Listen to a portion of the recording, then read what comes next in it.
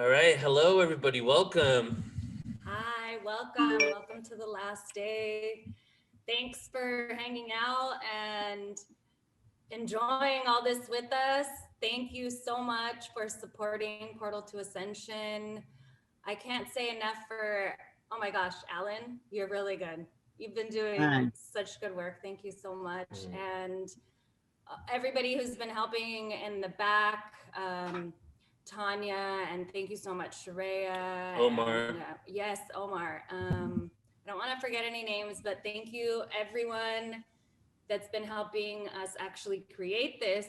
And thank you everyone who's hung out with us and listened in and enjoyed the time and had really cool meditations and stretches. And thank you to everyone. It's been really, really fun. Continue enjoying, and we love you so much. Thank you for being with us. It's been awesome. Mm. Enjoy. Thank you, Soul, for your support. Love you. Oh, Your wait. support. I just have to say thank you, Danielle, because he did all of this, and you guys are enjoying the inside of his brain when you watch this. And Alan was saying something to you, but you took the headphone Oh, out. okay, I was what's up? going to say, I don't think he could have done it without you, Soul. Thank you so much. No. Thank you. Absolutely. Okay, bye. Okay, love you. All right, welcome everybody to day 5 of the Portal to Ascension Summit, and it's been a pretty awesome ride, right, Ellen? It's been great. It's been epic. I mean, yesterday's full day presentation we started at 10:30 and you didn't actually finish to what 8:30 the next day. We Well, went 10 hours. Yeah, for you mean for the panel or for the room? No, everything. You finished 10:30 when? o'clock, 10:30 at night we went until. So I was So playing you went videos, 12 documentaries. hours. Yeah, 12 You hours went straight. We had amazing. 75, 79 people in the room all the way until 10:30 at night, and there's probably like parties, so there's at least a few hundred people watching. Right, and I had 2,000 on my YouTube throughout the day, and so you're really making an impact here, and it's a change in the consciousness of what this community is trying to bring to the world. I thought Adam Apollo last night on the panel was just amazing, incredible vision he has of what's possible for the future. So I'm very happy you made this such a great opportunity for people to learn, and that we have such a great team, Michelle coming in and holding it together, picking up the pieces, everyone, Tanya and, Sharia and. Yep, it's a team effort. So before we get in for today, let's do what we did, a couple days ago for Tanya. But for everybody that has been a part of this event, all the support, many people, some of that you haven't even heard the names, and all the speakers and all the hosts and all their admin assistants that I had to email with, there's literally like got to be at least 500 people involved altogether in just the creation of this, just because of all the people I reached out to, the marketing people. So many people have just been involved in it. So I want to take this moment right now just to say thank you, utmost gratitude to everybody that's been a part of it. And Alan, I want to even go even further into saying thank you to you, because I respect and admire and have so much reverence for you, and just the fact that we're friends and you consider me a friend is just makes me feel so good. So I just appreciate everything you do, brother. Thank you. I mean, we're all doing the same work, different pieces of the puzzle, and we're dedicated to the bigger picture, because that's the most fun. That's the most fun for me is networking a planet into peace and unity and kindness and love and everything we're all trying to work on individually. We're also helping the collective, and that's my intention. Yep. Exactly. How can we all be happier, basically? So definitely, and we're doing it together. So I'm so just going to go over go ahead. Yeah, the schedule. Yeah. Yep. Schedule for today, guys. We're posted every now and then in the chat room. So we're going to start off with James Redfield. Alan Steinfeld's going to introduce James and interview him. We're going to go into the mass meditation with James. And then followed by that, we have Eddie Stone, who is a conscious nutritionist. He's the only products that we have on our website are from him. That's how much I vetted him out. We have Dan Winter at 12:20 Pacific, followed by Stephen Halpern. The Hertags are going to be introducing him. Stephen's going to be playing some music, I believe. And then after that, we have Eric Lawyer, and then Eric Rankin, who will be speaking about sonic geometry, sound frequency. Michael Cremo, who will do forbidden archaeology. Brad Olson, which would be Hidden Anomalies of Antarctica. Jamie Janover, the lead emissary for Nassim Haramein, will be doing Ancient Structures and Sites and their connection to space-time geometry. And then we're going to end the day with Trisha McCannon. We'll be speaking about a worldwide pyramid culture. And then that'll be 6:40 Pacific time, 9:40 Eastern time. And then we'll just have a big celebration, bring everybody on. It's going to be a great day. If you guys would love to support us, for us to create this, I'm thinking I really want to do something like this, maybe not 5 days every 6 months, but maybe twice a year, maybe a 3-day one and a 5-day one, just to keep this going and create the worldwide community. Because, you know, you do these events here in California, we're very saturated with events when COVID's not happening, right? So we're like, so many things going on here, but there are people all over the world, like in India and Kazakhstan and Russia, like in the UK that can't come here. So now you're able to be a part of it because it's online events. So if you want to support us, you can go to, if you want to do a continuous support, then you can go to our Patreon and you can, you know, $5, $10, $20, whatever, and you can support us all the time. Each level goes to a different thing. One, the highest level goes to us creating our conscious community that is probably like 5 years down the line. So you can do that. And then also, if you want to just donate for this event right now, you can donate on PayPal. Sharaya is going to go ahead and post it in the room. And then 2 last things. Please subscribe to our Instagram. My Facebook's deleted now, so we're going to be using Instagram as much as possible. And your replays. Right now, you can watch the replays on YouTube, New Realities or Portal to Ascension, but the replays on our website with all the thousands of other footage that you get, all that is going to be available within 3 to 4 days once we've edited it. So you can log into the website. If you're trying to log in right now and can't get it, that's because it's not up there yet. Are we streaming? It doesn't look like we're streaming yet. It says we're streaming. Let me take a look. Oh, really? I'm looking on my, let me just see if I'm streaming on my YouTube. Maybe we're streaming. Let me take a look at mine. I'm not streaming yet. Give us one moment, everybody.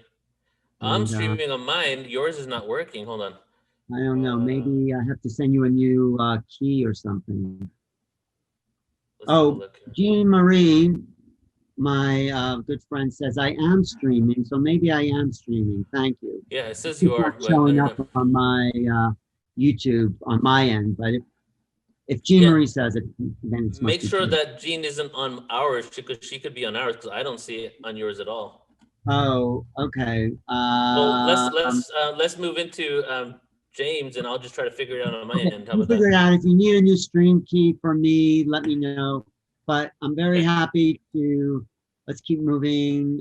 James Redfield is someone who's really changed the way we think about energy, the world. His book, The Celestine Prophecies, was such a breakthrough, such a bestseller worldwide into the mainstream that it was part of the shift in reality to wake us up to a real spiritual truth that we all are and all live by. We follow that up with the 10th Insight and many more books, and he's still working away in order to bring this idea of who we are as spiritual people to the wider public. So I'm very happy to be interviewing him about what he's working on. So Neil, can you bring James Redfield on? All right, take it away, guys. At the last minute, you know.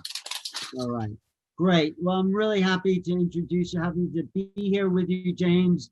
You hit a landmark when the Celestine Prophecies came out. When was that? What year was that? It seems well, like 94 through, early to 94 is when it went globally. Right. You sort of came out of nowhere. You came out with this book of understanding energy and people and psychology and spirituality. And boom, it became a bestseller that just swept the world, really. And do you want to review a little bit of what you say in that book about taking energy, stealing energy, and then also tell us where you are now and where you're going? So, okay, thank you, and hello, everyone. This is a real pleasure. I'll just start by saying that the Celestine Prophecy, when it came out, was a kind of novel form. It was a novel, but it really was talking about real realities in the world from a spiritual point of view. So it was kind of a presentation of what I thought was the current understanding of spirituality, which was new in my view, coming out of the human potential movement.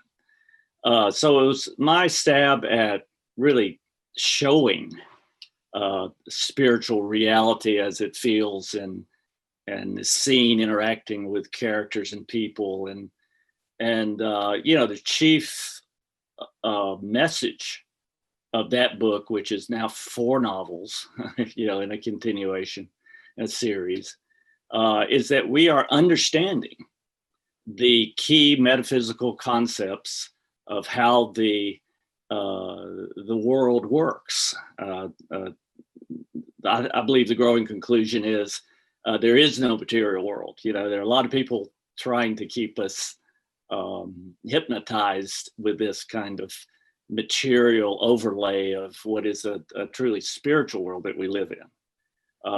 And the key is proving it to oneself. Well, can you lay out some of the key concepts just so people can start to integrate that again? Absolutely. Just remember that the opening insight, which I really think of as understandings about how the world really works, is, opening insight is that synchronicity exists. When Carl Jung functionally started the human potential movement, separating from Sigmund Freud about psychology, what our real psychology was, and introducing spirituality to the world in an understandable format. And then it was just one big human potential conversation for 100 years now. And I'm arguing with my work that we have figured it out. There's a consensus about how to move into breakthrough, high speed involvement in the world. That is where our manifestations are honored, where they go faster. And it begins with the concept of synchronicity. If synchronicity is real, then we live in a spiritual universe. And synchronicity is the perception of meaningful coincidences. And everybody's had a synchronicity, right? Probably part of the people viewing right now, they can point to some reminder or some old, friend calling them and saying, this thing is happening. It's a mysterious coincidence that has meaning that we can see. And we may be thinking about moving into a new career or a new level of something else we want to do with our lives, and we wonder how that can happen. Maybe it's teaching, and then you sit on a bus or sit on a train, and the person beside you is a retired teacher telling you the secrets of teaching and how you can not get burned out and how you can stay inspired. Well, was that a random chance? No. Well, can you break that down and say what are the mechanics of synchronicity? How does the universe really work in lining that up, if you understand that? Absolutely. The first thing is to expect synchronicities. We're trained to this material world operates by pure chance and whatever we can figure out to get done with our egos, and there's nothing else going on. But really there is a kind of path of destiny waiting for every person once they begin to expect synchronicities. And that begins with waking up in the morning and thinking, okay, here's where I am in my life. What do I need? A problem solved? What do I need? A next step in something I'm creating? What do I need? What is most up in life? And then you set that. And then there are enhancing what I call abilities along the way. And using intention, which is an ability, and also one of the steps to high speed flow of this synchronicity. You set an intention. You set it, you sort of heighten your sensitivity. It's almost going like in the zone of purposeful, faithful kind of waiting for this opening that you're looking for, this break. And all of a sudden they begin to happen. But it takes first just waking up from the materialism. You know, we don't live in a material world. You know, it's the biggest superstition that's ever been. We're all spiritual beings in a spiritually designed world, and we're figuring it out. So the key things for me is, one, intention, because listen, right now, I believe it's a new time in the world. What's happening is you've got 3 huge generations asking higher questions. Baby boomers are saying, okay, I'm in the final stage of my life. You know, what can I leave for future generations? What can I now do, to help, and then you've got their children, millennials, moving from really about 36 all the way to about 42. And that's the age, it's really an astrological happening where Pluto squares where Pluto was when you were born. But what the feeling is, okay, I'm 38, pushing 40, I've got a job. And maybe right now it's like I have had a job, but maybe I've done relationships, maybe I have children, I've kind of moved into my responsibilities. But what do I really want to do in life? That's what happens at 40 to everybody. What do I really want to do in my life? It seems like it's half over. Oh my goodness, right? So these are 2 huge generations asking this larger question. And of course, the older children of millennials are facing college with the same kind of, how do I get educated without going broke? What do I really want to do? Can I make it on my own? I mean, all these things. And what does that do? And let's add one more.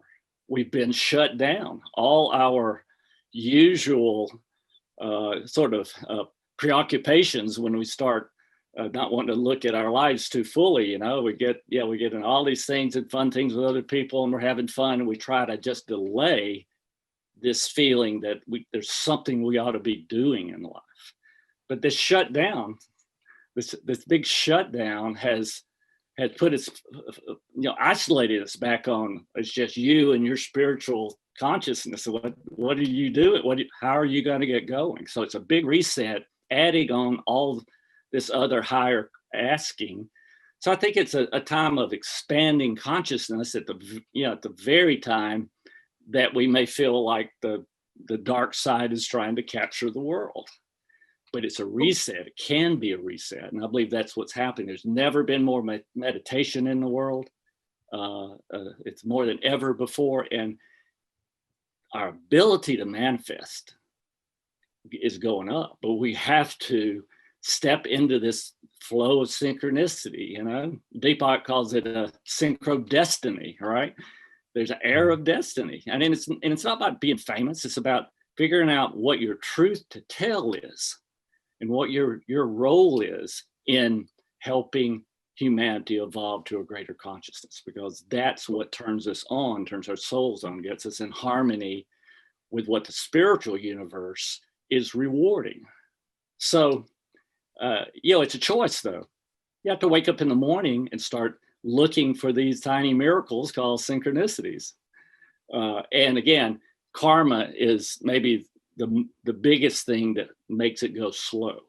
And I'll just talk a little bit more about that. I think karma is I call it the third insight.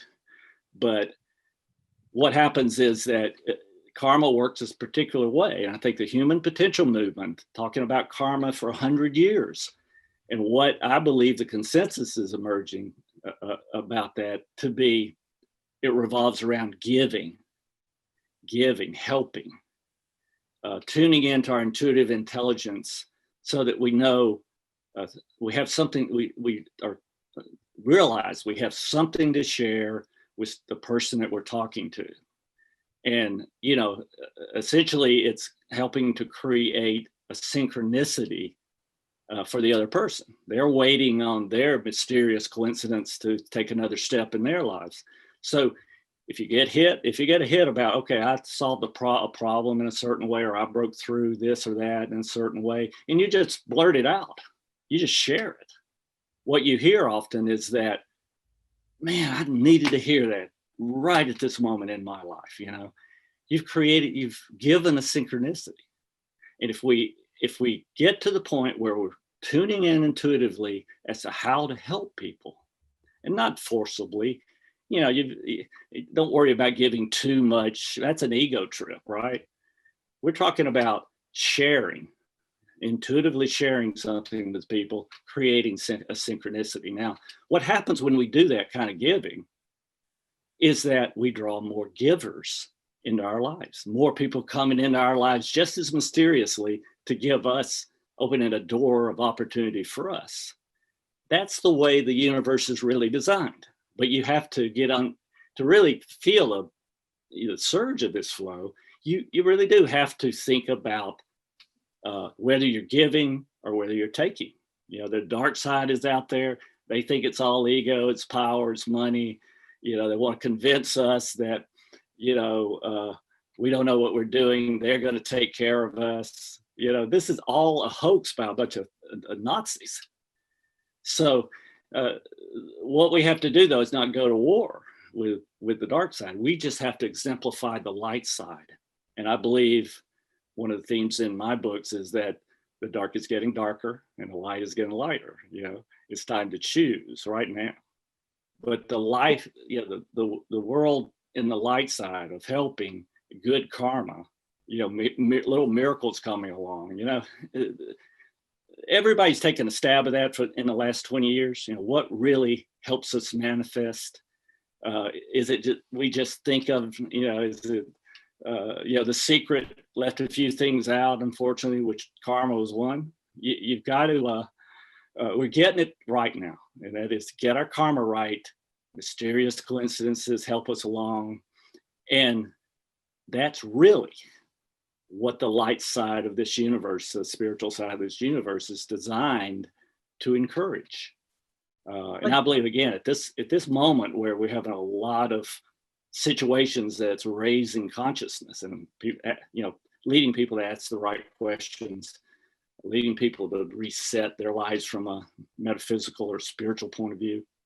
You know, I think that we're on our way, you know, but we have to help each other.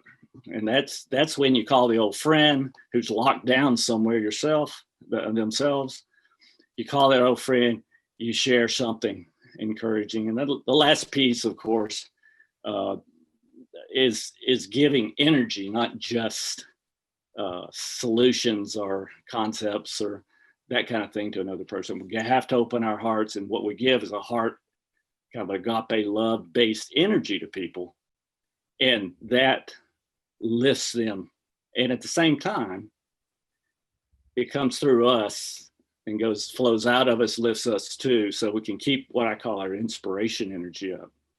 So while this is you know, you can't describe it in 5 minutes, but you know, that's essentially what my message is right now.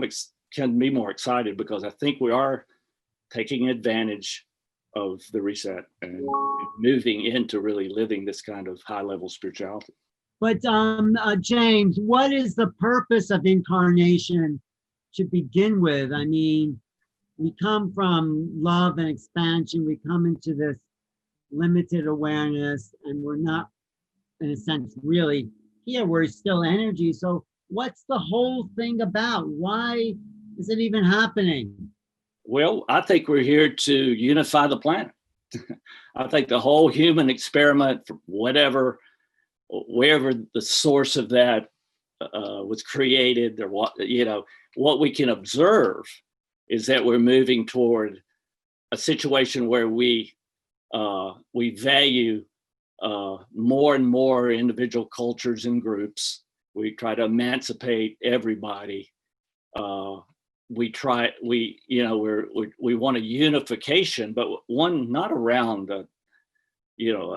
some kind of dark side secret society, but through a kind of agreement about spirituality, the nature of it.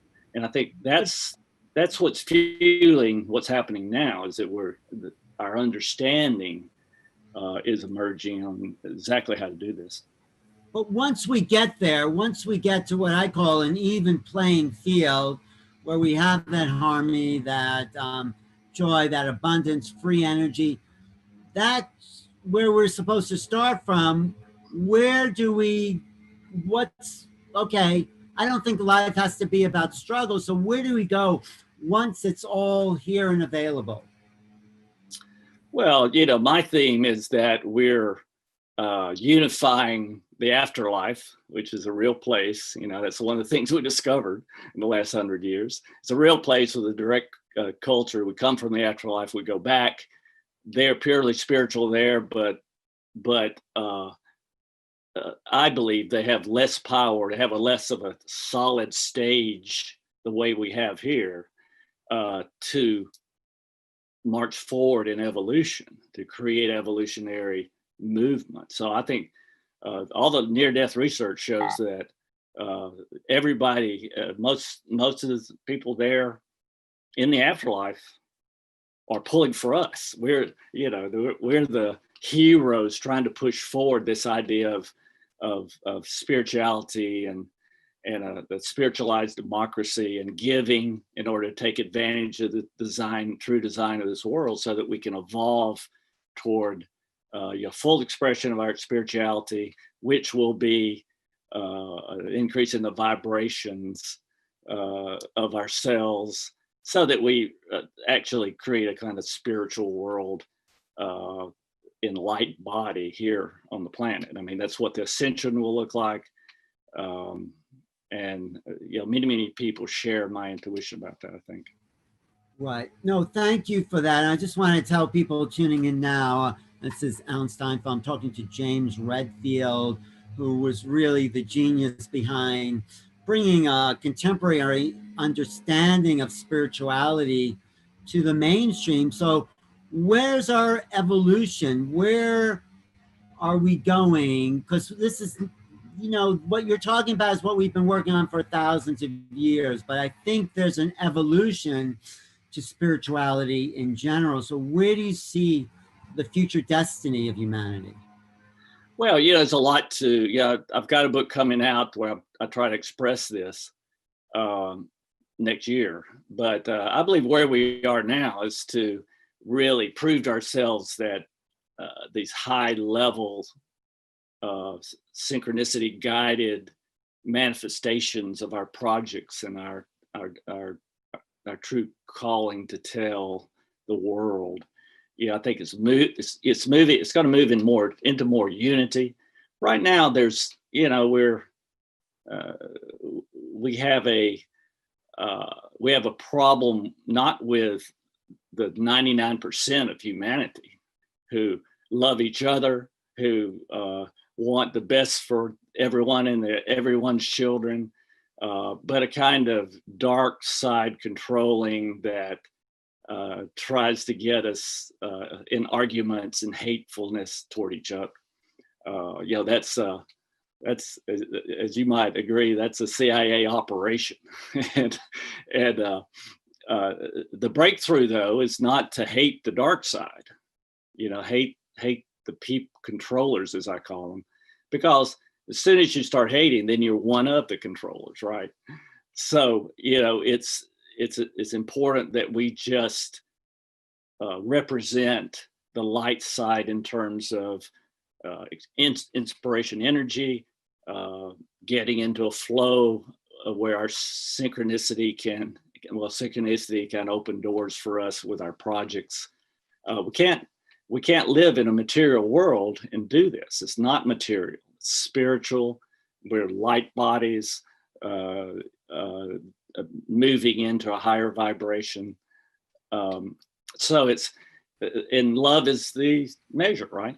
We have this ability to open our hearts into this very centered, very, I don't want to use the word powerful, but very influential ability to give energy to the world.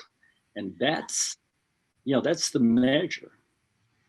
You can't talk about quantum physics all the time and get there. You have to realize that this is all consciousness is spiritual consciousness.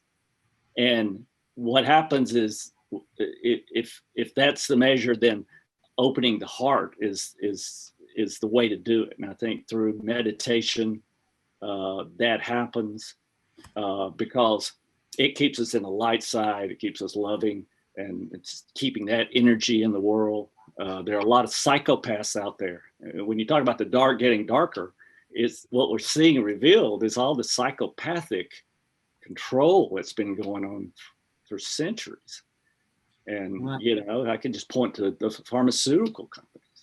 You know, they're so jaded that they're just making money. You know, they're trying to think of every vaccine possible, and whether they're up to children, giving children 71, you know, what during their childhood. No research. Nobody's able to research it. Has no research. You can't sue them.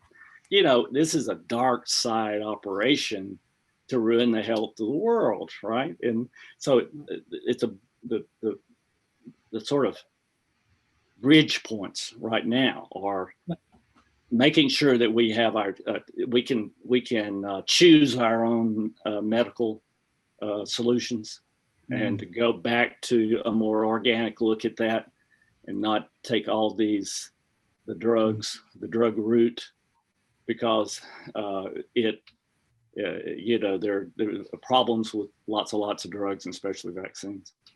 I think that's what this time has been about, this time of reevaluation of ourselves, quarantining, being more with yourself, seeing what's more of value. I'm curious though, and we're going to do a meditation soon, like a minute or two. How did you get to such an aware place? And also, where are you going? So first talk about how you found this sort of real enlightened sense of being in the world. Well, you know, I grew up in a particular church that wasn't really, you wouldn't call it fundamentalist religion at all, but it was kind of a lived out, love-based small community and small church. And, you know, I just looked around. I mean, they didn't have a lot of psychological explanations, you know, but, you know, they were living out this love connection. And when with it comes, you know, all the best of our creativity, our intuitive intelligence, where we get real hits about not just what to do so more synchronicity and tiny miracles can happen in our lives, but also to know what move to make to avoid trouble, you know, avoid these traps that are out there with you know, the dark side trying to convince us to follow, you know, a materialistic solution to life's issues, right? And from health all the way to trying to convince us that it's really okay for them to put nanotechnology into our bodies so we can be surveilled from space. You know, that's not okay. You know, that is how you know it's the dark side. It gives them money and power, but you know, we have to represent again something different. So, but you had a personal awakening. You had a moment where, boom, it all came together for you, and then you saw the energy, the light, the synchronicities, the light in the dark. Can you just talk about that moment for a second, and then we'll go into the meditation? Well, you know, I think we, you know, once we start opening up that place where we know we're a spiritual soul, what happens is that we go, you know, we open up that a little bit more and a little bit more. We start to get intuition that gives us hints, little daydreams, little promptings that are trying to clarify what we came here to do. Each of us came here with a truth to tell, and you know, that's and it can express, it can grow in us, and the place to tell that truth will unfold. So it's believing in that there's a meaningful kind of self-discovery called synchronicity and intuitive intelligence that can guide us, you know, and we're waking up from this materialism that we're just here, and we're, you know, material bodies that ultimately fall apart, and we can't do anything about it except take drugs. You know, this is a world to wake up from and move into something more spiritual. So I had that moment of clarity, that moment of, hey, you can write about something. I had a daydream / kind of vision of you can write something, and people have those all the time, and very often if they stick with it, it can manifest into something that's helpful in the world, and that's to me the barometer. Each of us has a truth to tell. And well, you really told it. And when you held that vision, it shows you the power, because it really swept the world. So I think it's about time. I mean, that's a great introduction to who you are and the work. But do you want to do a meditation that will lead us into this day of hearing this new information and music and ideas, and having it make a difference in our lives, and then how we can start to put that energy out into the world to make a difference with everyone else we come in contact with? Well, meditation, setting into prayerful meditation, where you're really affirming something that is in your soul to create, or to it can be a vision that we can all share about moving into peace in the world, moving into a really era of complete freedom in the world, where all the Star Trek technology can come out of the Antarctica and be given to humanity in a way that improves life and the insecurity of life, but keeps our spiritual barometer. So how we set that intention for the whole world, for our future, is that we just have to do that. We have to get together, amp up the power, and then do a larger kind of meditative projection, and not meaning anything shallow, but a imaging of what we want the world to be, and Wow. that people feel that all over the world. So why don't you start to lead one here? We have about 7 minutes, and why don't you just bring us into that state? Okay, James? Okay, thank you. Well, I would just ask everyone to just take a deep breath. Just try to feel, the soul within, the reality that we're not alone, that within us is a huge connection with creative love, divine love, that when we quiet our minds can be felt. So I would ask everyone to just let go for just a few minutes here. Just any thought of your troubles, any thinking of what you should be doing instead of this, just let that go. Just as soon as it pops into your head, let it go. If it pops in again, let it go again. Just keep taking breaths and let that quiet place inside expand. If you feel any of the lower emotions, anxiety, anger, hurts that we feel other people have done to us, let that go. That's emotional chatter. Let that go.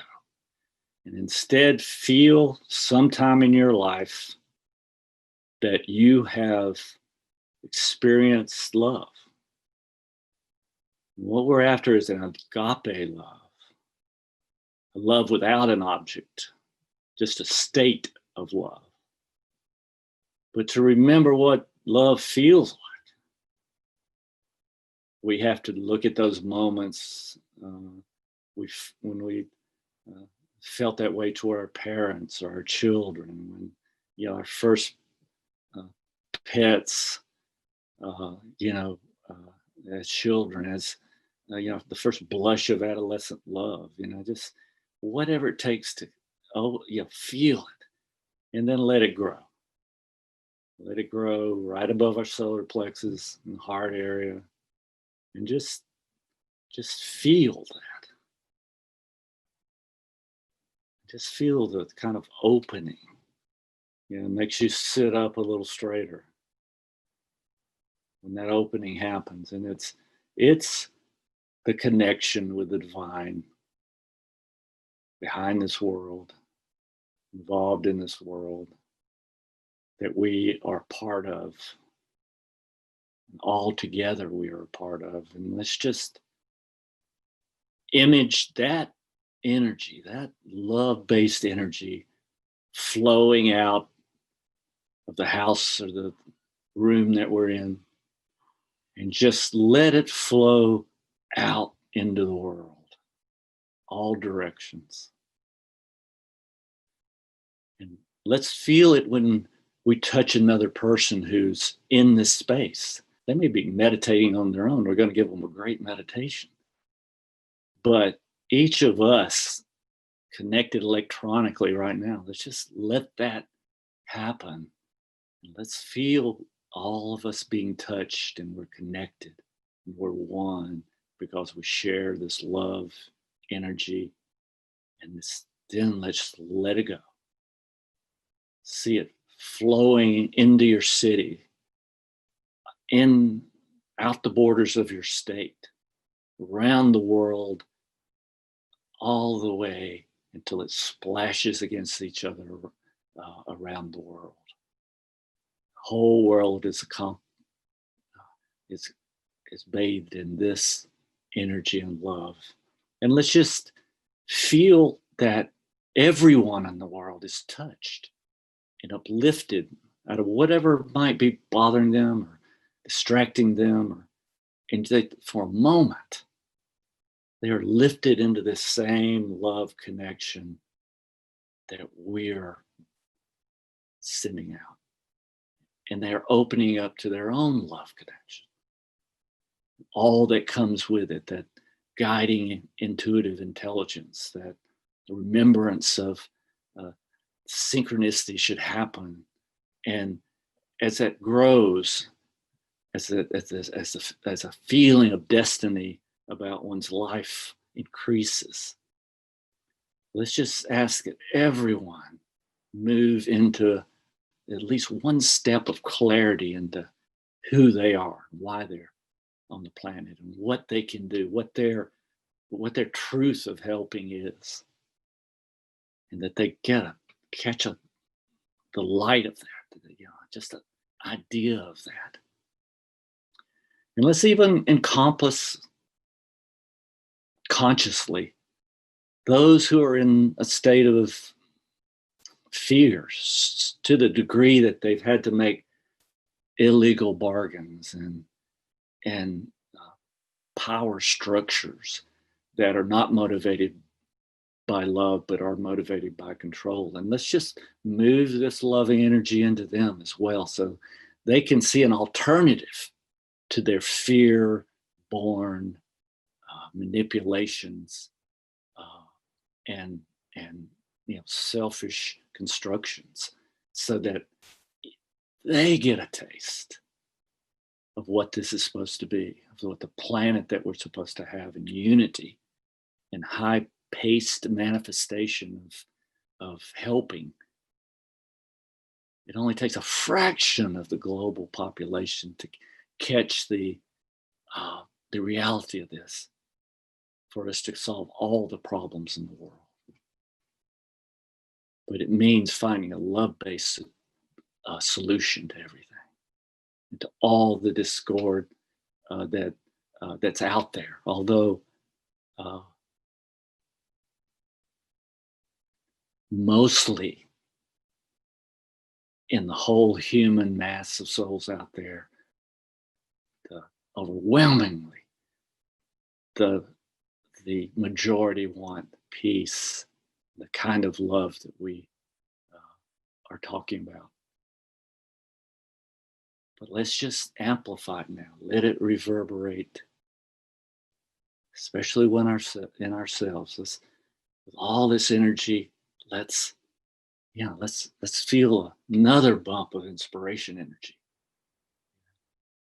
and begin to expect these tiny miracles, these synchronicities, they're waiting on each of us. No, it's got to be about love, and it's got to be about helping before it really manifests quickly. But just feel it. Just feel it, know it. Remember it when you wake up. Keep meditating. Beautiful.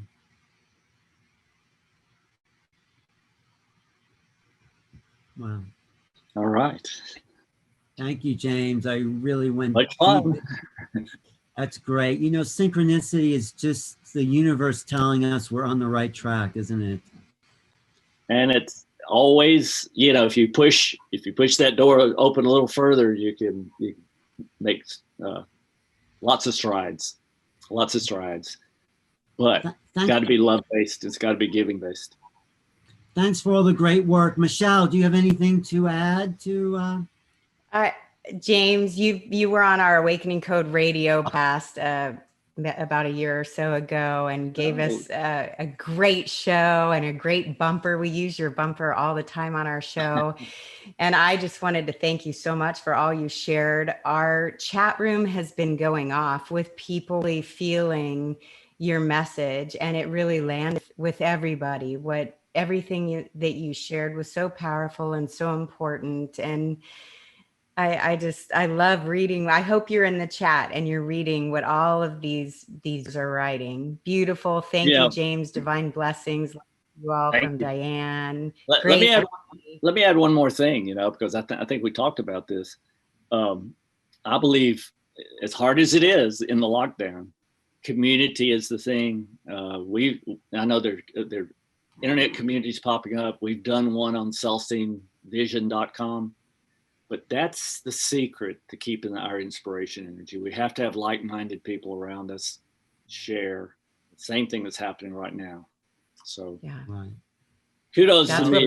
This Ascension event, if you didn't tune in before with some of the other people that shared, it has been the most epic conference summit ever. I mean, it has been so aligned with our higher purpose and our vision for what we want to see in the world. And Alan and Shariah and the other hosts have been doing a fabulous job of keeping that connection going. And we're even more connected than person because we've got the chat and we've got, everybody on our screen. Yeah, we love those hugs and everything, but the feeling of connection through this event has been through the roof, and we're all buzzing from it. It's just been fabulous.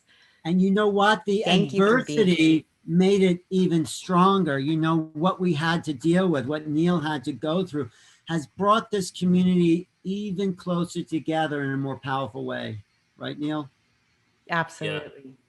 Yeah. It's been so great. And just everybody coming on there, everybody that I've ever had a connection to or resonated with, being able to be a part of this big family, and James and I have been working together for the last couple of years now, done a few events together. And I like to think that we're friends and we're having a good time together.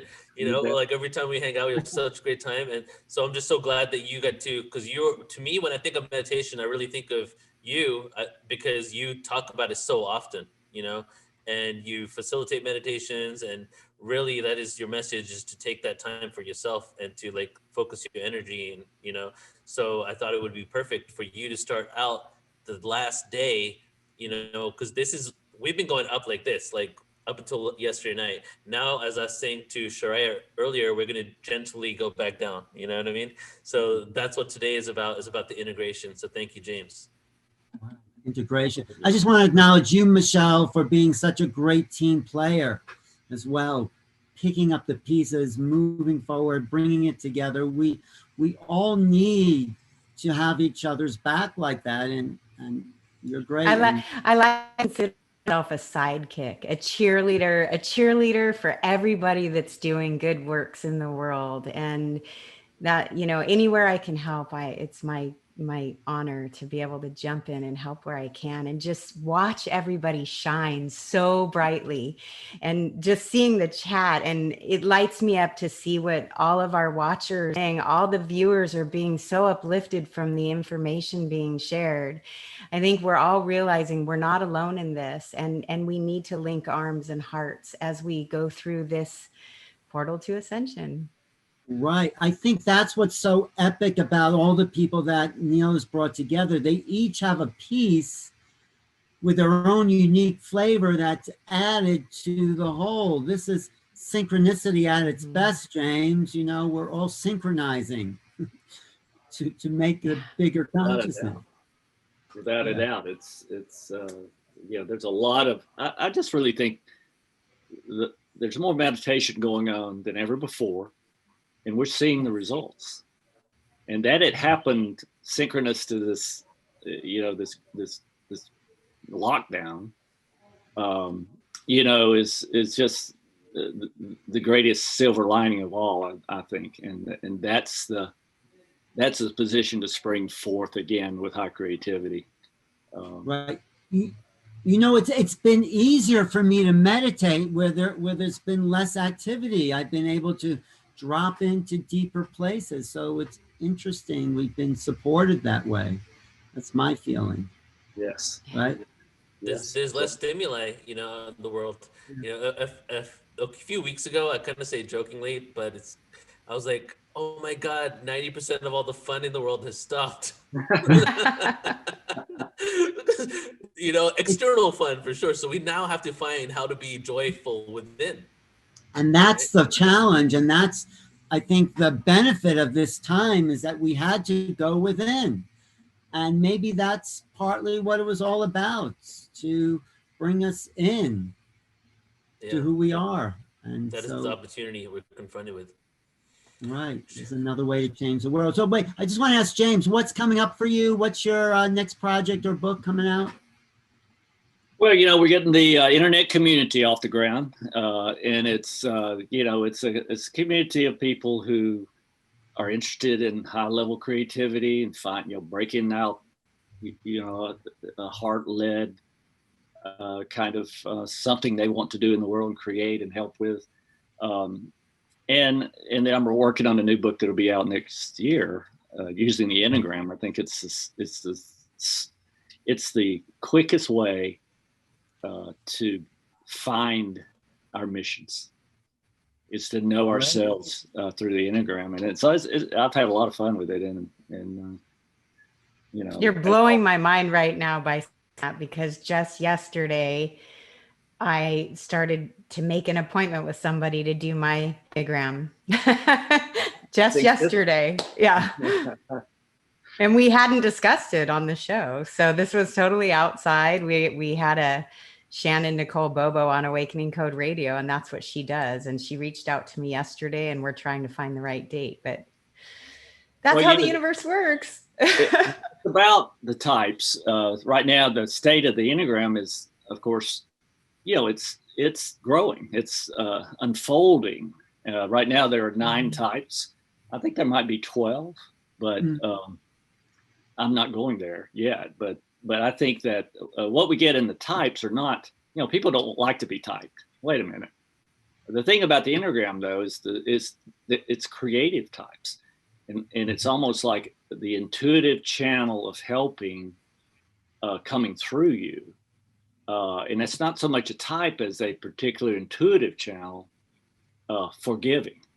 And it's a real clarity, I believe, when we ask, how do we know ourselves? You know, how do we know what we're here to do? That kind of thing. And so it's a lot of fun to me. Wow. Awesome. Sounds great. Thank you for bringing that awareness up. Definitely.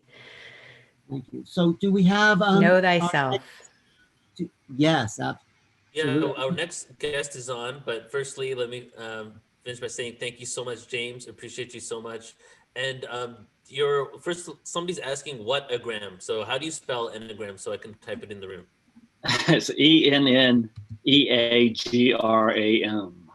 And how can people find your online community? Is it available yet, or how did they? Oh, cellscenevision.com. It is available. Yeah, we're open up, just getting started. So it's if you're interested in synchronicities and that whole breakthrough point, that's where we'll be talking. The Enneagram comes out of the Gurdjieff work, doesn't it? Correct. Okay. He discovered it in the Far East. Of course, we don't know Suborn Brotherhood that he talks about was using it, but also the mystical church fathers had it and were using it. And so it's pretty interesting to look into the history, but it really is, Gurdjieff said that it could be used as a discovery tool. It's a symbol, right? So this symbol could be used as a discovery tool in anything, but into human personality and spirituality is what he got started with it. And that's grown along with the human potential movement.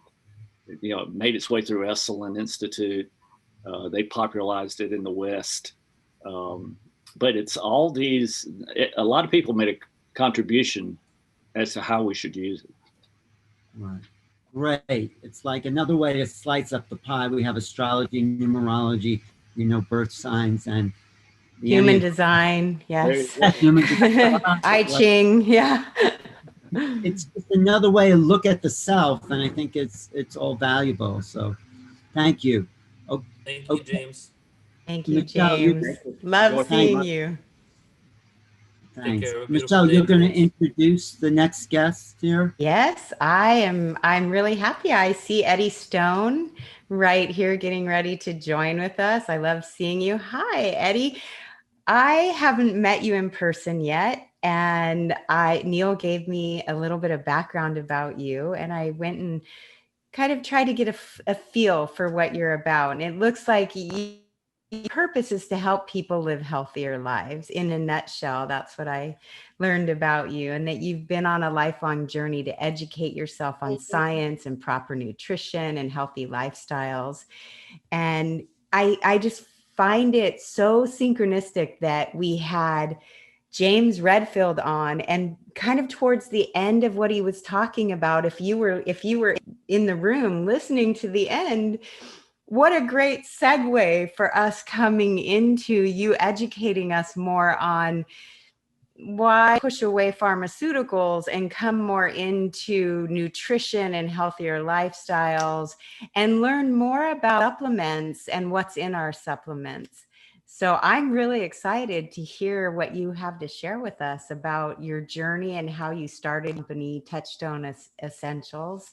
You're the founder and CEO of your nutritional supplement company. And I see Neil as one of your supporters. It's in the Portal to Ascension shop. So it fits right in with this whole movement of conscious collaboration and how we're all finding ways to assist each other with our own unique piece of the puzzle.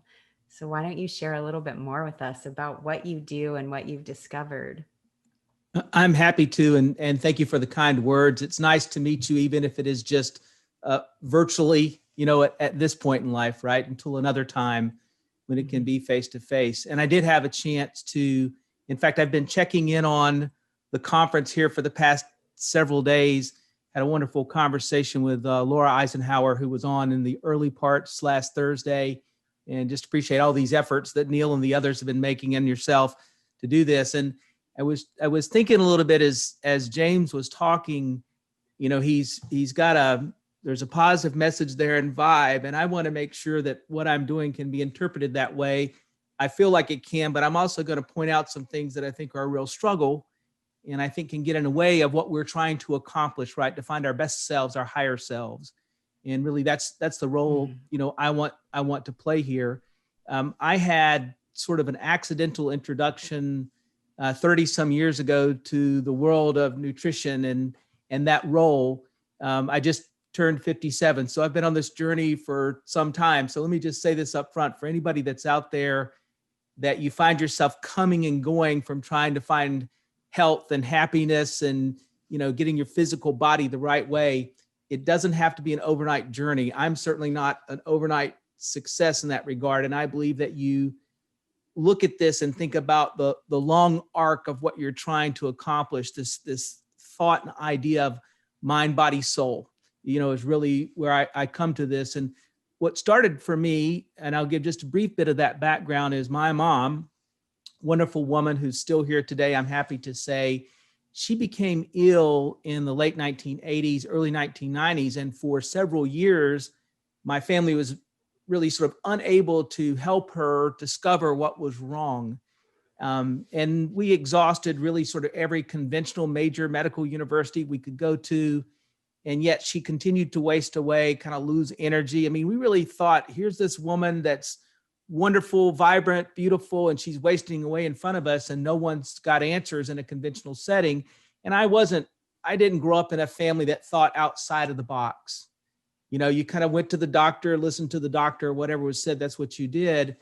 And so it was only through frustration where we ultimately found someone that asked a different set of questions and eventually helped us realize that she had a medical procedure, she had implants put in, and those implants turned out to be poisonous, or they were poisoning her body, creating a really vicious autoimmune response. And no one was really talking about it, right? I now understand later how these things work from a commercial entity standpoint and why they don't talk about all these side effects and things of that kind. But through that discovery, I just realized the role and importance of toxicity found in medical procedures, whether that's something you're putting in your body or a vaccine or in our food supply or in the environment that we live in. And then coupling that with realizing that even something as simple as thinking about the food we consume and considering how much food we consume that we would refer to as ultra processed. And while it's not sexy, if you can have your mind right, but if you don't have your body right, you can become a prisoner of your physical self, and it can get in the way of these other things you're trying to accomplish. And so for me, part of my journey has been really stripping back what it means to refer something as food or even nutrition. So when I talk about nutritional supplements, I take the word supplement quite literally, right? It's designed to be a supplement to your diet. We want you to have a good diet, as thoughtful a diet as you can based upon your circumstances. Supplements aren't supposed to take place of good food and nutrition. They're just supposed to bridge the gap between what your daily life is forcing on you, versus where you want to be. And I'll tell you right up front, I'm disappointed with most of what we think of as supplements in the world, right? There's 99.9% of the stuff I don't even want it in my house. What's going on with its manufacturing, its toxic fallout in the communities that are making things like ascorbic acid or the common vitamin E's and things that are out there, the GMO corns that are grown to create those supplements, B vitamins mostly are produced from petroleum byproducts, all these things that may have chemical signatures that look somewhat like natural food. And so they get around labeling laws. In truth, there's no life to them. And so this is really what my mission has sort of turned into here is to try to provide education as much as possible. We're a commercial company, but our focus is really more on teaching people. And I'd love for you to have that diet that means you don't even want to have to think about, or you don't have to think about supplements, right? Of course, we realize that's not everybody's circumstance. So we work hard to provide things that are non-GMO and organic and all these types of things. And so that's really, where I come to this from. And what I thought I might do with our time today, and if you have questions, please jump in and disrupt me. I can get on a little bit of a soapbox, and I don't mean to do that, but these are things that I care, deeply about, is to just talk about some of the realities of how unwittingly, we can wind up poisoning ourselves unintentionally. Now, that's not to say that we aren't smarter today than we've ever been about some of these challenges that are out there. But when we look at food today, and we look at really, let's go to the farm level first, and this demand or this necessity to constantly increase crop and yield and acreage production, which I understand it's a big world and we're trying to feed people. But unfortunately, that argument really pales in terms of what's really at the heart of a lot of this, which is a profit motive that's gone awry. Not to say that I'm against, people earning a profit from the work and things that they do. It's just recognizing that when we also introduce into the process genetically modified seed or petrochemicals that are the sourcing for the herbicides, pesticides, fungicides, all these things necessary to create these massive crop yields, we get rid of the local community-based farming sort of backbone of what used to be our nation, and introduce this concept of just basically commercial corporate farming.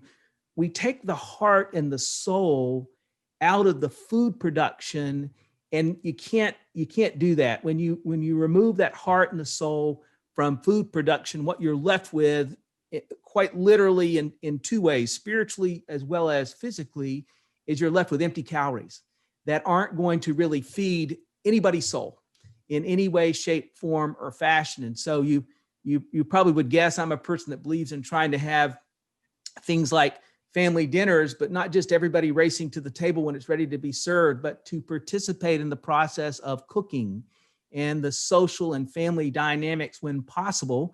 And that can be friends, right? It doesn't have to be necessarily blood relatives, but those things that when we look around the world today and we look at these blue zones, I don't know how many are familiar with blue zones, but you look at places where on average, a group or society will outlive the rest of the local area by 10 or plus years.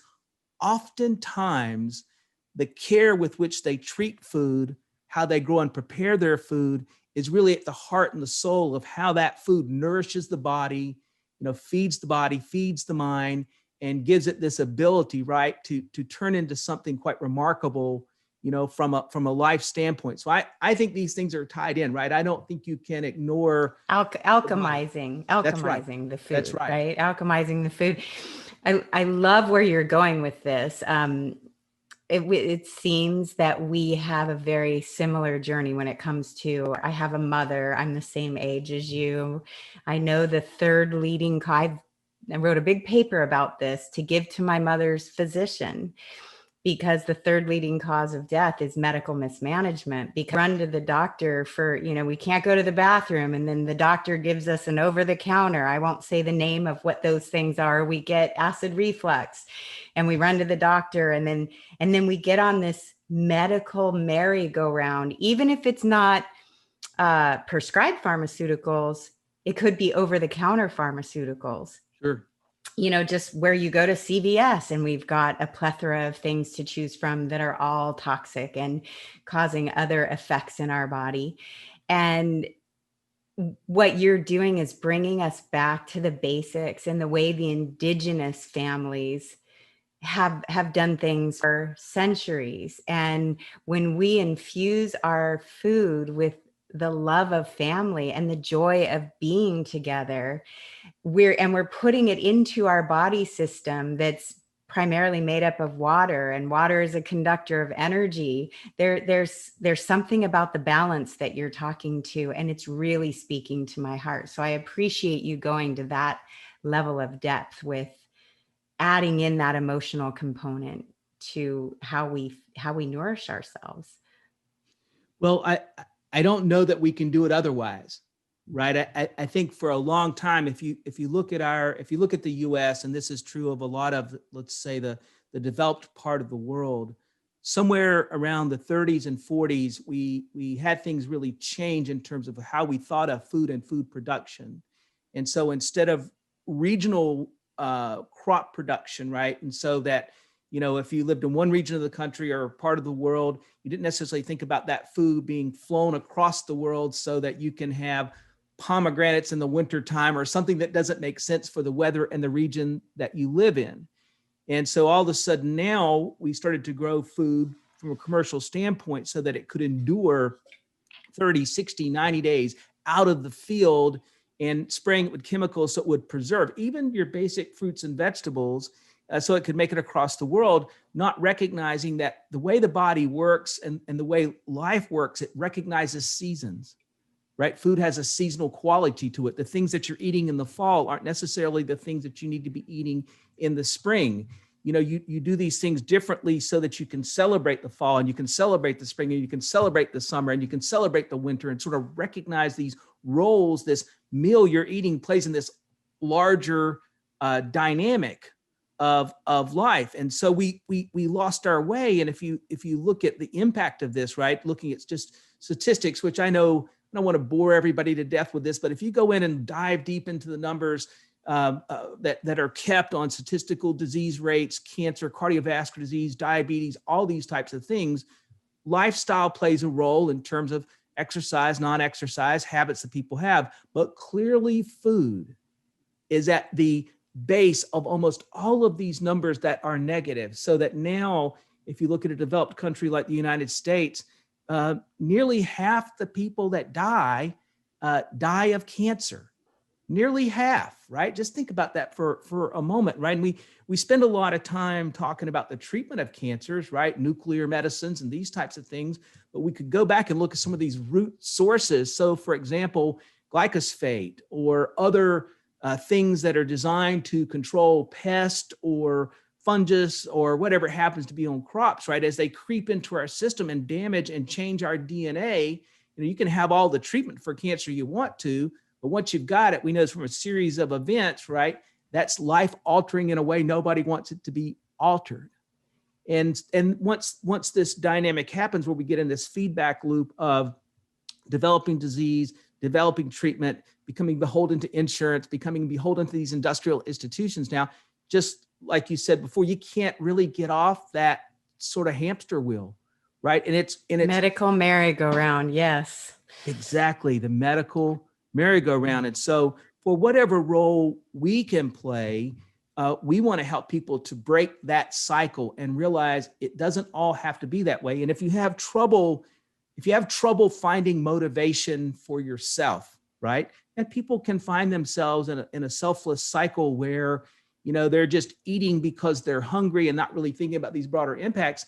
Take some time and look into what happens in communities where conventional farming is all there is, and the spray and the runoff and how it impacts birth rates and children and city water supplies and local environments, including animals, not just farm animals. And so that maybe you try to find a motivation more than just yourself, right? Sometimes people need that. We get in these cycles of selflessness. And so we don't really think about, hey, that decision I'm making on what I buy and what I help to prosper with my decision-making, I can actually impact a community that I'll never see, but surely that energy, there's a connection there between me and them, right? Our lots in life are similar in some ways. And so I'm an advocate of thinking about the source of your food, knowing as much as you can about the source of your food, and stop thinking about mealtime as this throwaway moment.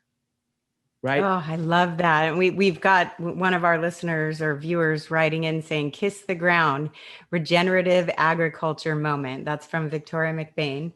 And I happen to know her and know that that's one of her big touchstones, is where a lot of people don't even understand where their food's from. You just kind of go like a robot and go to the grocery store.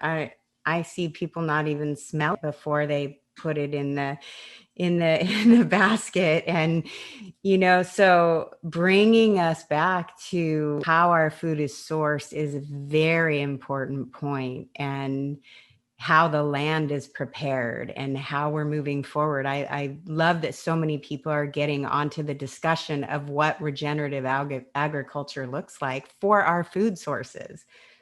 Yeah. And when we think about it, here's a message I really want people to hear me on.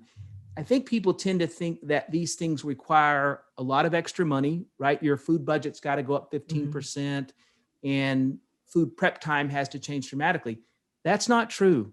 We're members of the Organic Trade Association, so we're sort of privy to how pricing and things like this work. You can actually increase your food budget by 1 to 3%. And I'm not dismissing that fact that even 1 to 3% is something to consider, but you can increase your food budget by 1 to 3% and be eating organic 90% of the time. And not just because of the quality of that food and the lack of chemicals that then would be found in that food. It's the extension of that all the way back to the farming source is what I'm talking about. So there are these pillars that I encourage people to think about. One of them is awareness.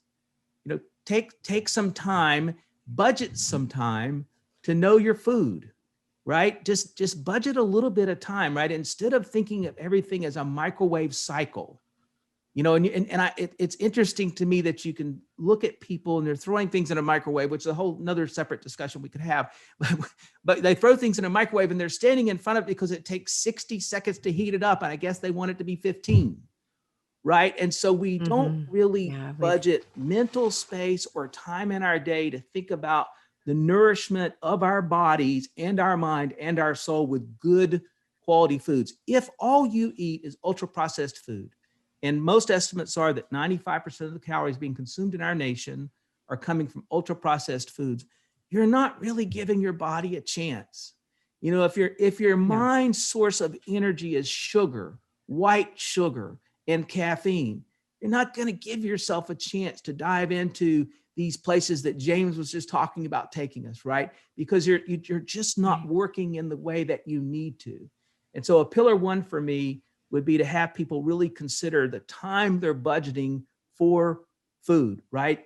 Might not be sexy, but this is the type of thing that reduces your risk of dying of disease, right? So that's sort of the first. And the second one is just to consider the modest bump in your budget to when you go to the grocery store to buy local, buy non-GMO, buy organic. Know the source, right? Know the source. And if you're worried about prep time or find a farmer's market, how about buy the farmer's local farmer's market? Right. So, you know, take just a couple of hours and go out on Saturday morning, right? It's a lovely experience, right? This time of year around the country, most places they're open air. So it's one of those few places you can go to. If you got to put a mask on, put the mask on, whatever you got to do, right, to go there and then just enjoy the outdoors. You'll see some bright orange pumpkins and you'll see whatever. It will feel, I tell you, after being cramped up inside all summer, it'll feel like a celebration to get yourself out to a farmer's market. In most places around the country, 1 or 2 days a week, if you go to a community board, you'll see there are afternoon farmers markets trying to serve people as they get off work, right? All of these are places where you're going to find like-minded people. You're going to find people that are connected to the land and connected to the vibrations that are sort of just part of this earth experience that we have. And so those two pillars right there are big for me. And then we can go further. And again, I recognize, you know, the interest in this, but to consider then packaging and how you prepare food, right? If you're using nonstick cookware, which are made with PFASs or forever chemicals that are hormonally disruptive, you know, your best self, both physically and mentally, isn't going to happen if what you're consuming is coming out of a package with all types of BPAs and other issues. If what you're preparing is on nonstick cookware, if you're cooking with canola oil, which is basically a GMO product that's literally poisoning the food that you have, right? Or the food that you're serving. And should be banned from your pantry. It should be banned. There shouldn't be any person using canola oil. No. Yeah. Right. And when we do, we support that industry in a way, right? We could say to ourselves, well, let's try to tackle this legislatively. I don't think that's going to happen. I'll be honest with you. We don't have that same financial power of those institutional leaders that are out there. But what we can do is vote with our dollars. You know, those things that we spend our money on are those things that will thrive and prosper. But it does require us to be a little thoughtful about that process. And so there's just some of the, you know, kind of those primary pillars I believe people should consider, you know, when they're making these types of decisions. What's some good alternatives then instead of canola oil? If you take olive oil, for example, olive oil is a great oil and it can withstand heat, right? Pretty simple in that regard. In some places, you can find readily available avocado oil, not as common, and people will worry about the flavoring. If you're using it in a proper way, it will not affect the flavor of the food that you're eating. So basically, you want to look for things where there is an organic label that you can trust, right? I'll give you that sort of qualifier there because it's not always that we can trust these things. But if you see something that says that it's certified USDA organic, by law, that's non-GMO. And we're also then going to know that the prep, the agricultural process to bring that to marketplace also is conducive to a community having a thriving farming environment. So we have a couple of questions I want to get into, but firstly, could you maybe touch on free radicals in its relation? What are free radicals? And I heard also that certain oils, they have like this burning temperature, and then if you try to cook something, I forget the details over it, the free radicals get released. So some oils are really not good to cook with at all because of that. Yeah, and what we would think of there, Neil, not so much about the free radicals, but other rancid qualities that come from heating oils beyond their Kelvin points for heat, right? Where they sort of denature and they become toxic for other reasons, right? They can turn into trans fats. And so where we really began to learn about this, I don't know if you guys are, you're probably not old enough to really remember when this big push switched by the American Heart Association at the end of the 1950s to get people to go from butter to margarine. And they did this because margarine, they could superheat it and stuff a hydrogen molecule inside. And so now used in a commercial setting, the oils could be used 15 to 20 times longer than butter could be used as an oil before it broke down, and no longer could be used to fry French fries or whatever happens to be. And this also then comes into the home. And margarine could be very manipulated, right? So you could have a bottle of squeeze margarine. Turns out, though, that trans fat cannot be broken down by your body. So we literally see in the developed world where this took place, an increase in cardiovascular disease that's directly tied to this push to use margarine. Of course, we're past that now, right? We sort of reluctantly at the commercial level realized, okay, that wasn't a good idea, but that's an example of what you're talking about, where oils were superheated and the long-term impact of that. And so sunflower seed oil, grape seed oil, they're just a variety of nut oils. Some nut oils can be a little bit strong in flavor, but walnut, almond, all these are oils, and most of them will have, and the bottle should say, you know, what the cooking temperature levels are before it begins to break down or smoke or heat up. And all of those are things. And frankly, if you got other choice, don't be afraid to use butter. Some saturated fats are okay in moderation, right? I don't want you eating sticks of butter, but I'd rather you have a stick of butter than the canola oil. I'll tell you right up front. We have Or avocado. It's definitely the avocado. Love avocado. Now we have 3 questions that I think we definitely want to get you to answer. Yeah, so Sure. I'll put these together. How about vegetable oil? And then I found organic canola oil. Is that bad? I would not use canola oil, period, just simply because of how it performs inside the body and how you digest it. It's a little more challenging for most people. If you've been using an certified organic, that'd be very important for you to make sure of. A certified organic canola oil for a long period of time with no digestive concerns, then I would say continue. But for the most part, you're going to have an easier time with things like grapeseed, coconut, and some of these others. You're just going to digest them more easily. So you want to take the next one? Yeah, well, I'm looking in the Q&A, Neil, and one of the questions here, you were talking about pots and pans that we use for cooking, and what are your suggestions for the type, you know, getting away from Teflon and Teflon coated? What are your suggestions for cooking? And I have a sense you would tell people never use a microwave. I'm not a fan at all.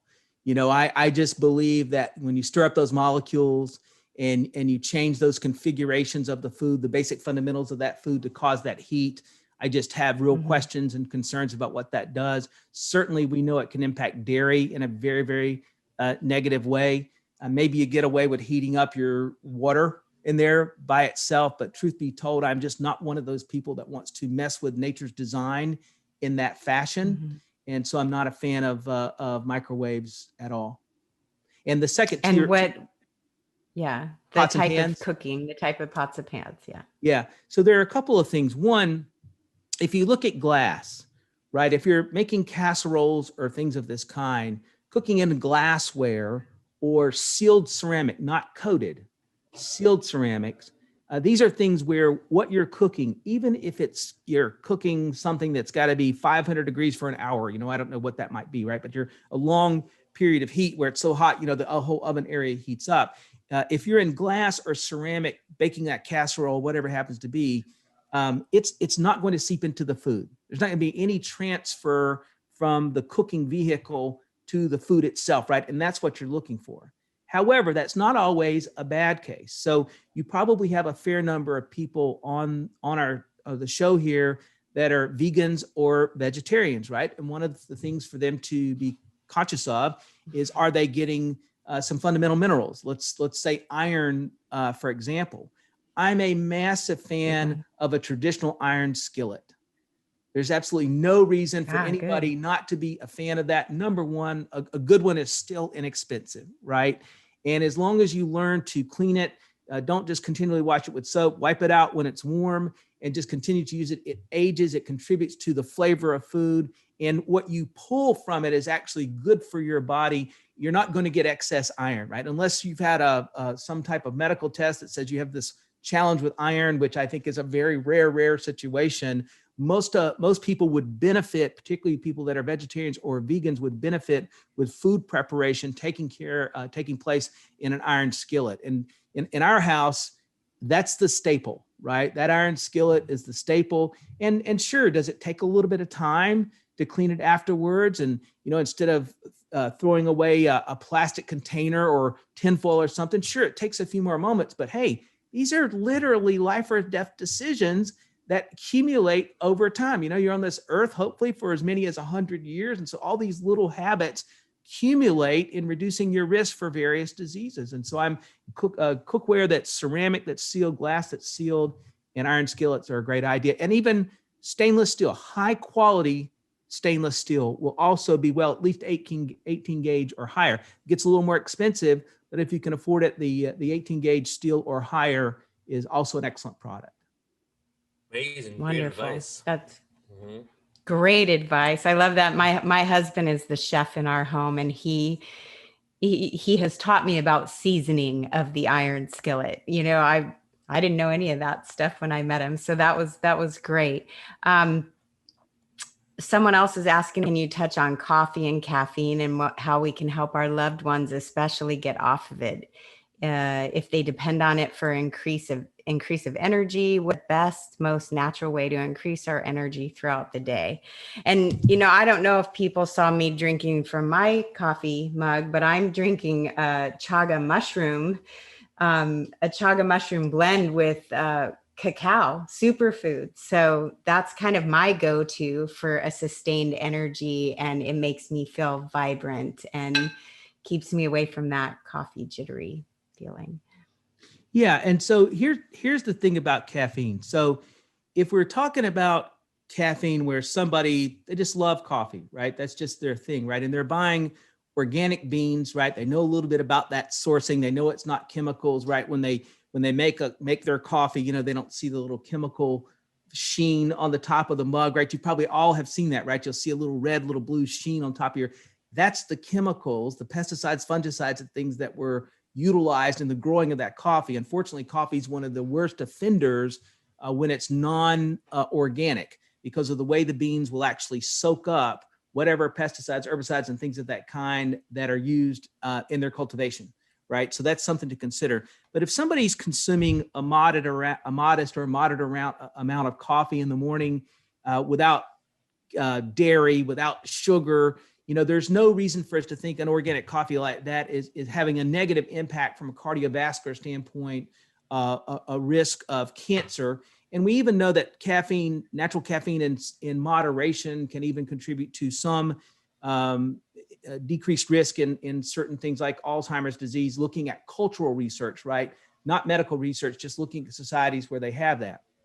That being said, what happens in our nation and most of the developed world is caffeine is abused. We could easily argue, since smoking has sort of fallen down in terms of percentage of people, that it's the most abused chemical in our society. And so you look at things like Monster energy drinks and all of this stuff, which is just, terrible, right? When you look at the sugar, the artificial colors and flavors, the can that it comes in. And so what I tell people is, if you need a little caffeine, but you're trying to wean yourself off of it, interchange warm water with your cup of coffee. Because if you have that little bit of coffee followed up with warm water for the next half hour, that water will help pull some of that caffeine out of the lining of your stomach and cause a recycle, right? And so if you were drinking 2 cups, right, let's first learn to get down to 1, right? And then can you start to substitute things like the chaga and the chocolate and these other wonderful herbal blends that would give you a sensation of something warm. Most of them probably have some adaptogenic herbs in them. And so you're going to get a little kick from those adaptogenic herbs that are going to be soothing to your central nervous system instead of spiking it, right? Which caffeine by itself just spikes singularly.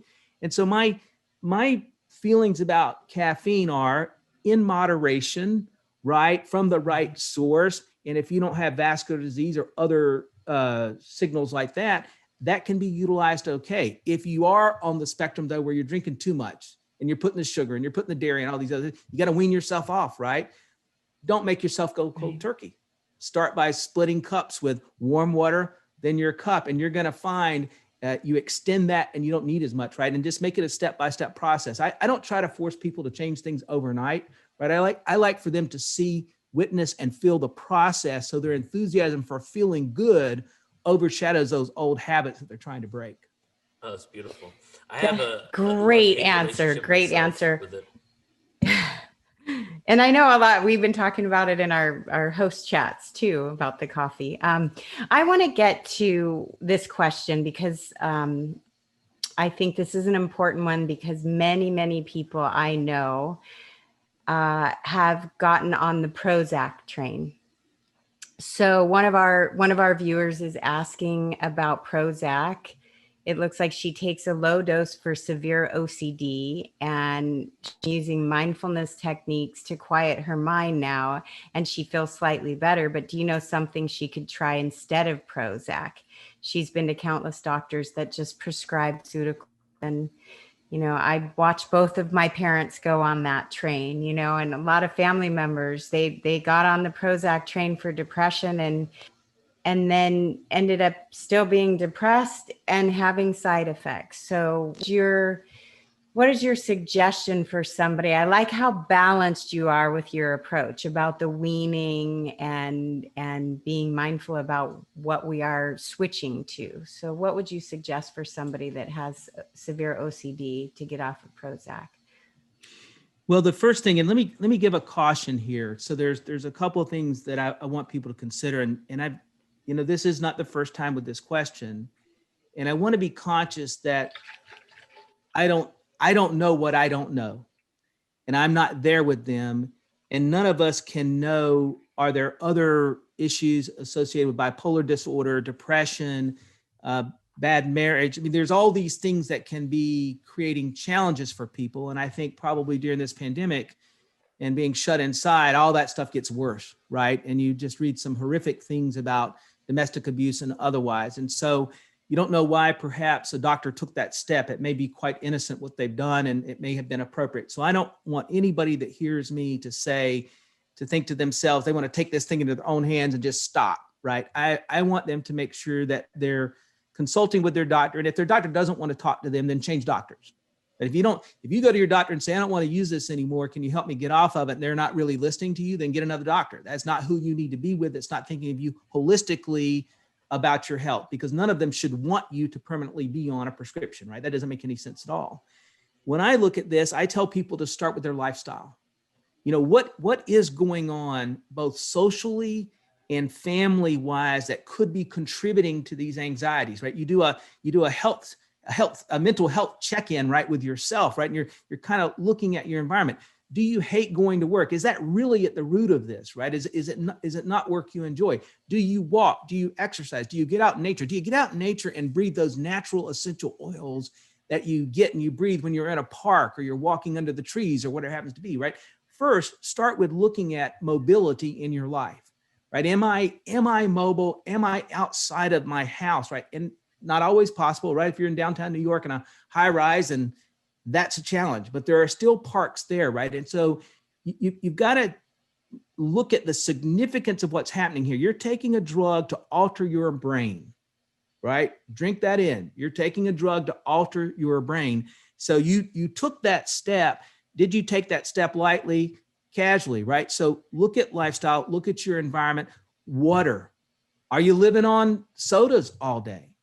Is all the food you eat packaged food? Are there dyes and toxins found in the coloring of your food and the artificial sweeteners of your food? A lot of times people can find that their food consumption and all the artificial crap in their food is helping to short circuit their ability to relax, right? Are you getting enough sleep, right? Do you need to turn off the computer 2 hours before you normally do? I mean, there's a variety of things that can create this chaos mentally, and people will take these drugs trying to look for answers when they're probably not the answer. They're just masking the problem. And so you gotta assess these things at this level, and you got to be honest with yourself. When I'm in situations like this and others, first thing I do is don't guess about this stuff.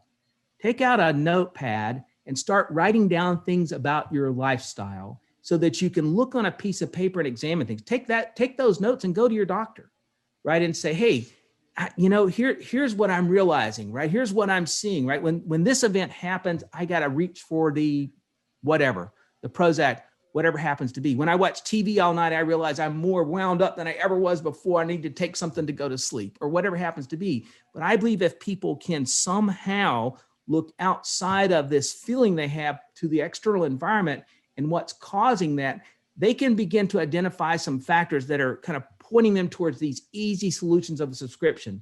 Now, that isn't for everybody. There are some people that really have some mental challenges that they need professional help, right? All of this, I encourage people, if you've got a prescription, you've seen a doctor, or you should have, and go to them and say, hey, I want to try to walk away from this and start to consider your lifestyle, right? And what role could that be playing? That's such a great answer. I just want to follow up really quickly with my own personal, what happened with me. I did go to the doctor, and everything is so right in alignment with what you're saying, Eddie. I so appreciate this. I suffered from depression many years ago. I think it was because I was learning what my mission was on earth, and I wasn't doing it. So I felt a lack within my own spirituality. And the doctor wanted to put me on Prozac. And I said to him, isn't there a first line therapy I can try first that's not pharmaceutical? And he said, no. He told me, I don't even want to go into what he said. But what I started doing was looking at my tennis shoes as the Prozac pill. And every time I felt like, okay, every morning I would get up and put on tennis shoes and get out and get sunlight, breathe in the air, look at the tree, notice the trees. I felt like they started talking to me, eucalyptus trees, and filling my lungs with that yummy smell and oxygen. And and drinking more water, getting off of coffee, drinking more water, and my whole life changed. It was miraculous. And I never did get on that drug ever. I rarely go to the doctor, but I do understand that when you are in that cycle, there has to be a way that you could feel comfortable letting those things go. And it depends on what's going on in your life and finding the support you need. And beautiful answer. Thank you so much. Neil, did you want to ask one of our other questions we have in the Q&A room? Yeah, let's do it. First, I want to preface the next question with the reason why I wanted Eddie to come on here. Because, we're going over a lot of topics this whole 5 days, and it's really, this is now the practical awareness and steps in order for you to be able to implement what we're talking about, right? If you want to have the higher vibrational life, the empowered life, there are many different ways that you can reach that.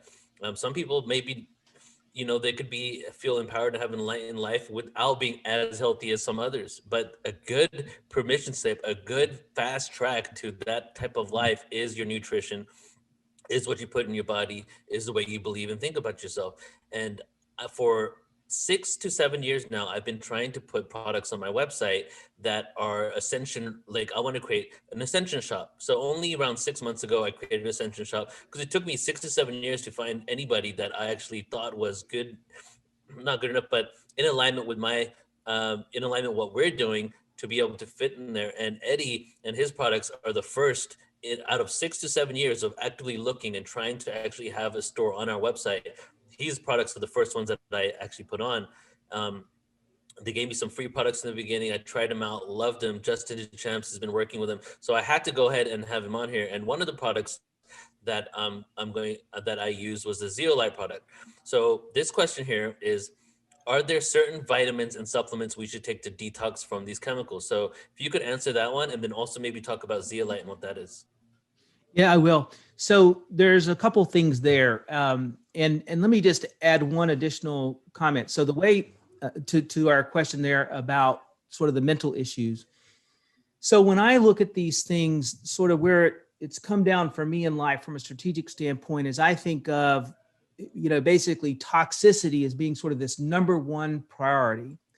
When you consider that in the world we live in, there's some 100,000 toxins being used, chemicals, let's call them, that's the legal name, chemicals being used in the world today that really haven't been vetted in any type of reasonable trials, right? There's just a general assumption that it'll be fine for consumers, and they're embedded in consumer products from food to packaging to shoes to clothing, all these things that we are exposed to. But more importantly, the manufacturing of all these consumer goods means that these chemicals are also in the air, in the water supply, in the soil. You go back for a moment and look at Teflon, for example. Most of this audience, very educated. I know they're going to understand the concerns about PFASs and other challenges when you think of like C8, which is a component of Teflon that makes it sort of non-sticky.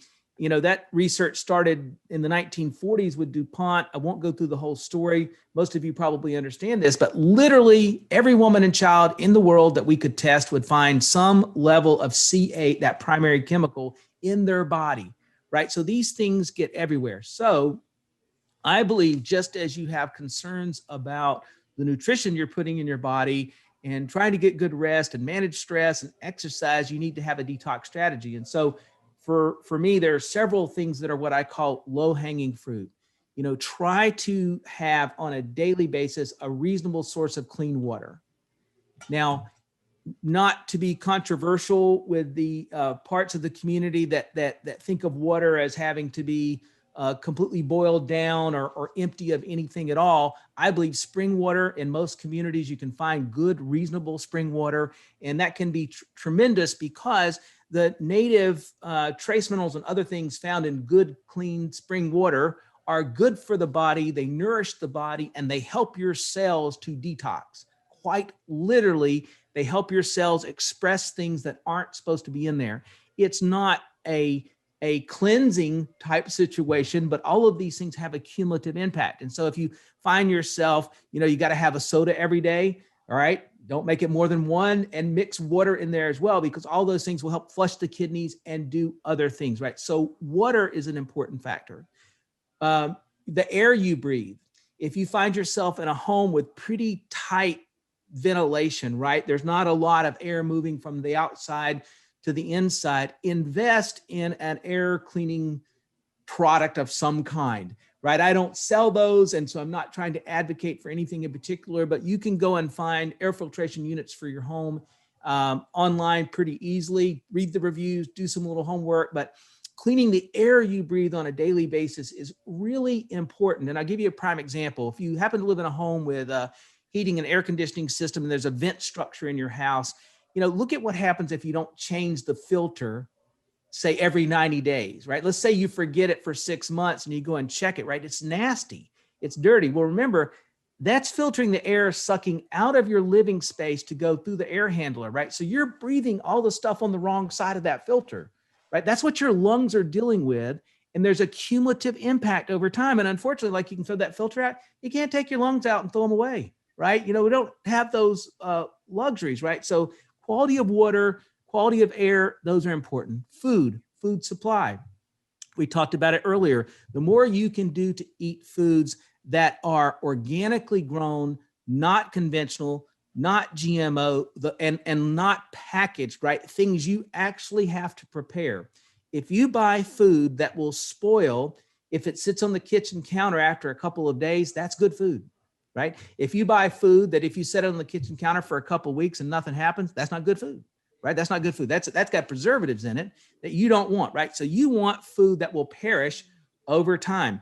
That kind of food is clean, so you're not necessarily introducing the chemicals and the toxins into your body in the food that you are eating. And I realize there's probably some keto fans that are listening to us. I'll be candid, I'm not a fan of keto. I do realize you can fool your body into shedding some fat, but you cannot walk away from the fact that your body needs micronutrients. Your cells need micronutrients, your body, the long haul here. And that's what we're going to do this thing based upon, is the long game. You need the micronutrients that are found in fresh fruits and vegetables. Now, if keto for you means not eating ultra processed carbohydrates, okay, I'm on board, right? I'm on board with that 100%. But if it means for you only proteins and not fruits and vegetables, then I'm not a fan of that, because there's micronutrients there that not only provide nutrient for cell replication, production, and repair, but it also aids the body, just like good, clean, mineral-rich water, in expressing out of the cell toxins, and the fiber found in fresh fruits and vegetables will help to clean your bowel and keep things moving, right? You want to look for a transit time of 24 to 30 hours at the most. If you eat something, not to be, off into an indelicate area here, but if you're eating things and your transit time in your bowel system is 48 plus hours, that's not a good idea, right? Your vulnerability to colorectal cancer, gut cancer, esophagus cancer, all these things skyrocket with those types of transit times. And so the fiber in food also helps you with the cleansing and the detox process. And then I also believe you can do other things from a supplement standpoint. I have worked with a mineral called a zeolite since 2005. And I'll tell you right up front, it's one of those things that I think it's about as close to one of these mineral miracles as we're ever going to find. I mean, I've been all over the world. I just haven't seen things perform this way. Naturally mined zeolites, which are crystals with a cage-like structure, clinoptilolite, sort of the technical name. I'm not talking about the synthetic ones. I'm talking about the natural ones, not grown in a lab, but found in nature. They have a negative charge to their cage. And most of the heavy metals, things like cadmium, mercury, lead, that we obviously don't want in our systems, have a positive charge. And under the right circumstances, if the zeolite's prepared properly, it actually just like a magnet, right? It's kind of floating through your body. It works off proximity, gets near cadmium, lead, mercury, something with a positive charge, and it will snap to it like a magnet does, like the north end and the south end of a magnet. And since your body has no receptor sites for zeolites, assuming normal bowel renal function, it processes out of your body in about a 3 to 4 hour period of time. For me, what I've learned is it's an important part of sort of my daily habits, right? It's one of those daily things that I do is I use a zeolite. And then I'm also really committed to deep green leafy vegetables. I'm not always able to eat them. I travel quite a bit, so I will use an organic greens powder. We happen to sell one, but if you've got a good one that's organic that you believe in, use it. But there's no question that greens and all the properties of greens, from chlorophyll right on down, can play a very important role at helping you cleanse and detox your body. Combining it with the water, with movement, right? If you're moving, if you're exercising, even at a very modest level, that movement, that perspiration, the raising of your heart rate, all of those things will encourage your body's function, right? And your body has really remarkable abilities to detoxify itself. But if you're a couch potato and you're eating ultra processed food all the time and you're drinking sodas and all these things that you don't need me to lecture you on, you already know, then you're just not giving yourself a chance, right? And anybody listening, you can go find good, clean water. You can get outside and try to breathe some clean air. If you can't afford a filter for your home, try to save the money to buy one, right? And you can find zeolites. We have an entry-level zeolite that's just on a subscription, it's $30, and on a non-subscription, it's $40, right? And so I'm not dismissing that amount of money, but for $1 a day to aid your body to detox, that's pretty cost effective. We have a nano product that's much more effective at that level, but it's a little more expensive, about twice as much money. And so you got to do what makes sense for you and your budget. But I believe deeply in the series of things that you can do to aid your body detox. Of course, when you're taking the bad stuff out, put the good stuff in. And the final thing, and I should have probably mentioned this, Michelle, when you were talking about managing depression or other types of issues, is CBD oil. I'm a massive fan of CBD oil. For those that don't know much about it, educate yourself. Cannabidiol, which is what CBD means, is a natural cannabinoid found in hemp. If you're getting a good organic source of hemp, properly labeled and all these kinds of things. It can help to bring some balance to your central nervous system, to your gut, to your immune system. We have an endocannabinoid system that strives for balance. And of course, the modern lifestyle is not very complementary to trying to find that balance. And so if you're introducing on a daily basis a good CBD product, that also can help your body, because as it's looking for balance, it looks to shed chemicals and things that it doesn't want in there, right? And so it can help to activate the body's own ability to detox. You have been a wealth of knowledge. There are some other questions, and we're going to have to refer people to you, to your website. How can people find you? Well, Neil has several links on his site, and he can post those. I don't know where all things are being posted here, but he can post those. Well, there, he's got it right there. So you can go to his portalofascension.org shop page. And then basically when you go there, you open that link, it'll take you to our shop page. And if you've got questions, there's a chat box on our website. And if it's something that our support team can't answer and you think I particularly need to answer it, you just say, hey, I heard Eddie on this show. Can you get him this question, and leave an email address? And I'm probably not responding in 24 hours, but I'm usually inside of 72 hours. And we'll do everything we can to support your good, genuine health efforts.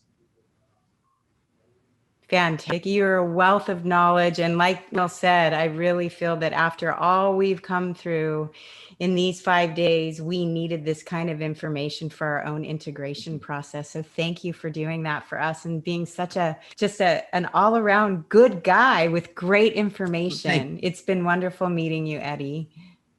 Been great to be here. Thank you so much.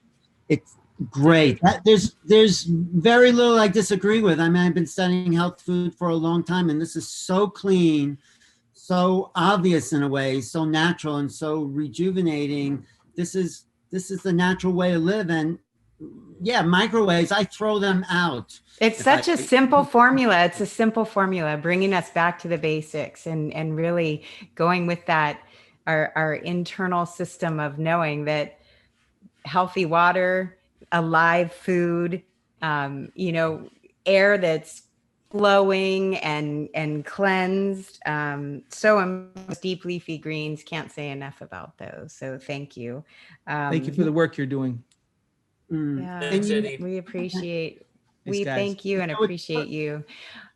Alan, you want to I'm say saying something? it's perfect from what we've been hearing the last 5 days about going within, trusting ourselves, opening up to the natural order of things. This is we really needed. Yeah. Definitely. All right, so shall we move into the next guest? Yes. Eddie, take care. Take care, guys. Eddie. Bye now. Good to see you. Bye-bye. Yeah, great going, Michelle. You did a great job there because you asked all the right questions. And, you're not new to this stuff. You've been following a healthy diet for years. So you can tell when someone is off there. Well, that doesn't fit. But this guy was pretty good. I'm not always perfect at it. And I want to make sure that our viewers understand that being gentle with during this process is, I think, something that we all need to look at, because that emotional component, when you're beating yourself up, if you haven't gotten off your addiction or you're still trying to wean yourself, that's contributing as well. Being really, really gentle yourself is important. It's a sensitive subject. Yeah. The only thing I can't do is CBD oil. It just gives me a headache or something. It's just like, some people it doesn't work. Yeah, right. But I think leafy greens, you can't go wrong with leafy green vegetables or pure water or sunlight or, eating right. And so, great. Thanks. So next, in the room. Next, Dan Winter. Oh my God. We are in for a real treat, a real acceleration.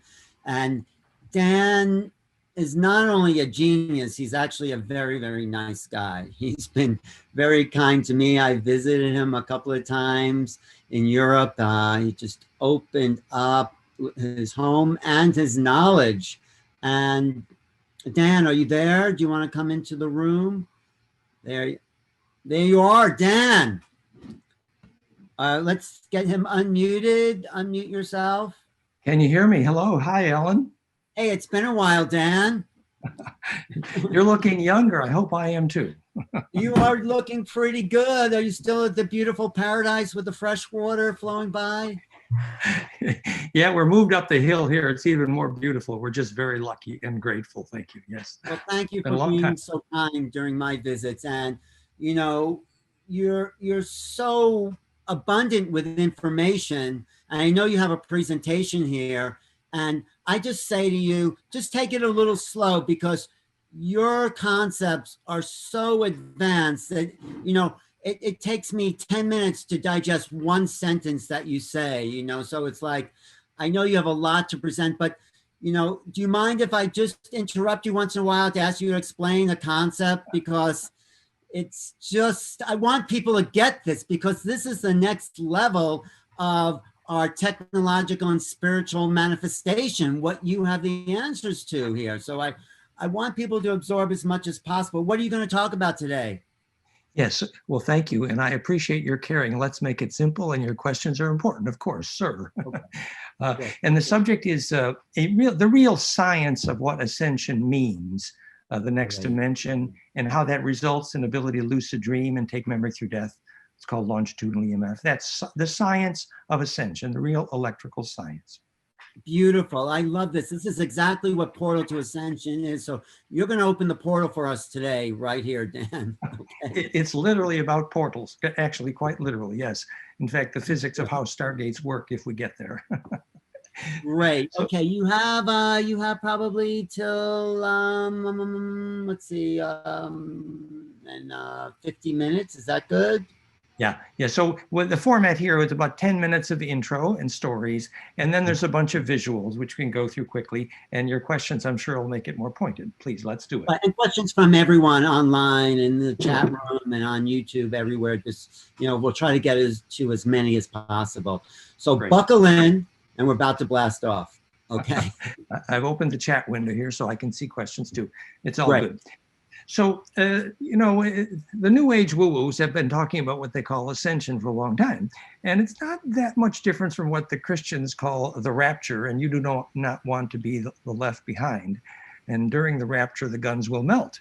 And we actually know the physics, because in fact, metal things like guns have the wrong dielectric and will generate heat when the charge compression reaches the next dimension, which is to say longitudinally compressed.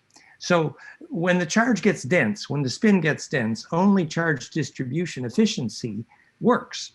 And our words heaven, hey, ave, the breath of life taking flight, and plains of Sharon, these are all actually names for charge distribution efficiency, which obviously in the end is fractal.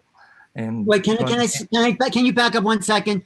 Charge distribution. So you mean when a combustion engine, let's just take it simply industrial for a second. Can you talk about, in simple terms, charge distribution? Well, actually, when we talk about charge distribution, we're saying the universe is comprised of a single contiguous compressible medium, and some call it ether, but in fact the ether is simply plus and minus charge, which is the compression and rarefaction of the ether, which is simply a superfluid.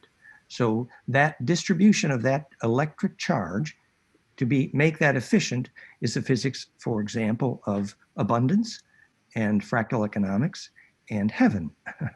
And it's where you go when you go to the next dimension. It's where you go when you ascend.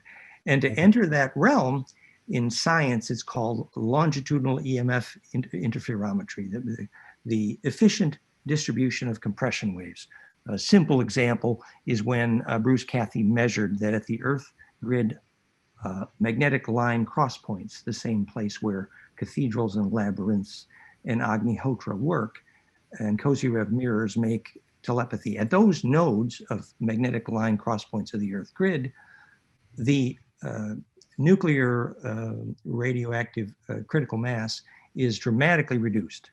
And the physics for that is about compression. So at those nodes, which it turns out we know the Earth grid is dodecacosa, that's called fractal in 3D. Our famous Star Mother kit here being an example of the only possible actual three-dimensional fractal. That's the Earth grid you're saying? That is the Earth grid, what you just showed us? Yeah, the Earth grid is clearly a stellated dodecacosa. Everybody agrees, anti-gravity in the world grid and Cathy on down. And the reason the Earth grid is dodecacosa is because the longitudinal or compression waves are embedded at those nodes, and we'll have some pictures of that. So what do you mean by longitudinal compression? I'm sorry to interrupt, but I just want to get that's appropriate. Well, you know, maybe we need to dig up the pictures before we finish the intro here. But it's the right question. Most of our electromagnetic communications, everything you use, your Wi-Fi and your radio and your internet, they use the transverse component of the electromagnetic wave, which is simply the up and down component. Whereas the compressional component of that wave, sometimes incorrectly called scalar or torsional wave, is called longitudinal electromagnetics. And that compression wave, physics pretty much doesn't know how to use, because that's kind of what makes gravity waves. And it's because physics doesn't understand that, like Einstein, that they don't understand action at a distance. It's the nodal interferometry of longitudinal EMF, which is the physics of everything that has to do with spiritual stories, whether it's lucid dreaming or surviving death. You need to enter a longitudinal array of compression nodes of charge coherently, what the Egyptians called the Ba from the Ka, or what Gurdjieff called the Kesjan body, in order to take memory through death and communicate with ancestors and lucid dream. And that is all about longitudinal interferometry. And let's regard your question, Alan, as not answered until I get to the pictures, okay? Because then we'll understand more about this longitudinal array. But just to give you an idea how practical this is, if you take our famous Therify.net plasma rejuvenation tech, which is successful in 25 countries, it reduces pain, all kinds of stuff. It's amazing. Stories are incredible. Termination of seed, all kinds of stuff. But the recent reports from Paris and Athens, for example, dramatic increase in ability to lucid dream.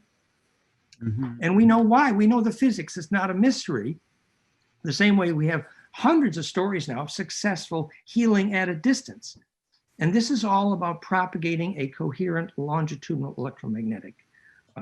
For example, when you want to heal someone at a distance, if both the sender and receiver are at an Earth grid magnetic line cross point, then that healing is more likely. And if it's done at sunrise and sunset, is more likely. And the physics is because when those charge lines converge perpendicularly, the same way lasers have to be in a square to phase conjugate and make time reversal and negentropy. So that square arrangement of waves, what Aboriginals or natives would have called the sacred four directions, is actually the beginning of the physics of phase conjugation, charge implosion, and all that good stuff. So basically, the reason we're able to help people lucid dream and therefore take memory through death, because that's about the major predictor of whether you will take memory through death, is if you can lucid dream, which is propagate coherent longitudinal EMF to make your body radiate your aura in that ascended dimension. And that successful doing of that compression of harmonics, which is the only physics of bliss and successful death, is indicated by the fact that successful death clearly requires an electrical black hole. The reason you see lattice cobweb tunnel spiral, the geometry of what everyone sees when they die, we know exactly why, because your DNA is trying to assemble that necessary black hole in order to propagate your magnetics coherently in that longitudinal array, which, depending on what tradition you come from, could be called collective unconscious or ancestor memory or communion of saints, or the Akashic records, many names for the same physics, which is a coherent longitudinal array. So this was what the Egyptians called the Ba from the Ka, and we're going to talk about that grid in the Kathy with pictures. We have Agnihotra stories, you know, why does Agnihotra only work at those cross-point nodes? And do you want to answer one question? Propagating longitudinal waves supports healing, basically, is what you're saying. Yes, because think of this. We know that all restoration of negentropy, which is the physics of what's called healing, for example, Priori, ancestor of Therify, all initiation of negentropy, self-organization, which is, say, healing, begins when the compression waves arrive symmetrically from the correct directions, and it starts with a cube and ends with a dodeca. When those compression waves, which are called longitudinal, arrive symmetrically, enough to restore centripetal force, which is to say implosion at the Planck threshold where the transverse component goes to longitudinal, the good stuff comes out the toothpaste tube, as it were. And a prime example is why the first nuclear device was called the implosion. They had to get enough compression coming from symmetrical directions at once to initiate centripetal force. And it always starts centripetal before it becomes centrifugal, and your aura is no exception. So initiating that, and again, the pictures will be of great help to us. So I think we want to drag out the pictures.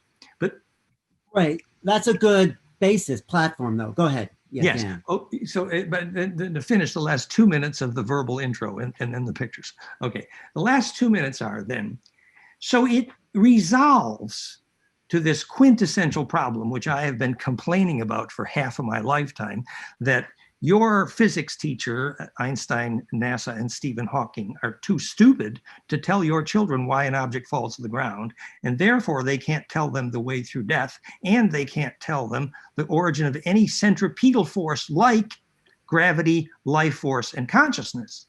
So that's a bit of a problem, and I'm working on that. And so the answer to that is very simple, and we're going to use the example of the moment when the CIA decided to murder the Secretary of State rather than admit to the Americans that they lost the war to the Nazis, and they did. And the reason they lost the war to the Nazis, and the Nazis took over the South Pole, kicked Admiral Byrd out, and then took over Ceres outside of Jupiter. It's a disaster story. The Nazis won, sorry. And the reason they won, and I'm a little upset about this, is because people do not understand exactly what I'm going to tell you right now.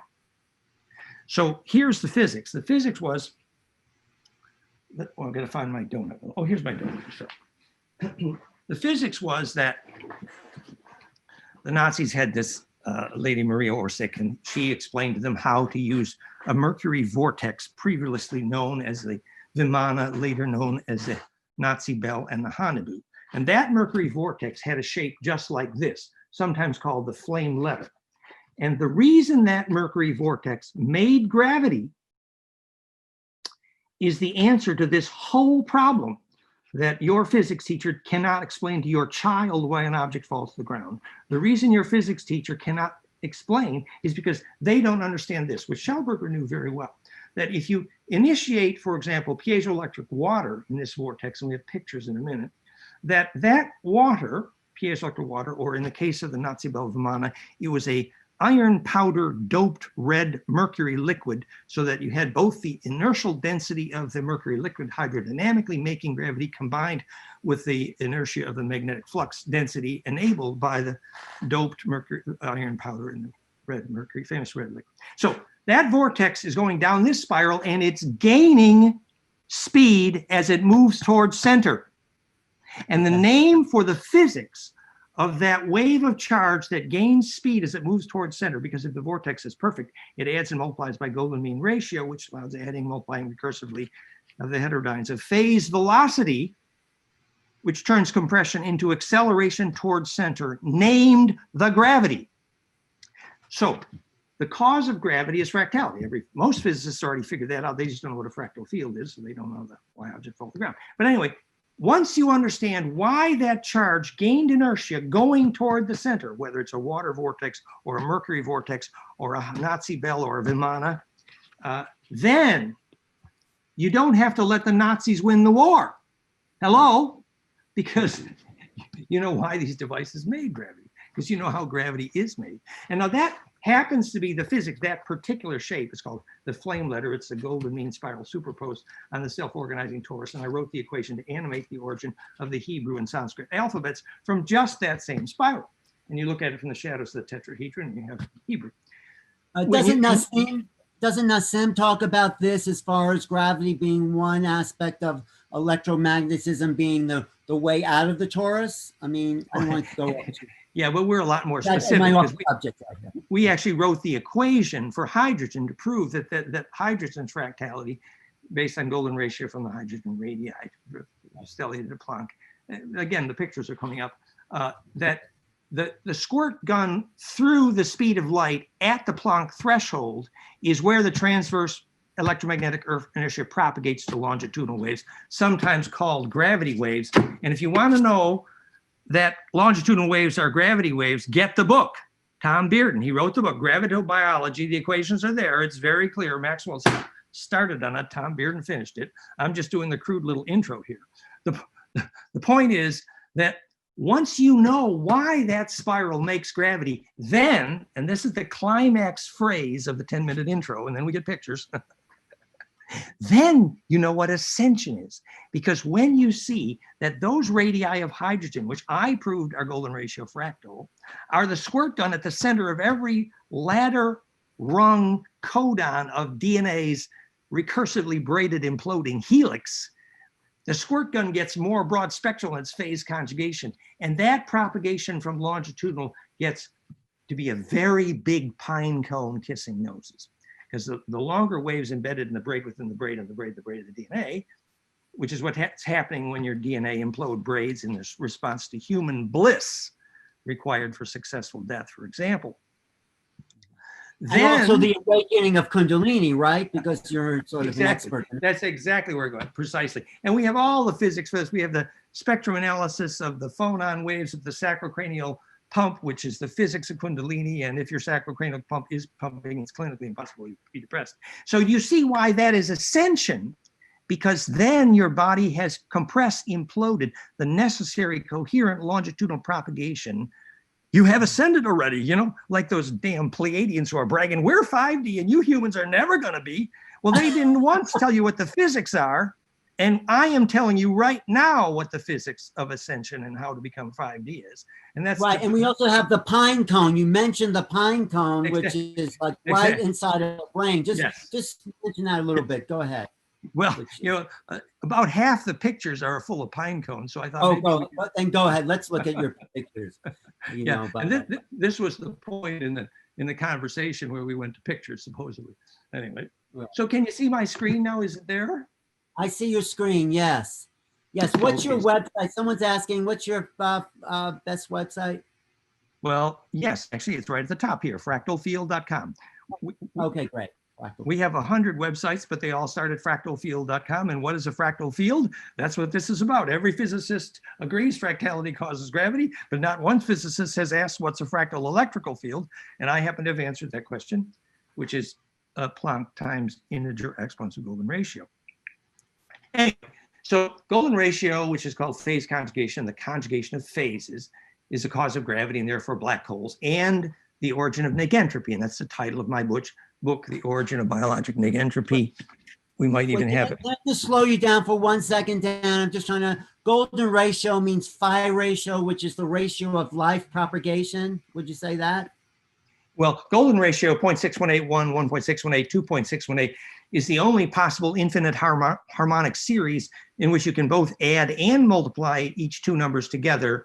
And that infinite perfected recursion generates the only possible three-dimensional fractal. And we'll see the animation of that in the Grail animation we have. And that also generates life, isn't it also a life equation? Yes. Okay. In effect, it's the XYZ coordinate of every vertex in this array is simple harmonic of multiple golden ratio. And you ratchet that and you have a full three-dimensional model of DNA braiding and implosion and bliss. So yeah, it's Earth grid, DNA, zodiac, and I was first one to prove it is literally the structure of hydrogen, which we sell this kit as a model for the physics of the radii of hydrogen, since I invented the new equation to prove that. Okay. So it's, in general, the geometry of fractality, and therefore perfected compression, and therefore perfected implosion, therefore perfected negentropy, and that's how you squeeze down that pine cone. So we wanted to look at some of these pictures, and I just said in the intro, it's because Einstein, your physics teacher, couldn't tell your kid, you know, why an object falls to the ground. That's the reason your physics teacher also cannot tell your kid how anything becomes self-centripetal or self-organizing. And that's why your physics teacher is lying to your child, saying the universe is condemned to entropy. When the opposite is the case, there's a way out of entropy. It's called life and consciousness itself, which is generated precisely when you phase conjugate and charge implode. So that's what this is all about, healing. And this is about 4D, 5D in the next dimension. So on this slide is the summary of what I just said. The number of axes of spin symmetry of charge, which are superposed coherently, the only actual definition of how many dimensions are you in, which shows up literally in the number of harmonics in the power spectra of your EKG, for example, which is the only real medical way to measure your immune health, is that harmonic inclusiveness in your heart rate variability, which is fractal heart is healthier. Do you think science will ever create a term that besides negative entropy? That's such a negative way of saying life, isn't it? Well, I like that. I agree with your attitude. I think that's a very constructive point you just made. It is like negentropy means self-organization. So in physics, the first time negentropy or self-organization was measured was when they phase conjugated optics, and the lasers had to meet in an angstrom perfect cube. And in the center, there's a phase conjugate mirror, which is the key to how the reflective surface worked in Nostradamus's scrying cup and John Dee's communication with angels. It's all about, or the obsidian mirrors in which the Olmec communicated with ancestors. It's all about phase conjugate mirrors. And the key is the super high dielectric constant of the barium titanate, which is the phase conjugate mirror. It's basically dodeca implosion. It's the charge permission distribution environment.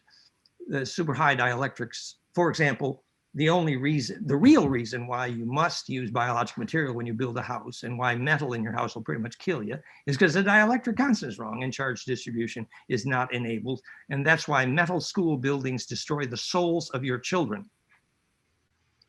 Right. So this is a little intro to this idea. And by the way, it's a bad picture.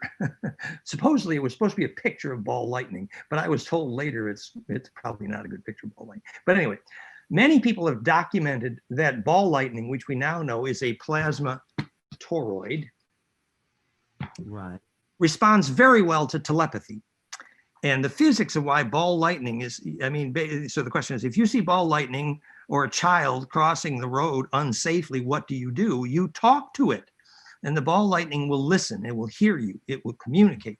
And the physics of why that ball lightning communicates so well is that implosion at the center of the toroid, where it's propagating longitudinal coherence, the DNA radio, as it were, by which telepathy works, quite literally. So that's intro. So these are some of the other websites, fractalfield.com. Therify.net is our 25 country plasma tech that's doing rejuvenation around the world. Started with Prairie, and now the stories are incredible. We're helping people with all, it's very simple. If you make the plasma centripetal, and we're broadcasting a pine cone from opposite directions from plasma cones, and we're making magic. And there's more pictures, so we won't go into it here. Goldenmean.info is the original site. Realheartcoherence.com, you can see all the EKG harmonics. So we can measure love, we can measure tantra, and heart coherence is literally a lie detector, and it works. It's all fun. iThrive.com, our HRV app, implosiongroup.com, our tech app, and fractalnewyork.com, our educational. So the physics of the vacuum is that it's a superfluid, we just said, and the visual evidence of fractality is key to gravity. Examples of implementation of various zero-point technologies. Some of these slides were prepared for the lecture I did in Amsterdam, Breakthrough Energy Movement. So we're proving the structure of hydrogen reveals the very nature of zero-point energy, that is fractal. And once you understand how hydrogen makes gravity, you can know the cause of gravity. So the context of this is we're saying once you understand charge implosion, which is to say how you extract energy inertia from the vacuum, you have the solution to every zero-point energy device, every single one, and I present examples in this slideshow if we get that far. But this was the background of this slideshow originally prepared for the Amsterdam lecture on Breakthrough Energy Movement. The reason that it's relevant here, of course, is because that is precisely what we mean by ascension. You see, that the ability to set up an array, a symmetry array, for example, your DNA implosively braiding when you feel bliss, and your EKG harmonics are measurably, the phonons are measurably imploding your DNA by recursive braiding. So the physics of that charge implosion is the best example of a zero-point energy device on the planet, actually, ascension. And further, when we look at the pictures of DNA, which are coming up here, we're going to insist that the recursive braiding possible in the DNA is, in physics, the structure in the universe which has the most number of dimensions, because it has the most number of possible superposed axes of spin superposed, and we'll get to that picture. So this is about electricity as a superfluid. we're talking about the fact that here's evidence from my theory of gravity being fractal, that when Raymond Chow famously measured the speed of the speeds faster than light, which Einstein was really pretty clueless about, all of his measurements proved that the speeds faster than light are between 1.5 and 1.7 times c, the speed of light, which obviously is centered around 1.618 golden ratio. And if it is proven true, the most number of measurements of speeds faster than light are golden ratio times the speed of light, that will be absolute proof that my theory of gravity caused by golden ratio is correct. So anyway, recursion perfected is fractality perfected, which is embedding perfected, which is self-similarity perfected, which is entanglement perfected, which is implosion perfected, which is phase conjugation, which is nesting, which is vacuum coherence, which is centripetal force, which is gravity produced, et cetera, et cetera. So we have so many names for the same thing, but it all starts with. Wait, we can't really see that. What are you showing? Can you take it? You want to take it off screen share for a second, because it's a little hard to see the slinky you're playing with. Okay, well, I've got a little donut. There, little donut and a big donut. Yeah. Okay, when the little donut embeds non-destructively in the big donut, that's called embeddability. And when it's golden ratio, you can nest perfectly and they can implode. And the mind, then you can exist within the mind of God. Okay. So this is going to lead to a definition of sacred space that, when Karatkov proved by measurement, he walked with the Kogi to where they made phone calls to ancestors and measured the fractality of the air, which is charge distribution efficiency, which is sacred space defined. And which is the same place that Kozyrev placed his mirrors, which is where they got the military quality telepathy, where all these Earth grid magnetic line cross points. And so that charge distribution efficiency enabled then points you to the solution to the next issue on the screen here, which is where Bruce Cathy measured nuclear critical mass was dramatically reduced at the longitudinal nodes on the Earth grid, which is Dodeki Kosa. And actually, that's the clue to how the Ark of the Covenant was a container to contain the nukes of the Anunnaki. And if you're an electrical engineer, you need to make a container to prevent radioactivity from escaping, and you understand charge implosion. That's what the Ark of the Covenant was. And so, so this gets to a description of the solution to the nature, the wave nature of mind itself. That imagine you're going to sleep and starting to dream and you're on a ley line, you close your eyes and you can feel light go out the top of your head, and I, with years of Kundalini, can see through the top of my head. And I realize the light is going into an array, and I like to lay on the same ley line on the same mountain every time. And I can feel my mind becomes as big as that mountain. And I'm literally seeing through the mountain. And the physics of the reason I'm doing that is that I'm embedded in a longitudinal array. And that propagating array of coherent nodes becomes a holographic tool which makes vision, and I can see through it like a large lens, a perfected net of fireflies. So before you ask what a longitudinal wave is, and now we can do the... Yes, I still, that is because that's sort of like the grounding of your whole thesis is understanding longitudinal waves. So it is. I just want to get this so I can understand everything else. Good. So do you see what a transverse wave is up top there? Yes, that's a transverse. It's nervous. Transverse means an up and down motion, you know. Like that's right. So the electric magnetic wave is doing. That's called transverse. Exactly. And now on the bottom, that is a longitudinal wave. What are we seeing there? What are you seeing? It depends on the sampling rate of your bandwidth, how fast you see the animation on the bottom of your screen. Is it moving a little bit on the bottom for you? Yes, it's moving on the bottom. Yes. Okay, good. Now, all sound waves propagate like that, longitudinal, but electromagnetic waves, physics hasn't learned to use that part of electromagnetic waves at all. Therefore, physics doesn't know how to do instant global communication. Physics doesn't understand lucid dreaming or how to go through death. And physics doesn't have a clue what action at a distance is. And that's why Einstein was dumb enough to call action at a distance spooky, because he didn't know what that was, because that's how gravity waves are made. So there you have on the bottom, that's a picture of a longitudinal electromagnetic wave. For example, practical example. When an earthquake causes a tsunami, that tsunami will start up top like this. Okay, so the earthquake on top started the wave going, no. When the earthquake starts, most of the inertia of the wave that can go faster than a jet flies across the ocean, the tsunami. Most of the inertia of that tsunami is traveling like the bottom picture, like a longitudinal wave, okay? Now, if you're a boat on the surface, as the tsunami goes underneath you, you do not know that it has passed you. However, when that longitudinal wave, compressional wave tsunami approaches the shore, at the shoreline, there is a half of a cone. The wave goes up a slope, and the compressional inertia has its vorticity translated from longitudinal to transverse. And so then at the shore, because it went up the half cone of the shoreline, once it reached the shore, suddenly it's going up and down, and then it can kill you. Right.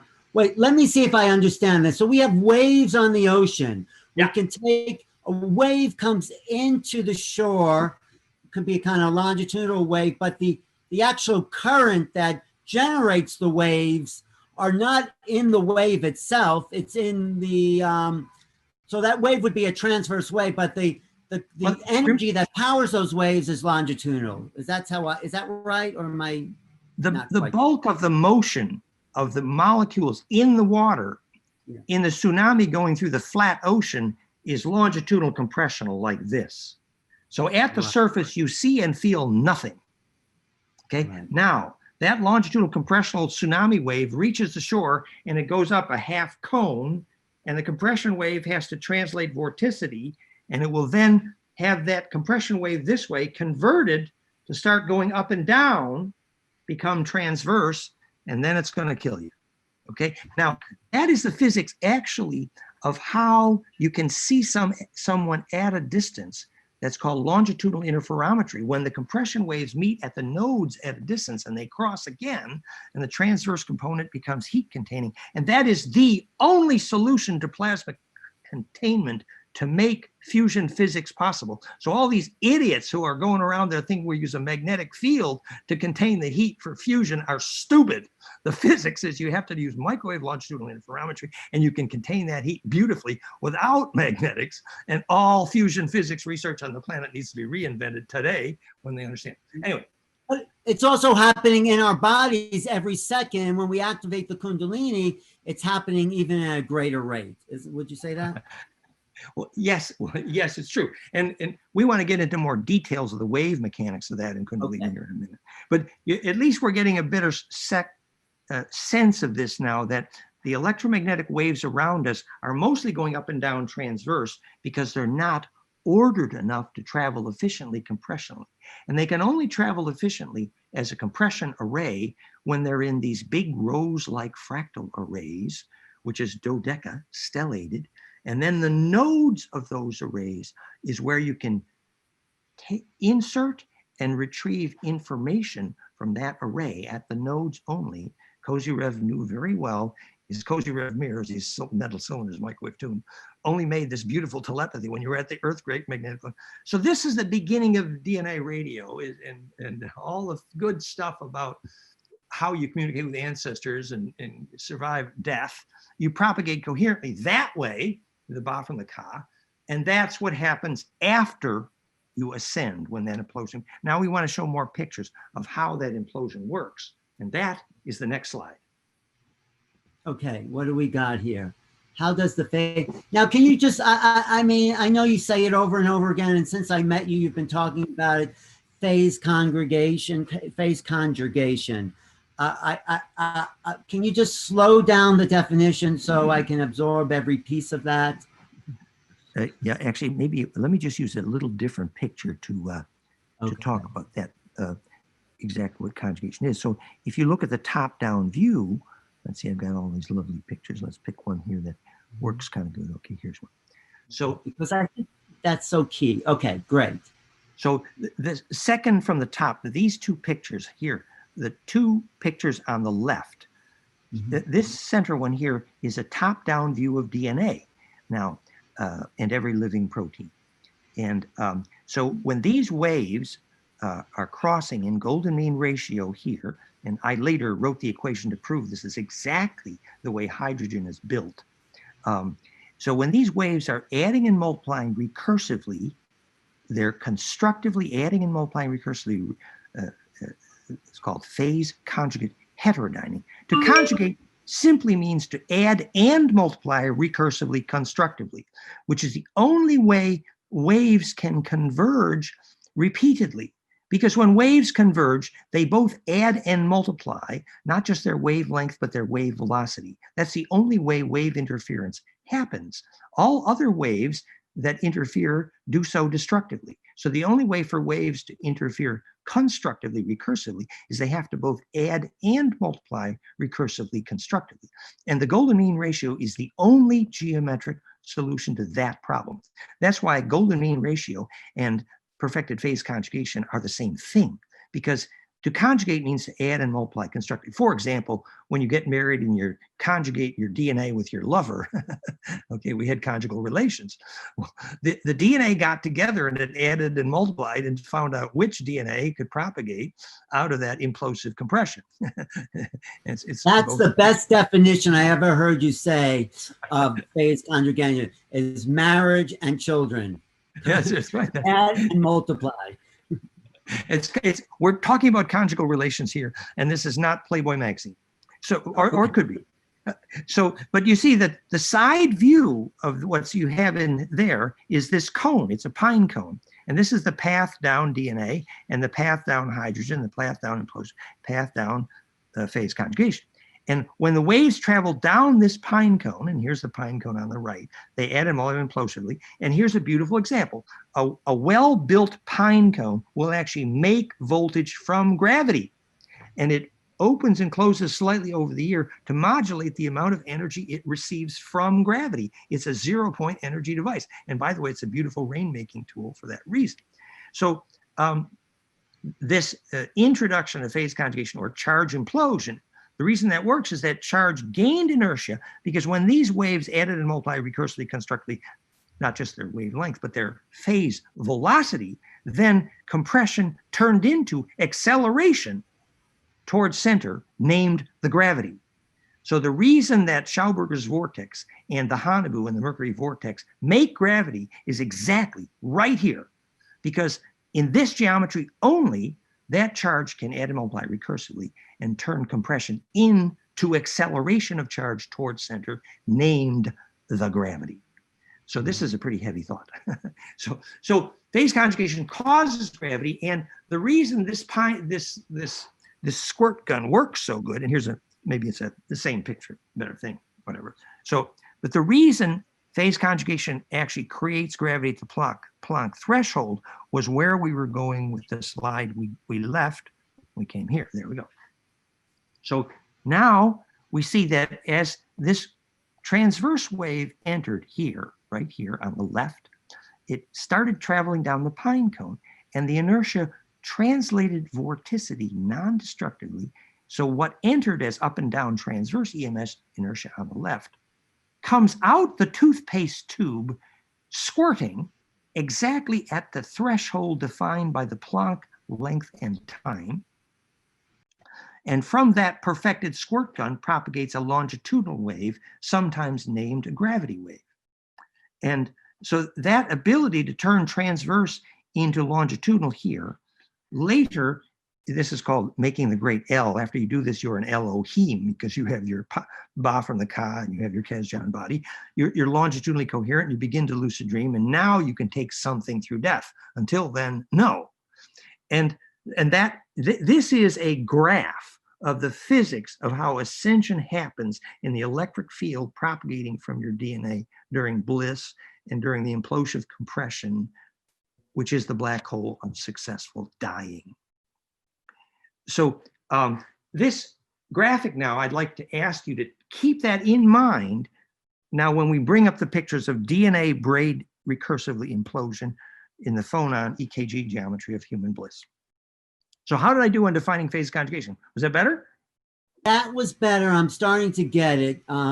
You know, I think I have to listen to this video a couple of times, but, you know, I think the concepts are so complex, and sort of you're breaking down biology into scientific terms and defining life as the as an essential part of creation, and the unlocking of consciousness as the expression of that life. And so we're figuring out sort of the answers to creation right here, would you say? Yes. And when we can propagate a coherent longitudinal electromagnetic body, then we can do portals and stargates, and we can introduce the concept of time travel. It starts here.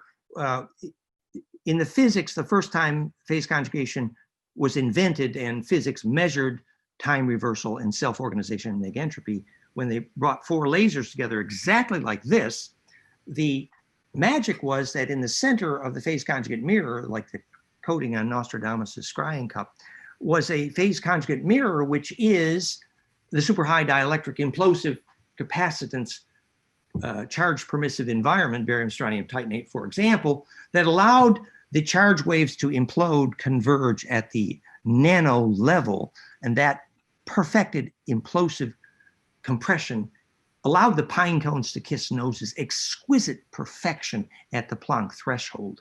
And there, the compression was so perfect, it became implosive. And it then communicated with the galaxy of fractal longitudinal wave compresses, just like Jodie Foster emerging from her dodecahedron in the movie Contact and saying she radioed her grandfather. Would you say you know how to build a portal based on that physics? Absolutely, sure, no problem. And you have built portals. I mean, essentially, if you take what is our Therify, which is broad spectral phase conjugation, we'll see pictures in a moment. We're working in 25 countries. And you make it even more broad spectral and phase accurate, and you align it and do a few of the little tweaks. And basically, the more broad spectral the phase conjugation, the more effective is the squirt gun. And that's otherwise known as a Stargate. That's why the letters used in the movie Stargate were the Ophanim-Enochian letters, which is a superset of tetracube hypercube, which is the angel alphabet, because it's angling the plasma toroids to go into that perfect implosion cone to make what's called a Stargate. So yes, we know exactly what that is. And the planet might get ready later, but in the meantime, let's start here. Basically, successful death is a pretty good introduction to that question for physicists. What does that mean? What does successful death mean when you ascend, or what does that mean to you? In other words, if you're propagating your attention coherently in a longitudinal array, what the Aboriginal elder is, you think the Aboriginal elder is lying there doing nothing, his eyes are closed, but he's sending his attention up and down the song lines, he's controlling the rain. So when that ancestor dies, a huge storm goes up and down that song line, they're propagating longitudinal coherence along a magnetic line, and that's ancestor memory, right? So successful death is being able to sustain that propagation. Another example is the Sufi master's ability to be a Sufi master was defined in the movie Meetings with Remarkable Men, by which one could make a successful echo. A successful echo is the name of the physics of successful death, because your magnetic node can propagate continuously if you can ring the bell. And the guy that knew how to ring that bell, and by the way, not one of them would ever try doing it from inside a metal building. So don't bother trying to die in a hospital if you wanted to be successful. Okay. So successful death means that you merge consciously with you become the longitudinal wave, and you become a longitudinal array. Okay. A fractal array of longitudinal nodes, if it's big enough and coherent enough, is absolutely mindful. In fact, it is the definition of mind, that centripetal force. And do you then get off the karmic cycle by having that happen? Well, at that point, when we say I want to be free, what you actually mean is you want to be able to charge distribute. And if you want to be able to charge distribute, then you understand perfectly well that you better have the map of your backyard and your bed and your town be a fractal, or you ain't going to get there. Prague is magnetically a rose for a reason. All right. So this is a lot to take in, but I think it's great. I think you should keep going, and then we'll do a refresher course with Portal to Ascension. But okay, next lifetime. No, next week maybe. No. So all we're saying here is, dear physicists, no one will accept your answer that it could be a coincidence that 3 hydrogen radii are precisely golden ratio exponents of Planck. So you must deal with my answer, which is, it's this golden ratio conjugation of phases, which is the reason hydrogen makes gravity. Okay, so I invented the equation to predict the geometry of hydrogen radii. Right here, it's in front of you. And then we published that in the graph that you see, General Science Journal publications, compression of hydrogen journal phase conjugation. And the follow-up publication is how that is the cause of gravity. Wait, that's you saying hydrogen makes gravity? Doesn't that change everything we know in physics? Yes, absolutely, everything. In fact, it makes all these physicists talking about dark matter look like stupid idiots. I'm sorry to say it undiplomatic, because the only reason they're talking about dark matter is because there's more gravity around they can explain, because they don't know if fractality causes gravity. So once you understand the masses of the universe are arranged dodecahedrally, of course it makes more gravity than they can explain, because they don't know that fractality causes gravity. So since they don't know the cause of gravity, they don't know why there's extra gravity, so they call that dark matter, and they're idiots. But right, it's like junk DNA. It's like, we don't know what that DNA is. It must be junk. We can't measure the extra gravity. So that's right. The junk DNA is the spacer that allows braiding. That's what it is, the structural. Right. So anyway, right. But that's huge, Dan. You should win the Nobel Prize in Physics for discovering that. Absolutely. I mean, not only did I predict, I was the first one to prove the way hydrogen is fractal, but I was the first one to prove the cause of gravity. Absolutely. I answered the question why an object falls to the ground, which had not been done yet.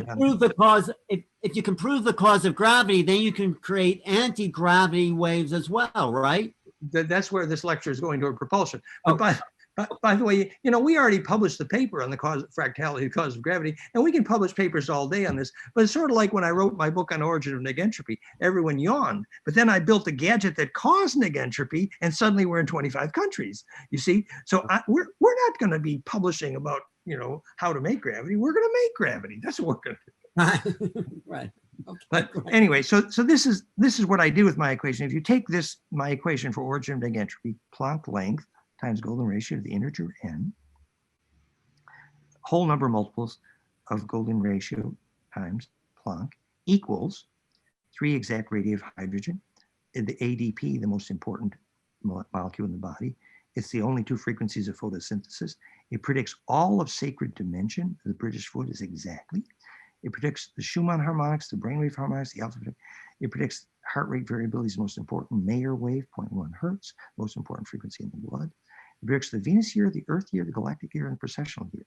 So all of these things are on the line, which is named origin of biologic negentropy, because they're exactly golden ratio exponents of Planck. Pure phase conjugate charge implosion is the origin of self-organization. When someone asks, if we drink hydrogen water, will we have a generating effect on the internal organs?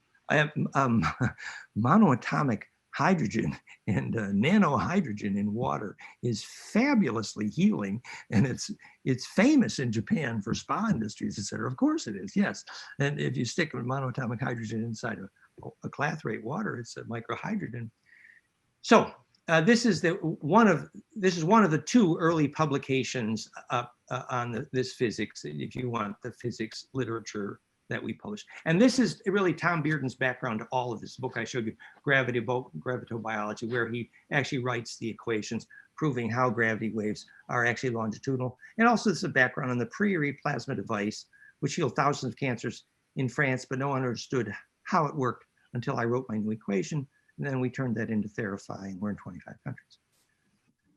This is this paper I worked, the symptoms of Einstein-induced insanity. So those who don't know why objects fall to the ground, it's called Einstein-induced insanity. And we explain the cause of gravity. It's this fractal recursion. And thinking the speed of light is the speed limit, thinking it takes infinite energy to go through the speed of light, thinking all action at a distance is spooky, not having a clue what the ether is made of, it's compressible superfluid named charge, incorrectly and weirdly believing space-time is somehow bent. In fact, it's not. What's meant is the charge wave propagation wave front, and thinking, for example, that, or not understanding that time and mass are only defined by charge rotation.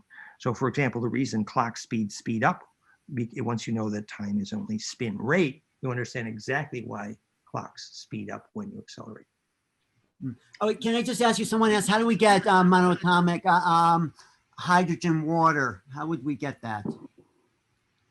There are lots of devices that make nano hydrogen. Nano hydrogen bubblers are famous in Japan for the spa industry because they're so profoundly healing. Unfortunately, right now, that technology is expensive, but it's getting better. And if you use theimploder.com, you go a long way in that direction, a lot cheaper than the Japanese technology, our vortex tech, which we'll have some pictures of in a moment.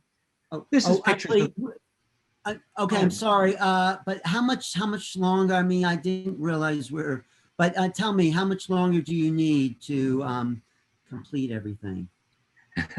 You know what?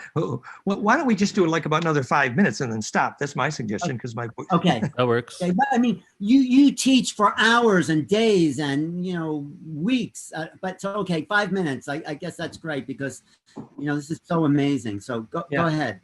So, I mean, when Schauberger first discovered that the moment his vortex here started to make voltage from gravity was the moment it spontaneously got colder, was the definition and proof of the origin of negentropy. That ability for that tip of that vortex to get colder means it's self-organizing. The same reason the tip of the Therify plasma tubes do that. The other examples here would be the Joe Newman. This is a monatomic hydrogen generator here, actually, the Newman device, and you can run a car on this imploded hydrogen. I would just like to drop a little hint here. This is Keshe rotating nanomaterials inside ping pong balls, and at one point you can see his car floating. So, of course, he didn't have the skill to understand the physics at all, and also doesn't have the first clue on how to make nanomaterials pure enough. Our group can make them 99% pure, which is what you need, and you do thousands of tons a month. It's amazing. But when you rotate a conjugator, you produce energy and gravity. This is the end of every energy and transportation technology on this planet, is the most disruptive technology that ever hit this planet, which is rotating conjugators. Carbon nano is just the beginning. And so once we begin to understand the negentropy of fullerenes, these carbon nanomaterials. So this is about how Townsend Brown's device floated, how it made gravity. This is the Searle. Notice that the Searle device actually has alternate rotating magnetics, and it's not a flat plane, it's in a cone. And all it's doing is generating a high voltage, which is applied to that surface. And that high voltage itself is making the gravity. This is the 0-point energy device that I worked on for years with Bruce De Palma and Tom Malone. It's called the Faraday disk homopolar generator. And the physics of why that makes energy from gravity was part of the lecture here, but we're not going to do all these. And the same thing about the rotating magnetics that Ed Leeds-Scanlon used to make the gravity to lift the stones at Coral Castle, 12 magnetics around a rotating array. And these are more pictures of the Hanabu Vimana Nazi bell. Choosing compassion carefully aligns the magnetic field donuts around the heart so that nest dodeca icasa perfect embedding, self not self, squirting pineal pine cone through the speed of light into time, intent creates the future, and revolving that spin path to 0 point in the blood, we get the Holy Grail, which has no inside or outside, solves the problem of separateness, contains, self-embeds the Sufi heart within heart, feminine reproductive organs, into that 3D fractal you can zoom in forever and always see the same thing.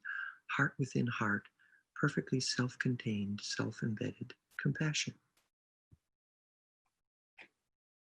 Beautiful, beautiful. That is beautiful. Yeah. There's a lot more animations in this series, and many of your friends have seen them already. This is just a golden ratio nest of sine waves. And this is that same nest of sine waves here. This is, I call this the Sushin zoom into. This is what you get when you zoom in a dodecahedron. Mm-hmm. I think on that note, I think we're probably out of time here. Yeah, but could you give a weekend course on Portal to Ascension? I mean, it's up to Neil, of course, but I think this would be great to go deep into. Yeah, I think what we should do is talk about how the relationship of diet, hygiene, and environment to creating that coherence in your aura, which is actually what Ascension is, that densification when the harmonics are superposed, and also then introduction to the physics of Kundalini, which is an extension of bliss science. We could have some fun. I'm open to that. Wow. Okay, you want to just take off your screen sharing for a second, but it's great. Just so we, wow, Dan, this, it's so stimulating mentally that it starts to affect the body as well, actually. Start to actually induce the hyperdimensional longitudinal plasma effects within the DNA, I think, by talking about it. So how can people find you? And how can people find you and go deeper into this? Fractalfield.com, email info@fractalfield.com, and our plasma tech, therify.net. Wow. Thanks so much. I'm coming back for a visit, okay? At some point. Love to see you, Alan. You take care. Yeah. Blessings. But I just want to say, you just laid out the science of ascension on a biological physics level. So thank you. Yeah. Thank you. Thank you. Blessings. Love it. Okay. Bye.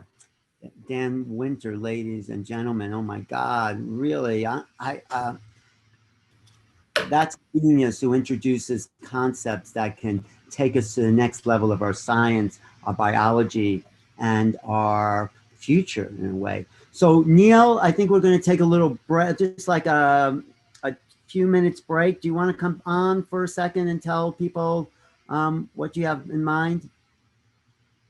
Neil. Yes. Neil, are we bringing Jahan on too? Check. Can you hear me? I can hear you now. Okay. Yep.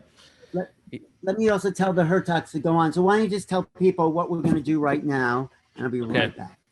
So we've been in this whole 5 days learning a lot of information, taking a lot of stuff. So we're going to take some time right now. We're going to do some stretching. We're going to do some ohms. But first, I'm going to bring on my friend Jahan, if you want to start your camera. And then she's going to lead us into some stretches and, while we're sitting at the desk, move it up a bit, and also some tools and techniques, how we can keep that movement going on throughout the day. Okay, and we're just being joined by the Hertox here, and they're going to introduce the next set. But yeah, Jahan, please, let's just rebalance, recalibrate. All right. Thank you so much. Yes, my name's Jahan, and I am a movement therapist. So I know we've been sitting here for a while, and we just had some great info coming into our heads and into our brain space. So sometimes we just need to kind of take a moment to let that information ground and center.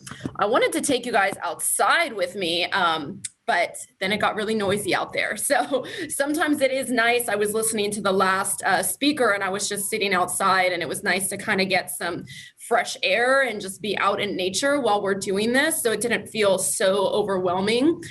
So I definitely suggest, if you have a laptop or you're on a device where you can take yourselves outside, go ahead and do that. So I'm going to invite you to, if you have space, stand up with me, because I think we need to get our bodies really moving right here. So, especially because we had all that information coming through, and I really just want to ground in, I'm coming to a standing position. And if you could all join me and go ahead and do that, and just stretch your toes out nice and wide into the floor and kind of grip the floor with your toes for a second. And then let's just go ahead. Let's take a nice deep breath in. We're going to inhale, reach our arms all the way up. Big deep breath in. And on an exhale, we're just going to let that come all the way back on down. And then next inhale, let's lift those shoulders up towards the ears. And on an exhale, Let's lower that back and down.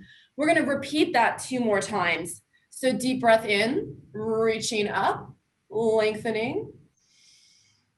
Exhale, open out, bring it down. Again, inhale, shoulders up. Exhale, back and down. Let's do that 1 more time. Deep breath in, reaching the arms up and lengthening. Exhale, allow those arms to come back down. And then again, inhale, shoulders up to the ears.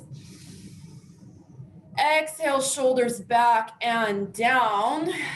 And then my favorite, we're just gonna do a nice big backstroke with those arms. So inhale, one arm up, exhale down, and then the other side. So we reach and we reach and reach a few more times, just opening those shoulders up and back.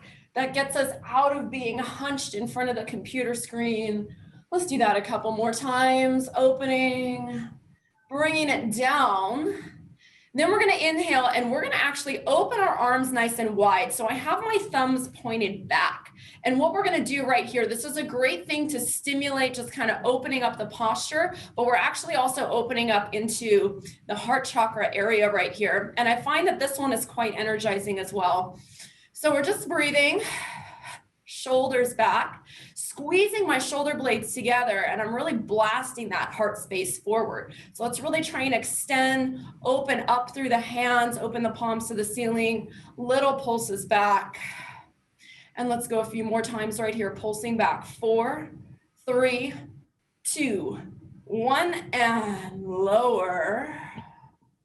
And now from here, again, a little energizing practice for our posture. We're gonna lift the shoulders up. Exhale, drop the shoulders down. And let's do that again, up, exhale, down. And now we're just gonna kind of do it fast. Just really let the shoulders up and down. So letting some energy just kind of move. Breathe, shake it out. And 4, 3, 2, 1 more time. And then just really shake those shoulders, shake the hands. So another thing is to really just kind of, now we're just gonna flick our fingers. You can flick your hands towards the screen. Open up the hands if your wrists are feeling kind of tight. We'll do that a few more times. And then from here, let's just make circles. So we're gonna circle out, circle the other way. We'll do that a few more times, rotating and through. And then a few of my favorite hand positions right here. We're going backs of the hands together, and then we're pulling down. So we're gonna open up through the backs of the wrists, pressing the backs of the hands towards each other, and those wrists drop down even a little bit further. Another deep breath in and exhale. And releasing the hands, we're gonna clasp the hands this time. So now from here, I'm gonna take a deep breath in, and on an exhale, I'm going to push the palms of my hands forward, and I'm gonna round my upper back. So see how that's kind of pushing away? I'm also tucking my tailbone under. So pushing away, you're gonna feel that space open up in the middle of the back between the shoulder blades. Inhale, lift your arms straight on up. And then exhale over to one side. Inhale, bring it up in the center. Exhale over to the other side. Inhale, center. And then on an exhale, arms come down, shoulders roll up, back, and down. And then if you have space on this one, so what we're gonna do this time is we're just gonna hang forward. So see how I'm letting my arms dangle? I'm gonna adjust this a little bit more so you guys can see the whole space. There we go. So I'm letting my arms dangle, and now I'm just making these circles with my shoulders, right? Or with my arms. It's what I call pendulum arms. So what we're doing is just allowing some synovial fluid to move into the joint capsule. And we're gonna let that just kind of swing around the other way. And then we're gonna keep the knees bent a little bit. And I'm just gonna kind of bounce this over to one side. And I'm gonna bring it back through the center. And I'm gonna bounce it over to the other side. And back through the center. And then I'm gonna roll my body nice and slow. I'm going to roll all the way up. My shoulders are gonna pull back. And now again, from here, I'm gonna clasp my hands behind my back, squeeze my shoulder blades together, and I'm pulling back and down. I'm opening up through the chest, through the front of my body. If you can, pull those arms away from you. If not, then I want you to just pull straight down and see how that's again lifting that heart space up. And now that we're here, let's take a nice big deep breath in. You can take it in through the nose. You could sigh all the way out. Let's do that again. Deep breath in. All the way out. Releasing the hands and the arms down. Go ahead and exhale. Turn your head to one side. Breathe out. Inhale, bring your head back to the center. Exhale, over to the other side. Inhale, center.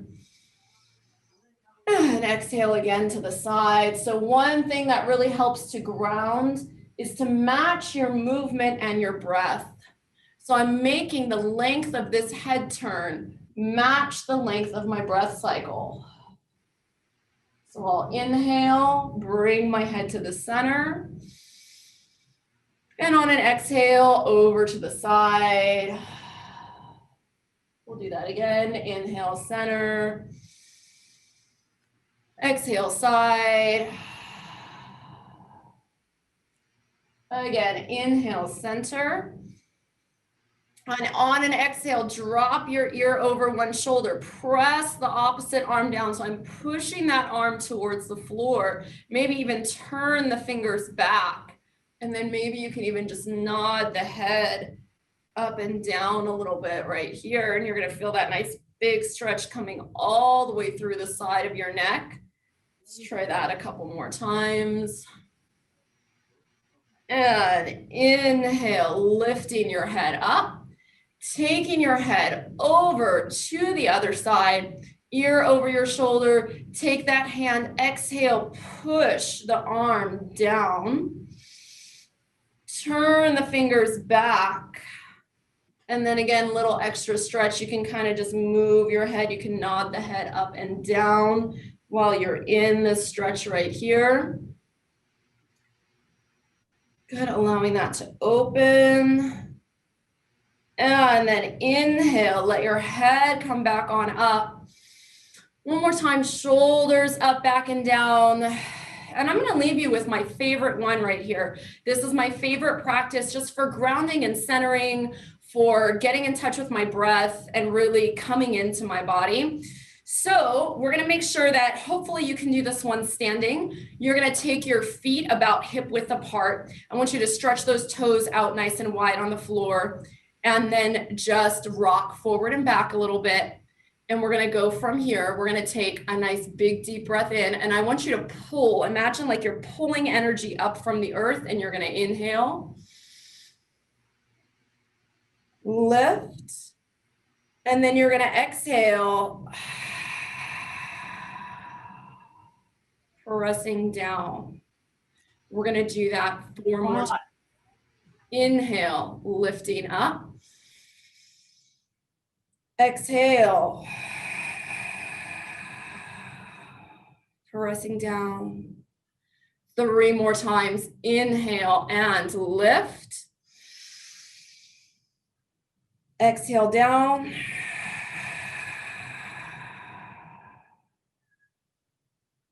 Two more times. Inhale, lift up.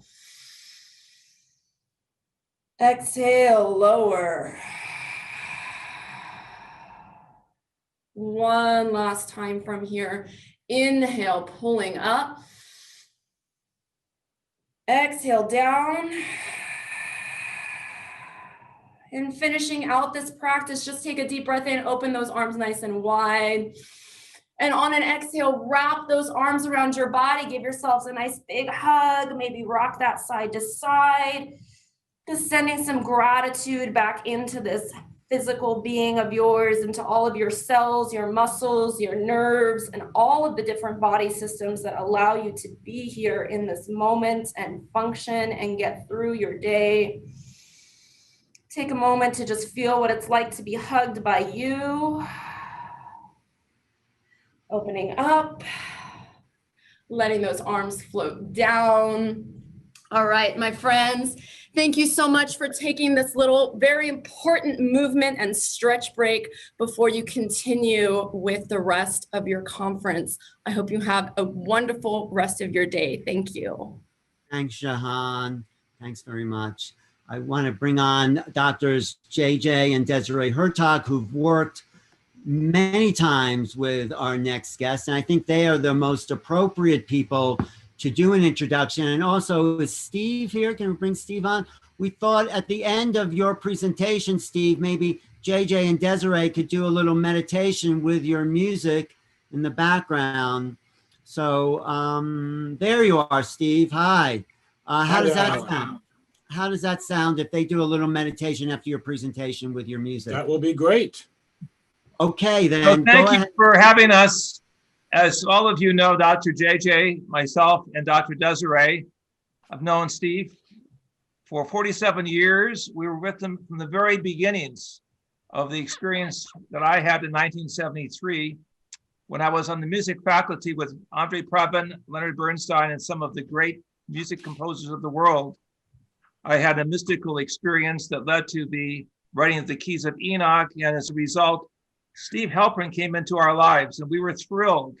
From the very beginning, he showed this fantastic ability to take the music of the soul and lay the tracks of what we will call the music of ascension, the biofrequencies of the ascension process that have been overlooked by so many others who have come in as copycats some 20 to 30 years later.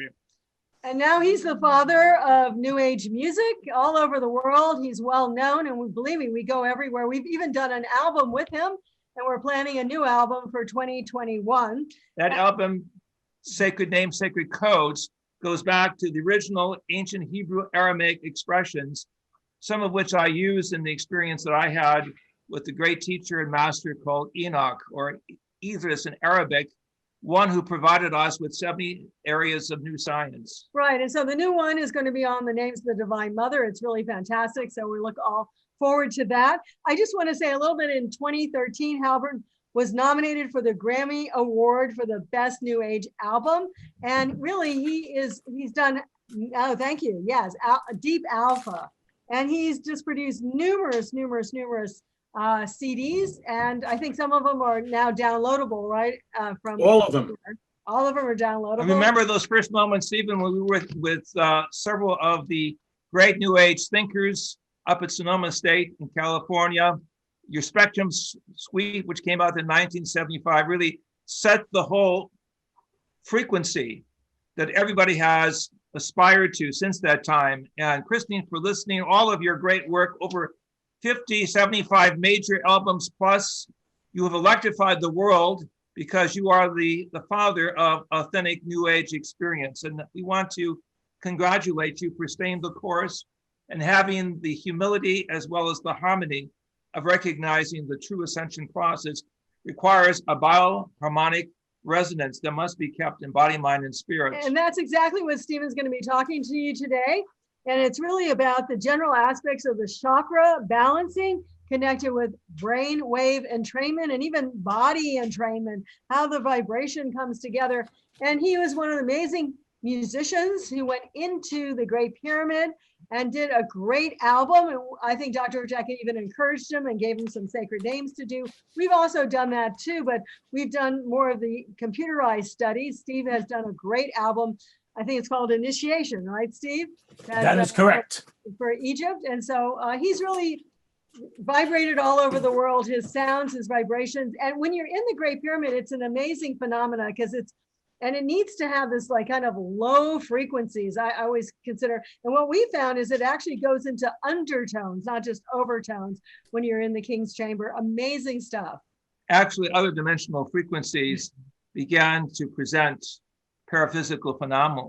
Yeah, we had light, but I mean, he has music. One moment there was standing columnar waves of golden light that appeared in the Grand Gallery, filling the pyramid, and the Egyptian guides were really heartstruck. They didn't understand what was taking place, but we were showing that the Great Pyramid was a musical machine that could be activated by sacred codes. And so, Stephen, I also want to congratulate you for recognizing the God code of Keys of Enoch, key 202, which shows how the names of God actually give us the DNA music, actually provide for us the, shall we say, the God impression that is there on every frequency of how the nuclear genetics work. Because we know all life is vibration and also sacred geometry like the DNA. But Steve, this is your expertise, music, vibration, life resonance. So go ahead and take it away, and we'll see you at the end of your program. Okay, great, thank you, and hello, everybody. Okay, so by way of introduction, I come to the work that I've been doing, starting off life as a musician, being very much turned on by improvisation and the concept of tuning into one's muse, which I really got turned on to in college by some of the great American poets and by great jazz musicians like John Coltrane. That set me on a path to develop my own voice and my own sensitivities, but with always an understanding that there was more to music than just the notes, just the little black dots written on white paper by dead white European musicians and composers. But also in life, I also, and being introduced by Dr. JJ and Dr. Desiree Hertak, was kind of an anomaly in grade school when in second and third grade, I had already read all the UFO books from the library. When the librarian said, "You're too young, you can't even read all those words," and I proved that I could, but I was always interested in that aspect. Now, as I got into college and started researching and reading about the ancient uses of music, going back, certainly some of the first things I read were by Edgar Cayce, and learning about the healing temples of ancient Egypt. Always wanted to go to Egypt, had some flashbacks that I was working in the temples in ancient Egypt. And indeed, many years later, had that confirmed by Atan Ray and Kevin Ryerson, who is the medium and the psychic researcher who worked with Shirley MacLaine to help her tune into her past lives. Well, in reading about the secret powers of music, I was working mostly as a jazz rock musician. And as things worked out, the big recording session we started in New York City, coming down from University of Buffalo, did not go well. I had 2 weeks of unscheduled time. I always wanted to visit San Francisco and the West Coast, jumped on a plane, came out west, knowing very few people, having no place to stay, doors opened. And before I flew back on my return airfare ticket back to New York and back to graduate school to study the cross-cultural transformational aspects of music, very left-brain way of describing higher consciousness and healing in music, I hitchhiked down to Santa Cruz to visit the William Blake Museum, which was one of our ideological patron saints. And on the way down, the people who gave me the wonderful hitchhike, it was legal to do and safe in those days, took me up to a place that turned out to be the sister organization of Esalen, the great pioneering human potential movement institute. I was mistaken for an applicant for a job and was told to walk down the road to a sacred meditation area and then come back and meet the staff and audition for the job. Well, that was a day that changed my life. And when I was walking down the mile path to the sacred Redwood Grove, my fingers started tingling. I was aware of the energy, and this was right in the afternoon, completely normal waking consciousness, but I was aware things were changing. When I got to the clearing, I was basically made to sit down and meditate. And in that meditation, started hearing a new form of music. A couple hours later, when I came back into normal consciousness, went to the place that I was supposed to meet the staff. They were not there. I went to the wrong building, but there was a piano, and I started playing this new music. And that was when I began to understand that I was channeling something new, that what I also received during the meditation, that my work, all right, Santa Cruz, so this is up in Ben Lomond, up in the, up Alba Road, that my job was not just to hear the music and play it for myself and my friends and meditation groups, but to bring it out into the world. And as a, basically a starving student, graduate student, and then suddenly working at a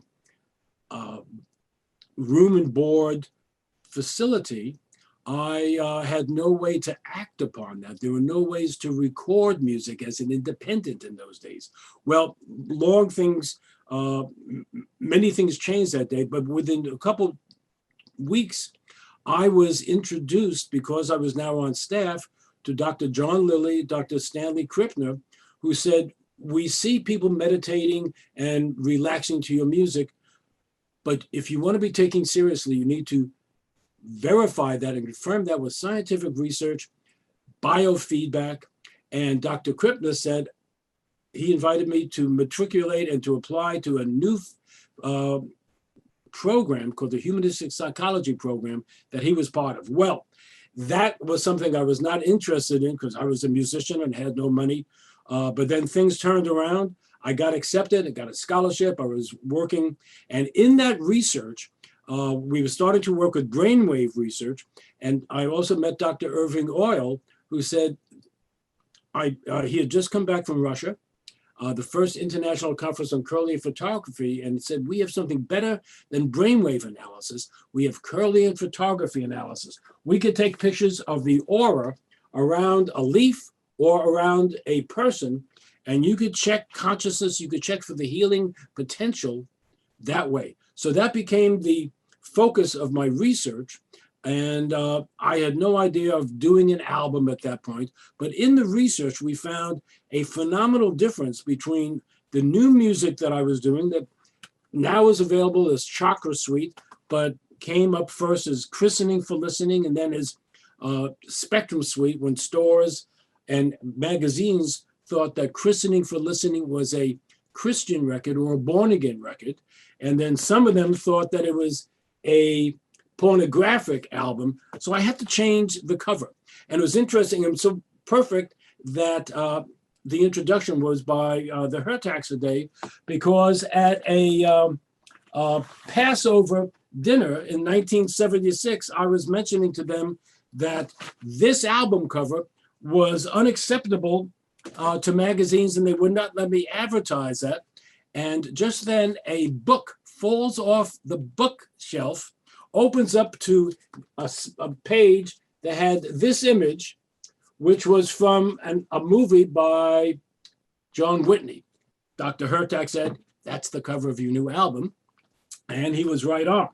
Well, that was a couple years after I met him, because in the research, we saw the fingertips and the auras of the people that were listening to my music, listening to the classical music, that we could tell right away by the difference in the auras and the electromagnetic image that there was a huge difference. But there were two individuals whose auras were like 10 times brighter and bigger than anyone else.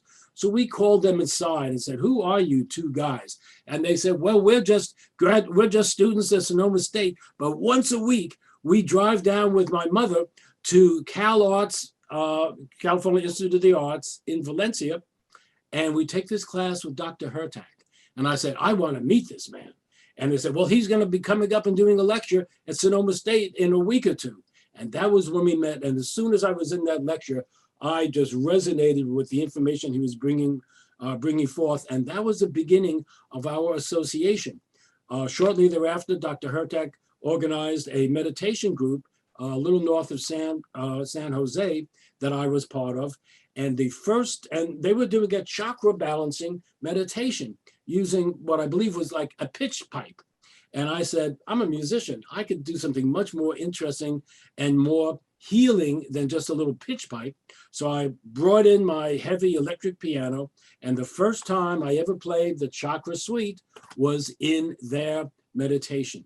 So that was the beginning of my live performances of chakra balancing music, which has gone on to be performed live by me at conferences around the world. And that was my first album when the first independent multi-track recording studio opened up in San Jose. I was their first client, and that began my recording career, knowing nothing about how to market albums, nothing about how to publicize albums and promote them.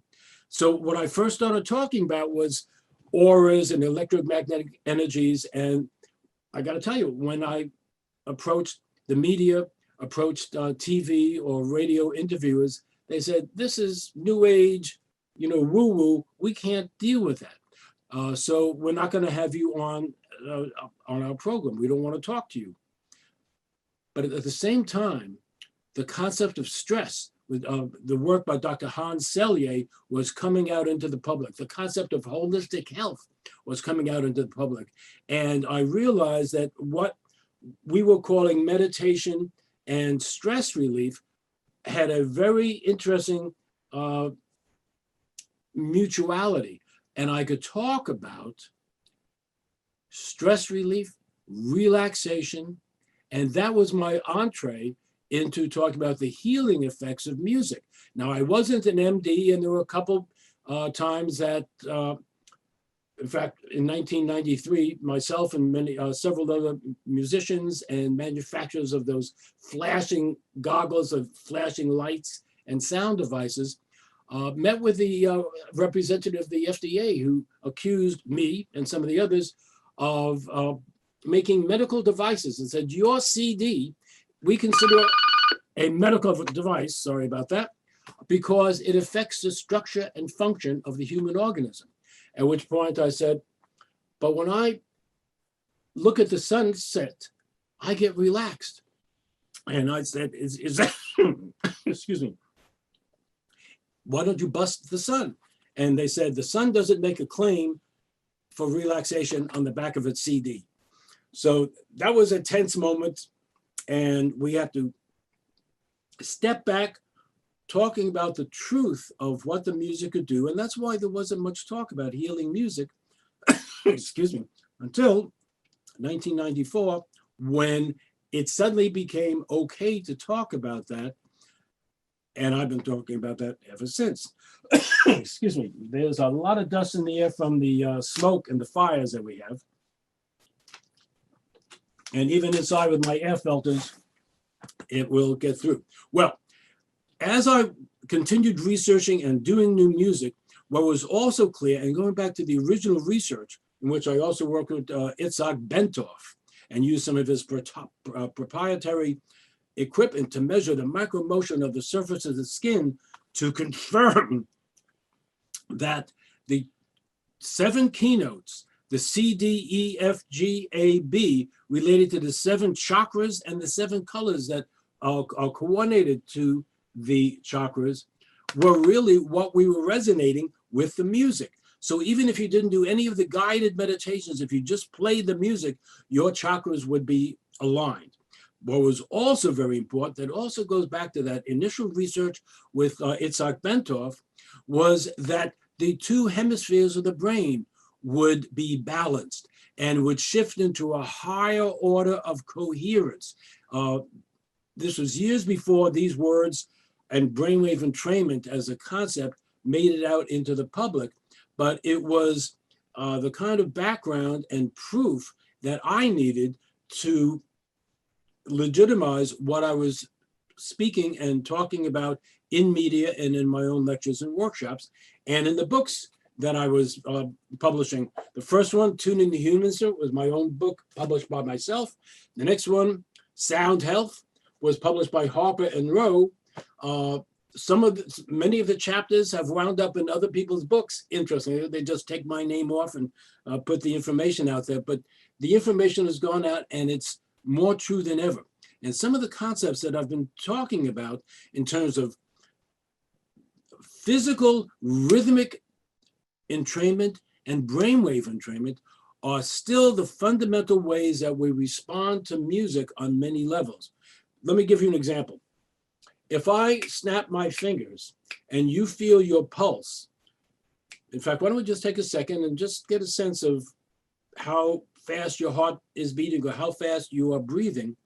If I snap my fingers and then speed it up, typically what happens is your heartbeat will speed up. There's a frequency following effect. Your breathing will speed up. And then as I slow it back down, the effect is so immediate. This is part of the rhythm entrainment, where an external stimulus entrains your body and forces it to synchronize with the external stimulus. Well, the same thing happens to our brain waves, whether, and it gets very subtle. It could be quick, fast music will get your brain moving faster. But for meditation and healing, we want to slow down the brain waves. We want to increase the field of coherence, and we want to create more balance. Well, with most music, what we find, if you really analyze it, is that most music is left brain dominant, meaning that when we listen to that music, our left brain analyzes what's going on, and you don't get into a more meditative, relaxed state because part of your brain is always being busy. Here's another little example. If I sing this little phrase, watch what goes on with your breathing and with your mind. So if I sing this, the do, re, mi, fa, sol, la, ti. And how many of you could hear that note in your head? How many of you were holding your breath, waiting for me to sing the final do? And I call that the scaleless interruptus effect. Most people, whether they're trained musicians or not, will analyze, will anticipate, will predict where the music is going, which is fine most of the time, but for relaxation and healing and to increase coherence, not so good, because relaxation only happens in the present moment. You can't relax in the future. And with music that is always future oriented, you're always future tense. You need to be relaxed in the present moment. We didn't have the word mindfulness in 1975, but as the whole concept of mindfulness has moved into collective consciousness, part of what I realize is that when I am in the studio recording, I am always in a very mindful state.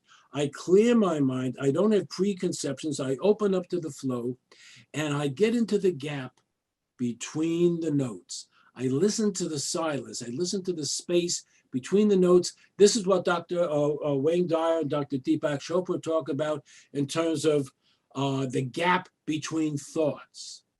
This is what I've been doing for 45 years. That's how I hear and play the music that I do.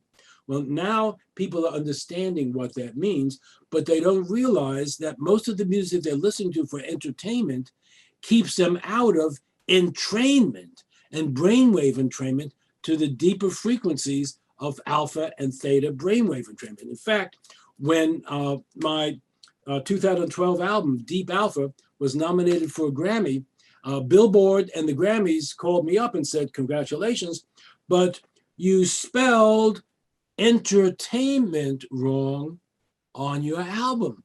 And I said, "No, I didn't." I said, "There's another word called entrainment," that they had no idea what it was. So I had to teach the Grammy people. Now, these were the office people. They were not the musicians, but I had to teach Billboard that entrainment was the correct word we're talking about. It's where the music will help you shift state and move into a higher place of balance and coherence. Now, one of the things that I wanted to share with you today, that this has been the historical overview, and I've taken this in to all the other recordings I've done, whether it's been with Paul Horn or Georgia Kelly, the wonderful harpist, Jorge Alfano, wonderful flute player. But it's music that comes from a place of peace.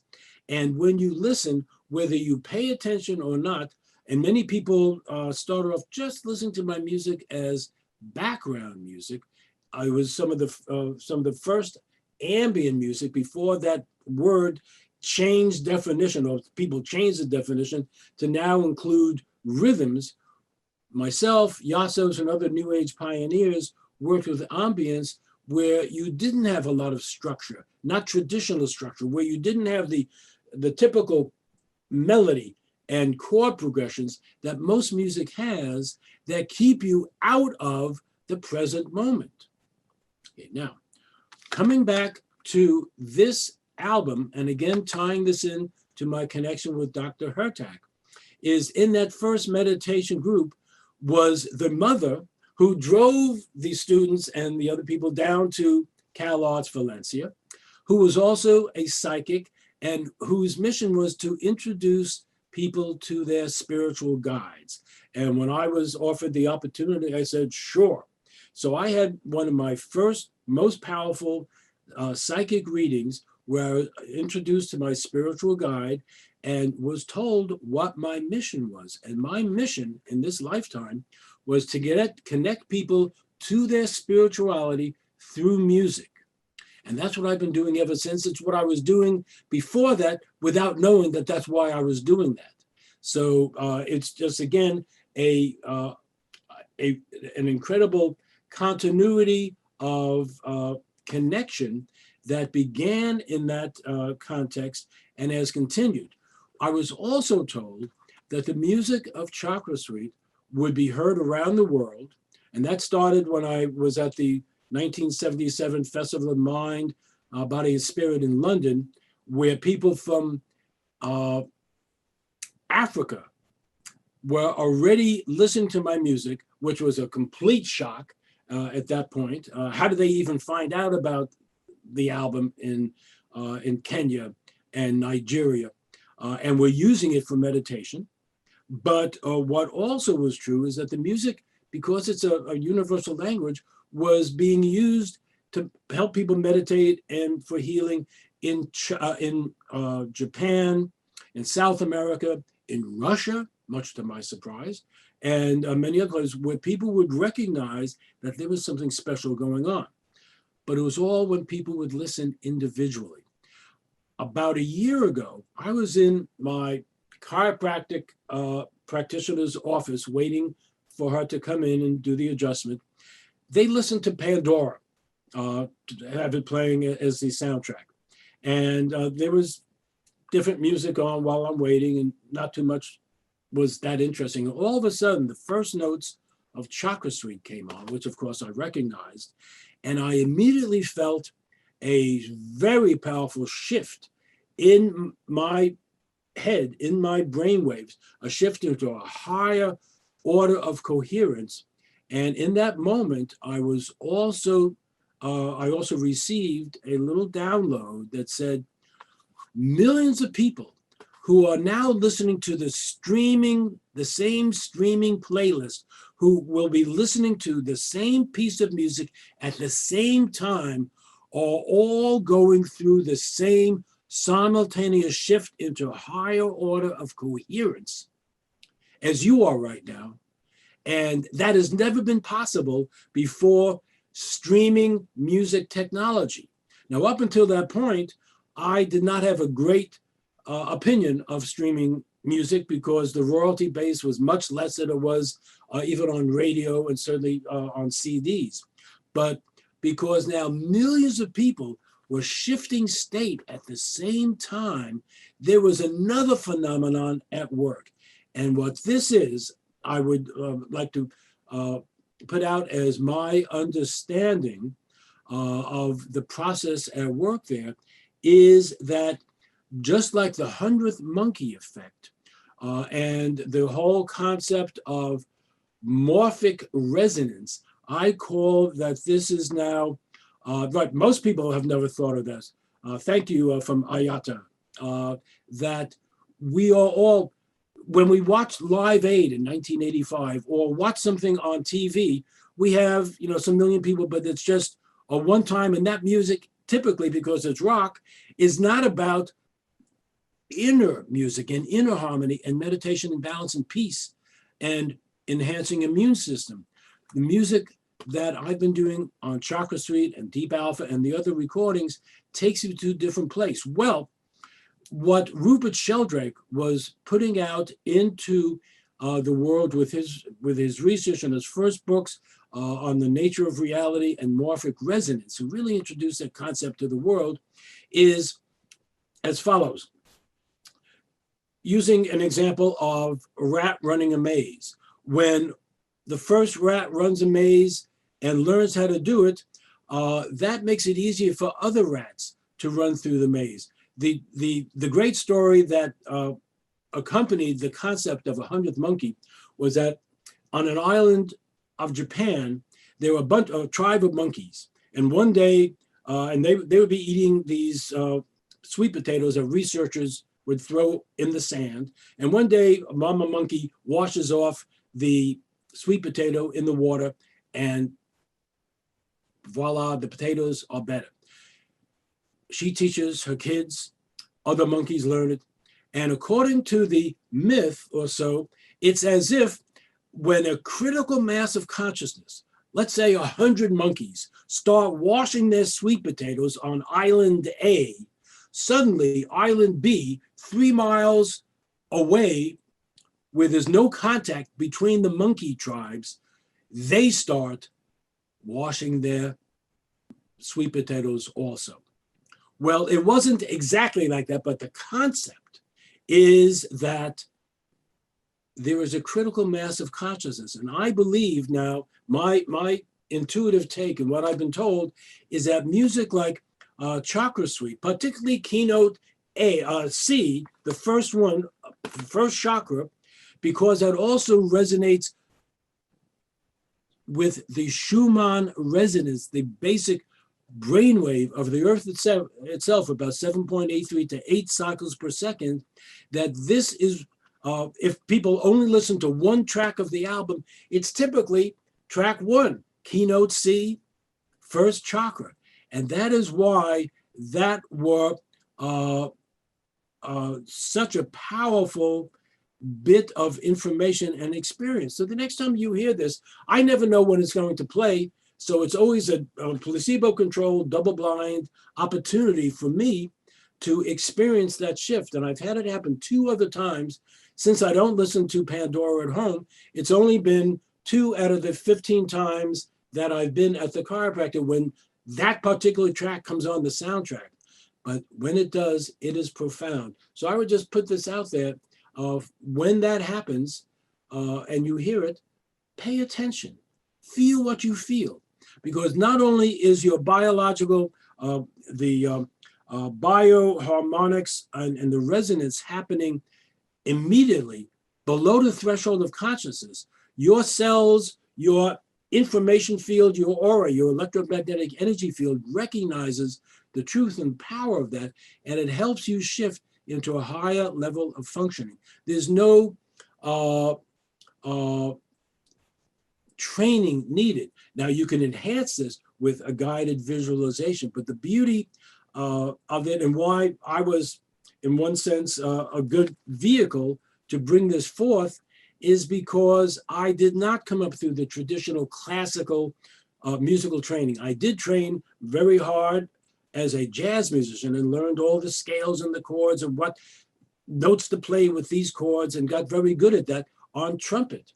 But trumpet as a healing instrument, not very useful. So that was when I really had to shift into working with the keyboard, and the instrument that I heard during that first meditation in the woods, November 1969, towards the middle of November, late November.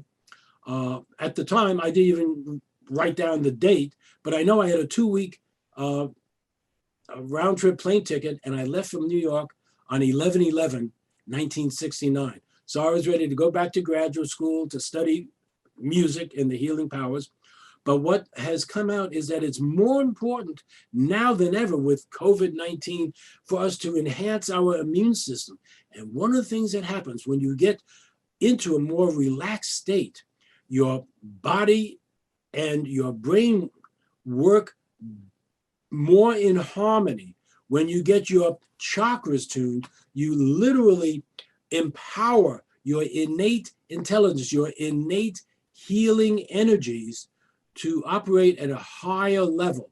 So in times like this, where it's so important to boost and enhance our own immune system, this is the kind of music that you listen to. Now, there hasn't been a lot of research testing other music yet. That's for you all to do. Find music that works for yourself. Obviously, I have the most data on my own music, but there are a lot of fine musicians out there. Unfortunately, there are also a lot of fake musicians or people who are just claiming certain things. When I put out my first album, where I named it as Mindful Music and Mindful Piano, shortly thereafter, there were about 20 websites that called themselves Mindful Music. And hilariously, on one level, some of them were the least mindful music. They had the scaleless interruptus melody and harmony that you can't possibly stay in a non-predictive state with, but there's no rules that keeps them from putting a label of relaxation music or mindful music on what they do. So you need to pay attention to yourself, to feel what you feel and to do what you're doing, and allowing your body, even if it's only 5 minutes a day. Coming from New York, I've always been attracted to the concept of instant relaxation. And when I first went to the music therapist with my research, they said, your music doesn't conform to traditional classical rules of composition. And I said, that's exactly true. And that's why my music works so much better than traditional classical music for relaxation and healing and to get you into a deeper meditation state. Some of the music therapists have opened up, and I've had a lot of influence in that field over the years, but there are a lot of them who say if it's not classical music done by dead white European composers, we don't want to listen to it. So there's always individual preferences, and but the bottom line is, if you don't have 20 minutes, and I came from the background of coming from New York, and I remember saying to them, I don't have 20 minutes, or I don't have an hour to get relaxed. What do you have that'll get me there in 1 minute? And that's why I have 1 minute samples on my website. So literally within 1 minute, literally within several seconds, your brainwaves will shift.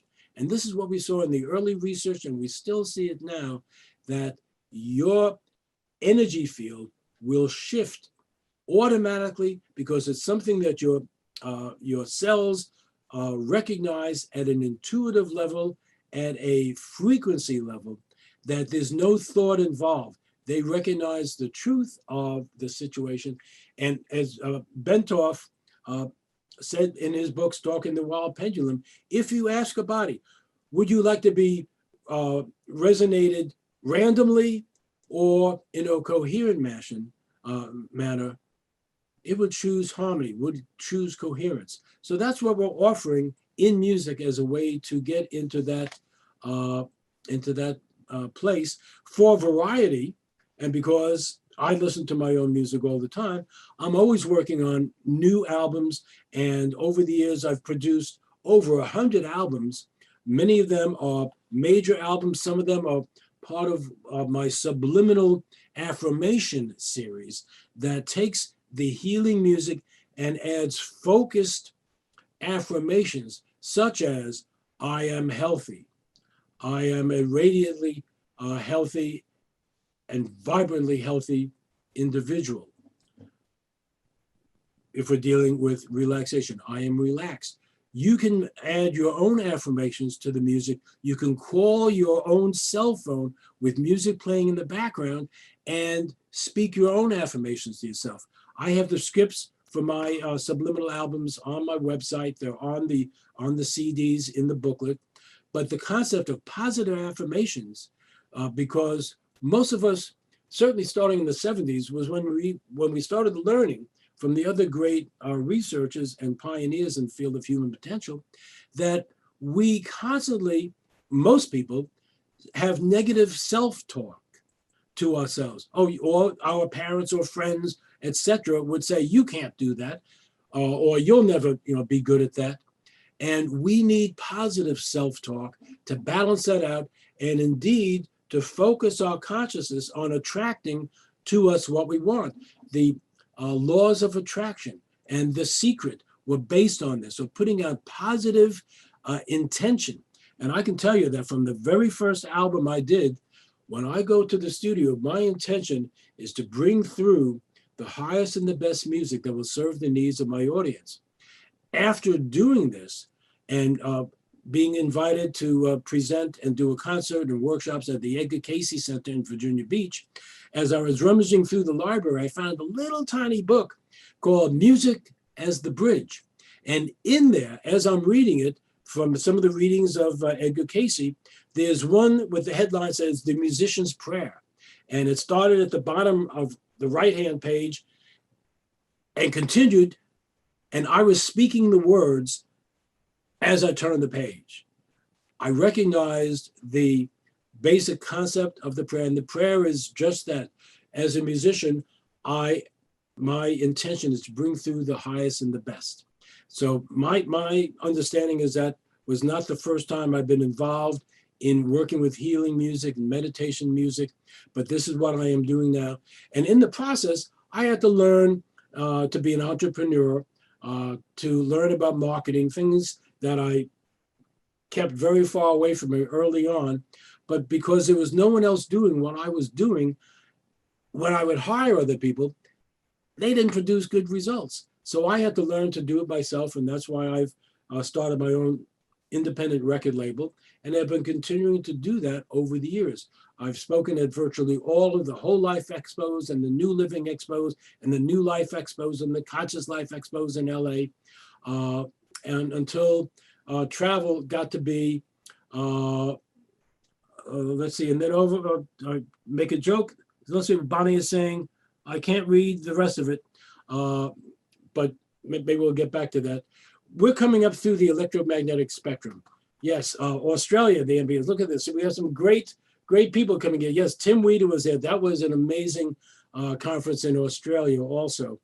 But it's been such an honor and privilege to be in these major consciousness events like what Neil has put together with the portal to Ascension right now, to get a chance to share this information and to be someone who will serve to awaken the possibility for you as you are listening to this to take back into your own life, to take a moment, and when you listen to music, even if it's only 1 minute of listening to good meditation music that gets you into state, because it can happen so quickly, is worth 20 minutes of listening to whatever you like to listen to for entertainment. Entertainment is not the same as brainwave entrainment in terms of getting you to the brainwaves of transcendence. And that's why you need to take responsibility for your own response ability, your ability to respond in a coherent fashion and tune your human instrument to a higher order of frequency and balance. So let's see, yes, this might be time to come back and bring in another question or a meditation. And if people do have questions, by the way, you can email me at info@innerpeacemusic.com, or go to my website, and there are ways to contact me, or through Twitter. I don't do a lot on Facebook, but I look forward to any feedback or questions that people have that I can get back to you through email. Is probably the easiest way for me as we continue through this program and go on with the rest of our lives. Thank you, Steve. And I know a lot of people would like to hear your music. Is there a place that they can go, maybe some samples or something like that? I know YouTube, it does, I mean, this, the way we're doing it with Zoom doesn't really come across so well. That's right. Now, Neil has told me, because I sent him several of these albums I featured, Deep Alpha, Chakra Suite, Deep Theta, and the Sound Healing 432 anthology. He will be posting samples on this website, is my understanding. You can also hear samples at Spotify or Pandora, on my website, Amazon, Apple Music. In the field that I'm in, I don't even have a choice. Those services take an album and put it on there, even if they're not selling it. But because I've been around for 45 years, most of my music is available both through streaming and through samples. Amazon is one of the easiest places, but wherever you get it, you will be able to tune in. And within those samples, one of the things that I love about even the samples is that you can feel the effect right away. Thank and you. my YouTube channel is Stephen Halpern Music, and you can tune into a lot of the music there as well. Oh, perfect. And we have one question we'll want to ask, and then we'll have to leave it for the next person. Can you comment on hemisync music versus relaxation music? Say that again. Well, there's a hemisync music that they do at the Monroe Institute and other places versus relaxation music. Can you comment on the difference or how you feel about that? Sure. And I visited with Bob Monroe in 1985 at his laboratories when I was in the area. And they don't do music, they do frequencies. And I license some of my music to them. And the Monroe Institute has done pioneering research in altering consciousness with specific frequencies of brainwave entrainment. So they have that technology. They license other music, and unless it's changed the last time and over the years, they don't do the music. So what I have done is I do music and I add my own brainwave entrainment. One of the albums that we did together was something about Ultimate Seashore, or It's for Sleep, and I'm forgetting the name right now, but they took my Ocean Suite, added their frequencies, and with my album, it was very relaxing with the beautiful ocean and piano. The first time I listened to their version with their frequencies on it, I was asleep by the end of the first song. So they are a wonderful source of research, but many different musicians they work with. I can't speak about most of the others. Great. All right. Well, let's Neil, come together for a meditation. Yeah, Neil and Alan have asked us to make this transition from your talking to really just closing it. And of course, we've worked with great music with you. This Keys of Enoch has the sacred names, sacred codes, which really has some higher vibrations as well. And so as we visualize the mountain peaks of the world behind you, as we see also the stars, the brilliant stars of the Pleiades, also behind our heads, as we bring the inner and the outer together, the hemisphere that is the male and the hemisphere that is the female in the marriage of the spectrum of new music. We intone the sacred vibration from this ancient Sanskrit, Om Shanti Shanti Shanti Om, 3 Shantis for the eye of the heart, the eye of the mind, the eye of the spirit, converging as a triple power. As we send this triad of energy around Mother Earth, we send it in the form of a dove, bringing peace and salutation. Behold now, as I intone 7 times for the opening of the 7 chakras, the sacred words. Om Shanti Shanti Shanti Om. Om Shanti Shanti Shanti Om. Om Shanti Shanti Shanti Om. Om Shanti Shanti Shanti Om. Om Shanti Shanti Shanti Om. Om Shanti Shanti Shanti Om. May the indwelling spirit, may the music of peace and indwelling love, be broadcast throughout the world. And let us all affirm a better world, a healthy world, a world of peace, a world of gladness, and a world of higher connection to our light energy bodies. As it is written in the keys of Enoch, may specter, spectra, and spectrum, the three voices of the Most High, of divine, bring forth the peace that is missing in the hearts of humankind, that we as wayshowers of a new age of ascension may be each a vessel, each a trumpet, each a musical instrument for the inner harmony and peace, linking the family of man with the family of the heavens. And let us realize the importance of music, especially the relaxation, vibration music of Stephen Halpern. And let us use that every morning or every night, and even during the day, to allow us to be in peace and not in fear as changes take place on planet Earth. And may the sacred codes of Yod He Vod He and all of the sacred names of the divine dwell within us, we who are tabernacles of the divine spirit, that peace may prevail on earth and in the heavens.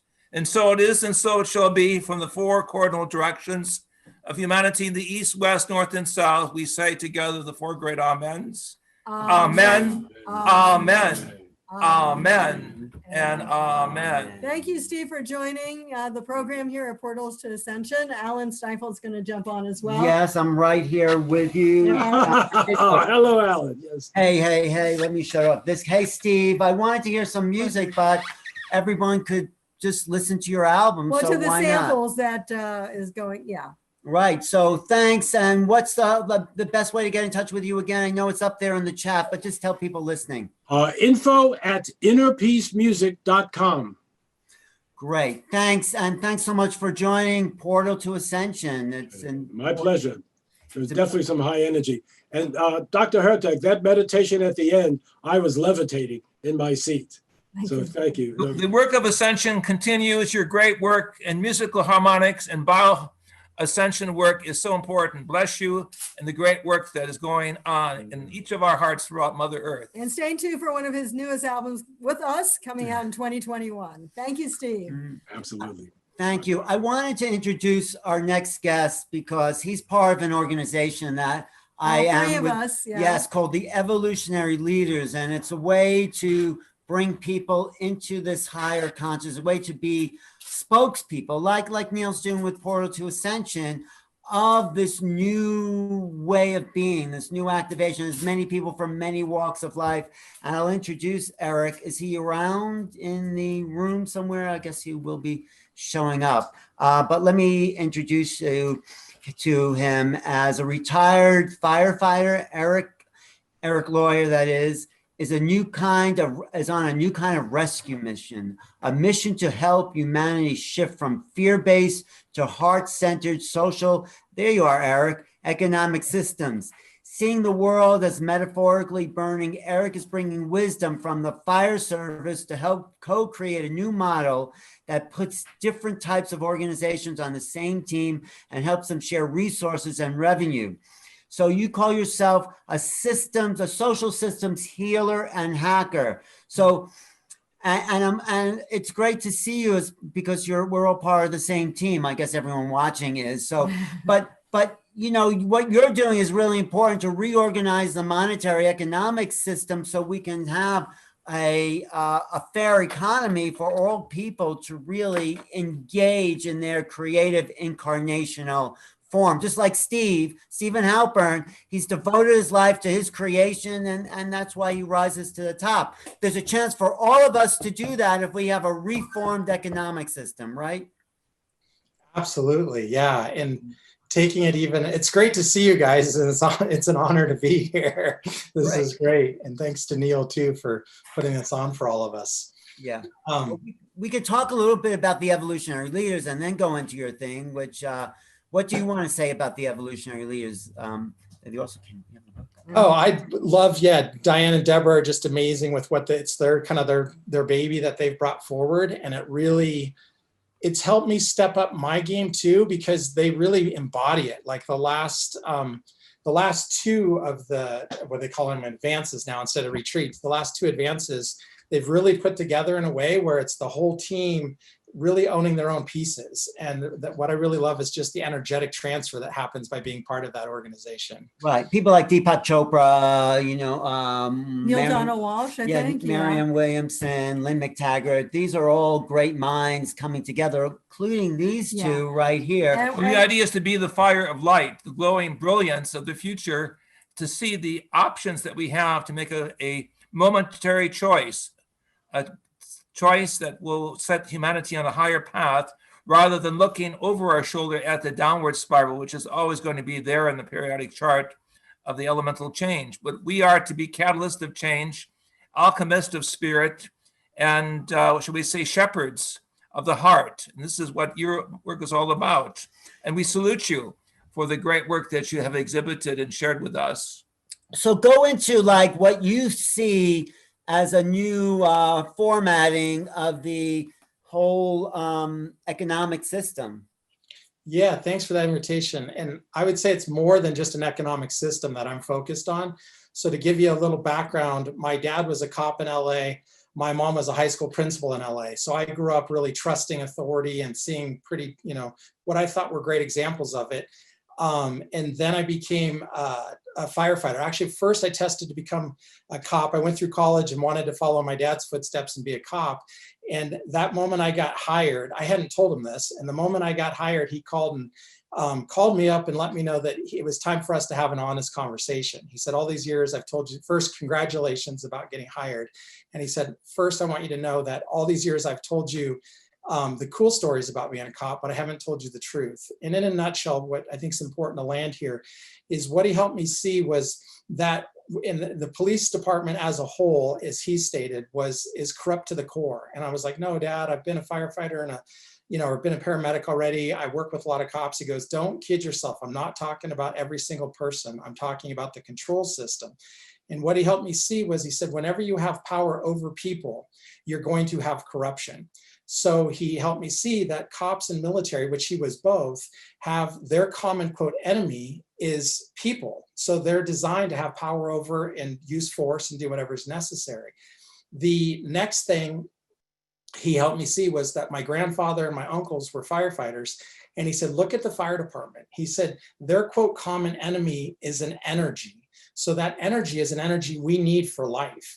And he said, they're not there to destroy it. They're there to put it out, basically, when it gets out of balance. And he said, as a police officer, I don't trust your mother, I don't trust anyone, because my life, I survive by not trusting one, because someone at any moment could, basically take me out. He said, firefighters, they live by trusting each other and their brothers. And so he said, it's a totally different come from. And when you're in that position, you learn to work as a team. And that kind of guided me at a very early age. I literally quit the police department that next day, and I joined the fire department. And that was what I came into. And where I'm at now, just that we could go into, I'll just give you a little bit of the nutshell, was the system. And so actually, I'm going to pause there, just see if there's any questions or any comments on that. You're muted. Now, why don't you just go a little bit more into the whole plan you have, and then I think there'll be some questions. Okay. But there's something called fair economy. Somebody comment NESARA.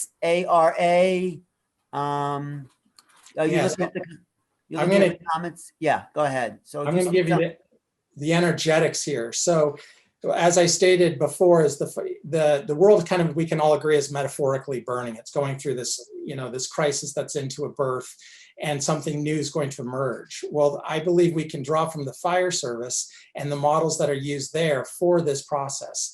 And an example of this is what in Sacramento, I worked for Sacramento Fire first, and then I worked for Seattle Fire Department for my last 16 years and spent 25 years total.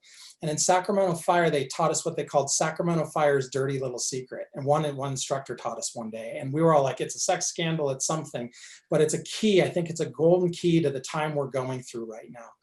And what that was it was the Great Fire of Sacramento. To this day, the general public has been told that great fire happened because they weren't able to get enough fire trucks there in time. They were all volunteers. They didn't have the money they needed to be able to be an effective fire department. And it was late at night, blah, blah, blah. A lot of reasons that were told back when that happened. And in that fire, half the city burned down, 120 plus people died. It was a major disaster. But if the truth of that is, it was the model they were in. And so what that model was those back then, it was 1852. And at that time, those fire companies, so imagine 8 firehouses in old Sacramento at that time, they were responsible, like our nonprofits and our for-profits today. They were responsible for their own funding, their own resources, their own recruiting, their own training, their own everything. And because they didn't have enough money to pay their volunteers, those people, those men had to work other jobs. So their full-time jobs were somewhere else. And they only would come when the bell went off, they'd have to leave their job and make it back to the station. So what happened was the insurance companies realized this model wasn't working. And they stepped in and they said, okay, this isn't working the way we're doing it, but we have an idea. And their idea was, we're going to offer rewards. And so it was called the reward system. And that reward was not for being first to the fire. What that reward was for, they said, we don't have enough money to pay all of you, but we can pay the one who's first water on the fire. So what that did was that incentivized people to train more, to respond quicker, to practice or to recruit better, all those things, so that they could get the money, just like today's nonprofits with a grant system, just like today's companies with RFPs. It's whoever's showing up, whoever has the first water is who usually gets more funding. And so that was a model. What it did do was it incentivized training and all that. So it had some positive sides to it, but it had one really dark side, kind of like I believe our system does today. And what that was what caused the Great Fire to burn down the city. So on the Great Fire was November 2nd, 1852. And what happened that day was, when that fire happened, it happened at night. So everyone was at home. They were able to respond quicker. So the truth was they did get there in time. But the truth was also that 3 companies arrived almost simultaneously. So when they showed up, they saw the fire. They also knew the reward. They saw the fire mark, and they realized this is a highly insured building and this is going to be a big reward. So instead of even doing their own thing and trying to beat each other and just be faster, they literally turned on each other and they fist fought and they cut each other's hose lines. So they took each other completely out of the fight. And that's what I believe we're doing today. And with what, the nonprofit and the for-profit work that's happening unconsciously. So what came of that was the city realized that if we tell the public what happened, they're going to kill these firefighters because so many people died. So they chose not to say it. But a team emerged, a small team. And what that team did was they evaluated the problem and they looked at the symptoms of it, and they looked at what they saw as the root cause. And what they identified was these firefighters actually were of service. They wanted to help, but they were in a system that caused them to do this competitive behavior that was really negative. So they came up with a new model. And it's what we know today as the modern fire department, where it was, they basically centralized resources, training center, they centralized, purchasing orders, that type of stuff. And now they built a training center so that these guys could start training each other, their tricks of the trade. And the other big piece they did was they came up with, what's the minimum salary you need to be able to do this? And what they did then at this point was they came up with a hard number. Like, in order to operate a professional fire department, we're going to need this much money. Then they basically came up with a plan. It took many years. And then they created a municipal bond. And with that bond, they were able to raise enough money for this fire department to be operational for the first 3 years without any outside revenue or resources. So they could figure out how to get their stuff together. And what the last I'm going to finish with this here is what the chief, that was years later after this transition, he really kind of handed the golden nuggets to this whole thing. And he wrote a letter to the fire department. And part of it was to help relieve the guilt that so many were feeling, because it was never really talked about. And what he said in this letter they gave us in the academy was, he said, there have been instances in the past of this department that would make grown men blush. And he said, so he's talking about that secret and some other ones too, of how that model really basically backfired on them. And he said, but I want you to remember something, that we were not corrupt. We were not incompetent. We were here to serve. And if anything, we had too much of a misguided loyalty, which what he meant by that was our loyalty was to our individual companies and not the greater mission that's here for that we're all here to do. And by that, he said, you could have never, today looking back, you could never imagine the efficiencies and effectiveness that the modern fire department has where we were just a few short years ago. So I believe we're on this edge of landing some new models that put us on the same team so that we can actually put our focus on where it's needed, which I call the seat of the fire, not just me, the fire service. And I believe that's the consciousness, and a lot of things that need a lot more support. That's where we're at. So it's making the shift from a fear-based contraction system to a love. We're all on the same team with the same focus.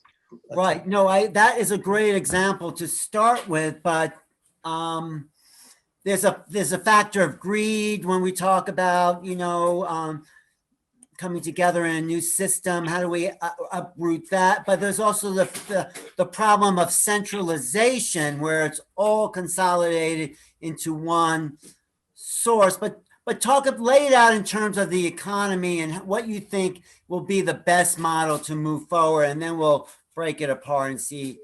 Thanks for teeing these up. Yeah, to speak to your first one, if you look at any military, police, or fire especially, because I believe it has a lot more codes for us. One of the things we have to do as professional firefighters is go through a 3 to 4 month academy. And one of the reasons we're doing that is to de-pattern. The acronym I use now that I saw as what was happening is SACRED. And SA is shadow awareness. So we have to become aware of the shadow and our own shadow inside us that's preventing us from collaborating at a much deeper level. And then CR is conscious repatterning, which is, to me, is new habits. We have to land habits that are team habits and not individual habits. And when we do those two things, now we can have enlightened disruption, which means totally changing the system. So that academy, we go through, much of that academy is to de-pattern us from the competitive model that we have and the way we were raised and everything else. And then we're given habits that are very deliberate so that when we go to work together, it's habit. And the fire service learned that a long time ago. If we have to think about it, we're dead. So it has to be habit. So part of the work I'm doing now is landing a model, which we now call, instead of the guild, which was on there, but I'm calling it One Core, which is like the Peace Corps, so that we could go through 3 to 4 months of training to de-pattern, repattern. And now that's the initiation. And then when you speak of the sharing and centralizing resources, I'm not talking about that as centralizing globally or anything else. So the fire department has a model where it's all locally based. So our fire departments are all local, and we have a system that's called the incident command system that allows us to interoperate. We're adapting that. We're calling it the unified coordination system. So we're taking elements of that, but now we can come together as locals. So what this does is it helps the shadow, us be in right relationship with the shadow, because I'm sure you're well aware of this too, that the larger an organization or the more centralized, the larger the shadow. Every organization has one. So if we can start developing where we have distributed organizations that have the same operating system, now we can only come together in our power when it's something we're all aligned with. So no one organization becomes this dominant force that can crush the others. And I think the firefighters is a great example. That and football players, if I can say, are the two that really, they need to work together. And so if they can be the model for the rest of the world and for all the other organizational situations, I think it's a great model. Because anyway, at this point though, I think people are really altruistic. They really do want to do good things, but it sounds like we've been patterned or controlled or monitored to be really more at odds with each other. What's your main thing to say about shifting that reality? How do we get into that teamwork? How do we get into that unity? To me, it's a consciousness shift, because if I'm blaming someone else, so if I'm in the red and blue and saying Trump this or Biden this or any of that, I'm blaming and I'm giving my power away to someone else. So first step for us to be aware of that. If I'm blaming, like, to me, this is a systems problem. It's not a people problem. So many people want to say it's evil and they're dumb, they're this, they don't understand. This is the system is making this behavior come to the top. So if we can own that this is a systems problem, now we can be on the same team, red or blue, whatever it is, going, our system is broken. I can only help change the system if I take total responsibility for it and not blame anyone else. Now we have a chance to be on the same team. And if I hold that energy and I don't blame you, when you show up, you start seeing that too, or the other, we start doing that together, and together we start seeing the problem. It's like at a fire, we literally don't go, we'll have brief discussions on tactics as we're responding or seeing, but we're not in full debate going, oh, engine 2 sucks, da, da, da, da, da, da, you know, that whole thing. It's like, there's a fire here that we need to deal with. And we call it, when the bunking gear, what we used to call in our crew is when the bunking gear appears, which means our protective gear, everything else disappears. Meaning when we have a mission larger than us, let all that bullshit go. We've got shit to do. So sorry for my. No, it's great. So how do we apply it to economics, even food supply chains, even inner city problems? I mean, it's a huge system that we have to change. It's a huge system. And for me, I think it's a hybrid model is what we're modeling. So when I worked as a firefighter, I had my base needs met as a salary, retirement, and all that. I also had 20 plus days a month off because we worked 24-hour shifts. So I went into real estate. I was able to work 2 different careers and blend those. So what I'm seeing as a model, like what we're calling One Core, is if you're willing to serve your local community, help produce the food, help, if your gift is in social, healing or whatever it is, bring that, whatever you want to bring.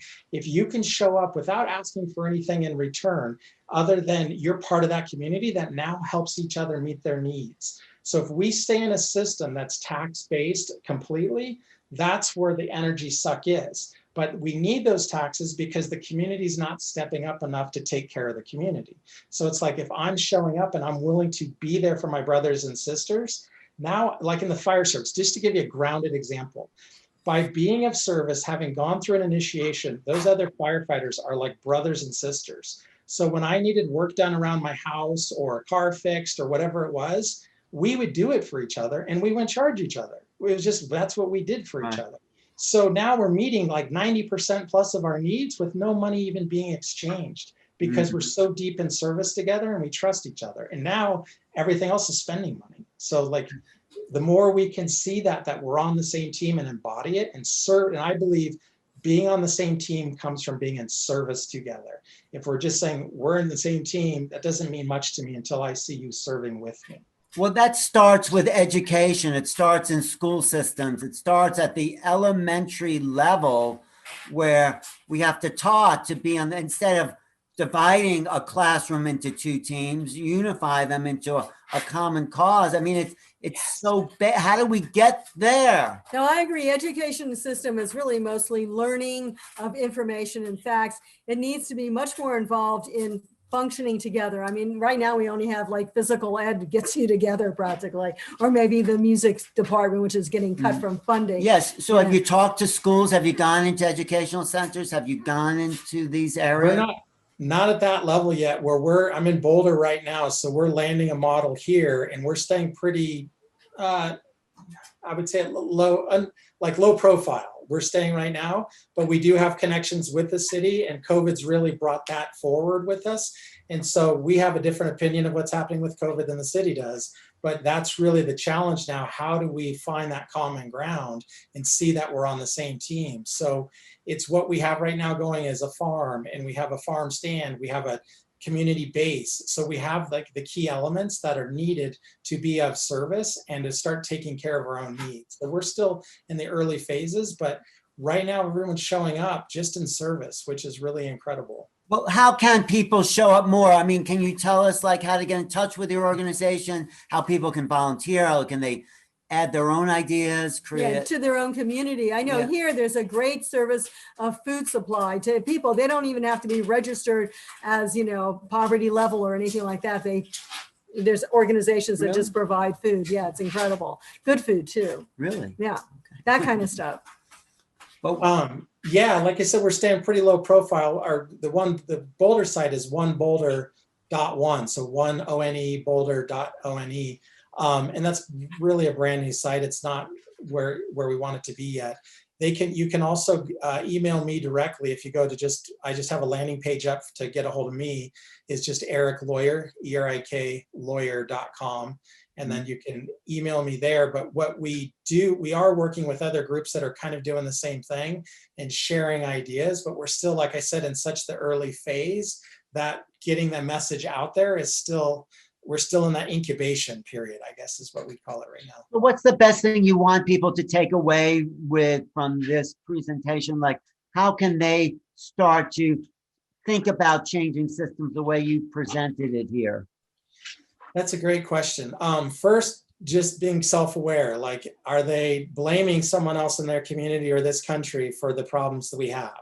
If that's the first place to start, and start doing that inner work that's needed to see that I'm the only one, you're the only one that can change this. Second is securing basic needs. So, my background also, which we didn't talk about, was I was the founder of Firefighters for 9/11 Truth. So I went deep into the control systems and I developed some deep relationships there. One of the key ways to control a population is to control their food supply, their health supply, and their education. So if the more we can start regaining our own food sovereignty, one of the things we're promoting to our group, and we're supporting each other, is growing our distributed gardens. So we don't want just central, we have a farm that we share, but also growing at your own house.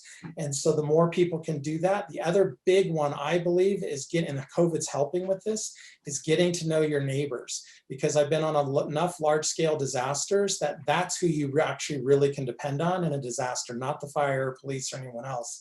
And so building those it's about consciousness, relationships, and getting your basic needs secured at a local level. Those are the things we need to focus on first. Great. No, this is all really great information. So your next step, but also before we get to, as we wrap up here, what's your vision of a world that functions on this level? How does it look, the big picture of this?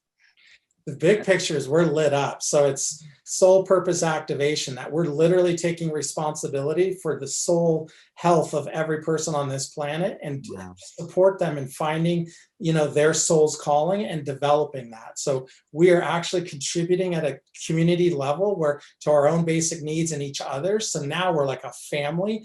I've been in the fire service, and that feeling, there's nothing like it. When I retired, I felt like I'd been ripped out of the matrix in a way, like, oh, I'm on my own. So I see a world where we're so on the same team. And when we come into, like right now, people go to parties, they do whatever, and it's meaningless to me because it's just a party for party's sake.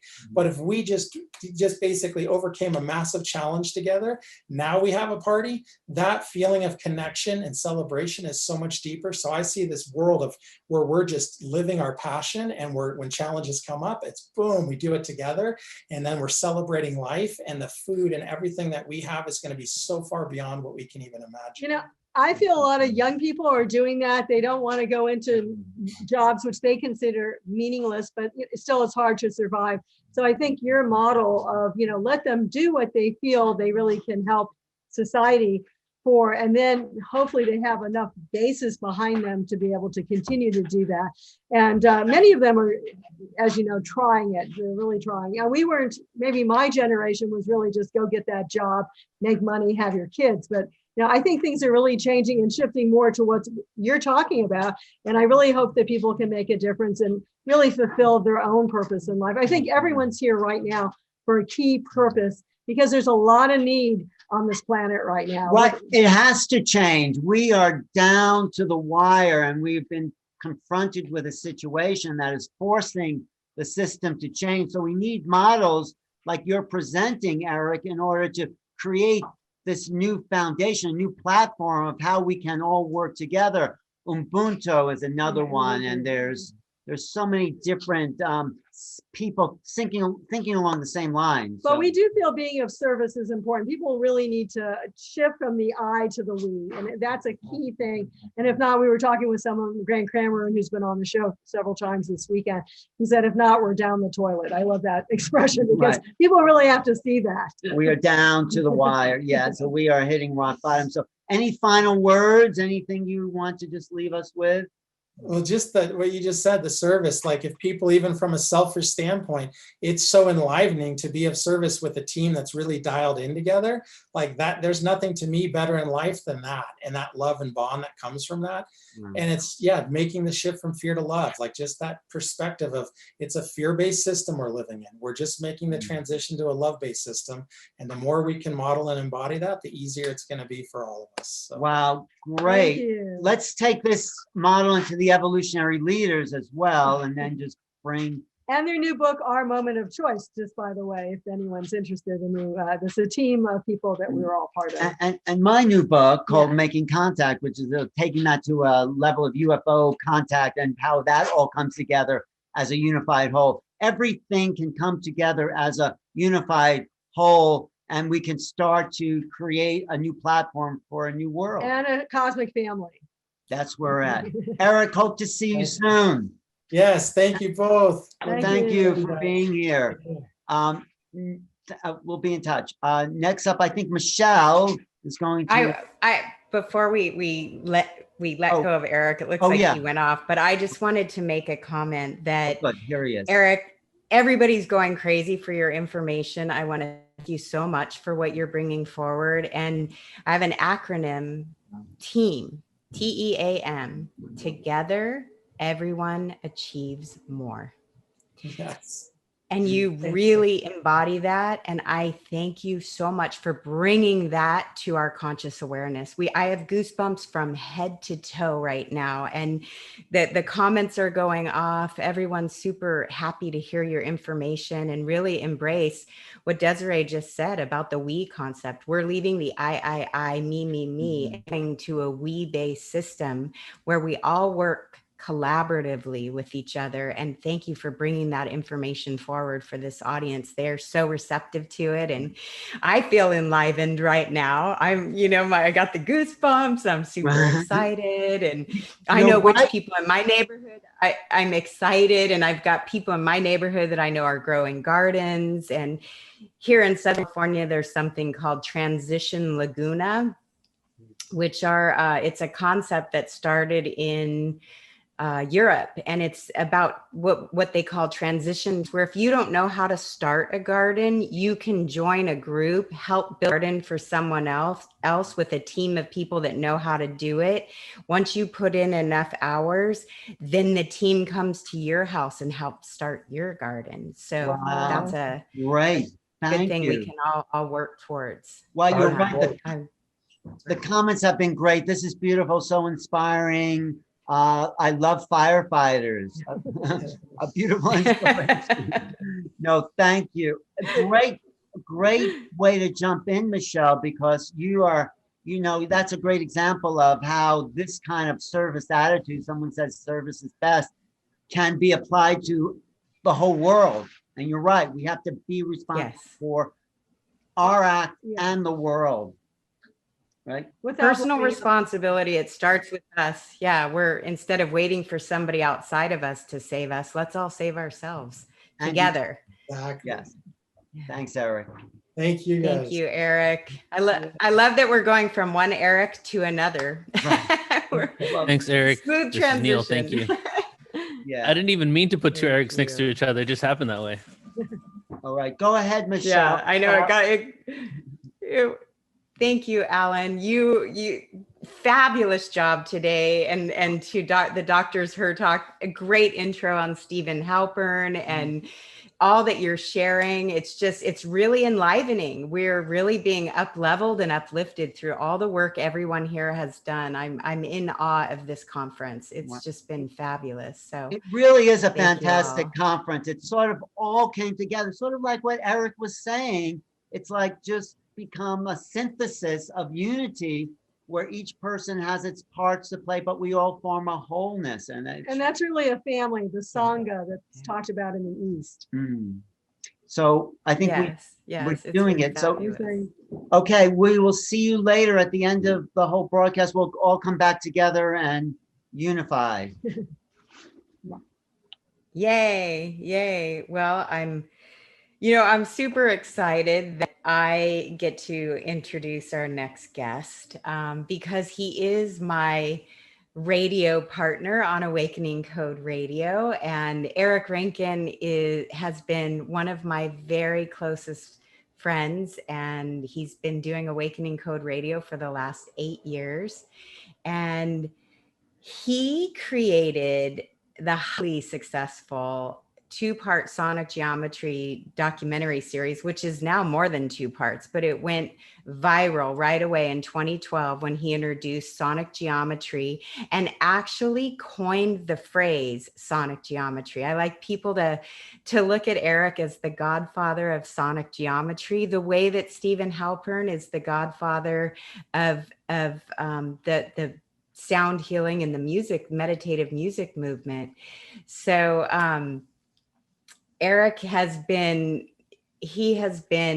such a humble, beautiful soul in coming on this journey. You know, when I first met him in 2009, he thought we were all a bunch of crackpots when we were talking about orbs and UFOs and aliens and star family. And he, you know, used to call me the leader of the whack pack back then. And he has had such a shift because all this information is coming forward, and he's gotten direct contact by hearing a voice in his head that gave him the information and really the keys and the codes to what sonic geometry is. And I'd like Eric to go. Hi there, buddy. I'm here by the skin of my teeth. I was getting a little nervous, texting on the side going, uh-oh, he's not in the room yet, you know. But you're here. You made it on. I see a lot of your geometric. I do. I'll take you on a little tour a little bit later. Yeah. Yeah. Well, where do you want to start? Do you want to start with the voice in your head when you know you were just coming online and yeah. Start where you hear voices in your head. Sure. I mean, I guess so, because I think you and I have talked enough that. And I have gotten the messages, now I would call them downloads or visitations or whatever they are, that what we want to call extraterrestrials or angels or spirit beings or maybe just a muse that you hear in your head could all be the same thing. And I don't want to delineate from what we understand about what we would call angels or ETs or multidimensional beings. I think they could all very well be the same thing. The first time I ever heard from a voice like that, it was actually probably my longest conversation, but this is going back 25 years or so or longer. And I had a real debilitating neck injury that I wasn't getting over, and a female voice came into my presence. I mean, I didn't see anyone, but I certainly heard a voice. And in a fashion, she told me she was going to help me out. And she did. I woke up the following morning after a really debilitating spinal injury for 6 months where I could barely walk and hardly move. And I had zero pain, full movement, and I've had that since. So that was my introduction. And then regarding what this information is about, that was 8 years ago, August of 2012.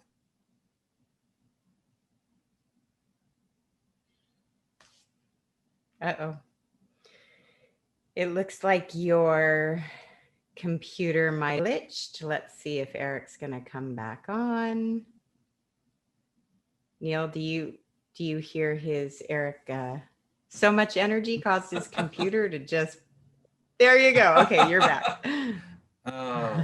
It says my connection is a tad unstable, but I'm on my 5G, so I don't know what else to do about that. Let's just keep going. And one of the things we've noticed a lot of times, Eric, during people's presentations through this whole summit, whenever we've had a little bit of glitching going on in the back rooms, for you, our viewers, if you've noticed that during these 5 days, in the back rooms with all the hosts, we have focused our energy on calling in the benevolent beings that are surrounding this whole conference and asking them to clear the way so that we can have smooth communications and get these presentations and this information out. So Eric, you want to see if you can, are you still hung there? Because I definitely don't do as good of a job explaining sonic geometry as Eric does.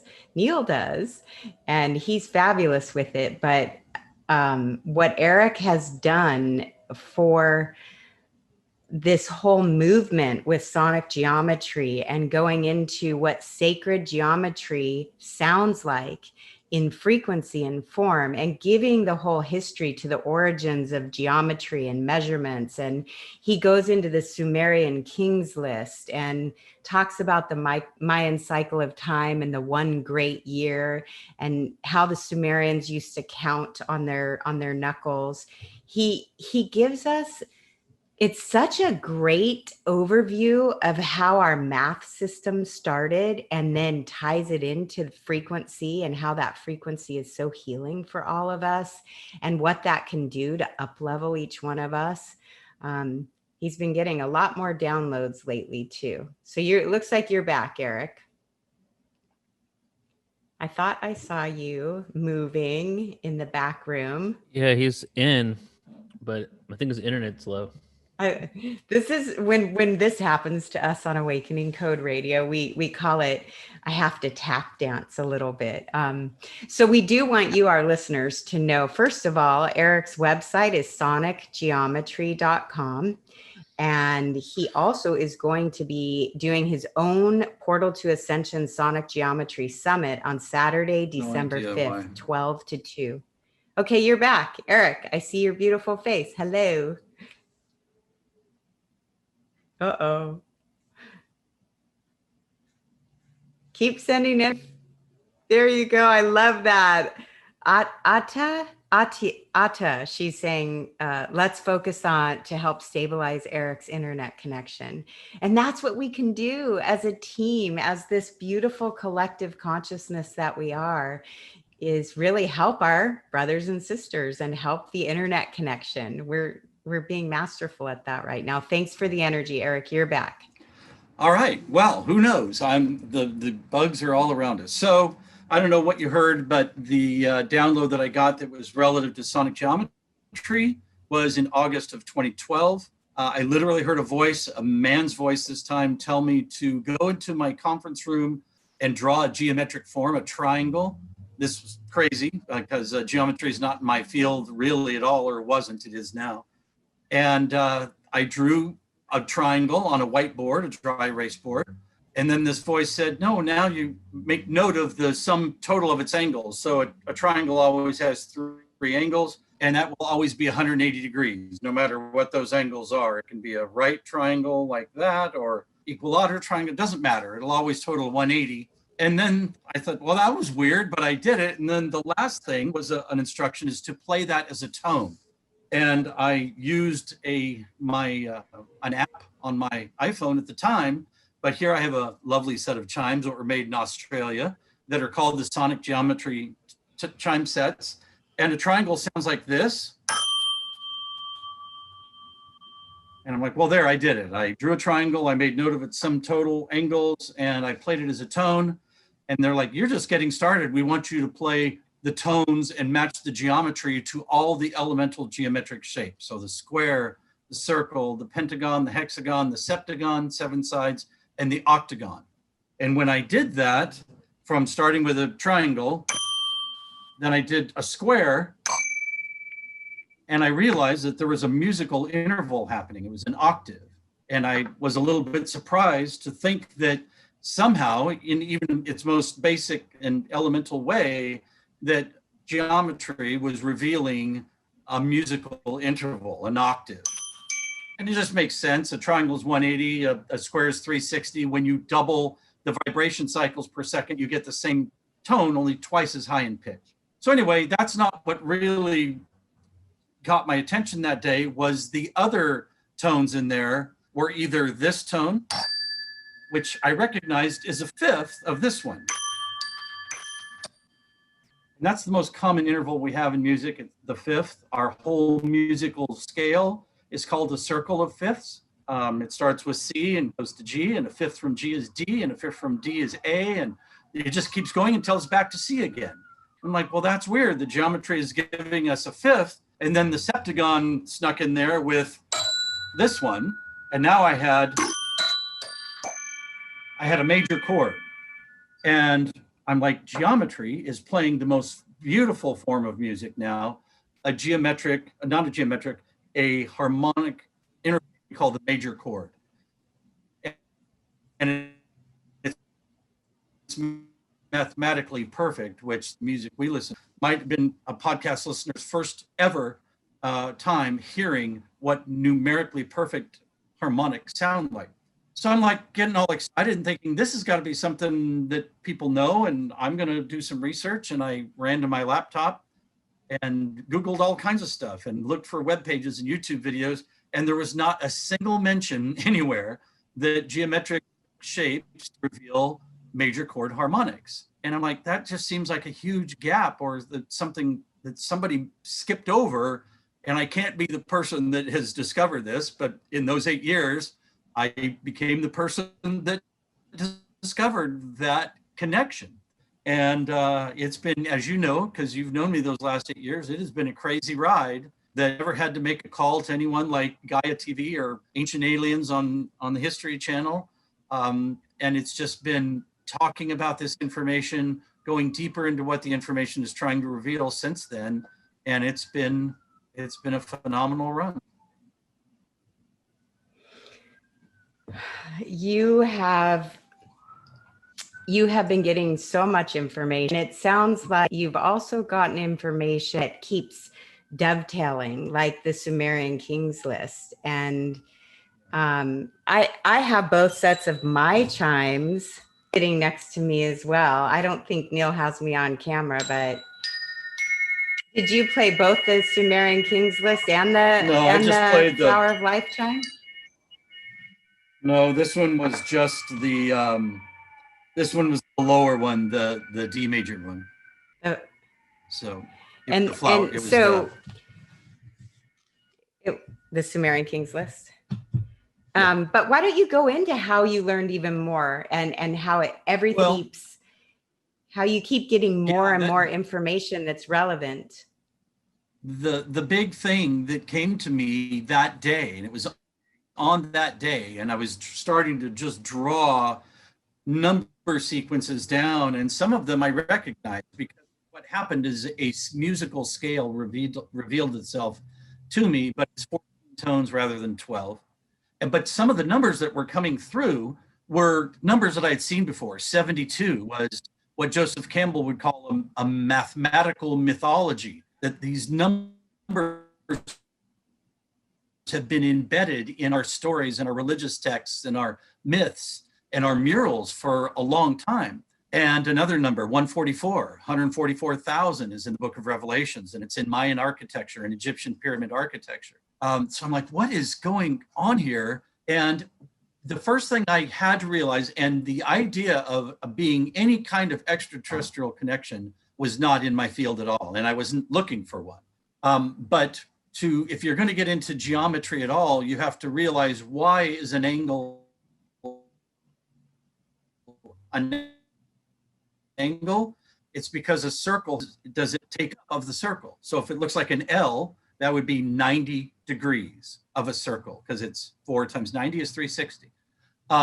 So I'm like, well, who decided a circle should be 360 degrees? As you know, I teach a lot of lectures out at the Integratron and Contact in the Desert, and talk to a lot of engineers and mathematicians who are very well aware of the circle having 360 degrees, but to date, not one has known why. And that was the rabbit hole I launched down that day. Why does a circle have 360 degrees? And you have to go all the way back to Sumeria, 6,000 years ago, where we got this, you mentioned it, 1260 counting system.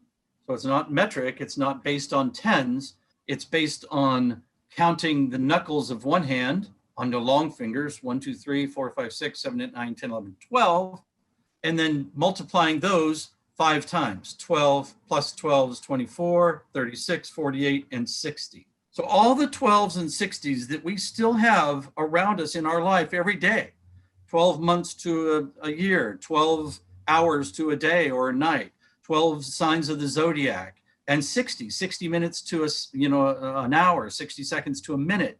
60 is all over our reality today. It's like, well, how did this come into being? And the Sumerians, who wrote the world's first written language, as well as coming up with this math system, and we can read it, that they said sky visitors gave us this information. They taught us how to make these inventions, wheeled and vehicles, and the plow and the world's first pyramid and this writing system. So it's pretty amazing that we, humanity, all over the world in its most official way, are using these Sumerian measurements to arrive at the way we measure the planet, the way we measure time, distance. So we're falling into a bed of evidence, and embedded in that field of evidence are these mysterious numbers, 432 and 216 and 108. And all of a sudden you realize you're not just talking about musical intervals, you're talking about a matrix of information that is both geometry and frequency and energy and physics. And it's like the mystery is this information has been following humanity for 6,000 years, but it's also revealing that someone in some capacity is sharing this information with us. That's the thing that's almost easy to skip over.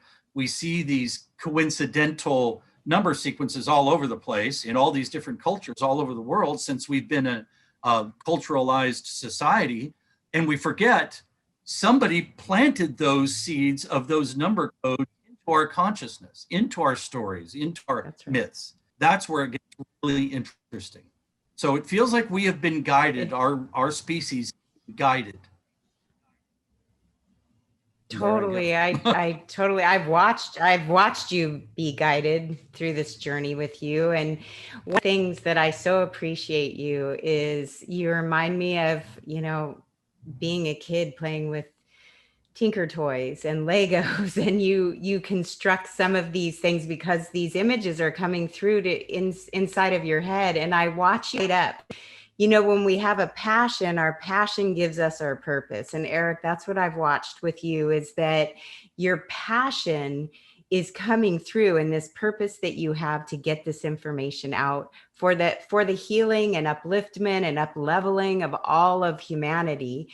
I know you talk a lot about the Tryon Ray and Buckminster Fuller and the Spherical 12, and you have right behind you some of your cleaner creations. Let's see if I can move around a little bit and talk about some of these you actually shapes. have better reception now.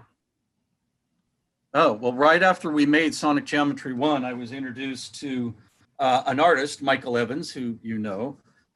And this is, as far as most geometers would be concerned, mathematicians or theorists, people working with math, this is the holy grail of the universe. It's a tetrahedron, and it doesn't get any smaller than this. If you're a geometric solid, a platonic solid, like a containment field, this is as small as it gets. So many people will tell you this is somehow related to how the universe is constructed. But there are people like Alan Watts or Buckminster Fuller or Pythagoras that thought that spin and torque and curve were really important. Well, this doesn't satisfy any of those things. So Michael Evans has been kind of sharing this shape. And this is a geometric solid as well. It has points. A geometric solid has to have points. It has to have edges, hard edges, and it has to have surfaces, planes. Well, this has all of those things, but it only has 2 points, and it only has 3 sides instead of 4, and 3 edges instead of 4. So all of a sudden, we're looking at something completely different that might be the core of the universe. And look at how organic it looks. It looks like a seed pod or a leaf or our eyeball shape, or, you might even say the yoniverse. It's the intersection of circles or spheres. So yes, these are models behind me where these are built on the same geometry, and you start seeing the flower of life actually in multiple dimensions. So it's no longer just, it's no longer a 2D model we're talking about. It's actually a 4D model. It's 4 planes, and each plane has volume. So really now we are talking about what the universe might actually, the energetic signature of it look like if it is geometric, and most physicists now agree that it is. So it's fascinating. It's like the flower of life. It is fascinating. Just like these number codes, the flower of life is like a template or a primer. directing humanity's attention. And it's not just a 2D on a piece of paper construct, it's inviting us to think in multiple dimensions. I love how you explain it and you give us the visual that goes along with it. Somebody in the chat room is saying enterprise. I love it. You know, they saw your model of Star the Trek enterprise. Geekiness there, yeah. Yeah. And Adam Apollo brought Gene Roddenberry into his talk, and on the Ascension, on whatever panel he was on the other day, he talked a lot about Gene Roddenberry as well. And yes, and the prime directive, here we are. And it does feel like life is imitating art, or art is imitating life right now. And I like what you do when you talk about the mother matrix and you talk about the feminine principles that are coming into your work. You're seeing more and more about the differences between the hard lines and the curved lines. Do you want to talk a little bit about that? Well, yeah, the more we're learning about the energetic nature of the universe, the first thing you want to think of when you think of energy is waveform. I mean, right away, we're not talking about straight lines and hard anything. You're talking about fluctuations and waveforms, whether it's light or sound or any of them, all is based on wave. And wave eventually finds its way into spin because there's pulls, whether it's push or pull energy, what we might call electromagnetism or gravity, but it's causing spin. So spin becomes really, really important. And again, the tetrahedron doesn't just automatically make you think of spin, but all of these models do. As soon as you look at them, or even just the Tryon ray itself, you go, oh, I see at least an element of spin. I see this curved line. What if I imagined it going further out or further in? That's this geometric model goes infinitely outward and infinitely inward. And Nassim Haramein talks a lot about this model, the overlapping of spheres, to where what you build is a model called the vector equilibrium, but you build it out of curved shapes as opposed to straight lines. I love that explanation. I've been watching the chat a little bit, and Professor J. Paul says, what is his website? This is fundamental, which we put in the chat room that Eric's website is sonicgeometry.com. And it's you go into such high level of detail on your sonic geometry videos. And the reason why I felt so drawn to it, you kind of used me as your, what would you call me? The person you ran it by when the information first came out. And I said it was because I'm a simpleton. So for all of you who are not professor level, you know, and sometimes some of this information goes right over my head. It's not in my wheelhouse to understand things from a physics point of view or some of the mathematical points of view. But watching sonic geometry with the visuals that you and Alana Luna put together with your explanation, it brings it to my level of thinking, but it also brings it to the physics. I know that many professors and physics, who Manas Kafatos, what is he? He's a world-renowned physicist. And have started contacting you about this information. Yeah, and Manas has been in my apartment. You know, you were there, I think, the day that he was here and picked up some of these models. I took the picture of you. Yeah, how did you come up with these models? Because they really model the quantum universe in a beautiful way.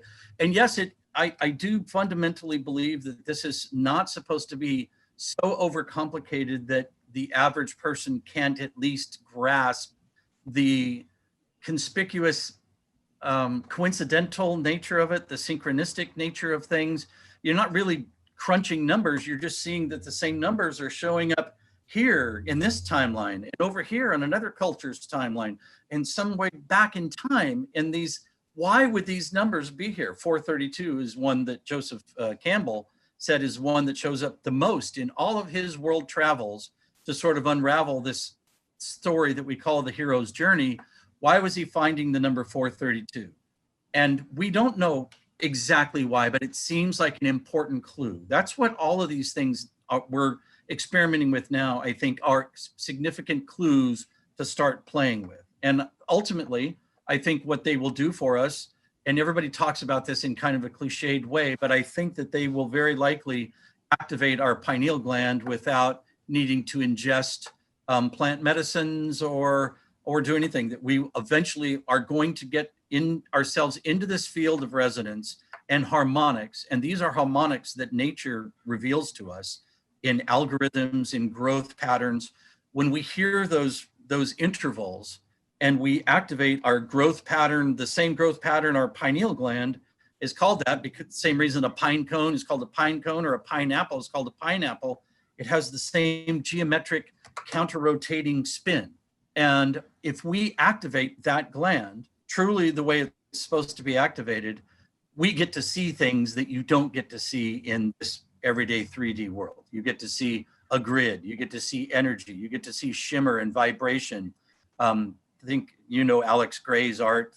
If listener, you don't know, he's an artist that paints more or less what people describe, or I'm sure he himself sees when he's either on a plant medicine journey or meditating or whatnot.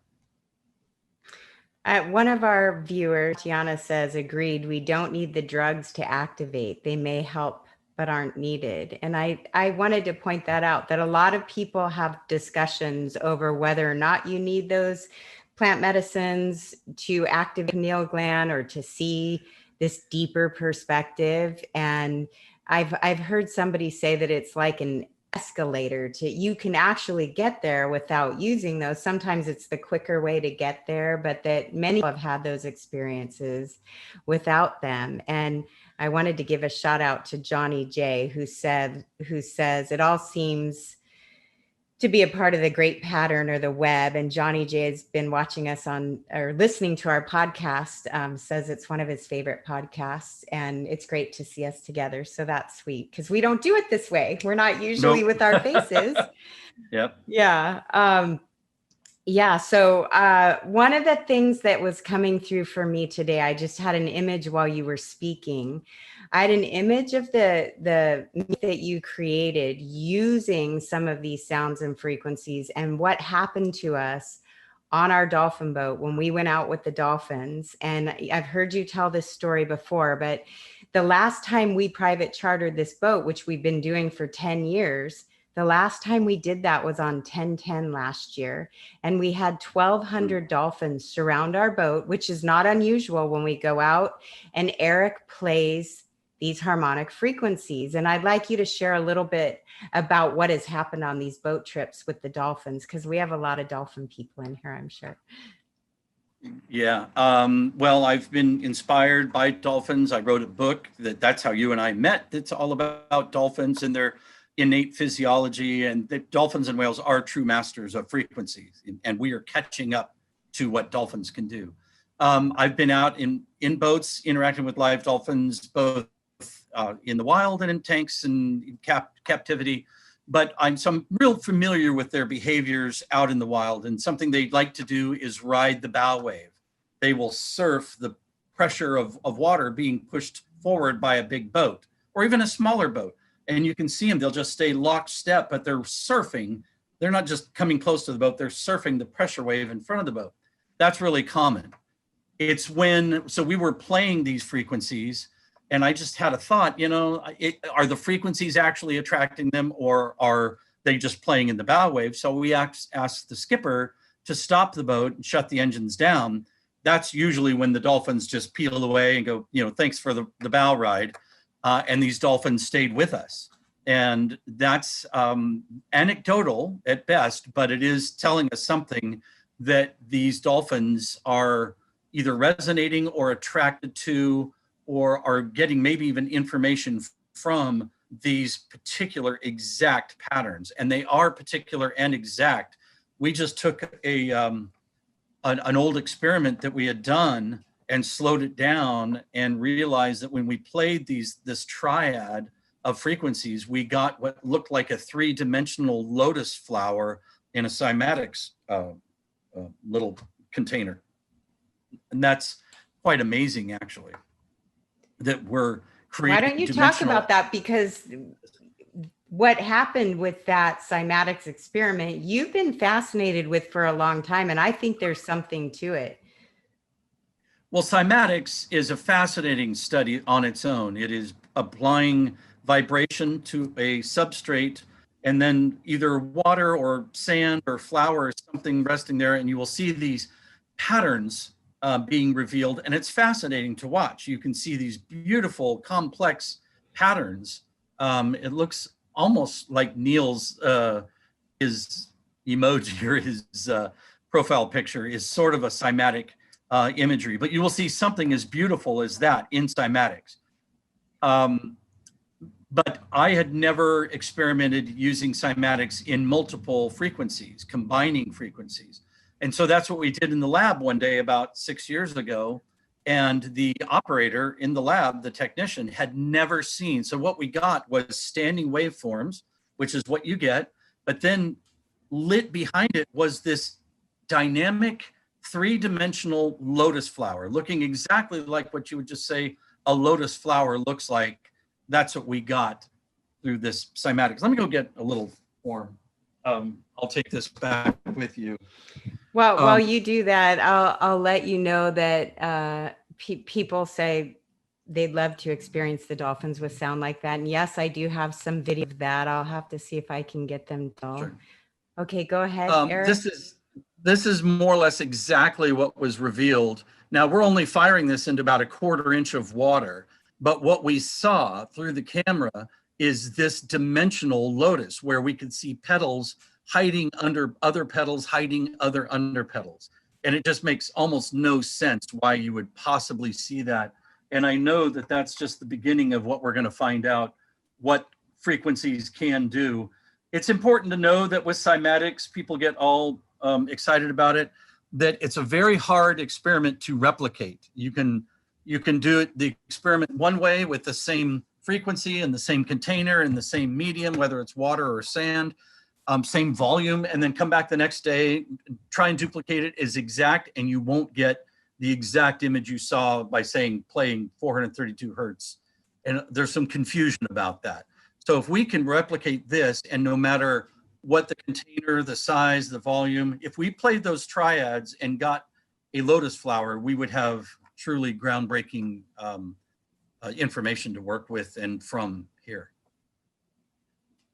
It is so fascinating. I see Trisha McCannon. She said, that's wonderful, Eric. She's joining in the live chat. And Bethany's writing may lead to understanding language, like understanding language in Arrival. That's one of Eric's favorite movies, as a matter of fact. Here's a download that I have not even told you, Michelle, because it was so recent. Oh my gosh.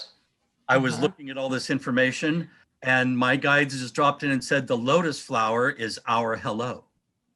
So see that if we can create that out of frequency, and we see this lotus flower, which has been a symbol of awakening or consciousness, and all of a sudden we're able to unlock the keys that create that dimensional lotus in the ethers. The guides dropped in and said, that's hello from us, the lotus, and that's why it's a symbol all over the world.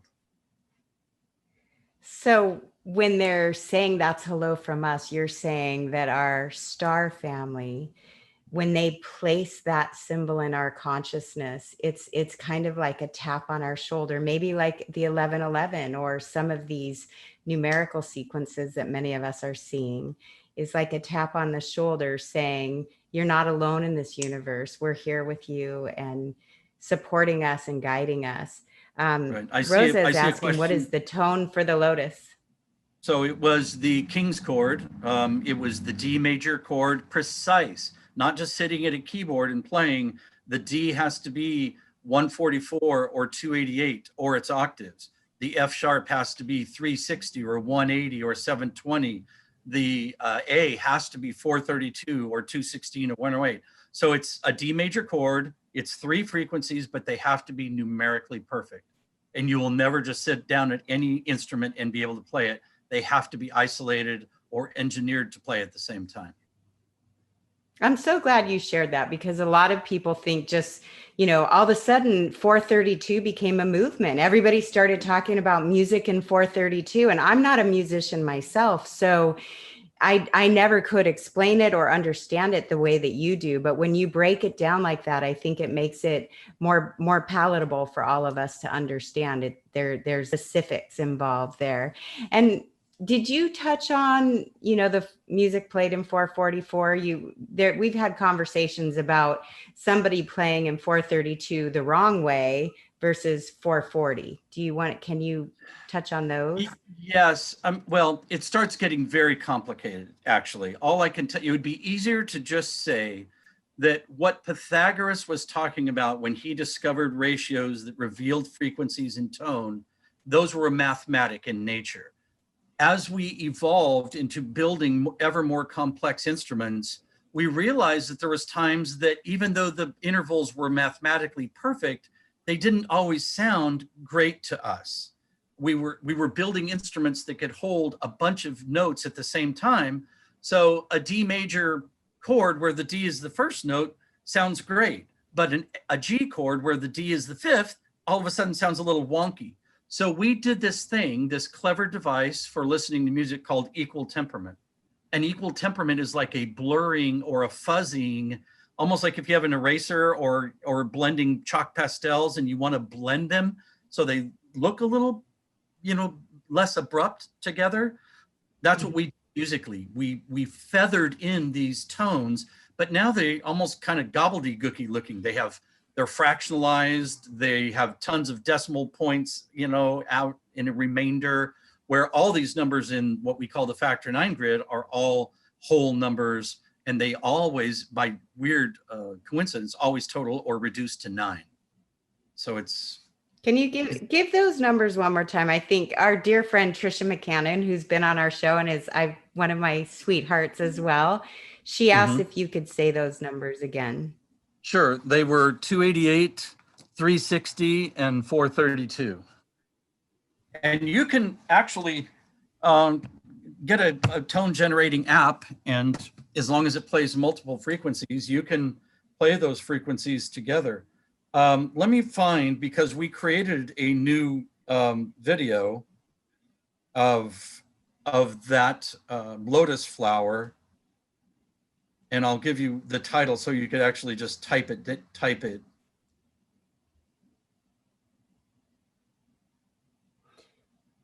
So the video, and you can get all those numbers in ericsonicgeometry.com. Yeah, videos. So it's the title. I'm going to read it to you exactly.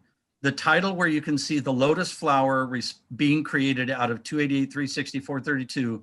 It says Sonic Geometry dash Perfect Harmonics creates lotus blossom in Cymatics Lab. That's how you'll find it. So Sonic Perfect Harmonics creates lotus blossom in Cymatics Lab.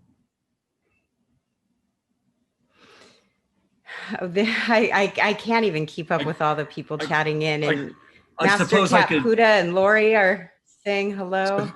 There it is.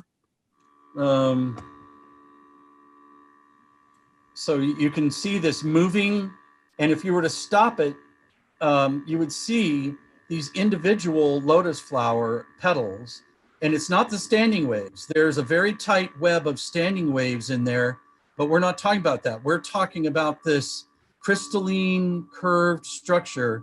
We had our admin Colleen change and shift colors and make it slow motion, and you can see it much more clearly. So we just made that video just late last week. And is that on the Sonic Geometry website now? I don't think it is. It's not even up there yet. No. But you'll get it up there. I'm sure We'll get it up. We transfer it there. I like that it had the. Yeah, and it's I like that you put the frequencies there too. Yes, yeah, Colleen did that for us. So that is a very exciting. I'll be meeting someone tomorrow to talk about maybe going deeper down into this field. Because like I said, if we can recreate this, perfect harmonics revealing these three-dimensional shapes in water, it would be a breakthrough.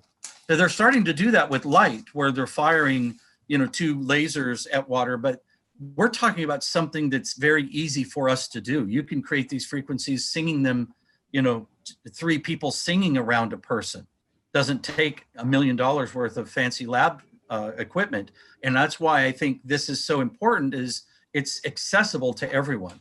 We all have a tone generator built into our physiology. Our voice box is a tone generator. Whether we make a hum or we play a guitar string or cross-check it with an app, we're at a place in history where we can create these tones and start experimenting. We couldn't have done this 25 years ago. We didn't have the technology in the hands of everybody. You had to be an audio engineer if you were going to buy a tone generating piece of equipment. That's how I know we're. Say the name of that. I was going to ask you, someone in the chat's asking you to say the name of that video again, the title of that. It's something like Sonic Geometry. I think I got out of it. Sonic Geometry, Perfect Harmonics Creates Lotus Blossom in Cymatics. Right. And the app that you use, what is that tone generating app? It was called Tone Gen, but I haven't been able to find that exact one as I replaced my phone. I'm looking for a very simple app that just allows you to isolate frequencies and then layer them if you want to. Because that's where this is all very interesting. It's in the chord. We've heard the song Hallelujah, and it says there was this chord, please the Lord. Or here's a 1960s album art from the Moody Blues, 1967, and this whole album is called In Search of the Lost Chord. And it has death on one side, birth on the other, sort of this moving up through 0 point. And then you open the album cover and you've got the giant, Sri Yantra there. Yeah, we have been on this quest to know what These are the cookie crumbs. They're the cookie crumbs. What is this mystery chord that we're looking for? And I don't think it's all that mysterious. I think it was supposed to be there in our face, because when we hear these 3 tones, it's almost like we're programmed to think, oh, everything is correct. It's a bit of programming that's even part of this mystery, is why when we hear that 3 set of tones, why do we get happy thoughts? Why do we think everything is going well in a movie? If we play the minor, we think, oh, everything's kind of dangerous. I'd much rather hear the resolution of a major chord, and here's nature communicating to us that nature uses a major chord. That's a full loop right there. I mean, that's the vortex, is we already recognize a major chord as sounding right, and things like the Fibonacci cycle and geometry reveal a major chord. That's not insignificant. It's not. And people, I love this one from Deer, says, my macaw was very interested when you played your chimes. They're not tuning forks, they're chimes. They look like this. And she wanted to be picked up to get closer to Moan, kept turning her head in different directions. And we've seen that when we play these. They put us in a state of peace and calm. And I've had a lot of people who do yoga and meditations purchasing these from holisticheharmonichealing.com. That's where we have them available. And actually bringing them into places where people want to feel more peace and want to feel more calm. And on that website, Eric gives a whole description of how this came to be. There's a whole video section in there of using the chimes. And Eric, I'm glad you use them in your presentations. And I'll have to let you know, before we've gone live, every single morning I played the chimes to clear the energy in the room, because I did work with Rainbow Thunderheart, who said that he felt the chimes cleared energy better than sage when we were doing work together. So you're definitely onto something. Well, we are there, creating sure. a vibrational field, and it's a complex one. It is not just a single tone. It is 3 tones. And then, of course, they make overtones and more complex harmonics. But I do believe we have been guided to these particular tone sets throughout history, 6,000 years at least. And I love seeing I saw the woman's comment about her parrots. If you remember when we first started playing around with these tones 8 years ago, we invited people to play them, not mention anything to their children, or of course, it doesn't matter, to their pets, and just see if playing the tones did something. And we got all kinds of responses, like birds coming up to the windows and insects swarming the computer screen. And this lady just said her birds and dolphins. We definitely seem to have some anecdotal evidence that we're not just barking up a ridiculous tree.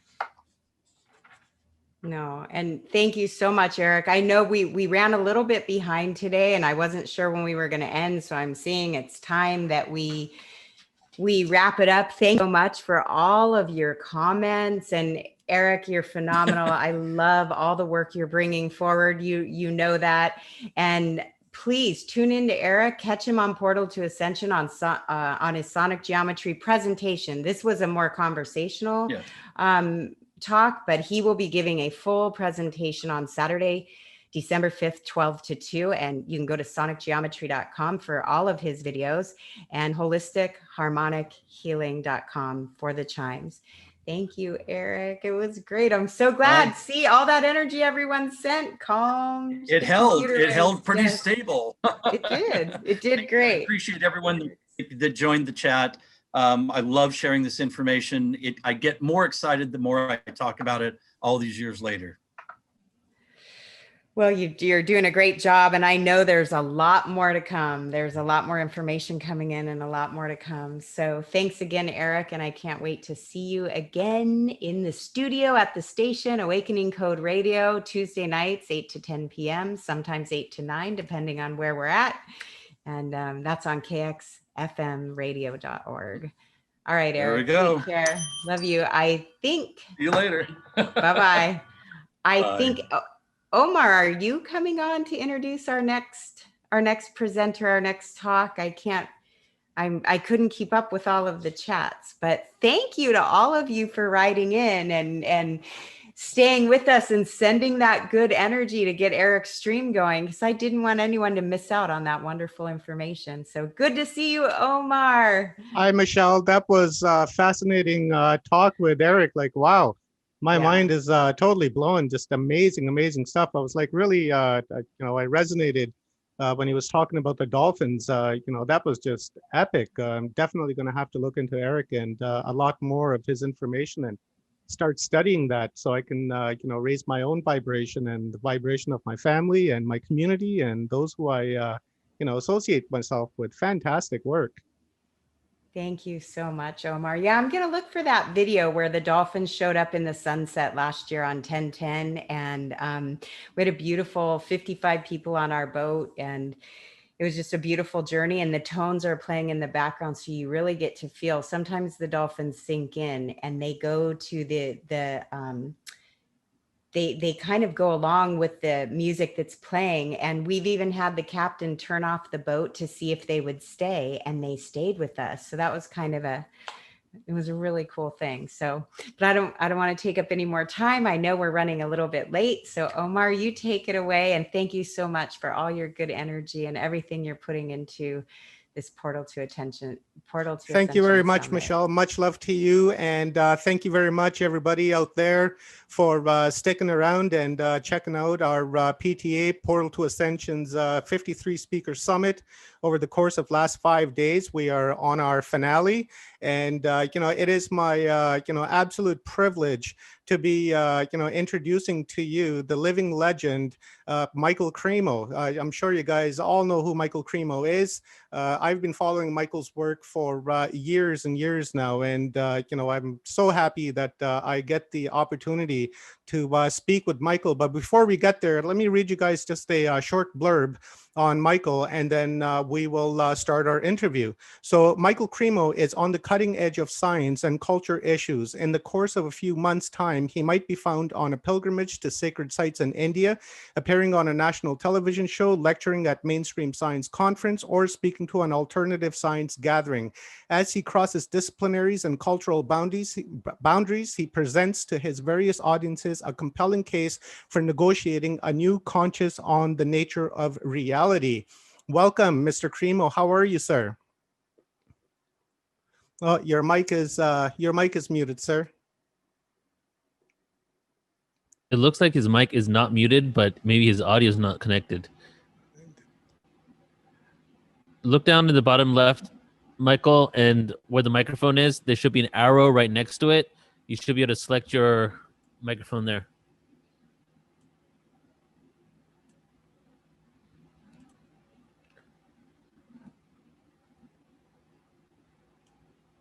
Okay, it seems we're well, it looks like it's muted. Yeah, he just muted himself. Yeah. We'll get him up. It's the same thing that happened with James this morning. Probably has an Apple. Yeah. So, Michael, try to change the settings to change the microphone that you're using. If you can't, then log out and log back in. Oh, there we go. I hear you. Can you hear me? There we go. Hello, sir. How are you? Okay. Yeah. Sorry about that. All good. This kind of stuff happens when we're doing live streams, eh? Okay. So we're here. Okay, Omar, good to be with you. Yeah, excellent, sir. I'm really honored to, interview you. Like I said, I've been following your work for many, many years now. And, when I first, started waking up to my reality as to, what's going on, you were one of the very first people that I came across and, totally opened up my eyes, because I was in the paradigm of, humanity as what we're told in our classrooms, that we're just a few thousand years old. And then when I began to look into your work, and it really blew my mind as to the timelines that you were talking about. And then when I began looking into that, like, my God, we're dealing with timelines that really boggle the minds of, like, millions of years, and sometimes hundreds of millions and billions. So we know that you're with the forbidden archaeology. So can you tell us a little bit about that? Well, you're absolutely right, Omar. This whole question of how old the human species is actually really quite significant. Because somebody might say, okay, whether we've been here for 200,000 or 300,000 years, as most scientists now believe, or whether we've been here for millions and millions of years, what does that really mean? And what it means is our identity. And based on our identity, how we identify ourselves, we develop certain values, goals, different objectives in life. And the current explanation of human origins, namely that we're just machines made of matter and we're accidental creatures in an accidental universe, is not very satisfying to many people. However, if we have been here for a very long time, and I think that presence goes all the way back to the very beginnings of the history of life on Earth, then that means we've got to look at things in an entirely different way. So, like if we send up a space station, we don't just send it up and then hope that the chemicals in the space station will evolve into astronauts. We put the space station up there to put astronauts in it for a purpose. So I think our Earth is like that also. Our universe, it has a purpose ultimately. And that purpose is to become self-realized, and that can be done in the human form of life. So as a step towards bringing people towards that, who have been influenced very much by the ideas that are propagated by the mainstream media and the education system and the scientific institutions, I wanted to give some evidence that the current theory, the current explanation for why we're here is not really working. So that's what got me looking into the history of archaeology. And I was also influenced by my spiritual commitments. I practice bhakti yoga I've been doing that for over 40 years. And in the Puranas, which are the historical writings of ancient India, and a lot of the writings of other ancient wisdom traditions, there's this idea of extreme human antiquity. Humans have been around for a long time. So is that just some mythology, or is there perhaps some factual basis for it? I wondered about that. So I started looking at archaeology. And if you look at the current textbooks, you won't find any evidence that humans have been around for millions and millions of years. You just find the evidence that goes along with the current dominant theory, namely humans like us have been around for about 200,000 or 300,000 years. But when I looked into the whole history of archaeology, I found archaeologists, geologists, other scientists have found hundreds of human fossils, human artifacts, human footprints that show we've been here for millions and millions of years.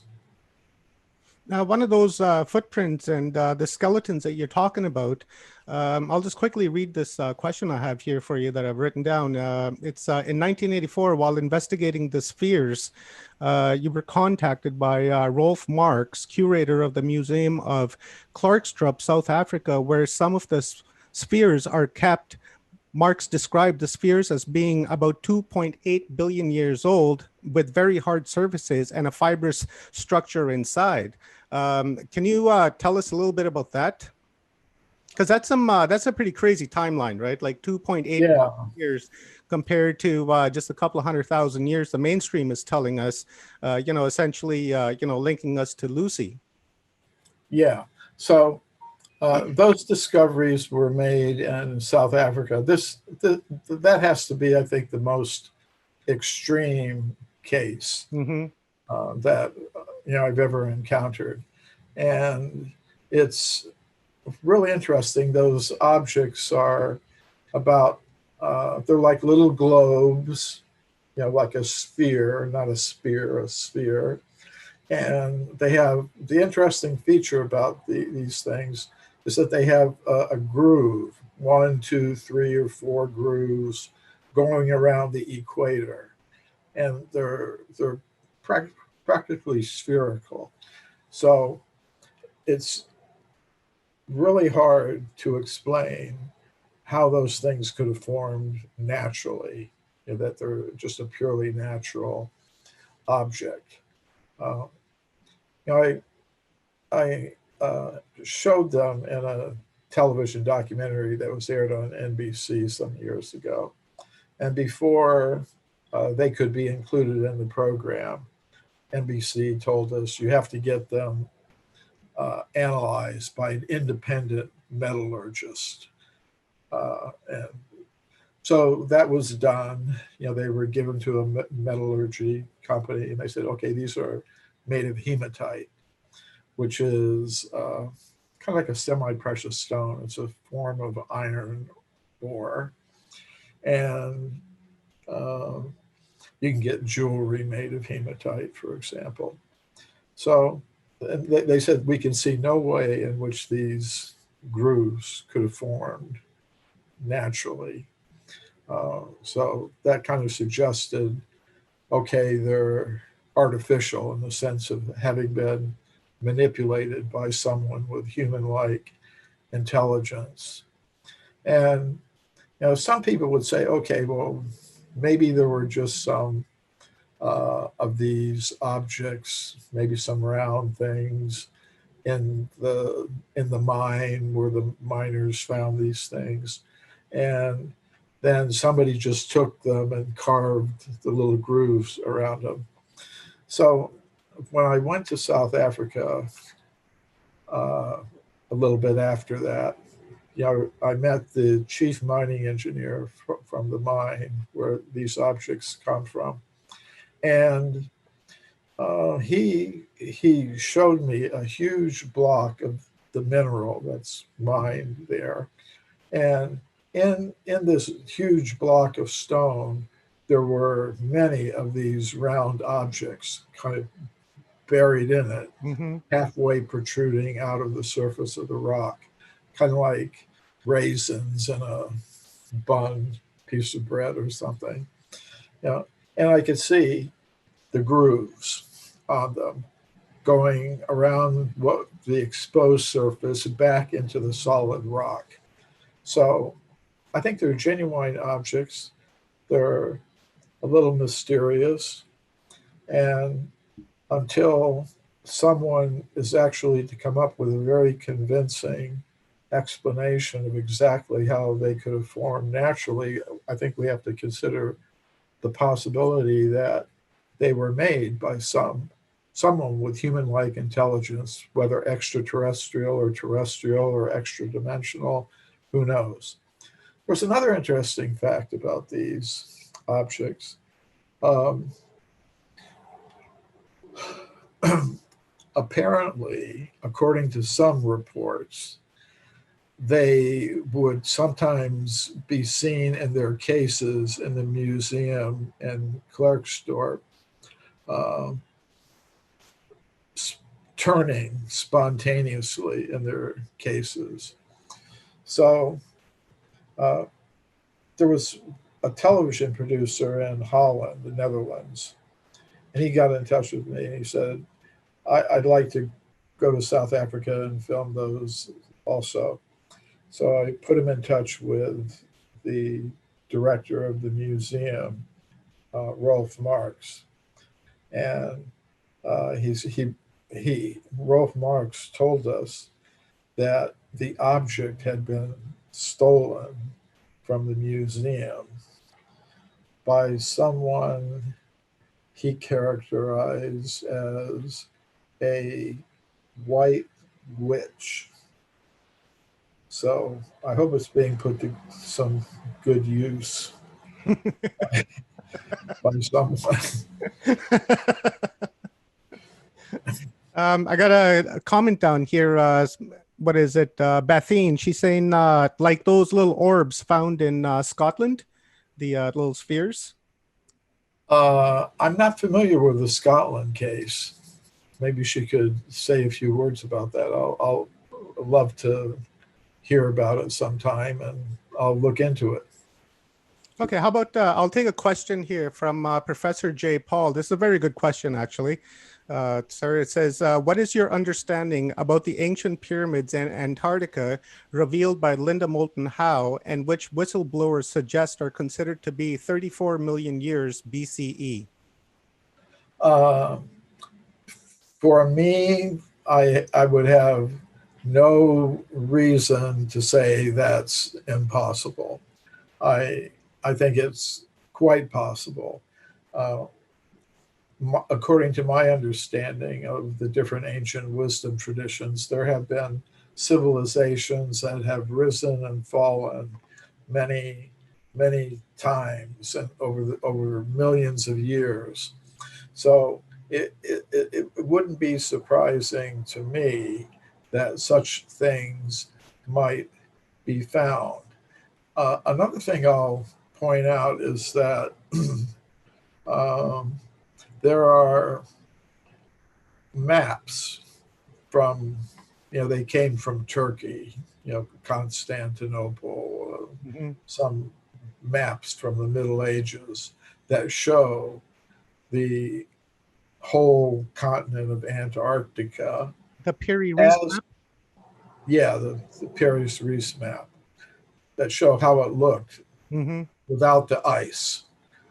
And that's pretty amazing, because that means somebody had to have been around in the last time at that time, and that's like 30 or 40 million years ago.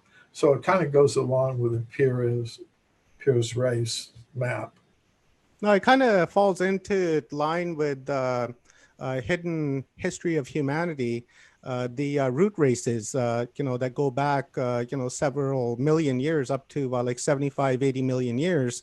Now, do you think that the previous root races that have existed on the planet inhabited Mars, or not Mars, sorry, but Antarctica, and built the pyramids and and other stuff that we haven't found down there, because we know through core samples that at one time there was a lot of lush vegetation in Antarctica, and it was habitable, up until just recently when it was covered with ice.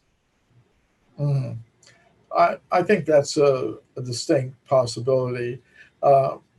Different individual researchers and what we could call alternative history tend to be inspired by different traditions, whether it's the Egyptian mystery schools, or in my case, the Vedic tradition of India, or the Sumerian tradition, or theosophical tradition, which is, I think, where the root race idea came from. But from all these different perspectives, the picture is one of extreme human antiquity, that humans have been around for a long, long time. And to me, that means our universe is manifested for a purpose. We're here for a purpose. We have these vehicles, which we call bodies. That it's all here for a purpose. It's not an accident, and we're meant to realize that. So ever since there's been a universe, there have been people in it. This is the entire conference. We've been talking about consciousness and love. And it's interesting, you just mentioned our avatars and our consciousness that takes, that pretty much inhabits this vehicle in order for us to have this human experience that we're having. To me, it's like really based on, more of a spiritual leveling up when you come here, so that you can, really, learn the lessons that you need to learn in order for you to kind of level up and go to the next 4D and 5D and so on and so on. Absolutely. And for me, I have a very hard time with the idea that humans are just several, 100,000 years old, and especially modern humans, it's really not that old. So, I have a very hard time with that. So I'd like to ask you, through your vast career that you've had, because I've seen documentaries of you, and I've seen you on TV, where it was in black and white TV, and that's why I say you've been around for so long and you're a legend, and in all this time, what is your opinion as to, or your idea as to, like, how old humanity may be, especially after you've studied the Vedic knowledge? I'm sure that's filled with lots of information that's pertaining to this this question. Very good questions, Omar. The first thing I try to keep in mind is that any material body, whether we're talking about a human body or a plant body or an animal body or a demigod body or any type of material body, is a vehicle for a conscious self. And in these vehicles, why are we here in the first place? What I would say is conscious souls, conscious living entities, individual, personal, conscious beings. We're meant to exist on some other level of reality, which I sometimes call level of pure consciousness. And the ruling principle there is loving harmony. That's the ruling principle. If a conscious self becomes egotistical, selfish, domineering, exploiting, can't exist there. There has to be some other place for it. Some kind of lesser- like the Kali Yuga that we are currently in. Yes, yes. And we're meant to, each conscious being has a choice to either try to understand, I'm a being of pure consciousness, you're a being of pure consciousness, we're all part of the same family, we shouldn't be dividing ourselves up into so many competing groups, and let's just satisfy our material necessities in the most fair, equitable, simple, natural, efficient way possible. Put most of our energy into developing our consciousness. And that's one choice. The other choice is to get more and more involved in the competition, the domination, control, exploitation, and everything that goes along with it. So that of the different vehicles, the human vehicle is special because in it you can, as you say, go to transcend, go to the different levels as we become more and more free from our tendencies to go in the other direction. So, the way I look at it is that opportunity has always been there. And there's not just one universe. There are millions of universes, and they're going through cycles of creation and destruction endlessly. And through all of them, these kinds of vehicles, including the human vehicle, have been there. So it's we're part of something that is so mind-blowing when you really begin to contemplate it. So that that human vehicle, the pattern for it's always been available for a conscious self that happens to find itself, perhaps for reasons it doesn't really understand, in the world of matter. Mm-hmm. So it's that human vehicle has been provided to us. Of course, everybody has a different desire, so therefore there are lots of vehicles, millions of different kinds of vehicles that you could have, including Neanderthal, anatomically modern humans, ape or monkey, fish, insect. It's just amazing. So according to one's consciousness, one gets a certain type of vehicle. So we're kind of getting really far from the stones and the bones, aren't we? But, absolutely. You're such a fascinating man. But so it always, that's what it leads to. Yeah. I've got a question here from you from our mutual friend, Bruce Cunningham. He asks, most every ancient site on the planet appears to have Vedic symbols on carvings on Göbekli Tepe. Has the number 54 and 108 come up with regularity? What is your view on this? Well, I think one of the previous speakers, Eric, who was on with Michelle just before. Rankin? Yeah. He was mentioning also the number 432. Mm-hmm. So, and 432 is 4 times 108. You take 108. Mm-hmm. These numbers in Indian spirituality and the Bhakti tradition have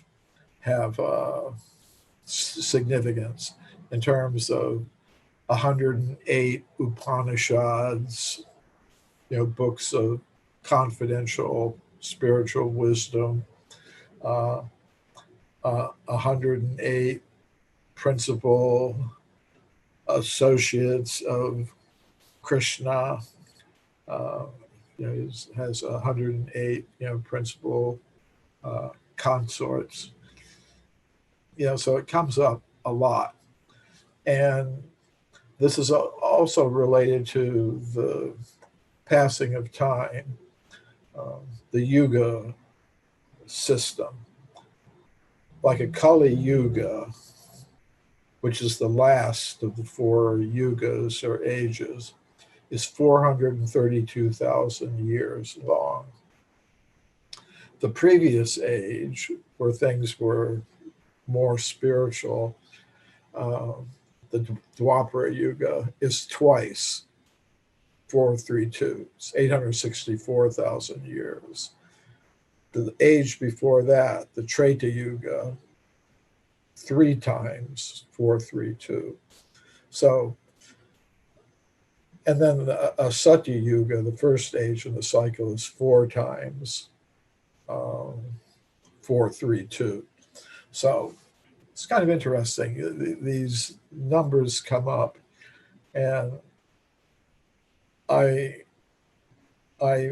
think what it shows is that there has been a worldwide culture or civilization, whatever we want to call it, that is tuned in to these cosmic numbers. Interesting. I find that,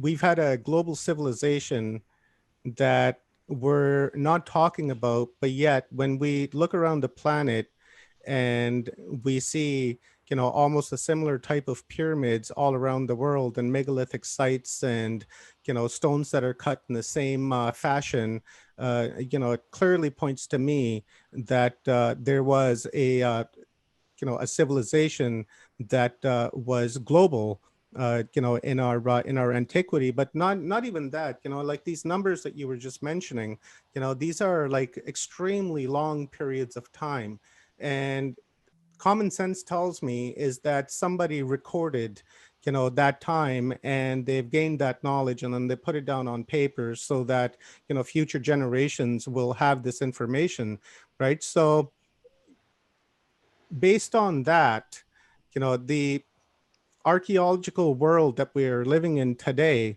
that are going from, really the mainstream carbon dating that, this is 30,000 years old or this is 50,000 years old, really doesn't make any sense because of the numbers that you just mentioned.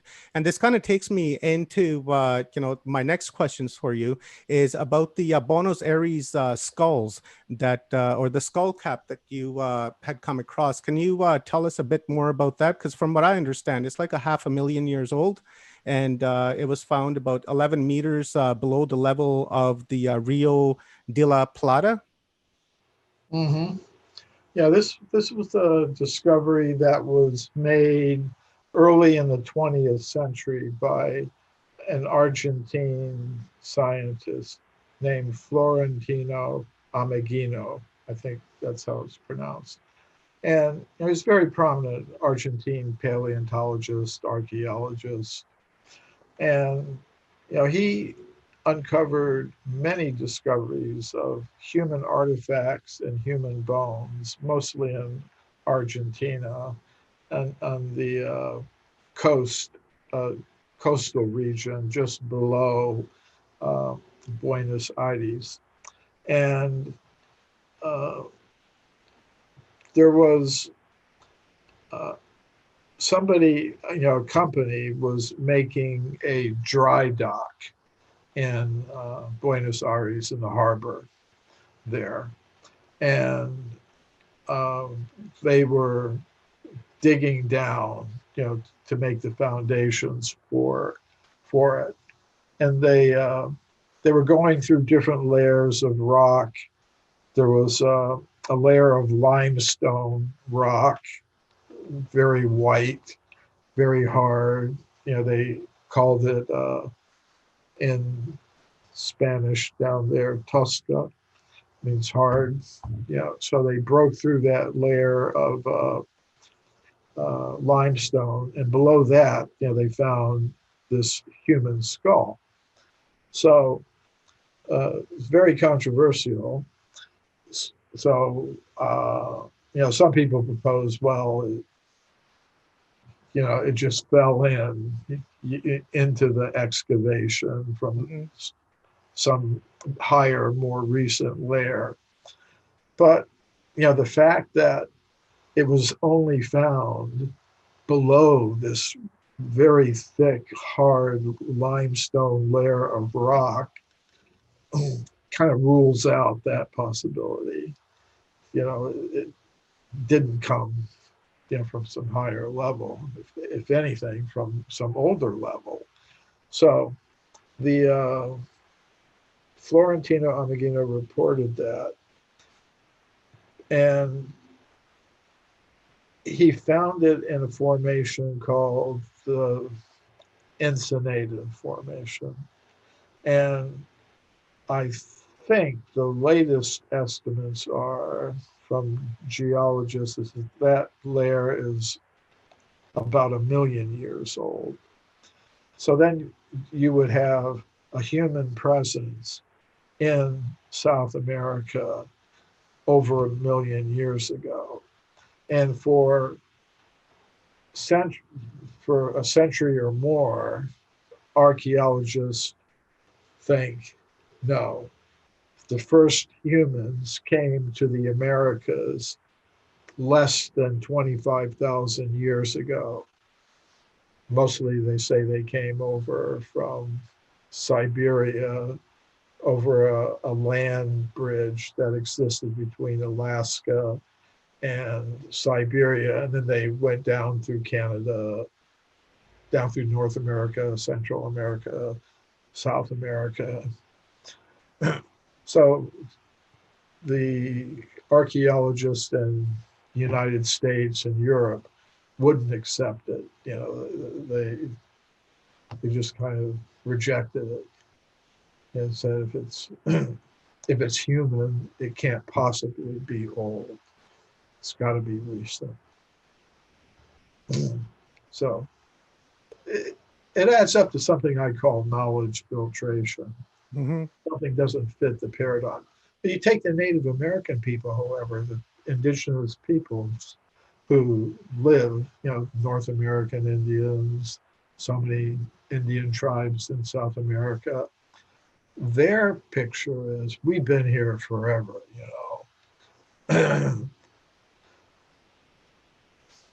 You other people may have come here very recently, but we've been here. And we didn't come from anywhere else.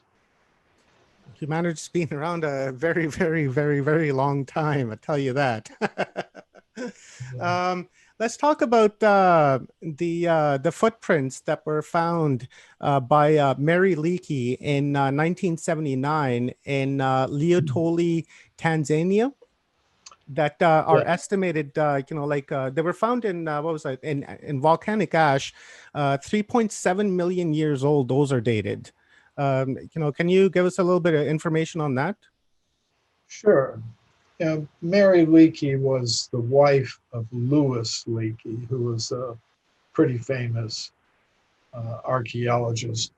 So, she made some of her own discoveries, and these footprints are one of them. So, when she looked at the footprints, she said in her first report, these are exactly like modern human footprints. And, that's pretty amazing because, all right, that you could take that as evidence that humans like us were existing almost 4 million years ago on the African continent. But she didn't look at it like that. She thought, well, there must have been some kind of ape man, some kind of hominin is the technical scientific word for it, some type of hominin who had feet exactly like human feet. In other words, very kind of ape-like head, everything, but human feet. And that's an interesting possibility, but there isn't any physical evidence to support it. like we have the skeletons of the hominins that existed at that time, mostly different species of Australopithecus, like Australopithecus afarensis, Lucy, that you were mentioning a little while ago. So, and foot bones of those creatures have been discovered, and their foot was not like that of a modern human being. Their foot was like that of a chimpanzee, with kind of very long toes, sort of like fingers, a long first toe that can move out to the side like this. And so that's what the a chimpanzee would like leave we see today. like that. But these footprints were like dozens of footprints of 3 individuals, all human. I talked to one scientist once at a scientific conference. I was discussing these footprints with him. And he said, well, all those footprints in Laetoli, they were made by some type of Australopithecus, but they were walking with their long toes curled under and their long first toe pushed up against the other ones, so the footprints look human. And I thought, okay, you got dozens of footprints there. Seems like at least one of them would have been walking with his. Yeah, I was just thinking the same thing. So, I mean, this is how this process of knowledge filtration works. There was an interesting psychological experiment that was done. In this experiment, psychologists took a deck of cards, playing cards, and they altered some of the cards. So like you have 6 of hearts. Normally it would be red, but they turned it black. So they altered some of the cards in the deck. And then in the experiment, they would have a subject and they would show the subject the cards in the deck, one after another. And the person would have to identify them. Oh, that's a jack. And this is Queen of Hearts. This is the, And then they, then the black 6 of hearts would come up to them. They say 6 of spades. In other words, they wouldn't look and see. They couldn't notice anything was really wrong because they were just seeing what they were accustomed to see. So sometimes scientists are like that. They see something that screams out, humans have been here for millions of years, but they, no, it's Australopithecus has to be. That's kind of where their, mind kind of stops, due to the, their, I guess, programming, it would be, their educational programming, when they are confronted with serious evidence, it seems that, they want to just dismiss that and then go back to the old paradigm of what they were taught. And they want to try to put an answer to that to satisfy themselves, but not really the, the subject at hand or the topic at hand. And then they just put these wild explanations, like you just said, the curled up toe and the other toe is curled up and they're all walking like that. It just seems very, very bizarre to me. And do you think that they do this intentionally because of, if they go, against the grain, they'll be ridiculed by their colleagues or by the institutions for which they work for if they speak their mind? Or, what do you think's going on there? Well, I think it's something like you explained. I don't think that the scientists who do this are thinking, well, okay, here's some evidence that contradicts our theory. So let's just destroy it and either literally destroy it or destroy its credibility. And they don't think I'm hiding information, which if people knew, they're just thinking something's got to be wrong with this. I don't know exactly what, but I'm sure if I went to my colleague down the hall who specializes in footprint evidence, he'd be able to tell me. So, yeah, they just think they're being responsible. And, it's like there's pressure, social pressure. And it's just sort of a fact of life. But the one thing I would say would be,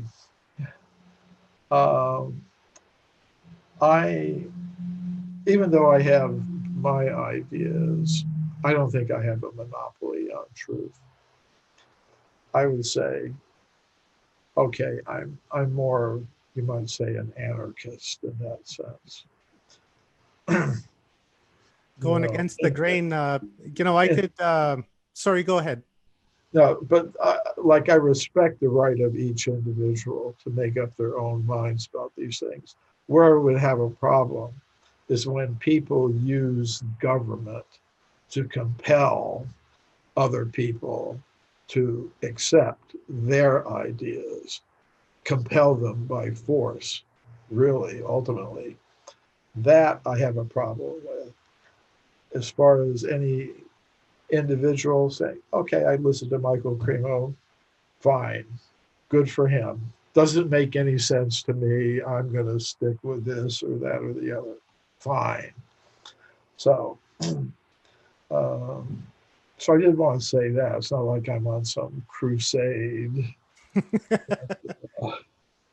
I feel that that the information that you've presented over the decades, is far more compelling than what we're seeing, coming out of the mainstream, everything almost. Like I can, use an example of like intrusive burial that you spoke of in one of your videos. I believe it was Dr. Ragas Ani. That you guys had discovered, or there was a skeleton that was discovered that was about 4 million years old and it was undisturbed. And the explanation by them was that when this person died, his friends came along and they dug up a little spot and buried him in it and covered it back up and off they went. But then, he was aware of this intrusive burial. And then when he went down there to, excavate, he discovered that, in fact, that everything was intact. And it was, like natural sediment over the course of years that had been settling on this skeleton. Can you tell us a little bit about that? Yeah, that was an interesting case from the late 19th century in Italy. Giuseppe Ragazzoni was a geologist working there. I don't want to interrupt, but this is at the same time that you were given like a manuscript that was written in Italian? Yeah. Yes, that was it. Yeah, so I happened to be in, I was in Italy giving some lectures. My books are published in 25 or 30 languages. And when a book came out in a country, they would. So when my books came out in Italian language, I got some invitations to go there and speak at different conferences and events. And so when I was there, I had some free time. And I asked one of the people I was with, can we go to this Castanedolo place, this village on the foothills of the Alps in northern Italy? And said, okay, yeah, that'd be fun. Let's do that. So you know, because that's where Ragazzoni did his excavation. So, you know, we went to that village and, you know, we found this, we were kind of looking for the place. I mean, we had some basic descriptions from his publications in the 19th century, but, you know, we're kind of going around through the countryside and, you know, there'd be, you know, people, they live around. So we stopped at this one gentleman's place, older gentleman, kind of told him what we were doing. And he said, oh, I've got this old report, you know, from, you know, about those discoveries. And from that, we were able to, you know, find the exact location where Ragazzoni had been doing his excavations. So, yeah, we kind of went there. That was kind of interesting. So at that place, there was in the 19th century, you know, there was a farmer that owned the land, and, you know, sometimes he would be excavating clay, you know, from a pit, and, you know, he encountered something that looked like a fossil bone. So he called, you know, the nearby university where Ragazzoni was a professor. So Ragazzoni came out and he conducted an excavation, and he found several anatomically modern human skeletons in formations that are about 4 million years old, about the same age as the Laetoli footprints, you know, that we were talking about. So, you know, he reported that, you know, to the scientific world, and then, you know, the typical reaction, no, can't possibly be true, and had to be an intrusive burial, and you described it very well. No, only 4,000 years ago, somebody died on the surface. His friends dug a grave. They put the body in there. They covered it up. And that's why you think you found a human bone in a layer of rock 4 million years old. So, but as you were mentioning, Ragazzoni was a professional geologist. He was very much aware of this problem of what's called technically intrusive burial. That's technically what that's called. So he said, when I was taking the skeletons out, I was looking very carefully for any such evidence, because if it had been a burial, all the layers of rock above, rock and sediments above the skeleton would have been disturbed like that. But he said he looked very carefully as he was going down through the layers, and all the strata, all the layers of sand and rock and clay and stone were intact, undisturbed. And each layer, he said, had its own microstratification, you know, like each layer of clay, it had hundreds of little layers in it. They're kind of like tree rings, eh? Yeah, all undisturbed. Yeah. Yeah, so the evidence really doesn't support, you know, the idea of intrusive burial.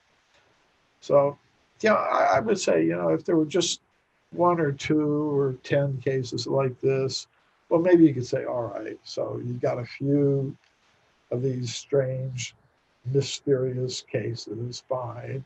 But, you know, the vast majority of evidence, it goes along with our current dominant understanding. But it's not that there's just 1 or 2 or 3 of these things. There are actually hundreds of them, enough to fill up a 900-page book, which was what Forbidden Archaeology was. Now, your work kind of falls into with kind of what Klaus Donna is doing. You know, he's collecting all these artifacts from, you know, from a long time ago. And, you know, he has this, you know, this huge collection of these artifacts that are out of place that really have no explanation. And then with your forbidden archaeology and all the bones and skeletons and artifacts that you have found, what does that tell you? Like when you see works of like someone like Klaus Donna and what you're doing, does that really solidify in your mind that the path that you're on is the right path and is the solid path because of all the evidence that everybody else is finding around the world? Yeah. Well, I regard what I do, this may be a little esoteric, but I regard what I do as part of my yoga, part of my meditation, my bhakti, my devotion, that I'm, pursuing these things. Because one of the principles of bhakti yoga is that if you have some talent or ability, if you can use it for a spiritual purpose, for the purpose of raising people's consciousness, your own consciousness, then that becomes like a part of your yoga practice. So, but Klaus Donna, I know Klaus, and some years ago, he put on an exhibition in Vienna. He had he put together a huge exhibit of artifacts that he'd gotten from all over the world. And to open the exhibition, he put on a big conference in Vienna. And, he invited me to come to that conference. And, I gave a talk there. Other researchers were also there. So Klaus Donna is a really amazing guy. Like his, I don't have very much of a organizational type of skills. He's good at organizing, coordinating, creating forums and channels of communication.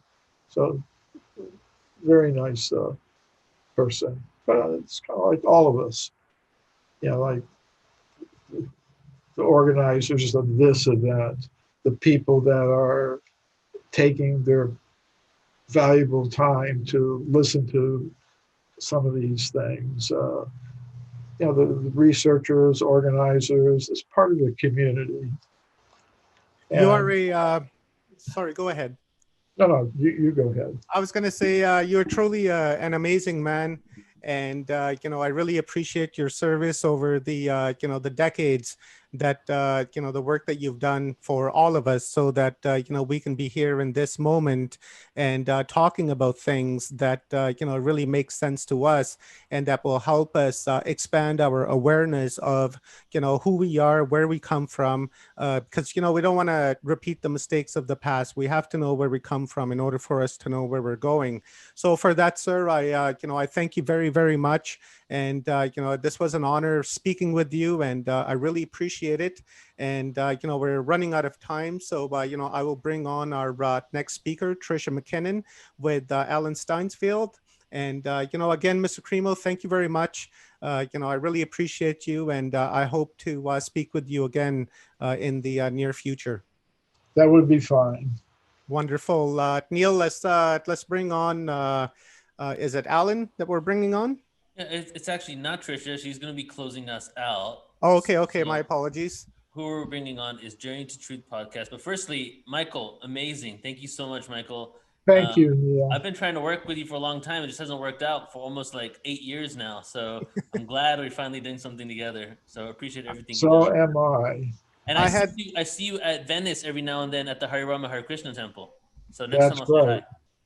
I had the same thing, Mr. Cremo. I was in contact with the, I guess, one of your staff about a year and a half ago, and we were going to do an interview, but unfortunately some things happened on my end and we weren't able to connect. We had a date set, and everything was done. And I just didn't return the email because I actually got very sick, and kind of missed the opportunity to interview you at that time. But I'm very happy and very glad that I got to spend these short few minutes with you, and get into your brain. And because, like I say, you're a true legend, and I really appreciate all your work. And thank you, Neil, for giving me this opportunity to interview truly a living legend. So I appreciate that, and thank you everyone for watching. You're welcome. Okay, take care, Michael. We'll talk soon. And just to let everybody know, we are going to start working with Michael on a more constant basis now that we've sparked the connection. So we're going to have Michael doing, it's not for a while now because I'm booked. I'm literally booked a year ahead into the future with events. If you go to portaltoascension.org, go to online events, every event up until like August next year is up there, including Michael Cremo's Forbidden Archaeology one. So you can sign up for any of them. We have a lot of free events too, so do check them out. But first, what I want to do in this moment is I want to take a moment here and breathe. I think we should all maybe take some breaths together before we get into the next presentation. And if you haven't noticed, today has been, we started out with meditation, we started out with nutrition, some practical awareness, then we went into hardcore information on sound and frequency and quantum physics. Yes, that's the one, Venice Boulevard, exactly. So we went into quantum physics, sound and vibration, and the realm of frequency. And then that led into ancient civilizations, which really connects into sound and vibration as well. And the next presenter we're going to have on with Journey to Truth podcast, Aaron and Tyler, we're bring them on in a second. They're going to go ahead and interview Brad Olson, who, he's been many places in the world, but Antarctica, he has a lot of information from there. Then we're going to bring on Jamie Janover, and we're going to talk about ancient structures and the connection to fractal space-time geometry. It's going to be really cool. And then after that, the grand finale with my great friend who's in the chat room right now, Trisha McCannon. I'm so excited because I haven't seen her face in a long time. So we're going to have her on. And so we're going hardcore ancient civilizations. But first, let's just all take a moment here. We have around 600 people tuning in all the platforms through the streams. And then there's watch parties. So there's at least 2,000, 2,500 people, at least I would say, because there's watch parties going on, some with 20, 30 people that I'm aware of tuning into this right now. So let's all take a deep breath in through the nose. Out of the mouth. It's the perfect opportunity to breathe together. In through the nose. Out through the mouth. Feeling the connection with everybody online. Keep breathing. Centering ourselves. Allowing all the information that we've been acquiring, accepting, receiving, remembering, all of that information to come and unlock and integrate into our consciousness now. We are disclosure. So now I'm going to go ahead and bring on Journey to Truth podcast, Aaron and Tyler, so they can bring on Brad. Journey to Truth, are you there? Yo, what's up? What's up? Can you hear? Guys? Yep. How are you today? We're great, man. How are you doing? It's been a long weekend for you. Yeah, I'm good. I've got really good energy today. Everything's been going great. And I know I'm just really excited, brother. And I'm so happy that you guys are a part of this whole thing. Yeah, thank you. We've been honored. Thank you for asking us to do it. So much to take in from all this. I'm sure people are enjoying it. So. Yep. So you guys ready for the next presenter? Yeah. Go ahead and bring them on. I'm gonna hand it over to you. Then you guys take it away. All right. How's it going, guys? I hope you're enjoying this as much as we have been.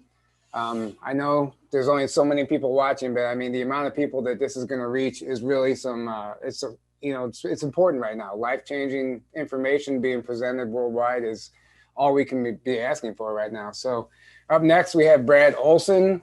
For those of you who don't know who he is an award-winning author, publisher at CCC Publishing and other books on travel and esoterica. He is founder of the San Francisco How Weird Street Fair. Today, we are going to be diving into some ancient civilizations, I believe, and I believe he has some information on Antarctica, which I'm really excited to hear about. How's it going over there, Brad? I believe you're still muted.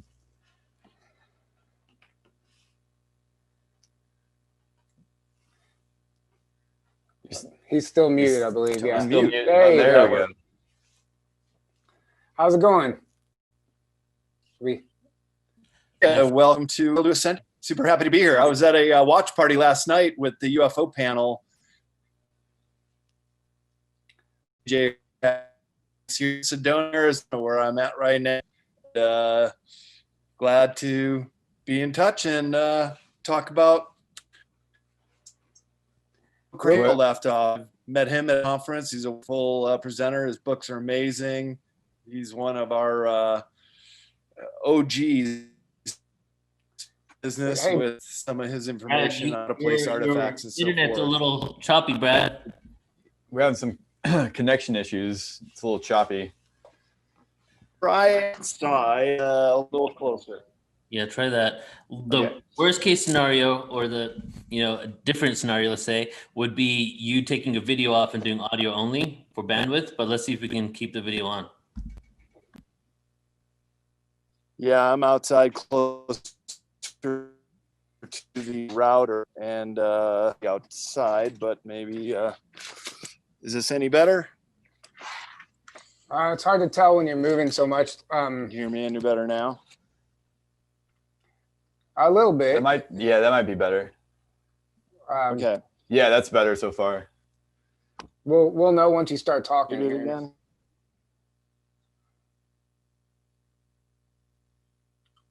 He's still muted. Oh, you're muted again. Oh, there we go. Working? So far, see, introduce yourself really quick. We'll see how it sounds. Hello, everybody at Portal to Ascension. My name is Brad Olson. Happy to be here reporting live, Arizona. I think, what if we try shutting off your video like Neil suggested and we just do audio? Would that be okay with you, Neil? Yeah, we'll try that. Whatever we can do to get a good connection. Or Okay, you I can will. from your phone, Brad. Brad, your phone might be better. And okay. Oh, there we go. You wanna? Is that better? Yeah, we hear you. This is much better. Yeah. Yeah, I think Okay. so. Yeah, that fixed it. Great. Well, yeah. So I was at the UFO panel last night here in Sedona, Arizona, with the JJ and Desiree Hertak and Alan Steinfeld. We were watching with about 40 people in the audience. It was pretty cool seeing you guys put this together. And what a great event. You guys really pulled it off. This is amazing. Yeah, it has been amazing. So if you know, It's still breaking up a little bit, but I think we might be able to get away. you know a little bit about me. Okay. So I was just in Antarctica last year. A fourth trip in South America and 26 days on a sailboat in South America. In fact, I was with Adam Apala, who was on the panel last night, and Jamie Jandover, who's coming on next in South America with Nassim Harriman and Brian Forrester.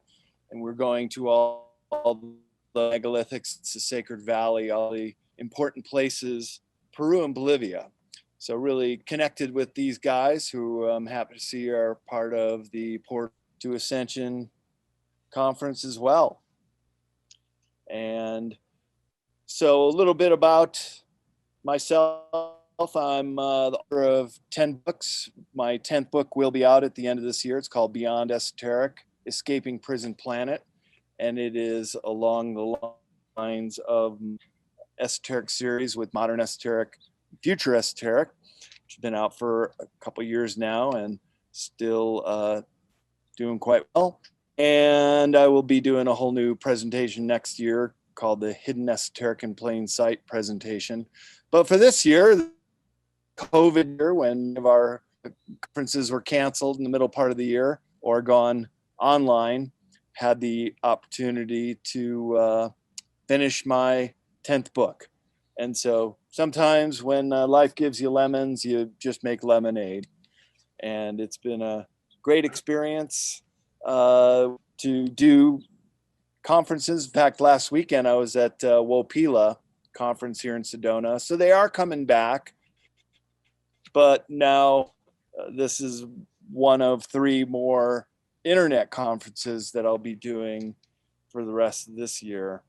And then starting to get booked for conferences in 2021. So let's hope this whole thing's over and we can all be face to face again, and we don't have to deal with these technology glitches. Yeah, no kidding. So I'm very curious to hear about what you're gonna bring forward to us about Antarctica. Sure. Yeah. So as far as I'm the only researcher in this field who has endeavored to go down there just to look into some of the mysteries that we've heard about what might be there, from antediluvian civilizations under the ice to pyramids poking out to massive crafts that are 3 miles across that the intelligence has nicknamed Nina Pinta Maria. I think I've pinpointed one of them in the New Schwabenland area, and we could talk about the Nazis' presence down there. When I was looking at maps, when I was getting ready for this trip, I found a National Geographic map from the 1980s. I was really surprised to see West German bases still occupied the New Schwabenland area. They never left. Germans have been down there since the 1930s. That's part of the big mysteries of what's down there. And then you have all these famous people going down there around the time presidential election, including John Kerry himself being there on election day 4 years ago. And you'd think he'd be to help his party, but he went and disappeared for 2 days. I have a friend who's actually on his way down to McMurdo right now for another session working at the largest base in Antarctica. And he reports that, nobody knew where Kerry was going.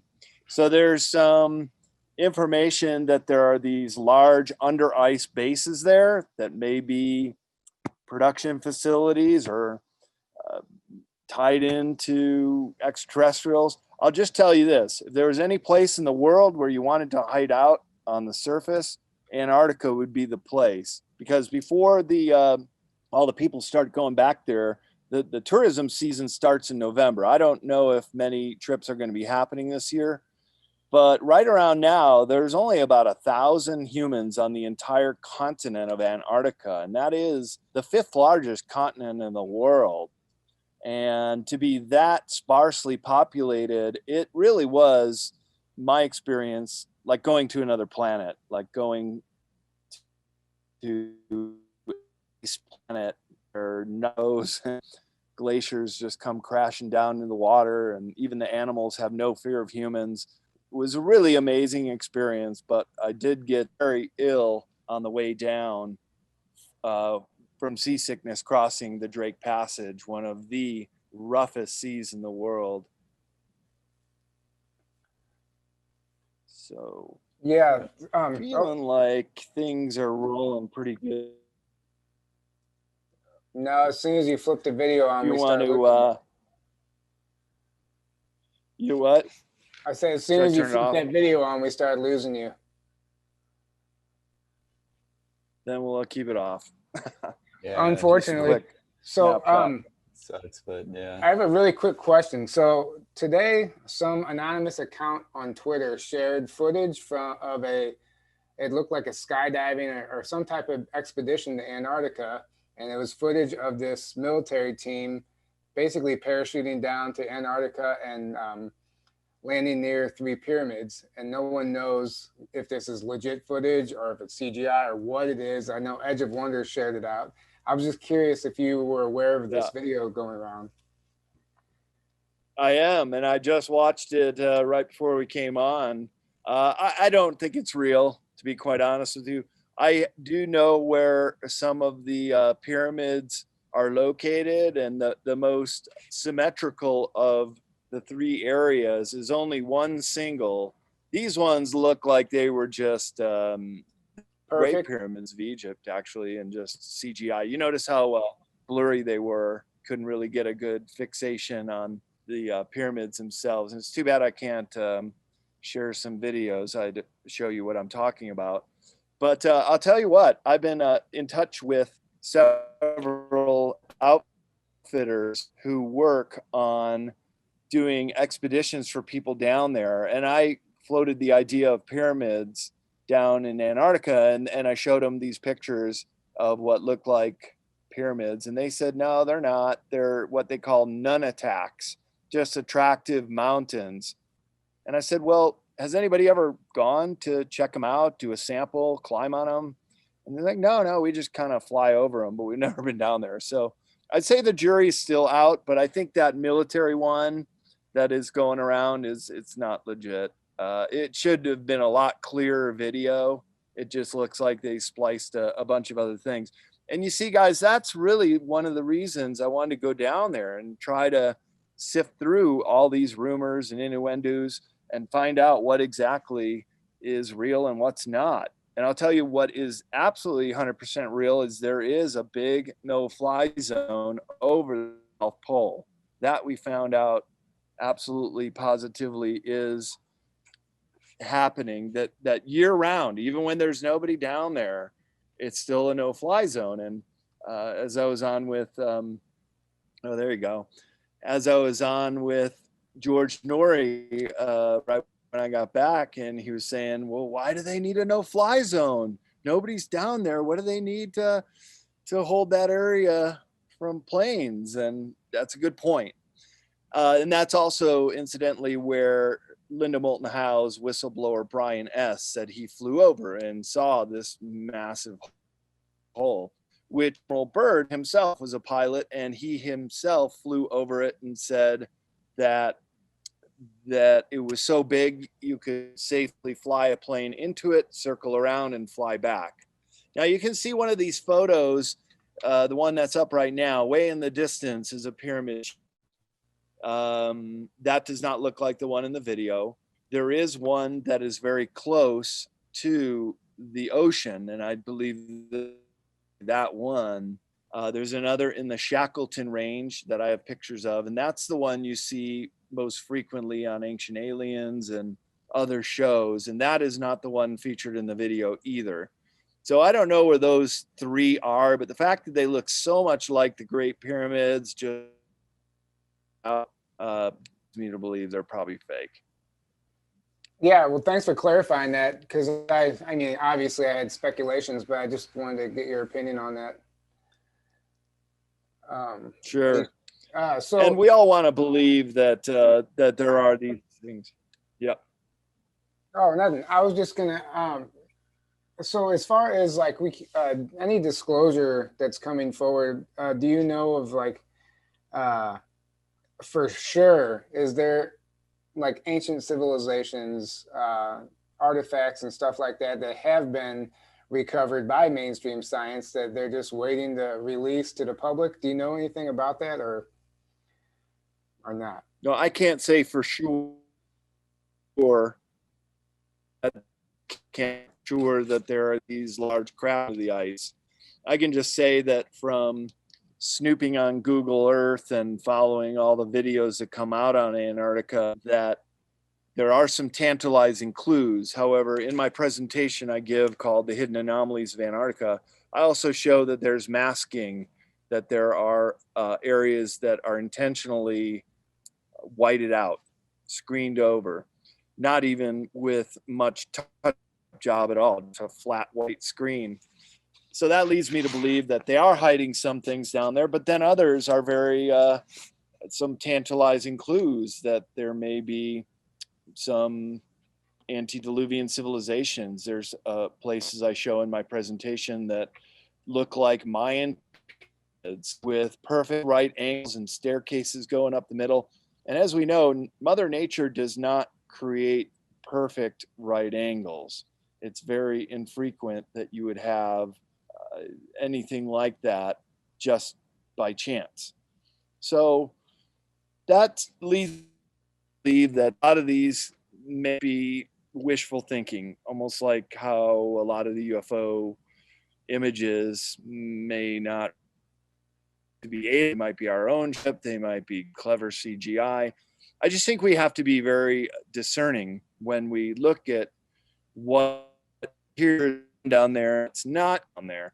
For example, I was told that the military ran operations down there, and that is not the case. Since the Antarctica Treaty in 1961, it is not permitted for militaries to do operations,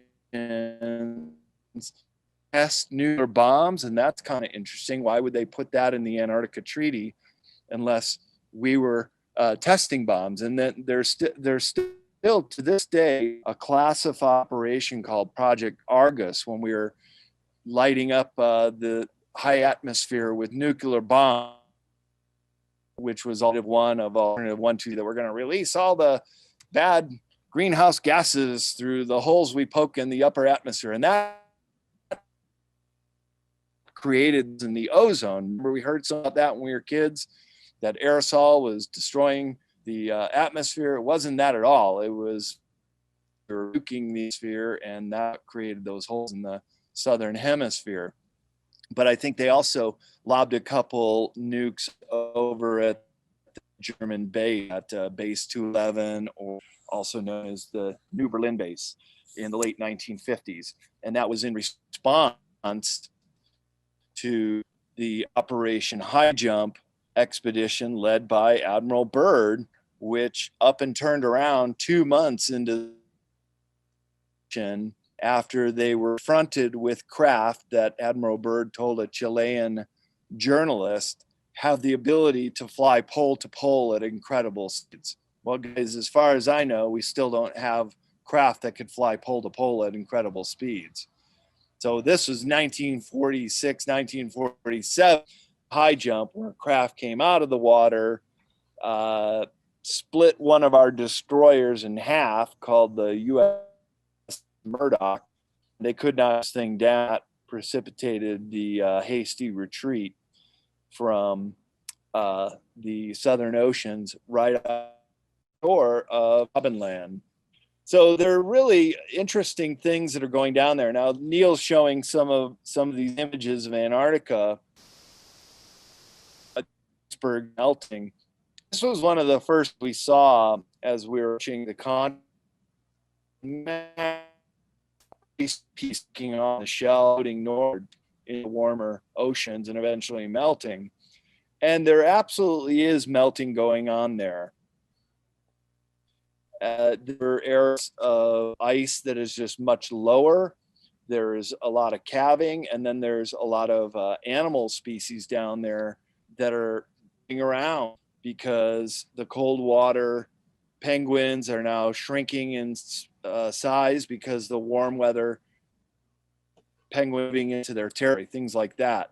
But I'll tell you this, I start my presentation with this image of Antarctica by NASA, and it shows these areas, especially where I was, the northern tip of the Palmer Peninsula, is melting very rapidly in area we went to. And it was very evident, and there were scientists that were studying it, they were telling us about it as well. But on this NASA map, it also shows areas that are cooling, that are actually accumulating ice. And that's probably why we don't see the sea levels making any kind of drastic moves up or down. The other thing is, this year, they have had one of the harshest winters on record down in southern Patagonia, where hundreds of heads of cattle and sheep have all frozen to death, and they've gotten record snow. So it doesn't seem like it's a universal warming, but it looks like it's extreme warming and then extreme cooling events. So it is more like a change, or climate things in change, and no other place like Antarctica is feeling the pressure where no people live, but our north and south are feeling the effect of climate change more than anywhere else in the world, because they're so sensitive to any sort of change.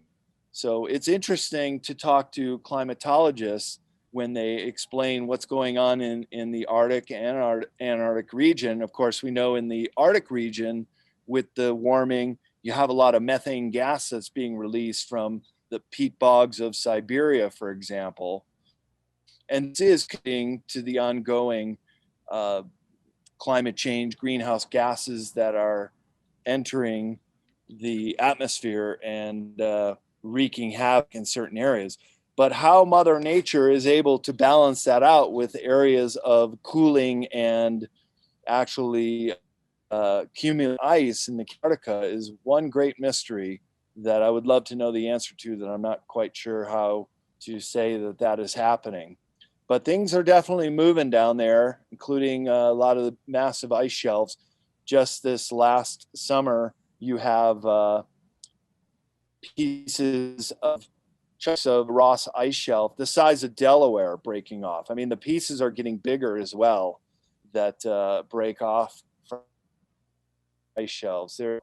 And can you imagine a ship would just be about the size of that little iceberg you see on the left? That's how big some of these shelves are, like 30 or 40 stories tall and perfectly flat. So we had to do iceberg watch when we were on the sailboat. There was just 14 of us, 3 Americans and 4 or 11 Poles. And the vessel we were on was from Poland. So it was really going down there. You know, like I said, I got really sick. I lost about 25 pounds on the Drake Passage, not eating for several days. Talk about a crash diet. If anybody out there really wants to lose a lot of weight fast, take a boat over to Antarctica, and that'll happen for you. Even on a cruise ship, about 50% people on cruise ship get seasick. But on our boat, we caught a storm, and it was really rough going. My partner at the time, Emily Infinity, she thought we were done for. She didn't think we were going to make it, but I told her, as long as the boat doesn't take on water, we're going to get through it. Of course we did. Awesome. Now, so one thing is, what do you guys think? Yeah. Well, one thing is for sure, that if the ice keeps melting, if something is down there, it's just Mother Nature is going to expose it without us having to do much about it. And that could be one way we're going to really discover what's going on down there. And it's interesting, like you said. Yeah, that's a really good point. Yeah, that it's just going to melt and expose this stuff. So it could be happening because of the melting ice. That's a good point. Since you got to understand the distances are so vast to travel over the continent, that it would be very difficult to go to these places. It's very expensive as well. Oh, I can imagine. We have a question from somebody about your books. I know this is switching subjects a little bit, but they're curious to know if your esoteric books are meant to be read in the order they were written in. Are they in chronological order, or does it matter? Well, great question. Yeah, Modern Esoteric, Beyond Our Senses, is book 1 in the series. They can be read that way. It doesn't necessarily have to be so. I never repeat my information. All the chapters are unique. Future Esoteric, The Unseen Realms, it goes more into the secret state and how the UFO, ET phenomenon has been covered up for so long, and then has a forward-looking final section called Utopia, which looks at solutions for humanity and ways that we move forward. And now Beyond Esoteric are all these subjects that hadn't been covered by the esoteric teachers of the 19th century. They would have no idea what transhumanism is, or certain things that are happening to us today that in my description is going beyond the esoteric. It's very much a unique 21st century exploration of what is being hidden from us. And that is, the real word occult means that which is hidden, and esoteric means that which is known by a select few. So when everybody starts to understand the subject, the word actually changes to exoteric.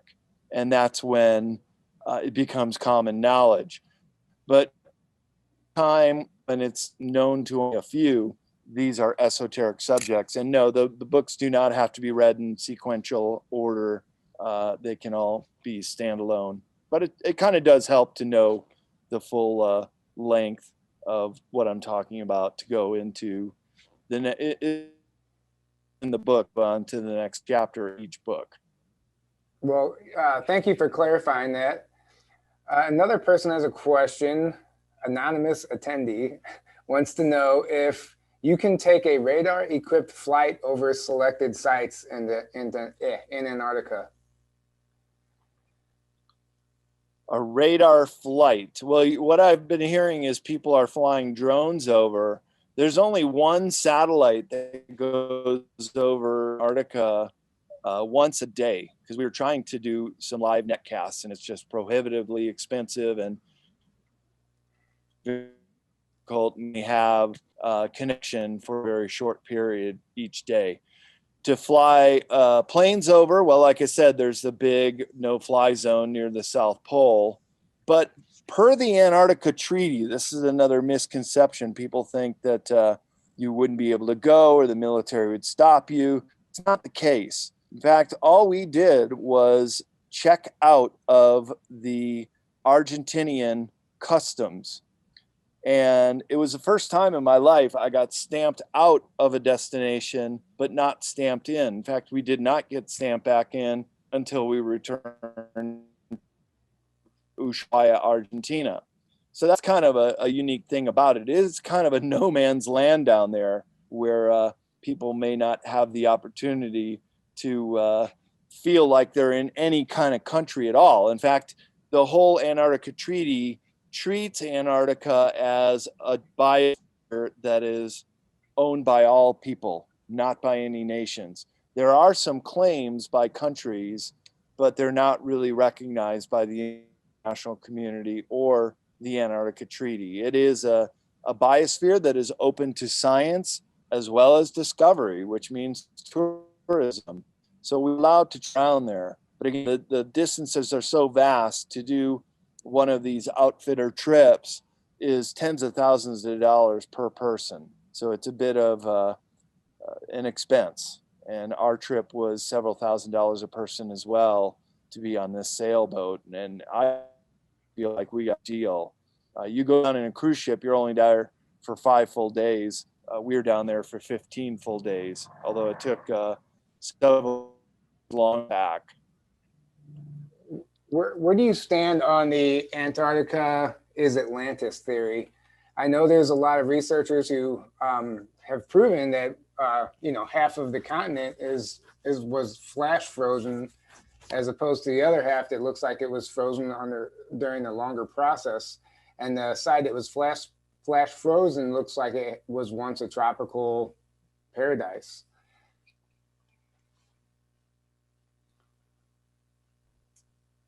Yeah, that's a great question. And in fact, there are many fossils, a place called Mount Beardmore or Mount Buckley at the top of the Beardmore Glacier, where ferns and dinosaur bones can be found, which could only have lived in a temperate environment.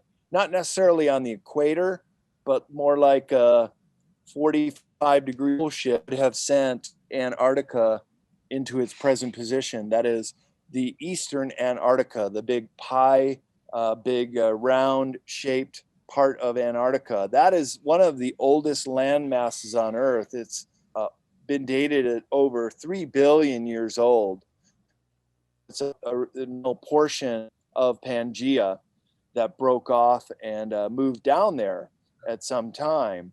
And you have Western Antarctica, that big finger, and the Transantarctic Mountains, which is the newer portion of the continent at only 700 million years old. And that indeed is where some people think the Atlantis antediluvian civilizations can be found. In fact, that's where Corey Good pinpointed it as well.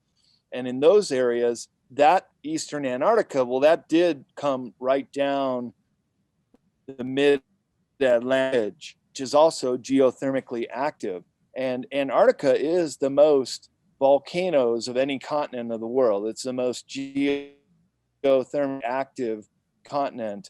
So there are all sorts of volcanoes, hot springs, and the propensity for these giant domes to be under the ice, which, if warmed by geothermal activity, could actually not be that cold, could be livable. Of course, you'd have to grow your own food. You'd have to import just about everything because there's not of resources that you could tap into down there except for fresh water. Yeah, I've definitely heard that there's some. This looks like a picture. I've definitely heard there's some underwater lakes there. And unfortunately, believe it or not, we're just about out of time already. It flies by when you only have 40 minutes and you're talking about some amazing stuff. So is there any last words, any last thing you want to plug or promote before we turn it back over to Neil? Well, just it was a pleasure speaking to you guys. I knew it would go quick. It's an important subject. I'm hoping that you enjoyed some of this information I presented here. And if you want to know more about me, bradolson.com is my website, and PCC Publishing is my book publishing website. And I invite you all to take a look at what I've got and check out my new book, Beyond Esoteric, when it comes out in another month at the end of this year. Well, thank you so much, Brad, for coming on and sharing all that amazing stuff. You're definitely getting me interested into looking into Antarctica a little more. So, and I'm sure a lot of other people too. And everybody who's listening, if you don't know who we are, I'm Tyler. This is Aaron from Journey to Truth podcast. I know Neil introduced us, but yeah, if you feel compelled at all, come head over to our channel and check us out. We're always looking for new followers, and we're doing a lot of awesome stuff there. And we are getting ready to turn this back over to Neil. And there he is right there. I think Jamie Janover is next. Ancient structures and a connection to fractal space-time geometry. It sounds amazing. That sounds amazing. Yeah. It's going to be a good conversation. Thank you guys. And thank you, Brad. Thank you, Brad. Oh, thank you, Neil. Thanks for having me on. For sure. See you guys later. I'll probably jump in on the closing panel and say goodbye to everybody. Yes. Yes, please. All right. All right. Moving on, guys. We're going to get to our next speaker, but first I'm going to bring on my co-host for this.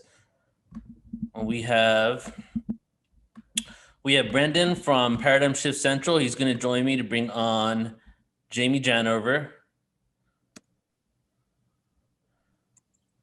Let me see if I can find him. Here he is. So I hope you're all feeling really well. We're in the final stretch of 5 days. We only have about 2 hours left. We're going a little over, so we're just picking up even more momentum, just getting this energy together so that we can start making real change on Earth and be informed while we do it. Brandon, you there?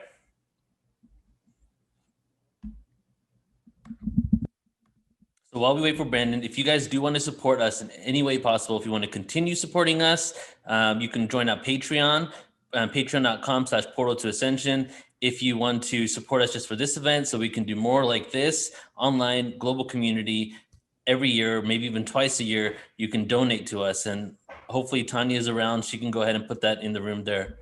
Brandon, you around? Yes, sir. I'm here, Neil. Can you hear me okay? Yep. How you doing, brother? Awesome. Doing great, man. Excited for this one. This is going to be again, just these final interviews, just counting down the moments that we got here together. It's going to be exciting. You've done a wonderful job, and it's great to be here again.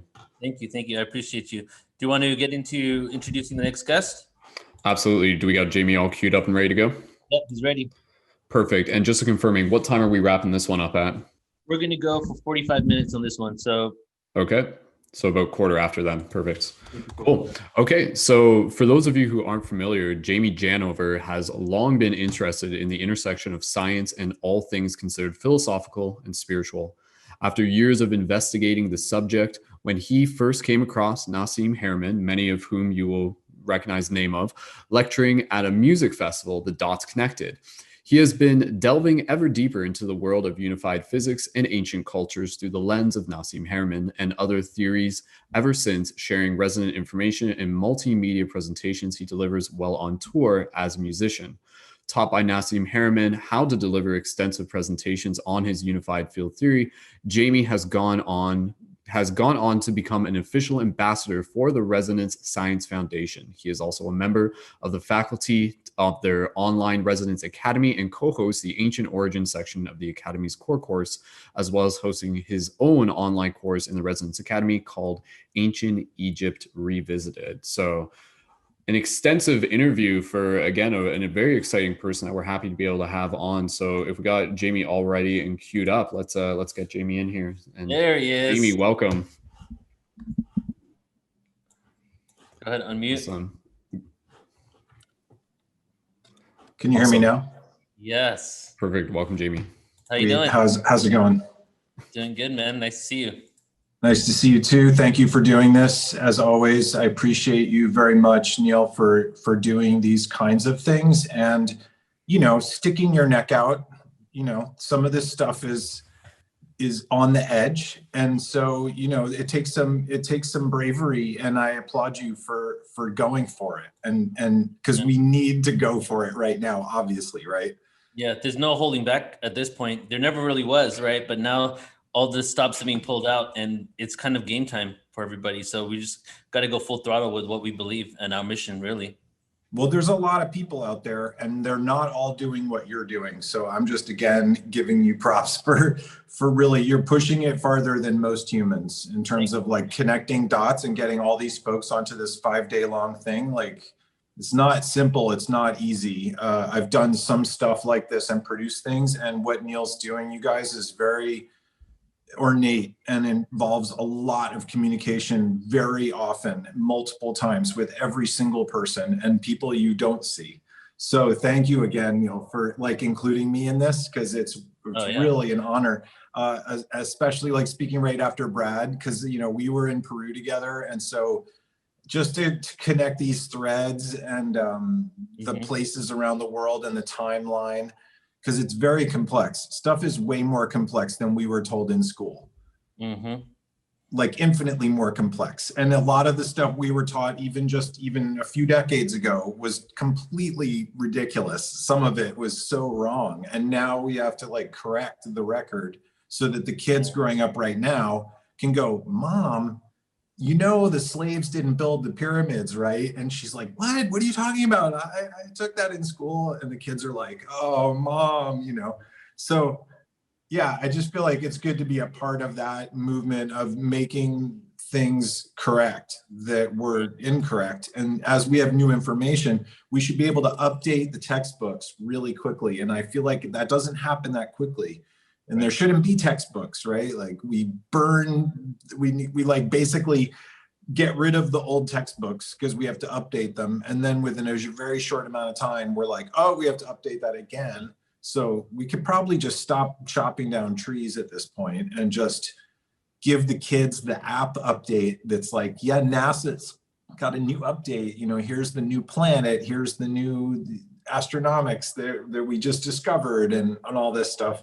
So yeah, we operate very inefficiently in the world, you know, because of the way that we handle our resources. You know, even oil companies, you know, they invest in 30 years loans in order to have pipelines built. So for those 30 years, they don't want to invest in anything that will take away from petrol, right? So we put all of our energy and our focus into wrong places. I know you've been speaking for a while about, like, you know, the origins of humanity and rewriting the textbooks, re-educating the public. Why don't you get into maybe talking about your history a little bit and how you came into this? Because what I truly love about, you know, your information isn't, you know, I love everything you do in Nassim Haramein, but I love the connection you make with ancient sites and structures and how that is advanced, basically quantum physics and geometry that we're only now rediscovering. So maybe you can start off by taking us into that world. Yeah, that's a tall order in that you're dealing with unified field theory, which for those who are not super familiar is, you know, a physics theory that describes everything in the universe, right? From infinitely large to infinitely small, so that no matter what observation you make, it fits into that theory. And then there's the ancient civilization rewriting our history of where we came from. You know, most of us got taught the whole out of Africa hypothesis and a very kind of linear, simple, easy to visualize migration of where humans started and then where they moved and what they did. And that is ridiculously simplified. And we now know that that theory is not only incorrect, but it's so many layers more complicated than we thought. We keep finding new species of hominid that we didn't even know. So the whole missing link story that we got is a missing chain, and it's more like fractal missing chains. So it's just so much more complex than we knew. Every time we think we know how stuff works, we come up with a whole nother layer of observations and theories that show that it was a little bit more complicated than we thought. And now the interesting thing that's happening is that the convergence of the physics and the geometry that was encoded by ancient civilizations is coming together, and it's actually simplifying and becoming easier. In other words, physics got so complicated, they kept having to add more and more complicated math onto a very complicated thing until they were like, yeah, this doesn't fit with this, but if we add more dimensions, then it might work. And then they don't define what a dimension is, and it gets super weird. And they start saying there's quantum weirdness, right? And nothing makes sense. And then the geometry comes in, and you go, hold on a second. What? There's structure to space. Oh, the study of structure in space is geometry. What is the geometry of space? That's a good question. That's where Nassim goes. And then long story short, the geometry of space-time was encoded by the ancient civilizations. Now, what that geometry is and how you derive that and why it makes sense as that geometry, that's kind of a long story. But you can basically say that tetrahedrons, the most foundational Platonic solid, is the seed of this geometry. And if you put 8 of them together pointing in, you get a perfectly balanced geometry called the cuboctahedron, right? The vector equilibrium. And 8 tetrahedrons pointing out, you get a star tetrahedron. And so anybody who's following this information is like, oh yeah, star tetrahedron. Oh yeah, vector equilibrium. Thank you, Buckminster Fuller. Oh yeah, the torus. That's the most foundational pattern of energy in the universe. And it's going around like this in different hemispheres, singularity in the center. There's a geometry to that. That fractally goes out infinitely bigger and infinitely smaller in a hollow fractal lattice structure that you could call an infinite tetrahedral array. And that geometry we find in ancient cultures all around the world, encoded in things like pyramids and all these different cultures, the flower of life symbol, the yin yang, the I Ching, all these calendrical systems that deal with 24 and hexagonal lattice structures, all these different traditions pointing towards the same basic seed set of information that is basically geometric information. So that doesn't seem like a coincidence, right? Like all the stuff that I was taught in high school, I'm like, okay, all right.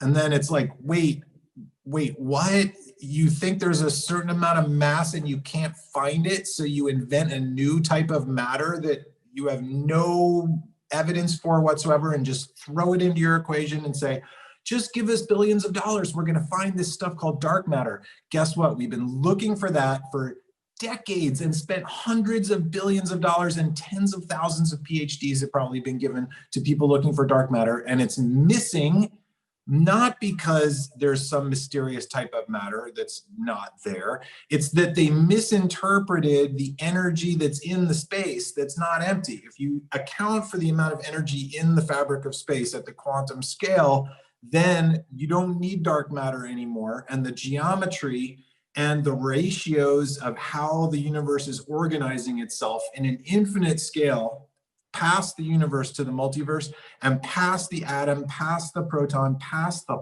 Planck, which is the smallest vibration we can measure. Smaller than that goes infinitely small. All those scales have a very, very specific geometric ratio, and that is this new unified field scaling law that Nassim Haramein is about to publish. It's called, oh my gosh, I hope I can remember this off the top of my head.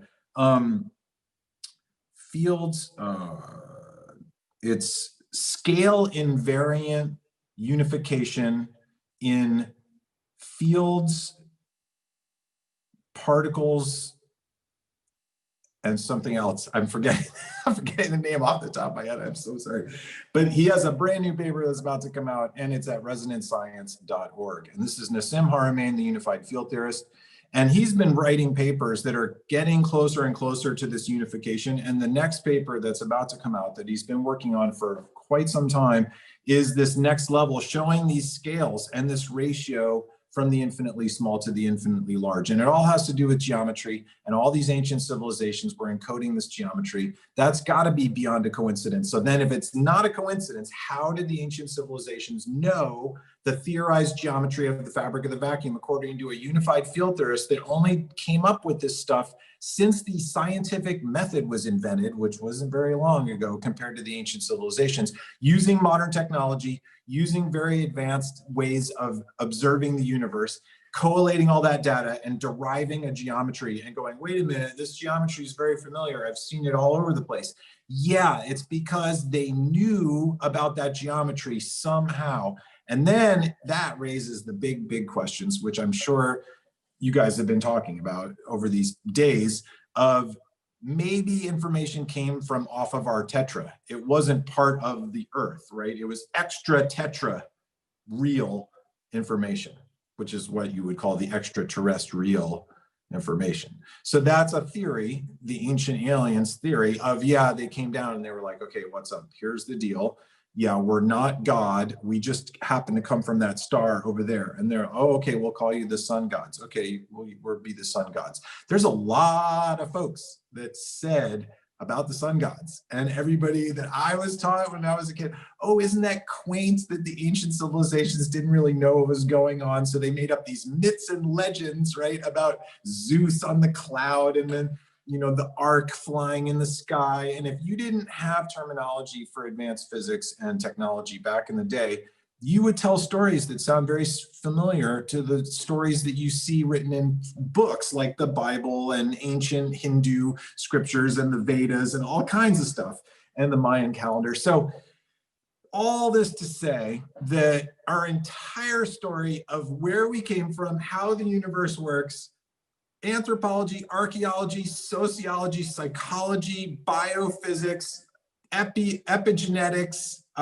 you know, all these studies, all the ologies, if you want, are all having to be rewritten very rapidly, because the new information is coming faster and faster as the technology gets better and better. And the more people like us go, blah, blah, blah. Did you find out about what that guy said over there? Because check out. And then somebody goes, no, I didn't see that. Thank you for telling me that. And so that's why I keep telling people like Neil and all the other people that are doing stuff like this, good work, because we need to advance that process of the feedback loop of the information so we can get as resonant and accurate and, you know, perfectly in tune with what's actually going on in the universe, so that we can make really good decisions about how to proceed from here.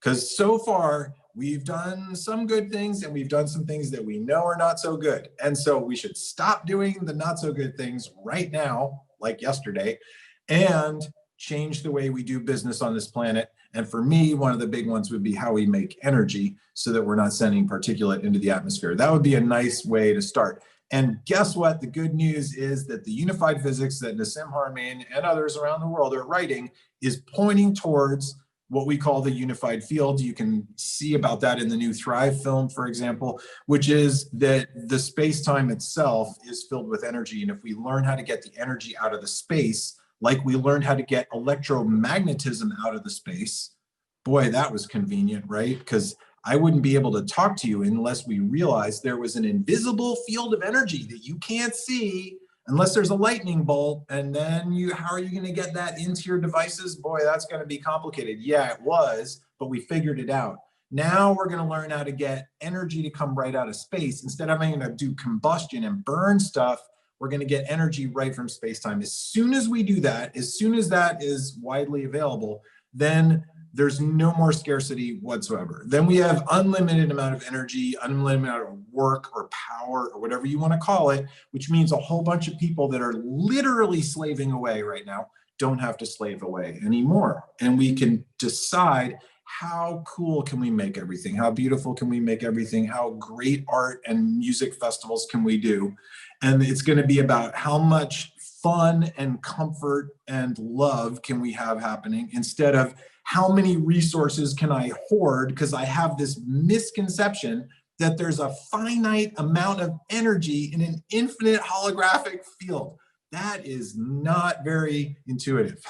So that's why I've been on my own little personal mission to help folks like Nassim Haramein and Robert Edward Grant and Alan Green and all these other folks that are coming up with incredible insights about how the universe works. And it turns out that it's right on and it's super resonant, and that there's evidence for it all over the place.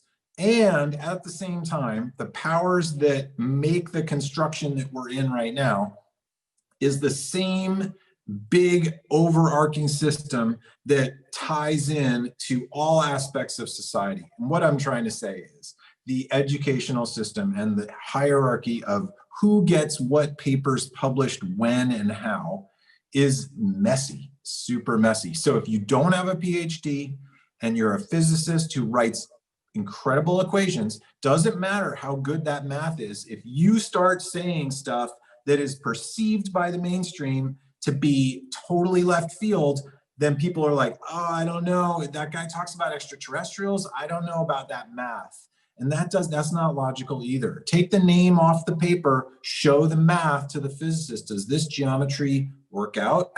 Because check it out, we can predict, because of this holographic field, you can look at the proton and predict stuff about the universe. You can look at the universe and predict stuff about the proton. And that's what Nassim is doing. He's looking at the proton very closely and how small those little Planck spherical units fit inside there, 10 to the 60 of them inside of a proton. And that ratio is giving him predictions like the temperature of the universe, the background radiation of the universe, the size of the universe.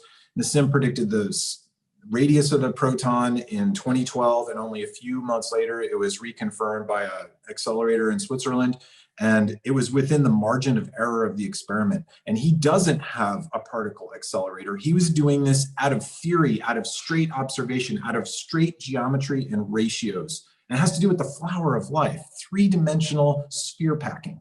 So hold on a second, the ancient civilizations were encoding the geometry of the Planck spherical units that make the proton somehow?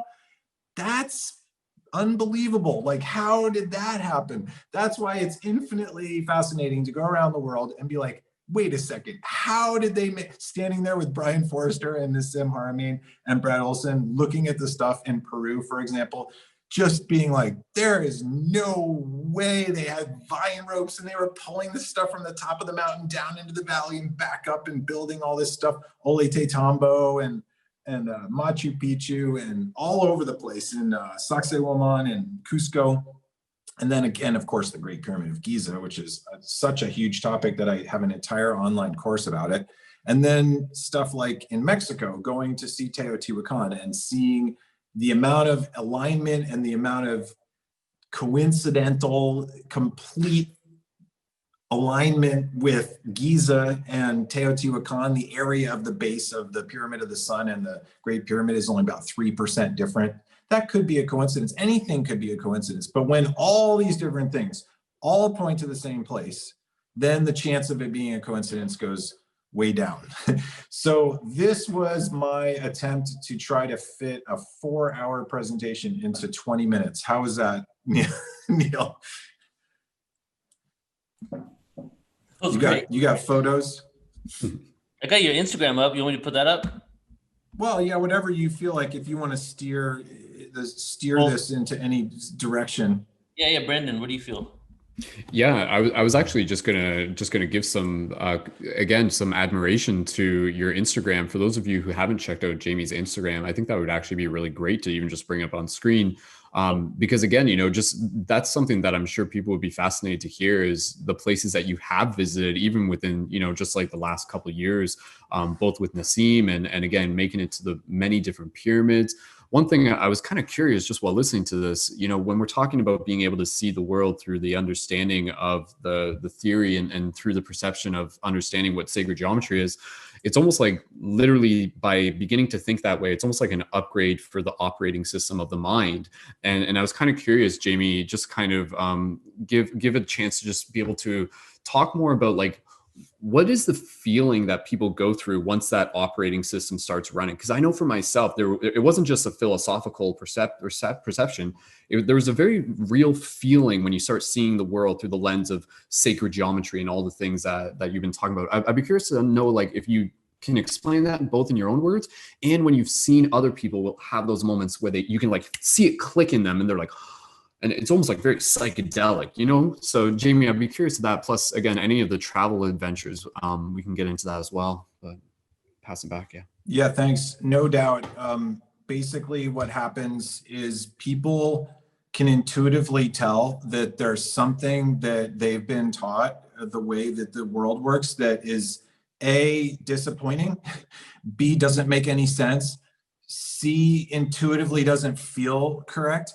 And then somebody like Nassim Haramein, it could be anybody, right? It could be an ancient spiritual master where you read some ancient text and you're like reading Lao Tzu, or you're reading Mohammed, or you're reading the Bible, or you're reading something like related to the I Ching or the Mayan calendar, or you're reading a book that is something by somebody like, I don't know, Joseph Campbell, or it's Graham Hancock, or it's somebody that has connected a bunch of dots that weren't connected before. And they're correct. They are correct. They're coming up with new ways of saying things that they're observing in the universe that are true, that are different than what people were taught before. And then they can let go of this baggage and the weight of like, oh, that was so confusing. Now it makes sense. Phew. And you literally can feel lighter in your sense, in your consciousness of being like, okay, I let go of that baggage. And so it was a little emotional for me to let go of that because I thought I knew what was going on. And now I realize I didn't know. But now I have a much more resonant, easy to understand, beautiful construct to replace this with, that I can actually latch my emotional body and my spiritual life into, and give me the facts, give me the data, give me the numbers. Don't just give me a bunch of foo-foo, blah, blah, blah, new age speak. I want science. I want some data. I want to have logic. I want to know. I don't want to guess. And so if you have both of those things and it gets explained in the right way and it's correct and you have it match your experience of your life, that's I think the thing that you were trying to explain, that it is kind of like this experience that it kind of takes you out of your normal reality, gives you a different perspective. And there are molecules that can do this too. But the point is you don't need the molecules, that you can have all of that feeling and go to all those places by having the knowledge and having the experience match the information being delivered in a clear and resonant way. And so I had that happen to me, right? Because I'm a musician. So I'm at my friend's festival. I'm friends with the guys in String Cheese Incident from Colorado. And they had a festival in Oregon at Horning's Hideout. And my friend Amber, who is Nassim's former partner, I knew Amber for years and I hadn't seen her in a while. And she said, oh, my new boyfriend's doing a presentation. So I saw Nassim speak in 2002 at this festival. And that happened to me, the thing I just said. And so I went, oh, okay. I read all these books. I read Tao of Physics, Dancing Woolly Masters, Elegant Universe by Brian Greene, Chaos Theories, Fractals, all this stuff. Then I see Nassim and I go, oh, I see. You're connecting all those dots and you're tying it with these dots. And then you're bringing these other dots that I didn't even know were connected to that at all and showing me how it all perfectly scales. And it's this fractal and it's unbelievably tied into all these things that I've been thinking about for a very long time. And I was like, wow, this is next level. And I could tell how challenging it is to try to explain all this stuff in a short period of time. And so Nassim was trying to get this stuff across and I didn't get it completely. And I had to see him speak over and over and over. And I was like, oh my, I think I could explain this. And then pretty soon I started explaining it to people. And then I was able to do the thing that Nassim did to me. And I was like, oh yeah, that's infinite. I will never have to stop doing that, which is what I'm doing right now. It's what I do every day on social media. I do Nassim Haramein social media, Resident Science social media, and Robert Edward Grant's social media. And so I'm just consistently putting out stuff about the unified field, about resonance, about the torus, about the infinite nature of space-time, all these things. And so it just has helped me to have perspective when the shit hits the fan, excuse my language, but obviously that is happening right now. And you have to have perspective on the big picture. And when you have perspective on the big picture, it really helps to get through the little bumps of the day-to-day and the stream of totally static, discombobulated information that we're bombarded with all the time, and be able to stay in the flow and be like, okay, yeah, there's all that, and I also happen to know about this infinite field, and that every single human is part of that, and that we're all infinite beings, really, in an infinite holographic structure we call the universe. And you actually have access to all that information. It doesn't seem like it, but that's what the Ascended Masters were trying to tell us, and now that's what quantum physics and unified physics is telling us. So that's encouraging, because in the end, it's going to be okay. It doesn't always feel like it's going to be okay. And so my heart goes out to the very many people out there right now that don't feel totally okay. I'm with you, because I don't always feel totally okay. And Me too. It's helpful to have these folks, like we've been getting for 5 days, talk about these things and be like, did you know that there's this thing that somebody figured out over here? Because like, if you didn't know about that, it might change. And you're like, no way, is that really true? I don't know. And then you start researching and you're like, wait, that actually makes sense. And you go down the rabbit hole, and some rabbit holes go sideways and you're like, oh, that was misinformation. And some rabbit holes get backed up by serious science and serious math. And when it connects to geometry, it can't be wrong. Geometry cannot be wrong. It's true. Thank you, Kepler, right? Thank you, Copernicus. Thank you, Galileo. Thank you, Da Vinci. Thank you, Walter Russell. Thank you, Nikola Tesla. And thank you, Nassim Haramein and Robert Edward Grant and Alan Green, and the folks that I'm privileged enough to help amplify their messages, because I am primarily a musician and an artist and a communicator. I'm not a physicist. I'm not a mathematician. But when those guys give me the download and they're like, check this out, does this make sense? I'm like, yeah, I'll tell everybody. that's my job. There's so many directions we can go with this. Like every time you say a sentence, 2 questions come to my head, but then you're on something else. So then I'm like, oh, what's the question I just had? But it's just like, so when I first got into everything, Nassim Haramein was actually my ticket into consciousness. Back in 2001, I think I watched something, and he did this video on the Knights Templar, right? So I didn't even know it had anything to do with mathematics or science when he was talking about the Knights Templar. And then soon after that 9-hour like video, it was like 2 videos split in half. I went into researching him more, and then I was like, whoa, this guy is like really figuring out the mathematics of oneness, you know? So I really like that, because I really didn't have any faith or belief, because I couldn't believe in blind faith my whole life growing up. I really was linearly minded, and that's probably just my upbringing, my culture, the people in my family, just very technical people. So when I discovered Nassim Haramein, then I started realizing, oh my God, you can actually prove through mathematics that we're all interconnected. And then I discovered other people like that. So, but then I really appreciated the fact that it wasn't just mathematics connecting us, it was also connecting us through mathematics and, you know, physics to ancient civilizations, which was my favorite topic. So can you maybe talk now about some ancient sites that you're aware of that maybe have some events, the people really had some advanced knowledge of, you know, geometry, fractal geometry or whatever? Man, well, Egypt is dense with those types of sites. My perhaps my favorite site in Egypt really is the Osirian temple in Abydos. And that temple is under the ground. It's about 50 feet below the surface of the sand. And the blocks that are there are so heavy that it suggests that there was an advanced technology that we are not aware of today in terms of just being able to move it. And that is where we find a flower of life, as Nassim would say, laser burned into the rock.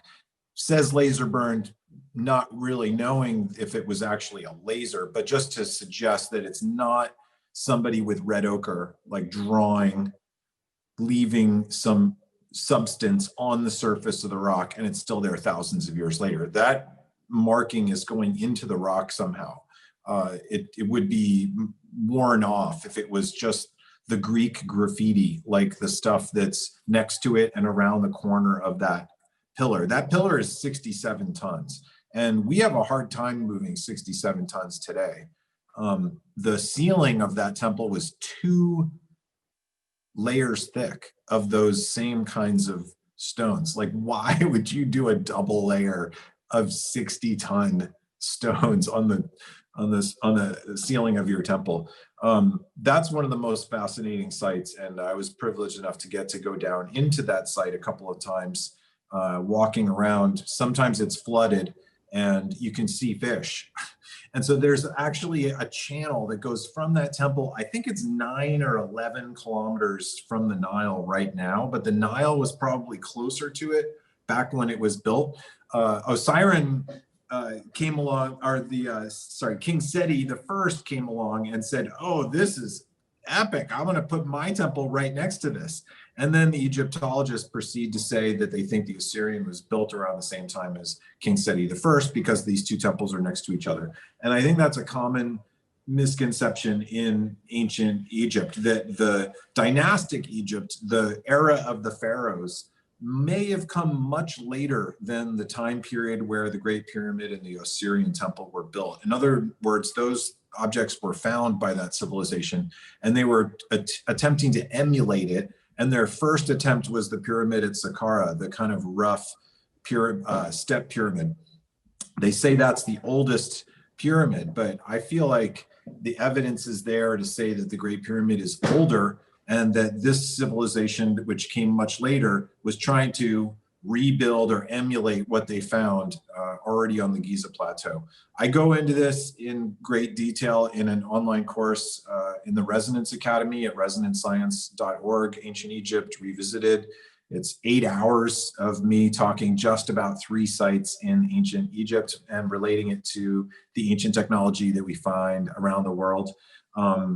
Like you said, Neil, it's infinite, and it can go so many places. And I have done, 20-hour-long presentations. And twice I went to Nassim's training that he used to call the emissary program, where Nassim would talk for 90 hours over a 10-day period. And so it is infinite. And Nassim would be 2 days until the end, and he'd be looking at his watch like, "Oh no, I'm running out of time," So it's true. You can talk forever about the unified field and physics and ancient civilizations. We were trying to do a 2-hour presentation, was it 4 years ago? And it ended up being 5.5 hours because you couldn't fit it all. You couldn't even fit a bit of it in 2 hours, right? Well, it was great because I think I was trying to do it in 4 hours, as I recall, because that's my usual time frame. But then you said, "Hey, there's no time limit in our format. You can record as long as you want." So yeah, I have a 5.5-hour unified field theory presentation available on Portal to Ascension website, as well as talks on ancient civilizations. And I was part of a panel on sacred geometry. So thank you again, Neil, for including me in all these things. I would really appreciate it. Oh yeah, you're welcome, brother. Brandon, do you have a question? Yeah, sure. I figure we'll do about one more question, then get close to wrapping it up, if that works. Moving into the future, I think it's something that we're all thinking about here with the conference. And so I'm just kind of curious from your perspective, Jamie, how this knowledge is something that can begin to just become an everyday part of our lives in the future. What would that vision look like?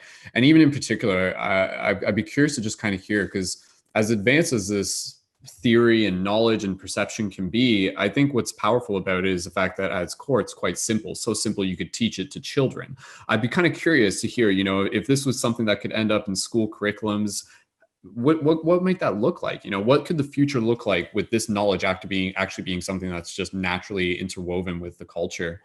If we can just practice imagining. It's so universal that you could teach it in every school in the world, every culture. It wouldn't have to be dependent at all on any cultural or political or gender identity. It's absolutely universal information. And I was very honored to get to go with Nassim Haramein and Robert Edward Grant and Alan Green and Hans Kierstead, a great stem cell researcher, to Dharamsala and present. Nassim and Robert and Alan, those guys presented their work to His Holiness the Dalai Lama. And we got there and we were supposed to have, a morning meeting. And Nassim had a very short time, he thought, to speak to His Holiness. And so Nassim explained his unified field theory to His Holiness in about 10 minutes.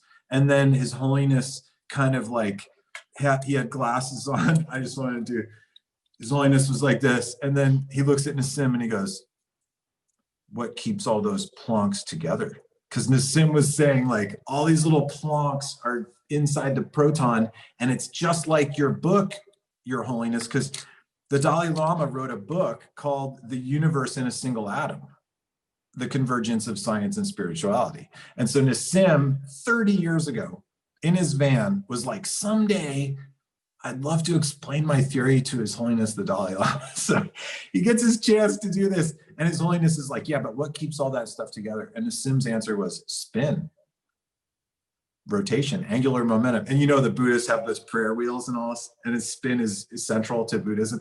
And then His Holiness goes, hold on a second. And then he says a bunch of stuff in Tibetan and he's talking to all of his aides and we're like, what's going on? And he's like, I just told them to make lunch. I'm sorry for my terrible Dalai Lama impression, but it was quite an amazing moment where we realized that His Holiness was like, he's like, this is going to take a while. And so we talked with him for 4.5 hours and I got to ask him a question. I didn't think I was going to get to say anything, but they went around the whole room. Eventually, hey, James, do you want to ask him a question? I'm like, yeah, sure. So I'm like, what am I going to ask the Dalai Lama? I'm like, Your Holiness, how can this group, this delegation help you in your mission to reduce suffering on this planet? Because I knew that was one of his main missions, was to try to reduce suffering. And I've been thinking about that too. And people like Buckminster Fuller, saying we could take all of the energy and research that we put towards weapons and make it towards living-ry, instead of weaponry, living-ry, right? Or whatever how you pronounce that. And so his answer was 45 minutes long. And at the end of this whole thing, we were like, Your Holiness, we would love to do some sort of conference where we bring together the spiritual leaders and the physicists. And we show that unified physics is saying the same stuff as the ancient ascended masters of the planet in all these different traditions. And His Holiness is super duper knowledgeable in all religions. He knows a lot about every religion. He was talking about the history of religion, the history of science, geology, geography. The conversation was all over the map. And in the end, he gave a directive to Nassim and to Robert and to Alan, to all of us and to Hans, to do a conference. And the idea was to call it Convergence. And so we're talking about it. We were talking about it last year. We were talking about doing it as an in-person conference at a university. And His Holiness can't fly very far. He doesn't really fly to North America anymore. We were trying to figure out where can we do this, which university, and then COVID hit. And then everything got pushed back, way delayed, like everybody's life on the planet. And now we're trying to figure out, can we do this in a much simpler way as an online event? And so I am helping a group of people to try to start that conversation up and reach back out to His Holiness. And so I would just like to say, everybody visualize that happening, because that's the long answer to your question of how we're going to see things in the future, is that we realize that all religions are correct and everybody can pray the same way they want to pray right now. It's all good. Everybody's praying in a different way, just like we have different styles of music and different styles of dance and different styles of art. It's okay. Everybody pray however you want, because guess what? We're all praying to the same thing. There's only one thing. And here's the geometry, and here's the mathematics, and here's the ancient civilizations, and here's all these different books like the Bible and the Torah and the Quran and the I Ching and the Maya calendar that are all saying different ways of the same thing. So you guys can stop fighting right now. Festival Earth, let's go. It's just, let's have an amazing time here on this planet, because we can all collaborate and make it awesome. We know we can. And there's very complicated reasons why it's not happening yet, but we're gonna get there if we keep our attention in the direction we wanna go and don't put our attention into the places we don't wanna go. Exactly, man. It's all about focusing our energy and our intent on what we want to create, right? There's a line in the Rig Veda that says there are many pathways to the same destination, right? And I've heard it throughout the the conscious community, and that's basically what you're hitting on. All these different forms of prayer, these different forms of religion are just other ways to connect with the source, because there are as many ways to connect as there are people on the planet. We all have our own way. So having done that and honoring it, which is also a reason why there is no conversion into Hinduism, because they don't believe you need to convert to have that connection to source.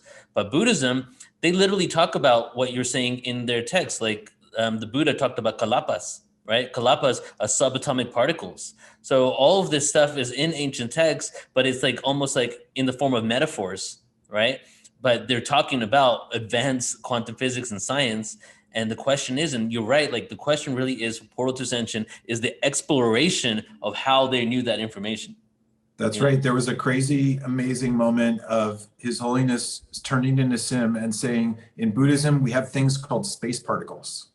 And Nassim said, space particles? Those could be the Planck, the little Planck units that make up the proton. And Nassim's new paper talks about the subplunks, the units that are smaller than the Planck. And the subplunks are super duper duper duper small, like way, way, way, way smaller than the Planck. So much smaller so that the quantum wormholes that connect all the little Plancks to all the other protons can have tons of information going through it. So there's a quantum wormhole network that connects all things inside of space. It's riddled with these quantum wormholes. That's why you can have entanglement. That's how information can travel instantaneously through the field. Light speed is super duper duper duper slow, really slow. And there's information that goes faster than light. And that's through quantum tunneling. It's ER equals EPR. Einstein-Rosen equals Einstein-Podolsky-Rosen. It's quantum wormholes are entanglement. So check that out in terms of the physics. And in terms of the spirituality, there's also, His Holiness said, consciousness particles. And so Nassim was like, maybe the consciousness particles are the subplunks. And that's when it was getting thick. And it was like, wait, exact specific terminology right out of Buddhism from His Holiness, right to Nassim Haramein being like, here's the geometry for that. Here's the equation for that. Here's the paper for that. And His Holiness was stoked. He's like, you guys are on it. He's been meeting with physicists in physics departments around the world for decades. He hung out with Carl Sagan. He hung out with all these heavies. He's been trying to get these conferences going, and they didn't always hit. Oh, somebody's asking, oh, it's ER equals EPR. I think that's what that question was in the chat. I just looked that up on the internet, and you'll find all the papers. Yeah, ER equals EPR. That's the theory of basically that, yeah, there's quantum wormholes, that wormholes are a real thing, and that information can travel faster than the speed of light through a wormhole because you're bending space-time, which is a very simplified way of visualizing that. But it's basically what is going on. We think. We're still figuring it out. Awesome. Well, Neil, I guess we're just about ready to wrap it up. Jamie, thank you so much again. And any closing notes that you just want to be able to let people know, events that you might got coming up that they can check out, and anything else with the Academy? Yeah, I would say check out the Resonance Academy. There's a free course that's super dense that has all the information that I was talking about. It's a free unified science course And it's really in depth. It's really cool that it's now free for everybody to take. It's in French and Spanish and English, and you can access that at resonancescience.org, the free unified science course. And then there's a bunch of other courses from a bunch of other Resonance Academy faculty, and there's new courses coming out all the time. And yeah, look for Nassim Haramein out there in the world. He's going to be doing some speaking in the next year as we get through, you know, this next phase here and start getting more into hopefully doing a conference with His Holiness. And this new paper is going to be, I think, very monumental because it's very, very, very precise, like 13 digits after the decimal point accuracy on things like the gravitational constant, which right now the gravitational constant is good to about 5 or 6 digits, which means anytime you have big G, the gravitational constant in a physics equation, no matter what, it's only good to 5 digits because you're not sure about the gravitational constant. Now he's nailing all these things. The math is super tight, and I encourage you guys all to check out the abstract of that paper, also available at resonancescience.org. Beautiful. Jamie, I appreciate you so much, brother. Every time I do a big event, I reach out to you. Sometimes it doesn't work out, you know, sometimes it does, but I'm really glad that you got to be here on this one because what you bring is just amazing information, and it's exactly what I'm into, you know, ancient history and the oneness, the mathematics of oneness, you know what I mean? So appreciate everything you're doing, brother. We'll have you again sometime soon. Let's do another event sometime soon. Yes, please. Keep calling me and I'll keep saying yes. You rock, Neil. We really appreciate you. Thank you, Everybody brother. support Neil and what he's doing. Thank you. Take care. Have a good night. Thanks. All right. Thank you. Take care. We'll see you soon. Beautiful, amazing conversation, Brendan. That's wonderful, man. Again, I think just going back to the theme of all this information is leading us back to our heart. And that's the idea that I love, that when people start realizing and understanding a bit more about sacred geometry and go stand in front of a tree and start seeing things differently, it brings them back to the wisdom of the heart. So this is like a scientifically proven way to be able to help bring people into that unified feeling in the heart, you know? So. Yep, exactly. And just what we have been doing this whole 5 days is just showing different perspectives, but it's almost like, just like Jamie said, the end result, the destination is the same.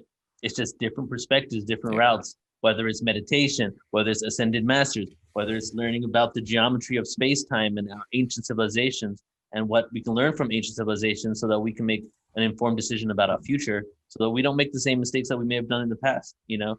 So it's really, truly beautiful, and it's all leading back to the heart and love. Yeah, no, it's pretty exciting. And I know we're just getting ready to move into our next speaker, Trisha, correct? Yeah, I'm gonna bring her on. Cool, and you're gonna be able to stick around? You're gonna come back for the ending? I can come back for the ending for, what time are we doing that at? 45 minutes, I would say. Perfect. All right. Well, I'll jump off and I'll see you for the closing ceremonies, and everybody else. Thank you so much. And Mystic Spider-Man on TikTok and Instagram, and I'll see you guys around. Thank you, brother. Take care. So let me second what Brandon just said about himself. Mystic Spider-Man, Paradigm Shift Central, amazing content. Been following him for a while. So well grounded, really helping out other conscious creators. So do check him out. So now, guys, we're in literally now the final stretch. We have about an hour left of the 5-day summit, and this is the grand finale. I hope you guys enjoyed. I can, from the comments and from the emails and from the texts and from the Instagram posts, I can tell that you guys had a really good time. And this content, we want to keep this content going out for the whole year. This event is only 25% of the marketing plan for this event. When this event's done, I have this pretty huge plan on where this content is going to go out to and what I'm going to be putting it in all over the place, so that we can have this going out for the entire year. Every single day, someone's going to be watching, at least hundreds, if not thousands, daily, watching something from this conference. So please do share it with your friends and family once we're done. Okay, now everybody, we're going to get into our final speaker for the day and for the summit, Trisha McCannon. I'm extremely excited to bring on, and I'm already seeing her face in front of me, but I want to do a bio before I say how great it is to see her face again.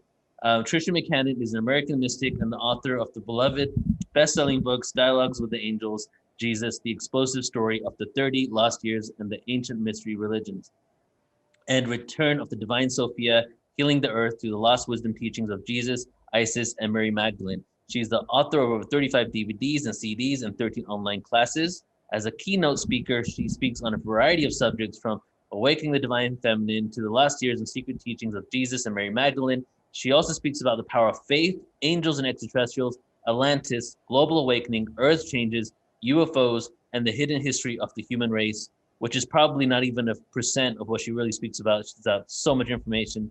A renowned clairvoyant, she has read for over 6,000 people in the world and is able to access the soul records of those she met. Trained in many different healing modalities, including hypnotherapy, holographic repatterning, timeline therapy, voice dialogue, and regression work, she clears the vows, curses, and bindings that often hold us back from true empowerment. As a teacher and a healer, she is committed to helping people discover their true soul origins, free themselves from the subconscious limitations of their past, and awaken to their higher purpose. And just really quick, also, I want to show everybody, you know, we've been working with Trisha for quite some time, and I just want to show you how much time just by showing you the back end of our website really quick, where you're going to access the replays to this event, right? So let's just do a quick search here for Trisha, and let's see what we find. We have done more events with Trisha than I've probably done with anybody ever, going back to like 5 years, maybe 6 years ago, the Christ Conscious Conference, Return of the Divine Feminine, and then at least 10 different workshops with her, because of the fact that she's a plethora of information, a wealth of knowledge, and has a beautiful energy. So I'm so excited to bring on my friend Trisha. How you doing, Trisha? Oh, Neil, it's so wonderful. You know, the volume dropped a little bit on your microphone. I don't know if it's technical or what, but thank you for such a beautiful introduction and such an amazing program. I've been on the last few hours and every single speaker has just been terrific. I've really enjoyed them. Right, and it's right up your alley because the last few speakers, you know, you're actually, for lack of a better term, all over the place with the fact that you are into everything. But one thing that you love so much is ancient history. And, you know, we've been leading up basically to this. We've been building the foundation of it all. But now we're going to get into, you know, what your awareness is with ancient history, which I particularly love as well, because it connects to the esoteric wisdom of what these cultures knew. So I'm excited to maybe dive into some of that with you. Well, thank you. You're right. There's so many directions we could go. And what was interesting is the last couple of hours, as I've been listening to the wonderful speakers, I actually took an old slideshow that I had and just kind of redid it. And of course, this slideshow was actually all about the many faces of the Divine Mother. And so maybe towards the end, if we want to, we can take a look at that. Just so, I wish we had music to go with it, maybe some of your music, to just kind of bring some of that beautiful heart energy that Brandon was talking about in the last presentation into this. Because at the end of the day, you know, no matter how brilliant we are with our minds and we put these puzzle pieces together, it is the heart that's going to see us home. It's the heart that brings us into unity. And of course, the Divine Mother energy is that heart energy that's coming to try to balance the sacred masculine energy. And that's part of what's really needed in the world today. And as you know, I'm happy to roll up my sleeves and talk about Atlantis, Lemuria, the 12 extraterrestrial races that seeded the planet Earth, the hidden history of the planet, soul readings, my website, Atlantis, pyramids, Osiris, the gods, all of it. How much time do you think you need for the many faces of the Divine Mother, so we can make it work? Well, you know, maybe it goes fast, probably 10, 15 minutes, something like that. Let's set 10 minutes aside for that, right? So like at 7:50, we'll go ahead and do that. And then right now, let's get into well, firstly, how you been? It's been a long time. Yeah, I know. It's been a tough year. My mom's 95 and, you know, she's at that place where she could make her transition this year. So my sisters and I have been very focused on that. And I've also been involved with, as you know, I've worked with masters since I was a little girl. I'm clairvoyant, so you know, I grew up across my forest and I could see the divas, and then the forest angel began to come and teach me about how the light and sound of God are stepped down through vibration to create the different dimensions, which of course the Vedas talk about and so forth, but that wasn't what was taught in the Baptist, Methodist, or Episcopalian church where I was going. And so these masters, I have work with these masters. You can call it the Great White Brotherhoods or the Grand Councils or Galactic Councils. There's so many different names for them, but they're beings that basically have incarnated on this planet or other planets who have been committed to the evolutionary awakening of the human race, whether it's on this planet or another planet. They're the higher consciousness beings. Some of them are in the third dimension, but many, many of them are more in the fourth, fifth, sixth, seventh, the higher dimensional levels. So I have worked with them for years, and I was initiated when I was 19 into this lineage of masters. And through the last many decades, you know, I've moved up in my initiations year after year after year. And so last year, I don't think I've had a chance to tell you any of this, but last year I was asked to really head up this international organization. So today I was on the phone with Africa, I was on the phone with Serbia, on Zoom calls with England. And so I just held an international summit here for the last, for some of the leadership of that organization. It's called The Way of Truth, and their website is thewayofTruthMysterySchool.org.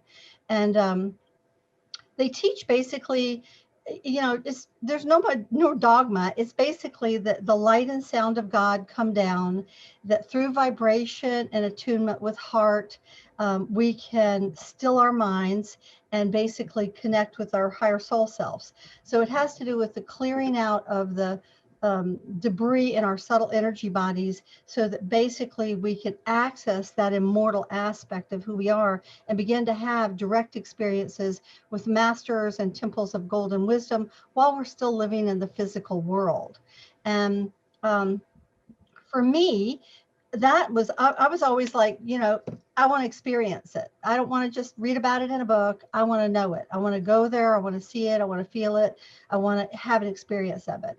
And so it's been really exciting this last year, because I've been in touch with very high initiates who are, many of them, very, very developed. And they themselves have, of course, been having experiences for decades. And so I've just really kind of taken the reins in the last 2 or 3 months of the leadership of this organization. But I'm working with a very powerful master in the physical world. His name is Sri Maximilian. And then, of course, I'm working with masters on the inner planes. And they since about April, they've decided that they want to wake me up every morning at 5:30 in the morning, which means that I'm having to go to bed more like 11 or 12, because I guess up in the higher worlds, time and space is not so important, you know. So it's been quite interesting. I had one of these masters, I didn't really know who he was, but I had just finished writing a whole article. I did yesterday, I think on Sunday, yesterday, I did my third kind of world address. And these are not yet available on YouTube, although I have a lot of, you know, about 150 things on YouTube. But probably, you know, by the end of the year, we'll start putting some of them up on YouTube as transmissions. But you know, I think that they are going to be very excited about some of the things I'm going to be presenting to them from your conference. I'm going to turn them on to you, just like, you know, I'm telling you about them. So it'll be fun. Definitely. So let's get into a little bit of ancient history information. Something I really like that we talk about quite often was the fact that there's a worldwide pyramid culture. You know, we did.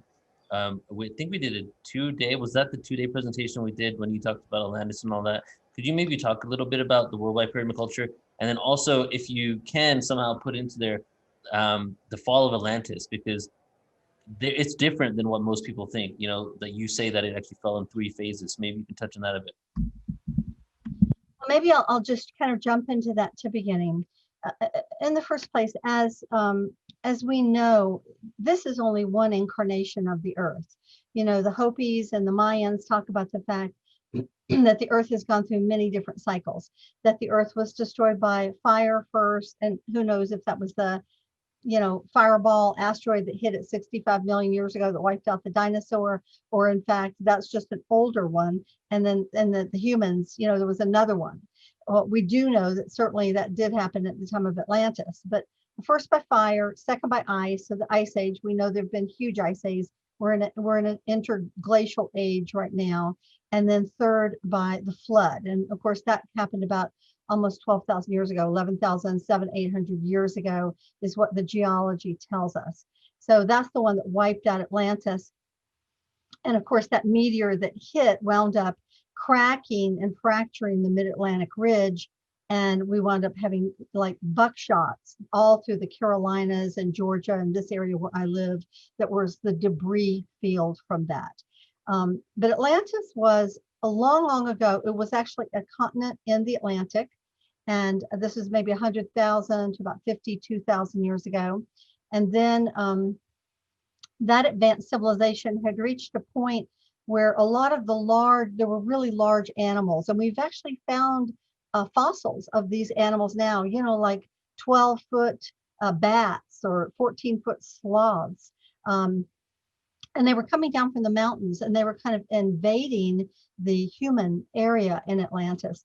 And so there was a big world council that was held to try to decide how to deal with them. And there were two factions. One said, let's just kind of telepathically make contact with them and soothe them so they don't come into our arena. And the other part of the council said, let's use a weapon against them. So they weaponized a crystal, and unfortunately they created an antimatter device, and it broke up the whole continent. And the area that went down was near where the Sargasso Sea is now, which is a very strangely quiet area. But we've actually gone down now and photographed what looks like entire cities, like New York City streets in that area. It's incredible. So the next incarnation of Atlantis, I'm sure it took quite a while to recover from that, was from around 52,000 to around 28,000. And during that period, there were basically 5 continent islands stretched through the Atlantic. And then around 28,000 years ago, 2 of those went down. Then there were 3 islands from about 28,000 to 22,000. Then 2 of them went down. And then starting around 22,000 years ago, there was the area that Plato talks about, which was right through the mid-Atlantic, and it was kind of shaped like a Vesica Piscis or a diamond. And this is the seeding that we really hear about, where Poseidon came down from the Pleiades. He was, of course, human, probably a large human. And the gods had a separate island, the very tall 12, 14, 15, 16-foot gods. But there were gods and there were humans that lived and populated that area. And the intention, always from the Galactic Council's point of view, is to provide a playground for the soul that's inhabiting a physical body to live in harmony and to achieve its highest potential. In other words, to create a golden age. And Atlantis did manage to do that from about 16,500 to about 14,000 years ago. We had a very, very high Atlantean culture. Telepathy was being used, telekinetic abilities were online for more advanced people. A lot of our spiritual gifts were really awakened, which are only now starting to really reawaken for most human or some humans now. But then what happened was technology, just like today, outstripped consciousness. They got into genetic experiments, much as we're doing today, where they were combining human and animal DNA, which is not really meant to be allowed for many things because it devolves the soul. They got into the misuse of energy systems. Of course, they've been using crystalline energy and solar energy, but they began to use volcanic energy. And when they started drilling into the earth, they could have split the earth apart and destroyed the earth. They wound up using a lot of those human animals as slaves or servants. So they started misusing their power. They got too big for their britches, basically. Yeah. And are we kind of repeating what we did in Atlantis then, but hoping that we'd go down a different timeline this time? Yes, that's the hope, because again and again, humanity is given the opportunity to evolve, to move into a higher state of consciousness. And, you know, it seems like we kind of do pretty good for a time. And then the negative qualities of lust, greed, power, you know, those things seem like they take over. And really, if you kind of think about it, you know, maybe only 5% of the population or 10% or 15% is really on that selfish wavelength. But if those people take control in politics, if those people take control in economics and in the environment, they can create, a devolving civilization where people become less conscious. So yes, we're at a similar point, except the difference is that at that time, because I've given presentations on the galactic cycles of time, and the Vedas, which you're very familiar with, talk about these vast cycles of time in the galaxy and in the universe. On our planet, we talk about them as a golden age, a silver age, a bronze age, and an iron age. And this is not, the minerals that are being used. These are the levels of consciousness. In the golden age, it said that we're really completely awake, and we know that we're souls inhabiting a body, and we're working for our evolution. We're much more connected to our divine selves. In the silver age, we begin to fall asleep more. In the bronze age, we really go into a mental analysis kind of thinking, and then in the iron age, we fall into superstition and ignorance. So, there's a lot of theories about where we are with this. Some say that the Kali Yuga, or the dark age, started around 3114 BC, and that we're still in it. That's what some believe. But there are ages within ages. So if you really look at it, we were still pretty conscious in a lot of ways. I mean, we had Egypt, we had Sumeria, we had a lot of high knowledge that was still up 5,000 years ago. I think we kind of fell into the dark of the dark during the Inquisition and the Middle Ages. And then during the Renaissance, we began to climb out where rational thought and science began to come up. But the only way science was allowed to come up was as if it divorced itself from spirituality, because the Catholic Church was so brutal. It was so down on anyone that they thought would, be a threat to their power, that they, were killing Giorgio Bruno at the stake in 1500s, because he said that stars were suns and that there were other planets and there might be other people on them. I mean, that's what he was killed for. Galileo was imprisoned, as you remember, for saying that the planets went around the sun. So science had to completely divorce itself from any spirituality. And now we're at a place where science and spirituality are coming back together, which is a very, very amazing and exciting time, because so many of these wars that we fought, we say they're religious wars, and in some cases they are, but I think a lot of the powers that be actually, they're just money wars, and they use religion to motivate the masses, saying my way is the only way. And so I really love what your last speaker said, that we can get to the point of saying we're really, all honoring the same divine presence in the universe, and we don't have to fight about it. But now where we are is, we have the plane of the galactic equator is here, and we don't just go around the center of the galaxy in a flat plate. We go up and we go down like a sine wave. Everything moves in either a spiral, like the hair on the top of our head, or our fingerprints, or the swirls of water when you flush the toilet, or a nautilus shell. But they also move in a sine wave, like our brain waves, our heartbeat, everything moves like that. This is the Shekinah. This is the daughter of God principle. The spiral is the divine father energy. These are, we can look at them as vibrational geometric constructs, but in reality, they're intelligence interpenetrating beings that are the divine beings beyond time and space that interpenetrate time and space. So the divine father is the spiral that turns it all, and then this sine wave is the up and down. So where we are now is we've been for 12,000 years below the galactic plane, and now we're moving through it. It takes about 1,000 years. We're about halfway through, and we're going to go above the galactic plane. In this period, when we're underneath, the masculine comes forward, and in its highest form, the masculine is there to lead us, to inspire us, to protect us, like you and like some of these wonderful speakers. That's the beautiful sacred masculine. But if it falls out of balance, where they begin to suppress the feminine, then you have the negative masculine, which is the war machine, the patriarchy, the dominator, all of that. And so what's happened is that's where we've been for the last 3,000 years. The divine feminine got suppressed,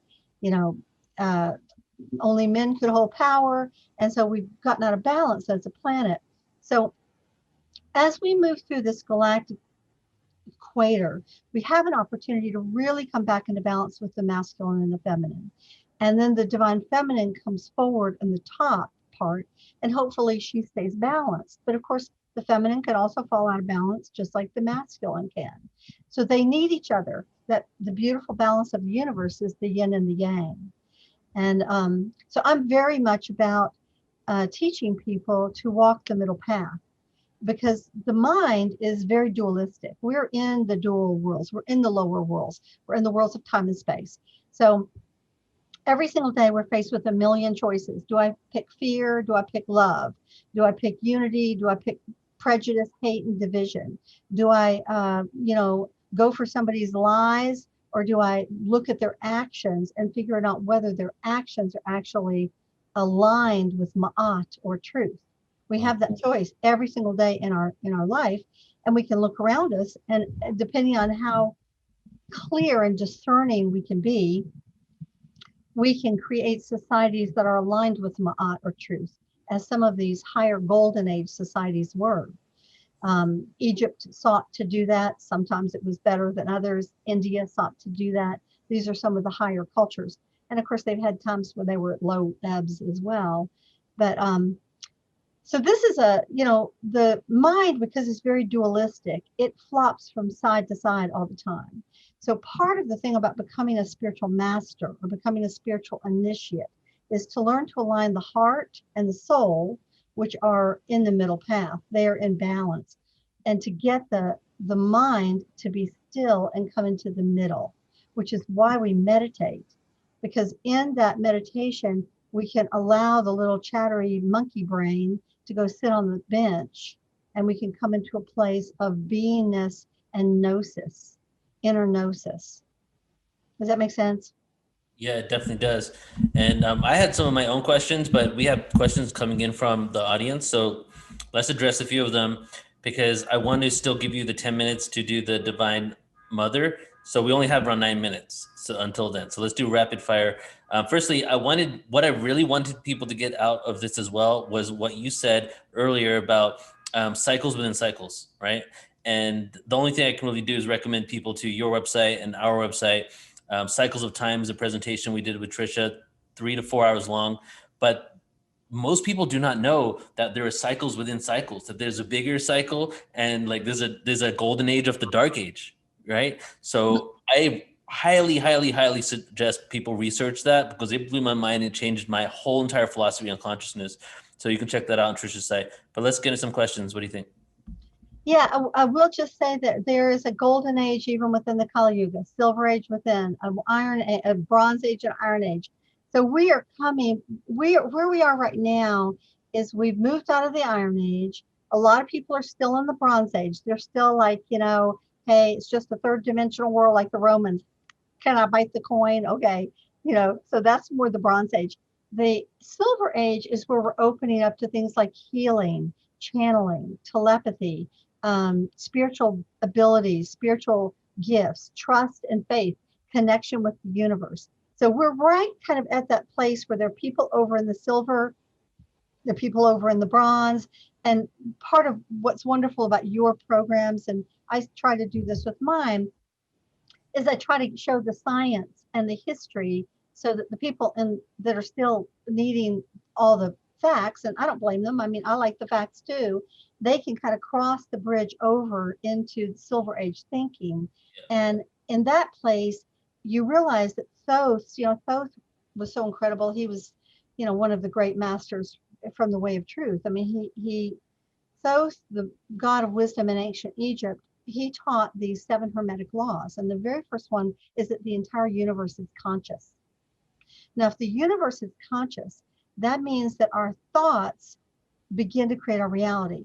That's our conscious thoughts, but also our subconscious thoughts, which is why we have to do emotional clearing work. This is why I've been a therapist for 20 something years, and I work with people all over the world, not only doing readings, but I have people who fly in for an entire week, and I clear hundreds or thousands of years worth of karmic patterns for them that are operating in the causal body, which is holding all the past life engrams, the emotional body, the astral body, and the mental body, so that all their rows are lined up and flowing in the same direction, so they can begin to kind of live more fully into their purpose, and to have all the energy go in the same direction. So yeah. Okay, so we'll ask some questions. Yeah, let's do this. Okay, so we have a question here. I had a vision when I was 18 years old. I awoke at around 3 a.m. and started to see something forming on my ceiling. The more I focused on it, the bigger it became until it filled up the entire ceiling. It was a three-dimensional living eye of a bird prey. Have you any idea what it could have been? Well, I can only tell you for me, I have been working with beings from the higher levels that have eagles' heads and bird heads for 35 years. And I know this sounds extremely strange. I mean, it was strange to me, except for the fact that when I encountered the beings, I felt like I'd known them for eternity. These are very higher dimensional beings. And so for me, Rigel is the one I talk about in my books, Dialogues with Angels and Sophia. And my fourth book is the Angelic Origins of the Soul. You can find all that on my website, TrishaMcCannon.com. All my books are on there. And my DVDs, and also a lot of other programs you can go see. But yes, this could, I cannot tell you for you exactly, but if it was a bird being, it was a higher dimensional wisdom keeper. That's what I would say. Yes. So, okay, Bethany asks, I have heard that Atlantean crystals are dispersed in the southeast in diamond pits of Arkansas, for instance. Can you talk about that?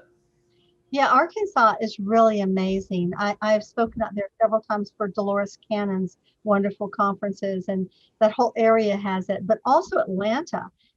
In Atlanta, literally the curbstones were made of granite. Okay, and granite, of course, is a fire crystal that has the quartz crystals within it.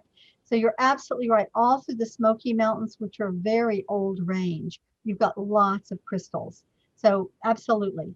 And the ley lines, we have earth ley lines, which are the energy lines, like the meridian lines of the body, but we also have galactic ley lines, which are called synchronic lines.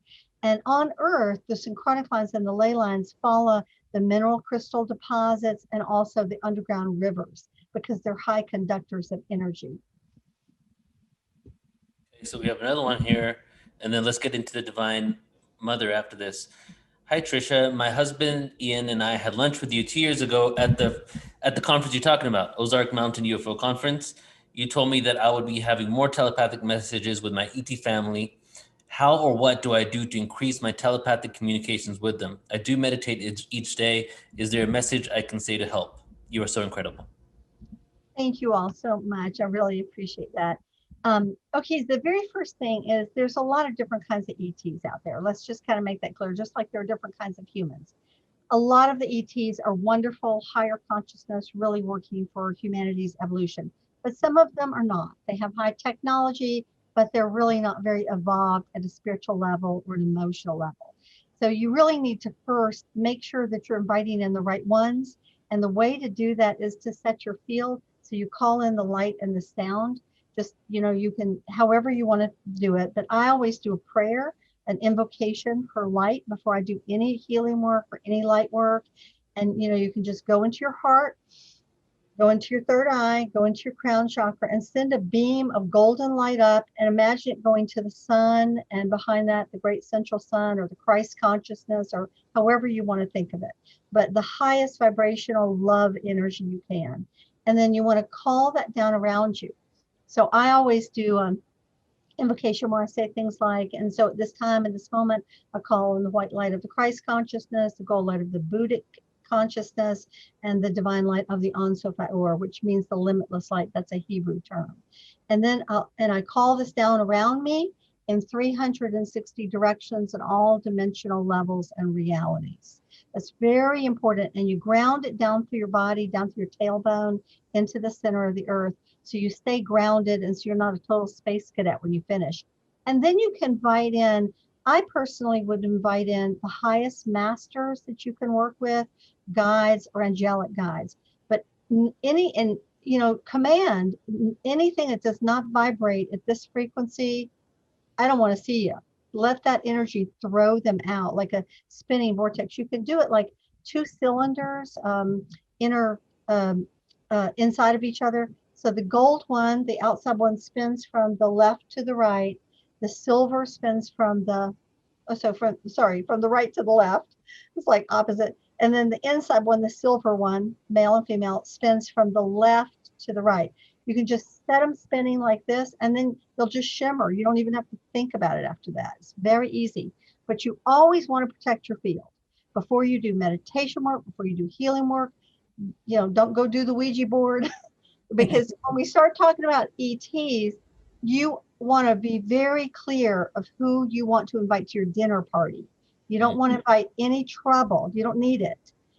So and that's one of the reasons why I'm telling people about the Way of Truth Mystery School, because they teach a lot of these processes, and I teach a lot of these processes. So it's good to know.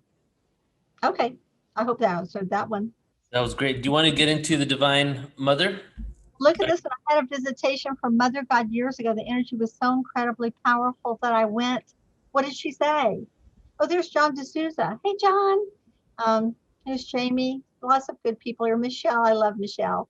Well, we're all hanging out to watch what you're about to present to us. Did you want to share your screen, Trisha, and show us? Yes, I can. So we're really down to the last 10 minutes. Well, gee, that's. Oh, there's Alan. Hey, and who's that beauty with you, Alan? That's Desiree. Hey. Yes. Phil, oh, we are back together again, Phil. I know. I miss all of you guys. I do. Phil, oh my God, Phil. Oh, he's wonderful. We don't get enough of him, do we? No. Didn't you guys go to Egypt together? We did. Phil and I with the wonderful Sandy Cameron, or Duncan Cameron, who's left the planet now, but it was a wonderful trip. And Phil brought the 33 names of God, and we were doing all these invocations for sound at the temples, and the hieroglyphs were literally off the walls, and a big UFO showed up in Abu Simbel, the southernmost temple, and it followed us all the way up the Nile. And we had this one guy with a video camera he was a really rich guy, but he was a skeptic, and he took videos of it, and he kept looking at it like, I cannot believe my eyes. Do you remember that, Phil? It was amazing. And then the night we were in the pyramid for 3 hours, and we were doing these sound tonings, and these huge etheric beings were appearing. When we came out, there was a UFO that had parked itself for those 3 hours over the pyramid, the Great Pyramid. And these 2 white doves came down and landed on my shoulders. And they were there. You remember that, Phil? They were there for like 2 hours or something. It was incredible, really. I mean, Egypt. What's not to love about Egypt, for heaven's sake? Trisha, do you want to present for us the Divine Mother as the finale? I certainly can, but I want to say that I would really love. Oh, there's Deborah too. You guys need to call me or text me. I know I've been over here in my cocoon running conferences in Serbia and Africa, but I miss all of you, and I hope we get to see each other very soon, not just on the inner planes or as little 1-inch postage stamps. So, okay, so we'll do that. We'll do share screen. Okay, so I'm only going to do, I don't know what, about maybe 100 slides, and we'll make them really quick. So, so of course, we all know, because we're all students of the mysteries, that the whole purpose of the mysteries was basically that people would have direct experiences with these invisible worlds, with these higher dimensions, and with the masters and the sages that live in those dimensions. So this is just a kind of a short journey into some of the many faces of the Divine Mother. Of course, she's been known as the Queen of Heaven in all of her many incarnations. And we see her here, with the many stars of heaven. There are usually 12 around her, usually in blue for the heavens, and also for pink for the heart. Of course, she was known as Isis in earlier times. And you can see some of the symbols. The Book of Life here, the Beehive of Knowledge, because these were keepers of the nectar of wisdom for future generations. and you see the male and the female, telling us that it takes that balance to step between the two pillars, that middle path, in order to gain the awakening of the inner eye. She of 10,000 names and 10,000 faces, known in cultures around the world. Queen of heaven, sister, queen, lover, wife, mother, daughter, refugee. Mother of resurrection and love, that holds the cosmic egg and the universe in her hands.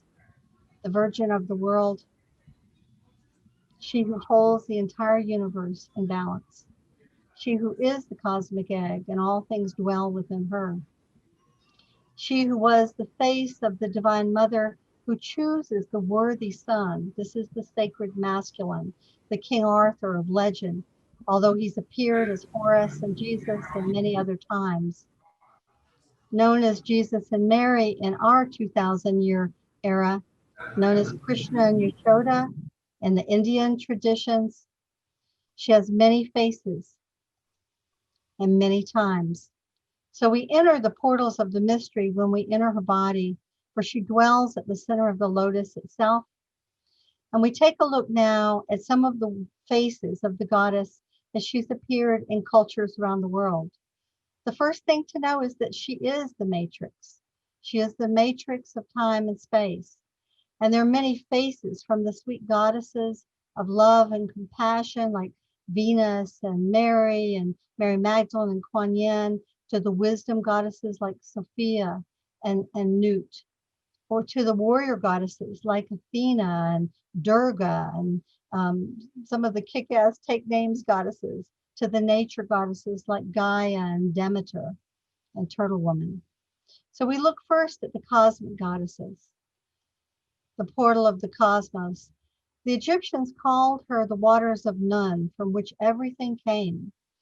The waters of ocean of love and mercy is what we call her in the way of truth. It's what the masters have called her. And of course, the first beginning of all things was by the Egyptians known as Tum or Atum, the drop that fell into the cosmic ocean, the intent of the creator to create all things, that goes out in the infinite spiral and the infinite circle, just like we see in solar systems and galaxies. This is the sound wave and the vibrational field that creates all of the universes. And it begins the movement of the sacred spiral, the spiral that becomes the yin and the yang, the male and the female, in perfect balance, giving all souls, no matter what their gender, a chance to awaken within the dream. And we see this spiral repeated, of course, in the microcosm and in the macrocosm, the eternal spring and the divine ocean. She was known in the Celtic lands as the Lady of the Lake, a direct portal into the ocean of love and mercy, if you could but enter her waters. In Africa, she's known as Yemaye, the goddess of the oceans, or perhaps Oshan, the goddess of the rivers. In Egypt, they looked into the night sky and they saw her face in the river of the Milky Way, and they called her Nut. We see her body stretched against the eternal sky, gently blessing the god Geb, who represented the earth god. Mother sky, Father earth, just as today we see Father sky and Mother earth. Nut, the cosmic ocean of love and mercy. Nut, the one who stretches against the cosmos. Now in her form as Hathor, she was known as the one who created the sounds of the universe, the mother of humanity, who was a geneticist who helped to create humanity with Thoth and with Enki or Ptah. She was known as the cow that gave her teeth to offer the river of milk and honey to humanity, who brought forth the milk and honey to humankind, Hathor. In Middle Egypt, by the time we get to Middle Egypt, in Thebes, Mut was one of the secret goddesses. We don't really hear about her much in the old Egypt, in the older age, but she was part of the Trinity of time in Thebes. All the temples were trinities. So Mut is kind of like Kali. She's the dark goddess that recycles everything. Her symbol was the vulture. And the vulture is the only raptor that doesn't kill. It eats dead things. And so it recycles like Kali, you know, so that things may live again, kind of like a female version, if you will, of Shiva. They called her the Dark Mother. And that trinity, the trinity of Thebes, was dedicated to time. So it was Khonsu, who was a male lunar god, who was mortal time. And then there was Mut, who was the hidden recycler of time. And then there was Amon, who was actually like kind of like the male version of the Holy Spirit, the hidden one. So Egypt had both lunar and solar gods and goddesses. They were a pretty balanced culture. And then you have Ma'at. Just FY, around 3 to 4 more minutes, but we also want you to provide your links and all the information about you too. So please. Okay, so then we have Ma'at. Ma'at is the cosmic balance. And she was said that she was born at the beginning of time from the cosmic waters, that she's the first principle because she represented cosmic law. And when souls went to heaven, their heart was weighed against the feather of Ma'at. So if your heart was full of love, it was heart as light as a feather going into heaven. But if you had a hard heart or a heavy heart, you had to reincarnate because you hadn't learned your lessons. Spider Woman is the Native American version of the grid. She who was before time and space. She who had 2 daughters.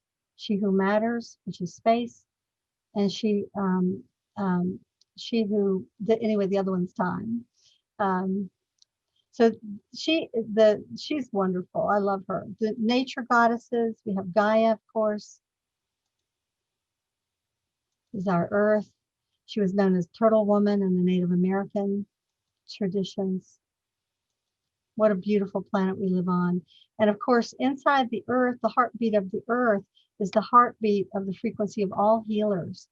And this is why they would go into the Inipi ceremonies, the sweat lodges. And this is why a lot of the hidden ceremonies in Egypt were done inside the earth. Diana is the Greek version of the protector of the animals and the forest and of women.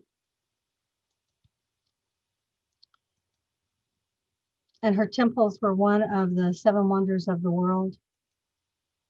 Flora, Pele, Iris, these are all aspects of the Divine Mother.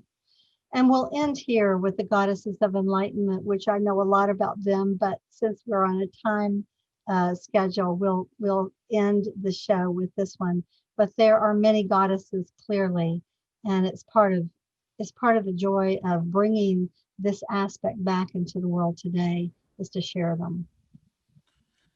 Amazing. Oh, look, Phil's got one of your books up there. Oh, thank you so much. Yeah, that's The Return of the Divine Sophia. I think it's really important, you know, the men that are on this broadcast are the kind of men we need in the world. They're beautiful, they're in their wisdom, they're in their leadership and in their light. And if all of you guys were running the world along with some of us women, it would be a totally different planet, wouldn't it? But it's really wonderful that you honor the divine masculine and feminine. And I see Soul behind you. Hi, darling. How are you? I'm good. Yeah. So my website is trishamccannon.com. I did a new website this year. My old one's still up, the Trisha McCannon Speaks, but trishamccannon.com is the new one. And I added a bunch of different things to that. And also, if you want to get a chance to go to the wayoftruthmysteryschool.org, I actually built that website for them in the spring. So part of that is really trying to bring together more and more of an international community. As I said, I've been on the phone with, you know, India, Russia, or Zoom calls, Serbia, England, France, Poland, all in the last week. So I think that what we're creating with this beautiful seminar, you know, I want to bring them into some of these teachings because you guys are awesome. And hopefully, you know, I look at it like the light and sound and love are the central column of the universe. But all of these things we've all been studying are like the wisdom of the body of God, if you will. You know, when you start studying sound vibration like you, or sacred geometry or ancient history, all these puzzle pieces come together in the most amazing way. And so I'm on that page. Beautiful. Trisha, thank you so much. Love you very, very much. All your information is so incredible. And I think it was so perfect to end it with presentation with slides of beautiful imagery, especially because we started the event on day one with the Divine Feminine panel, right? And you kind of brought it back full circle for us. So I truly appreciate you. And here we are, everybody. This is the grand finale. Great job, Neil. Great job. You did 5 days. Awesome. 5 days, 60 hours. And all the hosts too. All the hosts have been incredible. Alan Steinfeld and Michelle, and I know there's a Celeste Star. Just incredible. It was really. We don't need that this one.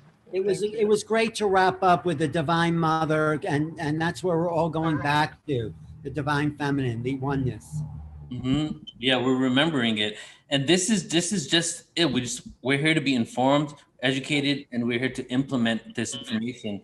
This is just the beginning. You know, it's not like everything is solved now that we've learned this. This is giving us the tools and the know-how and the courage and the affirmation, the confirmations that we need, knowing that there's all these other people around the world that have similar intentions, similar goals for the betterment of humanity. And that's what we're all doing here today. That's why, you know, I invited all these speakers, and thank you so much for coming back on to be a part of the closing.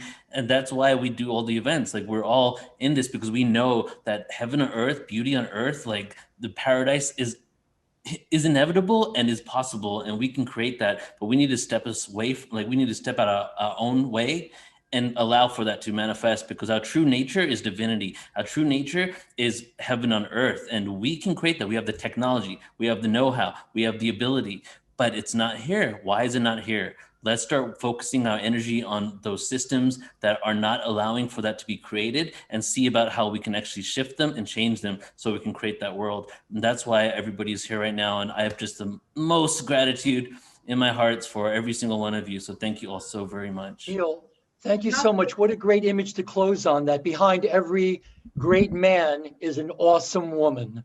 You should be right here, actually. I should be behind her. Oh, I was going to sit behind every great man. Always next to you. Quality up in here. You. So I wanted to glory in the light of the radiant one.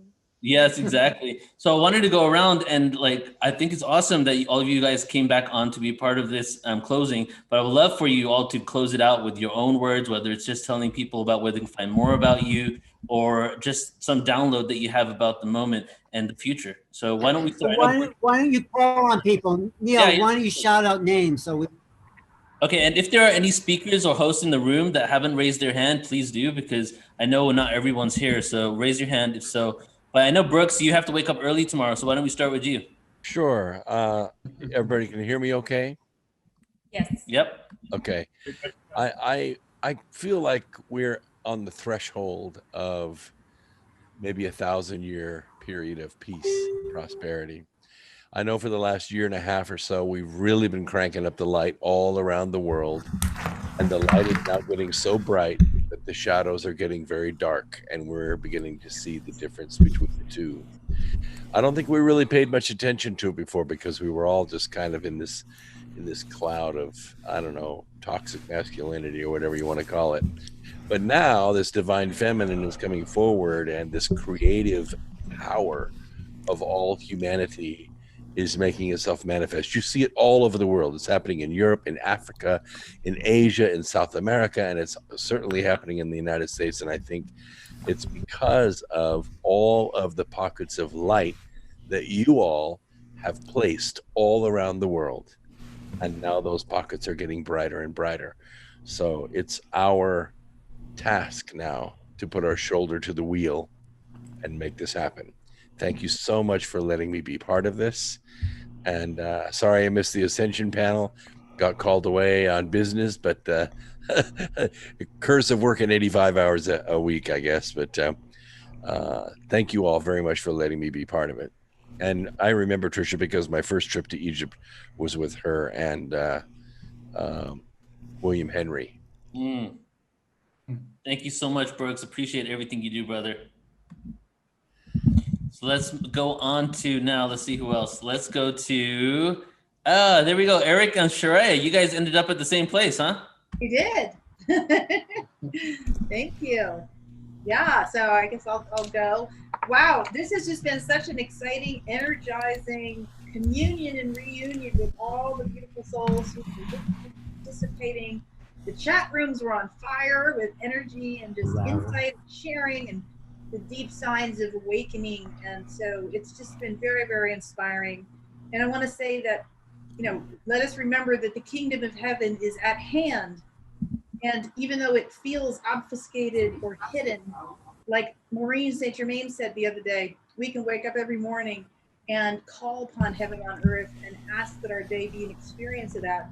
And being at hand means it's right here, right now, just hidden with layers of old gunk, and that we can look into the eyes of each other and through that gunk to see and look for it already here every day. And that way we activate our mind, body, spirit complex to qualify that new experience we desire by our focus and attention and our love towards it. So let's remember to keep that up. And every day, make it a practice in whatever way you want. And in service to that, I am doing a Sunday meditation called Silent Light, where we do energy healing and we do reality creation as well as a silent meditation. You can just go to my website and write me from there or subscribe and you'll get the information. Thank you so much. And thanks for having me be a part of this. I really appreciate it. And I love you all so much. Love you, Shreya. Eric. Yeah, what she said. Fewer words. No, just it's been an honor. Yeah, just the quality caliber of the people here on this, that we're not only speaking, but just your participants too has been incredible. And I'm humbled to be part of this. And as my son always reminds me, teamwork makes the dream work. And it's time to make that shift from here to one. So this group is doing it. So thank you. Exactly, brother. Thank you so much, man. Thank you for everything you do. And I'm so excited for all the work we're going to do together because we're just recently connected. So love you. Yes. All right, let's move on to that smile with John D'Souza. Hey there. Thanks so much, Neil. Thank you so much for letting us be a part of this wonderful, wonderful event. It's been massive and overwhelming and amazing. Thank you so much. It's been great. And we've enjoyed it so much, so much. And especially what I want to tell people is that we are coming up on a period for humanity of transition and enormous, enormous change where so many things are being shifted and changed that there's going to be a lot of celebration and also a lot of fear as well at the same time. And so we need people like Neil Gower and others to be there for people, to reach out to people, to communicate to people that everything's going to be all right, that we're going to be all right, and that we need to keep supporting each other, helping each other with data and information. Information, more important than bullets. So we got to do this for each other. We got to support each other. There hasn't been a period like this since 1776, nearly 3 centuries ago. So we need to support each other. We need to help each other. And many of the speakers that you've had here, Neil, will be reappearing for people on November 1st. November 1st in a big, massive conference that we're going to have that's called the Conference to Protect the Vote, and meditation to protect the vote as well in the United States. And that's coming up again on November 1st. And that's going to be a huge, huge deal. So, and with that, I just wanted to, again, just thank everybody and tell everybody we have to keep supporting each other with information. That's it. Thanks, guys. Thank you so much, brother. Love you. Thanks, man. Me too. All right, let's go to Trisha. Well, first, I just want to say, John, it's nice to see you again. Great to see you. Yeah, it's just like old home week. I mean, I got to say, Neil knows the best people, doesn't he? Yes, he does. He really He does. And it's because he comes from the heart. He really comes from a very pure place of service, divine service. And I think that's the most important thing for all of us to remember is that, yeah, we have to pay our bills to make a living, but at the end of the day, we're down here. We incarnated in this lifetime for this time period. We incarnated in order to change the world for the better. And that's the major thing we're here for. And, you know, you guys are all brothers and sisters of the light for me. So really, I'm very honored to be in your company. And thanks for including me. Thank you, Trisha. And you can, I just think I said my website, so TrishaMcCannon.com. I always feel like, you know, and I think I may be doing a program with you if I can. December 6th. Yeah, I think the Holy Grail Stone. I think it's the 6th. We should talk about this. I'm moving my mom weekend, so we'll talk about it. We'll talk soon. Okay. Thanks. Always appreciate you, Trisha. Thank you. Thanks, Neil. How about Brendan from Paradigm Shift Central? Sweet. Awesome. Wonderful. You guys can hear me okay, loud and clear.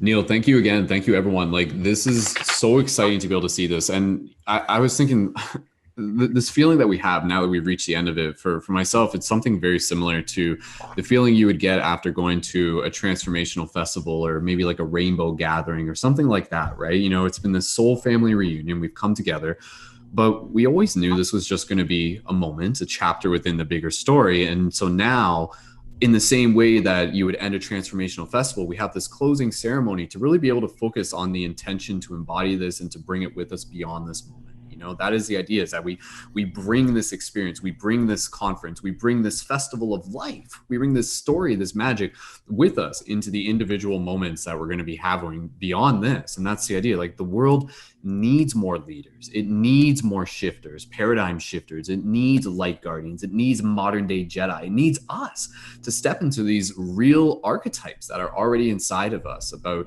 being able to rise as the heroes of our own journey. And when it comes to changing the world, it's beautiful and magical, but at the same time, it's also very simple. And I think regardless of the amount and the complexity of information that was shared today, you know, the story from here is for people to be able to continue living their own truth and to speak their own story. So maybe if the people watching this, maybe you're going to start creating your own videos on Instagram and TikTok and create your own podcast and have your own discussions, because every single person here is a nexus to a bigger network. And that's how you ripple out and change the world. If you love one person, then that one person will love someone else, and then they'll love someone else, and they love someone else. And this is a message we can teach people on, right? And again, going back to what Trisha, I love what you were saying, and really just reminding people that I've reflected on this, and this is something I talk to people about in my community. I'll just say here and I'll pass it.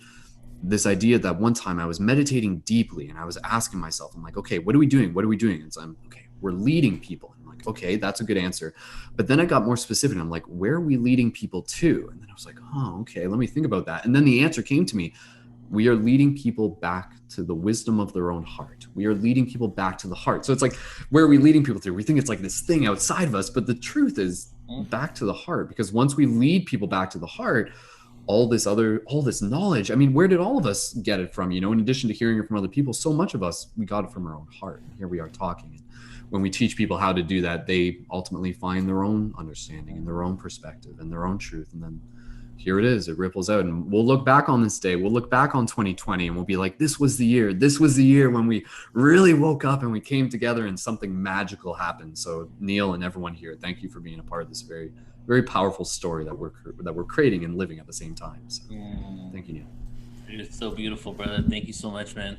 It's truly paradoxical, because not only are we informing people about, you know, the universe, cosmos, ETs, different planets, ancient history, but the paradox is all this external information is just a reminder of you to go back within your own heart. We're learning about the ancient history because we're learning about our ancestry and who we are and our DNA and how we came to who we are now. We're learning about ETs because it's about, you know, our heritage and how we even got seeded on this planet in the first place. So we're learning about nutrition so we can help our own sacred temple and our own body. So it's, the universe exists within a paradox, right? So all this information, truly, my intention, everybody's intention here is really for them to get their own empowerment from this information so that you can go out into the world as an empowered being and share that light to others. And then the more you do that, the more people we have doing that, that's when we make real change on planet Earth. The more of us that love ourselves, not for simply because of the fact that we do this job that is so awesome and we make this money, but we love ourselves just because of the fact that we exist and we're a divine spark of creation. If you can get to that level, you know, you're on your way to something incredible. And that's really where that's my journey, you know, and I'm only getting there. And I'm not gonna say I'm there, but I'm always on the journey to it, and I'm getting closer and closer to actually that pure self-love for myself. But I've been doing this work for 10 years, and I was depressed for like 8 of them, you know, like, so I was on a complete search for how am I going to empower myself. And the reason why I got into this is because I was, as a child, some things happened to me that really like messed me up, and I was looking for something in order to basically heal that. And what did I find? Consciousness. What did I find? Extraterrestrials. What did I find? Ancient history. And that right there has helped me lead to my heart. So that's truly what it is, and I want everybody to really grasp that it is about you. This story that we've done and outlined in the last 5 days is about you. We're telling your story and you're telling our story, because this is what it is. We're here on this planet together. So let's move into now. How about Lori Spagna? Hey, Lori. Hey. Oh, there we go. Hi. I was surprised. I wasn't ready for my name to be called. Well, first let me just say thank you and hello to everybody. And I know so many of you, and I'm so delighted to see your faces here. And you all look like beautiful beings of light to me. And I just mostly want to say thank you to you, Neil and Saul, for doing this. And just to remind everyone, like, not that we don't know, but it's a good time to just continually affirm I'm a beautiful divine being of a child of God. And all beings are, and including the animals, the plants, and the minerals. All of us are divine beings of the divine source. Children of God, worthy and deserving of love and happiness and health and well-being and joy and peace, abundance, health, well-being, like all of these things. We all deserve them. And in our return to this innocence, this is a purity and an innocence within us, you know, it softens everything. It restores the highest truth to all of us. That's really something we can all agree on. We're divine children, innocent children, awakening to our mastery. So both are true. And as we're awakening to our mastery, we also get to be reminded not only of our mastery, but our innocence. Both are true. And I think those are the best words I can leave with, other than thank you and how much I love and appreciate you, all of you, because I think all of our contributions and everything we're all doing is really making a difference for humanity. If it wasn't, like, for everything we're all doing. And I know this is like not an easy journey for everybody, especially those of us kind of sort of at the, you know, the forefront of the awakening movement that's going on. So I give you all my gratitude and my love and yeah, my best wishes to everyone. Thank you so much. Love you. And just to let everybody know, we've done a few presentations with Lori on our website, so you can check them out, portalascension.org. Amazing information. And you've been really a huge support for us, you know, especially in the last year that we've known you. And I really appreciate everything you do. So love you so much. Thank you. And just give a shout out to the animals too, that all of the non-human animals, you know, also are recognized as they are sentient beings worthy and deserving of their liberation and sovereignty too.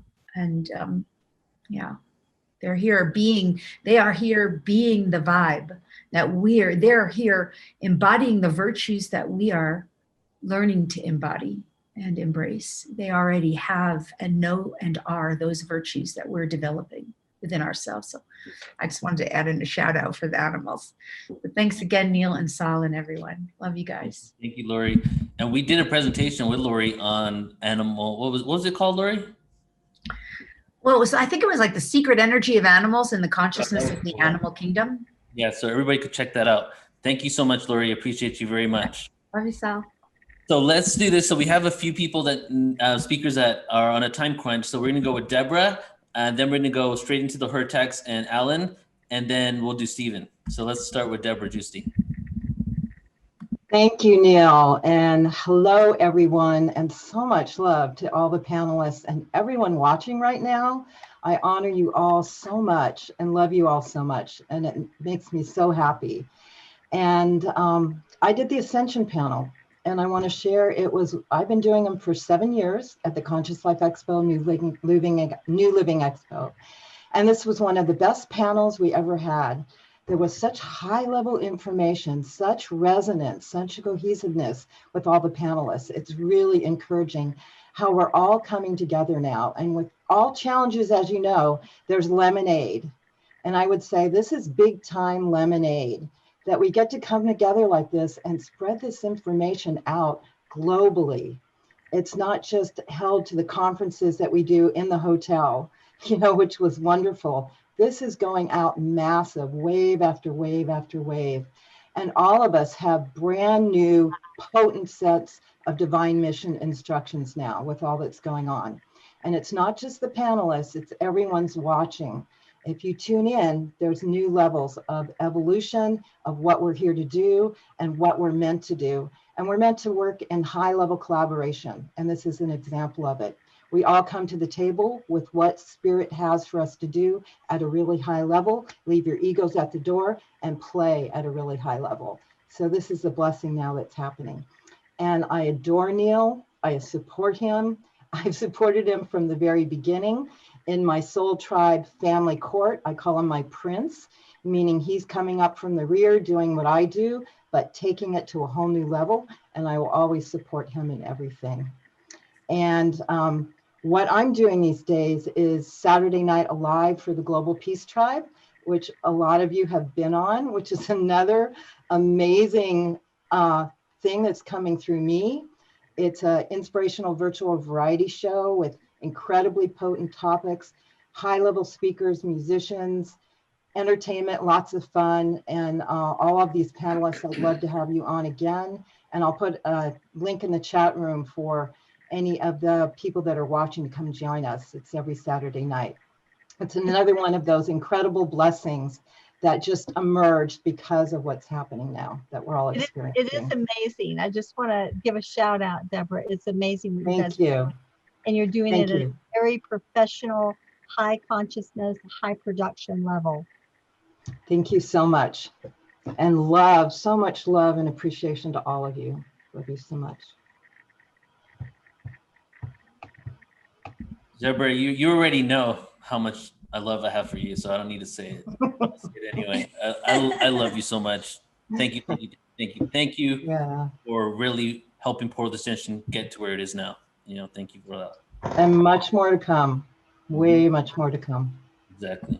Okay, love you. All right, let's go. So we're changing it up from what I just said because a couple speakers need to go before. So we're going to start with Stephen Halpern. Let's go ahead and bring him on. Okay, there we are. Namaste, and it is indeed a pleasure to be part of this incredible gathering. Interestingly, I'm being introduced during my segment today by Dr. JJ and Desiree Hertak, and seeing Deborah Giusti right now. My early research brought me in touch with the Hertaks in 1973, right after I conducted the first research on brainwaves and auras and biofield measurements and my music. And at the very first public presentation of my music at Sonoma State College is when I met Deborah, who helped put on one of the very first of the prototype New Age expos in a very small aspect. So thank you both for continuing to do what you do. And thank you, Neil, for putting this event together.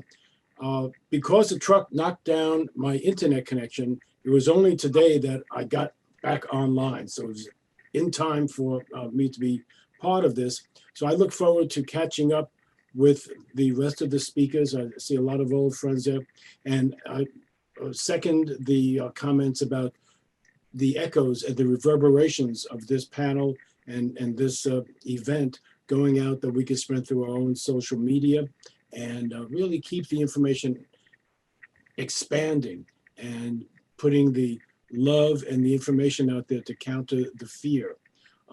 The comment about this is why we all incarnated at this point in time is very, very, really resonates with me. And that's certainly what I've been working with through my public and personal journey. For people to find out more, since we couldn't play music during my segment, StephenHalpernmusic.com, YouTube.com/StephenHalpernmusic has a lot of my instructional videos as well as music videos and a lot of the music. And with the revolution in streaming music, my music is pretty much now available for free in various contexts on Amazon and hey, Alexa, play some Halpern. It's really been a transformational aspect. And as I mentioned during my presentation today, something very special happens on a spiritual level through the synchronistic and the simultaneous listening to the same piece of music around the world that happens with playlists on Pandora or Spotify or whenever else some of the platforms play, particularly as I've been finding out, the first track of Chakra Suite that gets us in tune with the Schumann resonance, the Earth's brainwave, and really empowers individual coherence, and that radiates out into global coherence. So on that note, I say blessings and namaste to you all, and Neil, on to the next show. Thank you, brother. And I'm glad because we've been trying to work together for a couple of years now, so it's finally happened. So, you know, expect a lot of emails from me. Finally got you. Appreciate you, brother. So, okay, let's go to the Phil Gruber. What you got for us, brother? First, I want to give a shout out to the human animals among us. I think that they need our love and support and compassion just as much as the non-animalistic humans. I have a really cool hat too, my original NASA hard hat. I'm going to be really brief. You know, there are these Book of the Month clubs. Well, I have a candidate for the Book of the Millennium here, Pistis Sophia. I just want to say that this event and the Shift and through the Shift Network and Scott and Deborah and all of you have really raised the bar, have really set new watermarks as far as what we can all do together collectively. I think they've raised the bar, they've set really new watermarks. And I just want to say in my closing that we are all feathers in each other's wings. We are all feathers in each other's wings. We keep each other aloft. And for that, I just want to say thank you so much, really from the top and bottom of my heart. Thank you so very much, Neil et al. Thank you. God bless each and every one of you. Thank you so much. Thank you, Phil. Looking forward to talking to you more and looking forward to Visitors to a Small Planet that we're going to do together at the webinar. Thank you. God bless. You too, brother. All right, let's go to the Hertax and Alan. Yeah, thanks, Neil. And it's such a pleasure to have been with you this weekend. I think the people you brought together were all stellar, literally cosmic. And we're at a key time now. This planet needs exactly what we're all doing and what you're doing and what this event has been about. Because I love what Grant was saying. If we don't make the change, and the change is now, our moment of choice is right now, it's really going to be critical for all of us. So thank you so much for bringing great people together and for sharing. It's great to see all of your faces around the world, from Phil in Singapore to Steve in San Francisco and beyond. All of us have worked very hard over the last several decades in this consciousness shift, but now it's really occurring. We're going from humankind to space kind. We are the architects of the new dawn. We are writing the new Psalms and the new pages of the book of Revelation. May the divine spark within us keep us always together, and let us pay the price of taking the higher path of unconditional love, unconditional wisdom, an unconditional light of lights. May this greater light be a beacon to all in the gathering of the tribes of humanity. The great ascension work is now before us and is blossoming every day in every unique aspect of the gifts we bring together. So let us keep this great solidarity, symphonic synergy, and this great synthesis of love and light. Peace be unto all of us. In this time of Sukkos, the ancient time of gathering in the wilderness to make a, shall we say, a booth, a place of comfort, let all humanity be in the same booth, the same tabernacle of unity. That's why I hang out with these guys. Because they bring in the wisdom, and I wanted them to be part of this event because they contribute so much to the raising of vibration on this planetary evolution, this moment of change that everyone, whether they attended this seminar, these 5 days or not, know that we are at the brink of change. The world is shifting. We are in historic times. And this, Neil, is a sort of acceleration. This is a way to steer us in the right direction as this times change, unfold, as history is being made, as the unknown unfolds in front of us. We are here. Everyone on this 5 days are here to lay a step in a direction for some new realities. I'll just say it that way. But it's been an honor to be a part of this and to be so deeply connected to what you're putting together, and for all of us to be on the same page. And it just drops me into the place where, wow, everything I've been doing for the last 25, 30 years is kind of been on track. Like all of us, like all 50 of us, all the speakers, we've all been on track to get us to this point where we could be at the shift of ages and let the portal to ascension unfold, let the divine essence in each one of us unfold, because that is the bottom line when we come down to all these speakers and all their different modes of presentation. The divine is being activated in each one of us, and it is a glorious time, and there's more to come, and thank you for your dedication. Thank you so much, guys. This is just the beginning, and we're gonna do a lot of things together. We've already done a lot together, but I feel like we're gonna do even more now, right? It's just like, there is no holding back at this point. I appreciate you all so much. Thank you. It was so much fun. I just want to say we really hit a high point yesterday at that whole Disclosure Fest meditation, right up through the day to that UFO panel, which took a whole new direction in ufology. I mean, we laid new ground in that direction of bringing through the spirit of oneness with the government disclosure. That was really an exciting moment for me. So that was the moment that's like a snapshot of the essence of this Portal to Ascension conference.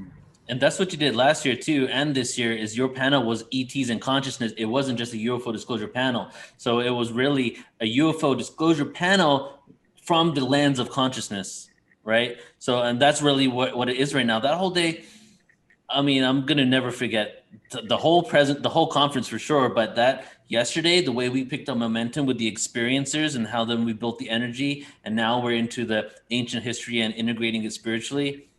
It's beautiful. I'm so in awe about it could never have happened unless we had this incredible team, Tanya, Michelle, Leonard, Sol. I mean, everyone really looked after each other in the back room there in the chat, and we really great communication helped space for each other to flow, and it made it flow so beautifully. It made this teamwork go forth. Just the beginning of being beacons of light, manifesting a magnificent light around Mother Earth. Yeah.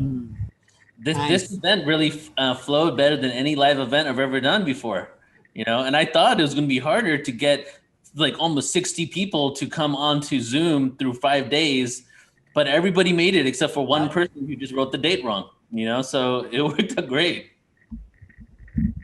Yeah, So and you really worked hard.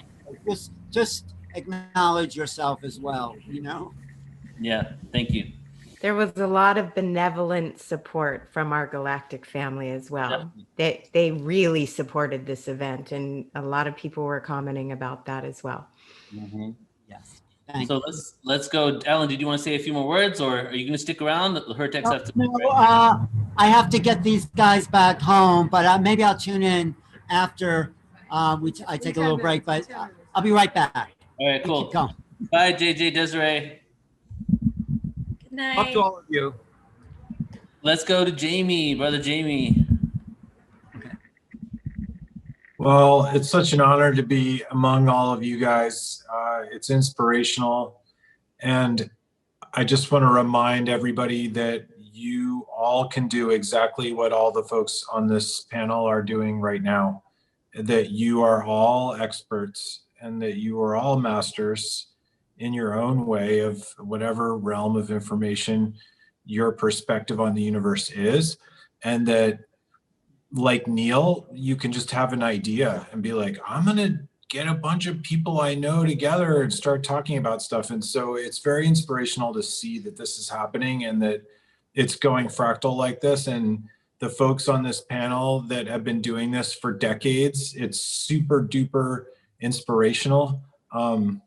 And to just see that how far all this has come and all that work for all those years is paying off. And we have to now continue and increase the momentum. It's our responsibility to carry this forth for all the people that worked really hard to get us to where we are now and are maybe not with us anymore. There's a lot of folks and they're counting on us to see this through to get to the place where we need to get. So I really appreciate being a part of it, and remember to keep feeding the field with the information that you want to see coming, and it'll come right back, and we're going to amplify it. So thank you, Neil, for doing what you're doing. Thank you, Appreciate brother. it. Thank you for being so awesome. That's the only way I can really explain it. Thanks, man. I appreciate you and everything you do, man. And, you know, we're just going to keep moving forward with it all, right? Yeah, no doubt. Mm-hmm.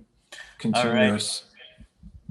Continues forever. Keep fractaling this information out, and let's make the real change on planet Earth, because we can do it. Festival Earth. Mm-hmm. All right, let's do Celestine Starr. Hey, Celestine. Hey, hello, everyone. I am so honored to be a part of this 5-day summit, Ascension Summit. And Neil, I just love you for having the vision, the determination. You didn't skip a beat when they took things down. You just kept going. You had the brilliance to have it in different platforms. And each one of you, Michelle, Alan, all of the co-hosts, you know, that helped with the interviews, just love you all. Every single one. I see you. I know you, Trisha, Deborah, Eric. I see Brooks is on here, you know, just everyone that I admire so much. Yes, just like it was spoken, you know, with Jamie, we've been doing this for so long, and finally the voice is being heard. So thank you. I'm so impressed. Glory in the light of the radiant one. Our future is here. And keep your eye on 11/11 at 11/11/2020. I have a feeling that there's going to be some large energy input from the galactics, the celestial beings that have been working with us. And I think it's going to be an amplification. So they tell us to jump off all of your reflective equipment, your devices, and stand outside in the sun. And so I thought that was an interesting transmission that I just got recently. So anyway, love, joy, blessings. You can find me at galacticearthcouncil.com. And I'll be doing Skywatch, especially on 11/11. For those who would like to step into the advanced circle, you need to get in touch with me and work things out. For people who are looking to understand their star origin, where did you come from before you came to Earth? It's been opening the field to answer questions of your Earth contracts, why you're here, and if you want to continue them. Some people are changing all about that. Love you, Scott. I see you there. And everybody makes me smile. I just love you all. It's just like, oh my gosh. Some of the greats. I just feel I'm in the shadow of the greatness of the turning of the great wheel. We are literally, we've been the subculture of humanity, but now we are the culture of humanity. And by the seat of their pants, we're just turning that wheel for people to, for us to go up. And I'm so encouraged by what I'm hearing from each and every one of you. You've stepped out into a place where people can actually understand, take it in, and say, yes, this is a possibility. So vision well. The future is here. We just keep visioning the uptake. And thank you so much, Neil. I love you so much. I love you too. And I am extremely, extremely blessed to have you as a friend. So I'm just so happy to know you. Thank you for everything you do and your integrity and passion. I appreciate you. Be talking soon. Okay. We just had somebody in the room ask for the donation link. So I just went ahead and put it. If you guys want to support us, please do. And actually what would be cool is, since I no longer am on Facebook, I'm trying to get people on Instagram. So if you want to take pictures, tag us on Instagram. If you want to take a video of us speaking right now or engaging, that'd be so cool. Go ahead and throw it up on Instagram stories and tag us so I can share it with everybody. Because Instagram's actually brought quite a lot of people in this time. So please do share it. We want to get it out with people and show them how much fun we had, and then then direct them to the replays, direct them to the footage so that they can, be informed as well, and then have a lot of fun with the information that we're presenting. So let's go to, hey, Tyler, how you doing, brother? Journey to Truth podcast. Hey, what's up? Aaron had to go to work, but figured I'd hop on and say bye and thank you. And man, just what a weekend. I don't know how you had the stamina to pull something like this off, Neil. And to add to the Facebook thing, that's a bummer, man. We got hit the same time. And Aaron and I have created new accounts. Luckily, we had some other email addresses we could use. So if anybody out there is looking to find us, you can still find us on Facebook again, but we are on Instagram and Twitter and all that stuff, and YouTube, obviously. Yeah. But yeah, it's just been amazing. Everybody we interviewed, it was so fascinating. It was just so much vast information this whole conference. It's really a lot to take in. So I think a lot of people are going to be enjoying the replay of this for quite a while. So I don't have a whole lot to say. Just wanted to say thank you. And thanks everybody for tuning in and supporting Neil and everybody here. And I'm so honored to be a part of this. And just enjoy the rest of the year. We'll just keep positive vibes going and pray for the best, most positive timeline. Mm-hmm. Yes, and enjoy is a really good way to say it, because we can enjoy the rest of the year. It doesn't have to be a struggle. So let's really focus on that joy and intent. And to answer your somewhat question of how I do it, it's because I sleep very well. I sleep 10 hours a day. I eat drink alkaline water when I need it, because I don't want to be too alkaline, because then it won't digest my acidic food. So I just really focus. I have nutrients, I have activated charcoal. So if you want to know how to create something big like this and not abuse your body, let me know. I'll do a little session with you. Perfect. My favorite thing to do is search for superfoods and things online, and every so often he's like, oh, we're doing this now. Yeah, and then if you're crashing around 4 o'clock in the day, you just take some cacao nibs and you're good to go. So that's how you do it. I'll give you guys some secrets right there. I don't know about this, but yeah, I'll be hitting you up after this for sure. Thank you, brother. Well, thank you so much, Tyler, and tell Aaron thank you as well. I will. See you later, guys. Take care, brother.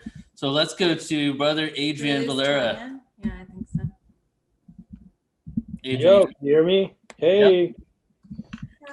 Wow, what an amazing 5 days, Neil. You did it. I'm super proud of you. This is so amazing. I tuned in a lot of each day and found so much beautiful content and people really sharing some amazing work and research and knowledge. So thank you for putting this together. We all need it. Saul, thank you for just being you and and supporting Neil and putting your own love into all of this, because I can feel the resonance of both of your energies entangled in all of this. So thank you both. So yeah, this is an interesting time. Again, it's all an illusion, and we are in this amazing grand time to remember that we are creators. So let's create our own illusion in a way that we want, that is not interfered by something that we created to be programmed, because we created that also as creators. We created to be programmed to be in this situation that we are now, to learn that we are creators and remember that we are creators, and that we can create this new illusion that we would like to see for the planet and ourselves. So let's go, creators. I love that, brother. Why don't you tell everybody about Disclosure Fest? We're only 4 days away. Shit, you're reminding me. Yeah, we're 4 days away and it's doing really good. We got our schedule up, so we're going to be releasing that tomorrow. Saturdays, October 10th and 11th, 12 p.m. to 8 p.m. ish. We're going to try to do a 7.5 hour stream, because, you know, with these platforms, we could get kicked off at some point. A lot of people signing up, and it's going to be such an amazing experience. So go to disclosurefest.org. Sign up if you haven't already signed up, and you'll start getting a lot of reminders this week, and different ways to sign up for prizes and different things like that. And yeah, just see you this weekend. It's been a lot of work, and I'm really excited about it. One of the most amazing festivals I've ever been to. I'm going to be also hosting it. We had a tent there last year. So hardcore collaboration and connection on this. And so I can't recommend it enough. If you want to continue the celebration of unity that we're experiencing right now, go to Disclosure Fest, because we've been learning all this information. But if you want to dance it out, you want to listen to some frequencies, listen to some beautiful music, Disclosure Fest now is the experience of it all. So please do check out disclosurefest.org. Love you, brother. Great job. Amazing expo. Thank you, man. Let's move on to Scott Katamus. Hey guys, hey everybody. Well, gosh, almost everything that needs to be said has been said. But there are two things that come to my mind. First off, I want to acknowledge all the people that are not on our panel right now, but that are still watching. I want to acknowledge the audience, because yeah, we happen to be the ones that have the cameras on us, we're the ones that we get to speak, but everybody is of equal importance. And any of you who've watched the show that I do with Deborah, Saturday Night Live, you've heard me say, we are the ones we've been waiting for. This is the time we've been preparing for. And that's true for everybody watching.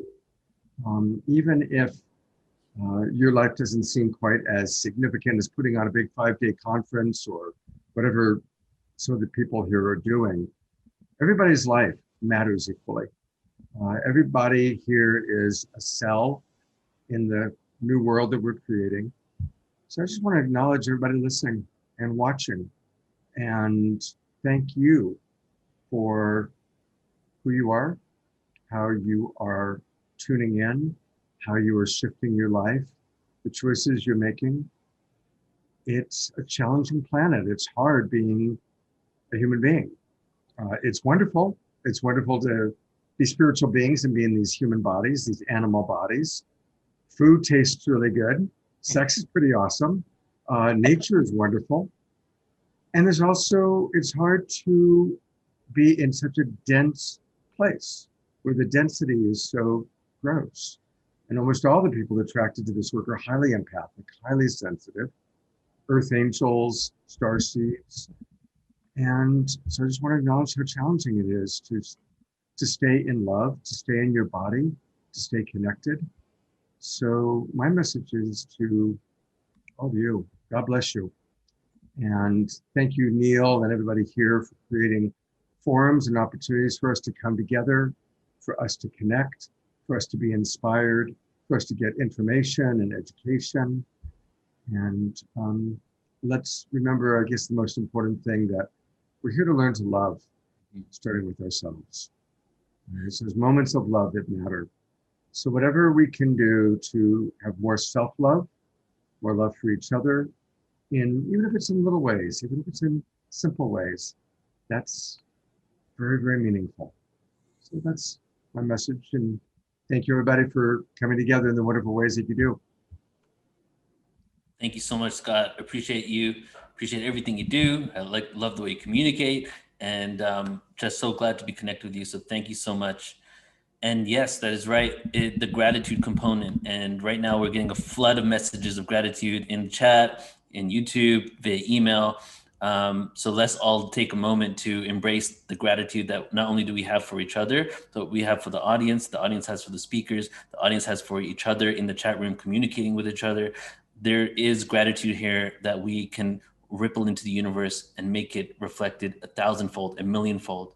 We can cover the whole entire planet with this gratitude, and send that intention that other people can walk in gratitude too. A lot of things start correcting themselves when you have that center and when you have that gratitude in you. So thank you for the reminder, Scott.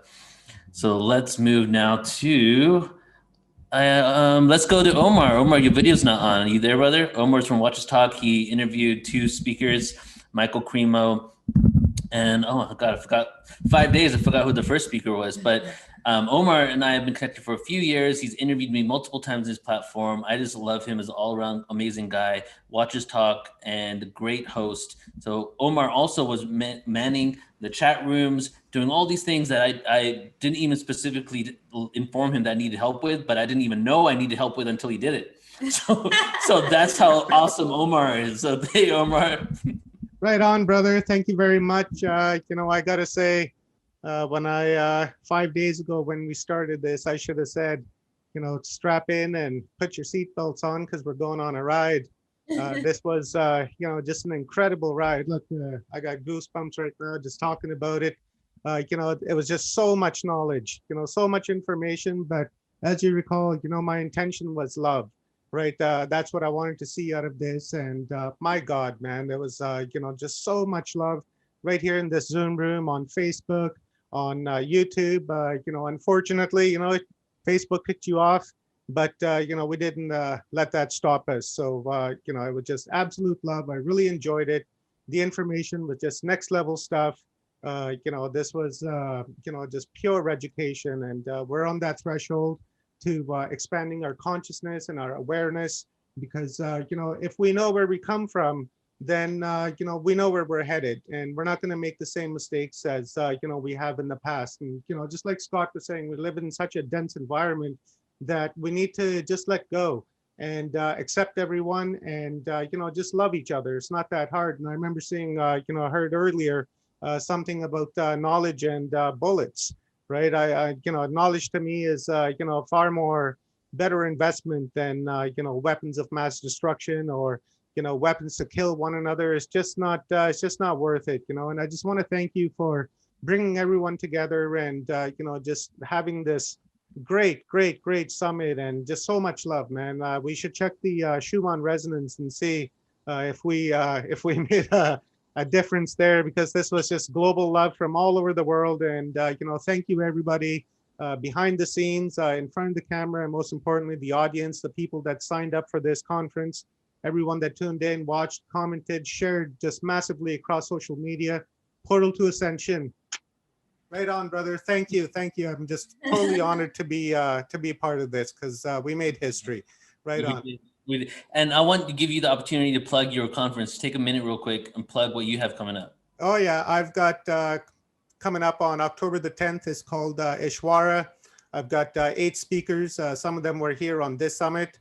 For instance, Brad Olson that was on here earlier, he'll be doing a 90-minute webinar for his trip that he did in Antarctica. You guys might want to check that out. And amongst others, one I'm really looking forward to is John Shaughnessy. He's the pyramid gravity force. He has really great theory on how pyramids work and how it's connected to volcanoes all over the planet. And it's just fascinating. So I'm really looking forward to that. But overall, just the entire conference. So you guys might want to check that out. There'll be a link in the comments. Follow that, and we'll see you there. And thank you, Neil. Much love. And Alan, fantastic job. You're incredible, man. You're just absolutely incredible. I've seen you before, and I've seen your interviews. I seen your channel, and I just got just great honor to be work alongside with you today. And Michelle, you too. Just wow, man. You guys are just epic. Well, absolutely. I'd like to work with you sometime too. So let us know. Let me and Michelle know, and I'm here. Right on, man. Just love you guys very much, and we'll see you at the next event. Hopefully, we can do 2-3 of these a year, and really raise people's vibration and lift that level of knowledge and that understanding, so that when we're sitting around our dinner tables, we can tell our children the real history, not something that we learned in the sausage factory, as I call it, because they just kind of just squeeze you out of there, right? Just keep you at that same elevated education. But we need to teach our kids what we're learning here today. And in the last 4 days, in the last 2 weeks, and thousands of hours that Neil has on his website, this is the knowledge that they should be teaching in school. So many gratitudes to Neil for really putting this together. And he absolutely knows the best people, and he knows how to organize them, put them together.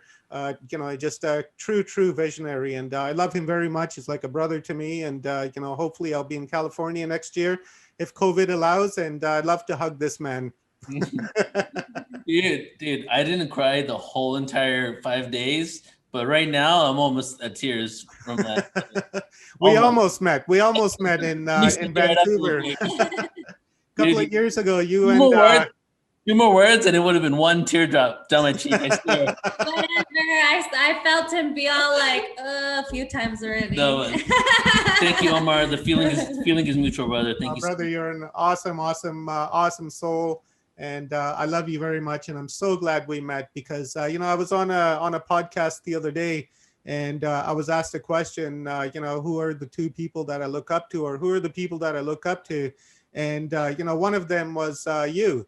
I'd said, one David Icke, he really opened up my eyes to consciousness and how to, pretty much like accept what I am. And then next was, yourself, because ever since we met, I was really into ancient civilizations and UFOs and things like that, but you really opened up my eyes to, sound and vibration and healing, and many gratitudes for that, because it's really expanded my consciousness and awareness as to what's possible. So thank you very much for that.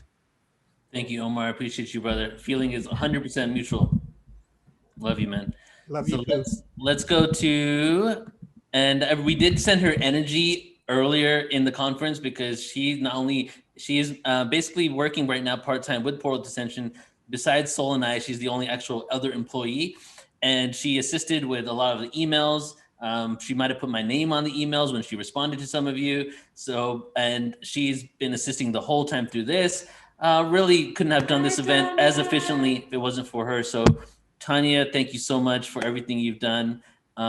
We've known each other for so long. You live very close to us. You were there right in the beginning in 2011. You were there for our first big event. And it's just, we've just been like in each other's circles the whole entire time. So I appreciate you. Thank you so much, Tanya. Yes. I love you guys. I remember the very first Portal to Ascension event at the Temple of Light, and it rocked my world. And I said to myself, you got to keep an eye on this guy. Does he have this passion for knowledge? But he has the heart to go with it. And that's something I can get behind and support. And I've just always felt that way. If there's anything I can do to like support this mission that you've been called to do, then I've got your back, man. Both of you. I love you, Sol. I love you, Neil. I'm here for you. Thank you. I love you so much. Thank you for everything you've done this whole entire 5 days and beyond. And we're just going to keep going forward together. Mm-hmm. Yes. Mm-hmm. Baby, did you want to go next? Yes. I really want to honor Neil and everything that he does, and not just like blanket it and be like, oh yeah, he put this together, because he actually sleeps, eats, and breathes not only Portal to Ascension, but healing and unity for not only Earth, but all dimensions and all universes. And he puts it together so well, but he's doing it 24/7. He doesn't stop. He does get his good 10 hours of sleep and eats well and whatever, but he is doing it all the time. He's always coming up with new ideas, and he's constantly like running stuff by me or any of you guys or whatever. And it's just really, really important what he does. And I want to honor all of you guys, people watching, supporting, all of people attending, and the speakers and the helpers, everyone. The same amount of honor that I have for this man goes to you, because I see what you're all doing, and it's really awesome. And though the earth cycles and the we cycle and whatever happens, it's all love. We're here to bring love and unity. And I don't even have to talk about whatever's going on, not only here in the United States, on Earth, whatever. But like I said, those cycles are going to keep going, divisions, whatever. But we're here, and Neil's here just to bring it all to unification and love and oneness, so that the cycles can be, even if whatever's going to happen, they can all end up in love. And I don't know, man, 2020 has been really weird, but it's also been the best year of my life. Mhm. And with that, I love you all. Love you, baby. I love you. It's very hard to hear people say things good about me. It's like, I was like, ugh. Especially when I'm right behind me in my ear. I'm like, oh my I'm God. usually like, pick up your socks. But yeah, I mean, this exactly. It's why we're all here. And I want to honor the next person that we're going to bring on, Michelle Anderson. And I did speak earlier about the fact that there are 3 people, that I really do communicate with about every event. I mean, Deborah Giusti and I communicate specifically about, the intention of the event and how we're going to promote it and market it together, because we have that relationship. But Alan Steinfeld and Michelle Anderson are both the people that I call to have a rundown before the event even gets created. So we have conversations and they give me ideas, and then we see how we're going to incorporate each other. So Michelle is like, I just know we cannot talk for weeks, and I just know I can make a call and we'll just hit it off and start communicating like, we've been talking every single day, and just the mutual respect is so high. So I'm really excited and really happy that you got to be part of this, Michelle. I love you so much. Thank you so much for everything. Oh my gosh. Thank you. Every night I have felt so high. After hearing all the speakers and feeling all the listeners, the viewers that are chatting in, feeling like we found our soul family. Something happened. Many of the speakers and the hosts have mentioned this, but what I feel it as that 5 click in the dial, where sometimes it feels a bit off, and then when it clicks in, you just know.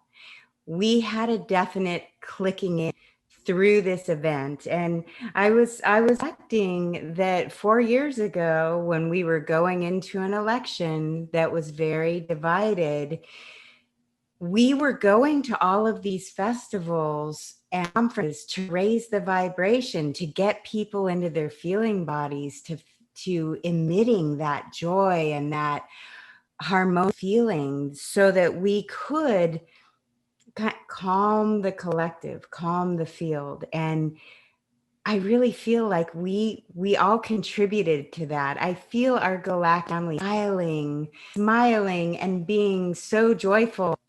as far as like being proud, I would say proud of us that we were able to do this.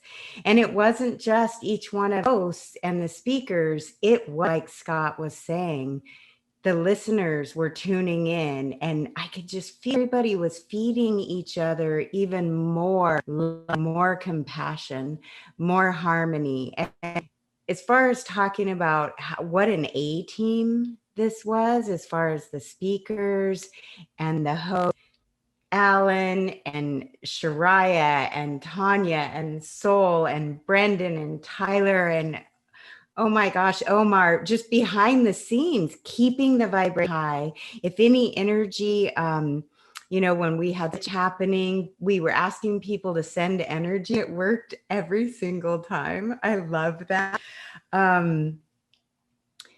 This has just been such a spectacular event to be a part of. And Neil, the reason why it's so spectacular is because of the beauty that you and Soul are emanating, as far as your beautiful sacred union that you have, this balance between the two of you.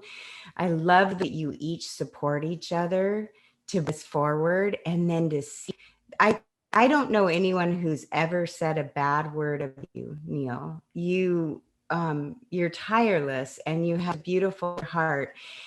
And I feel that way about Adrian as well. And that's why I feel so aligned with Disclosure Fest and be a part of the Disclosure Fest team, and to really feel like we're modeling conscious creation without competition and showing others how it's done, and people are getting there. We're all getting there.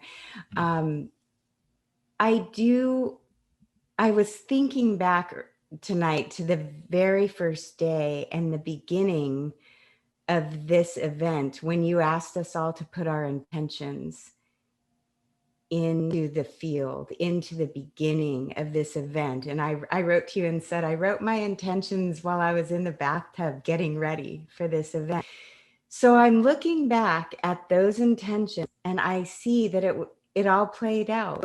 It was our intention when we set this field to join with source energy, all the benevolent beings of light and love here on Earth and in every time and space and dimension in the cosmos, to activate the higher consciousness for the greatest good of all, to awaken to the universal truth of our divine oneness.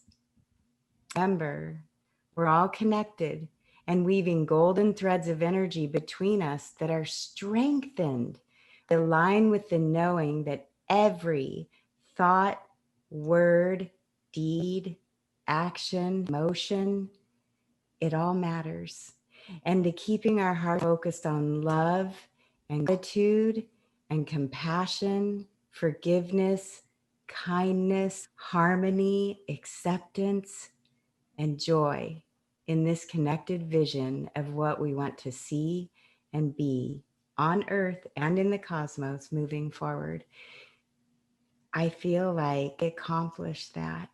Each one of you, every single host, every single speaker, every single person in the audience, we did that together. Mm-hmm. And I'm so proud of us. So thank you. Thank you. And more to come, because the collective needs to keep feeling this. We need to keep this tidal wave of this compassionate conversation going. And I'm glad that we're all connected so that we can do that. You us all together on this platform to do that, and to be able to support each other through this great shift of the ages. That was beautiful, Michelle. That is brilliant. You are a poet. And just to add to what Michelle said, I think Facebook helped. When you were taken down, it became personal. It became personal for me, and I think all the speakers and hosts that were there. And we rose to the occasion. And there was a level of love and connection and support that I don't think would have existed before. So the universe, in a sense, supported us and coming together. And someone said, was this exceptional for you? And I said, absolutely. This was so full of love and presence and caring, unlike any other conference I've been to or been a part of. And, you know, we are rising to a new occasion, and it was just such an honor to be part of that feeling, that collective mind and that collective love. And thank you, Michelle, for everything you've done. Oh, thank you, Alan. You held that space. It really, the way that you brought your interviews into that same alignment. You directed that with the way that you were interviewing each one of the hosts. Shariah did, Scott did, Neil, you did.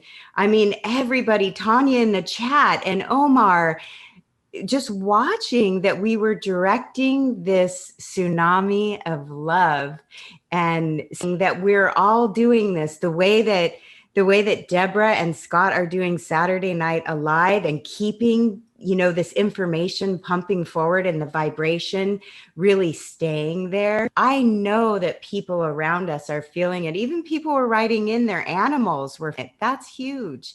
That's huge. I know Lori Spagna would love that part, right? Because she's so in tune with what the animals are bringing forward as far as teaching us unconditional love. And I just feel so enlivened, inspired, and activated and ignited. And I want each one of you, the listeners, to carry that feeling forward through with your families and with your communities, knowing that it doesn't stop here. It's up to each one of us to continue this, to go all the way through. And we are ushering in the 1,000 years of peace that have been prophesied and beyond. We know it without a shadow of a doubt, and to stay in that place of gratitude. So it is. So it is. Love you all so much. And are there any final words? Because I think the way I would like to close it out is with a poem and with a breathing exercise where we're all just breathing together in silence. But I would love for if any of you guys have anything else that you want to say before we do that. I just want to ask you, Neil, how are you feeling at the end of it? I'm feeling, I feel very, very energized. Every day around 4 o'clock, I was getting tired because so much effort put into this whole thing, but I feel energized and accomplished. And to be honest with you, like I was gonna, the synchronicities around my Facebook page being deleted, not only was I talking about it on Facebook through the live stream 10 minutes before it happened, not only did my Instagram become something that I can actually utilize to promote events while this event was going on, making me not need Facebook, but I also was going to delete my Facebook app on Tuesday because I was trying not to be on it. And so what's going to be going on with me the rest of the year is like what I said in the beginning. I'm really disconnecting from, you know, almost everything for the rest of the year because, and I feel I've created enough footage here to keep it circulating every single day for the rest of the year that I don't need to be so public, right? So for the rest of the year, I'm going to just focus on myself. I'm going to be working out twice a week, hopefully. And I'm just going to be really just focusing on my relationships and living life and being out in the world. That's what I really want. And this event was, I've been waiting for this event for so long because this was going to be the moment that after this happens, the rest of the year, I'm going to show up for every webinar we have going on. We have a lot going on for the rest of the year, but I really want to focus the time on myself because I'm just all the time on the go, you know, like I can't get away from myself. I'm like in the car and thoughts just keep coming to my mind. So what I really want to do now is just to ground myself, be in nature more, allow the energy to flow and be in joy rather than be on, you know, racing towards something, which I have been doing for so long. And I feel like one of those milestones that I was racing towards, we just created here today. And now that it's been created, I'm going to revel in that energy for the rest of the year. And it's literally going to be, you guys will see me back on January 1st. Well, all of you guys will probably see me before that, but you'll see me pop up. I'll probably create a new Facebook account January 1st. You'll see me on Facebook then. But I feel good, Alan. I'm just so blessed to know every single one of you and that every one of you showed up so efficiently, so effectively. And it just shows me even more that your intentions are pure. because of the way you showed up for this entire gathering. Great. Mm-hmm. I think that was the key to this event, is feeling the purity in every person's heart.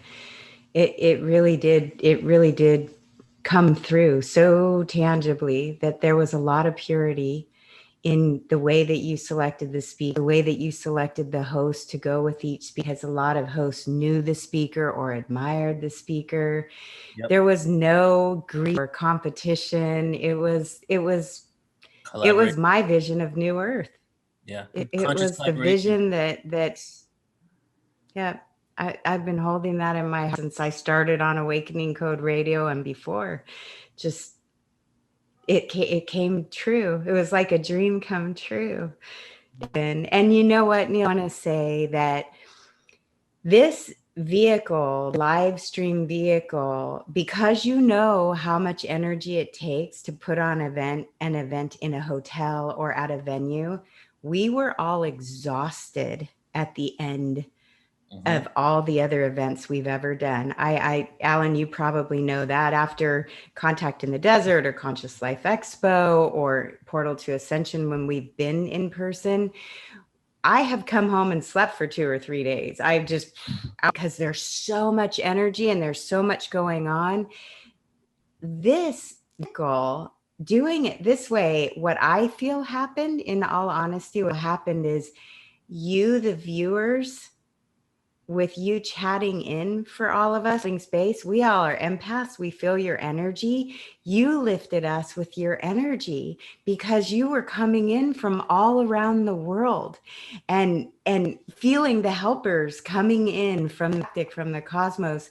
It did feel like we ended more energy than in any other conference or festival we've ever done. It was just high vibe, and let's keep it going. I'm really ready to keep it going.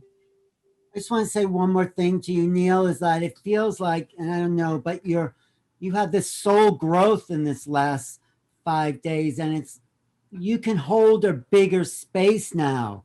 You know, you thought you were this big, you're really this big. So there's big things that can happen as you hold this bigger space. And it's like I saw you shift right in front of us over the last 5 days. You're so much bigger energetically.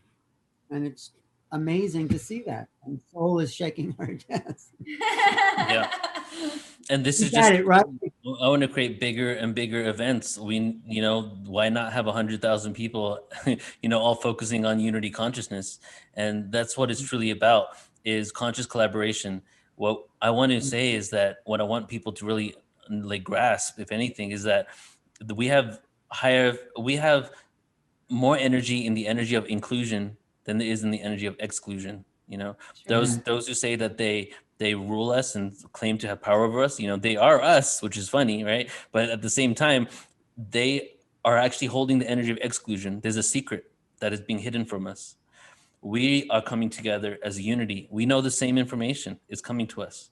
But what the difference is, we have that unity consciousness rather than the separate lack victimhood consciousness. So it's inevitable. There's more of us than there is of anyone that wants to control us.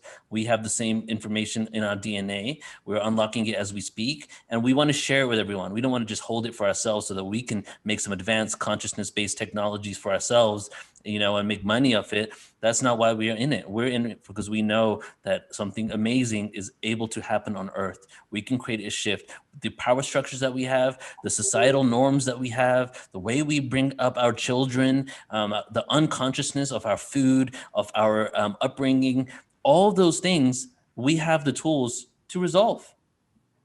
So these conversations are just a part of the beginning process of it all. I feel like if you look at history, you look back at every 2,000 years, there is something new that emerges on the planet. If you look back at every 2,000 years, you see that every turn of every zodiac, there's a new religion, right? And there was Christianity the last 2,000 years. You look 2,000 years before that, the same one. Look, and you'll see this is hardcore, almost like a science to the cycles of time. You can almost predict when new energy will change everything.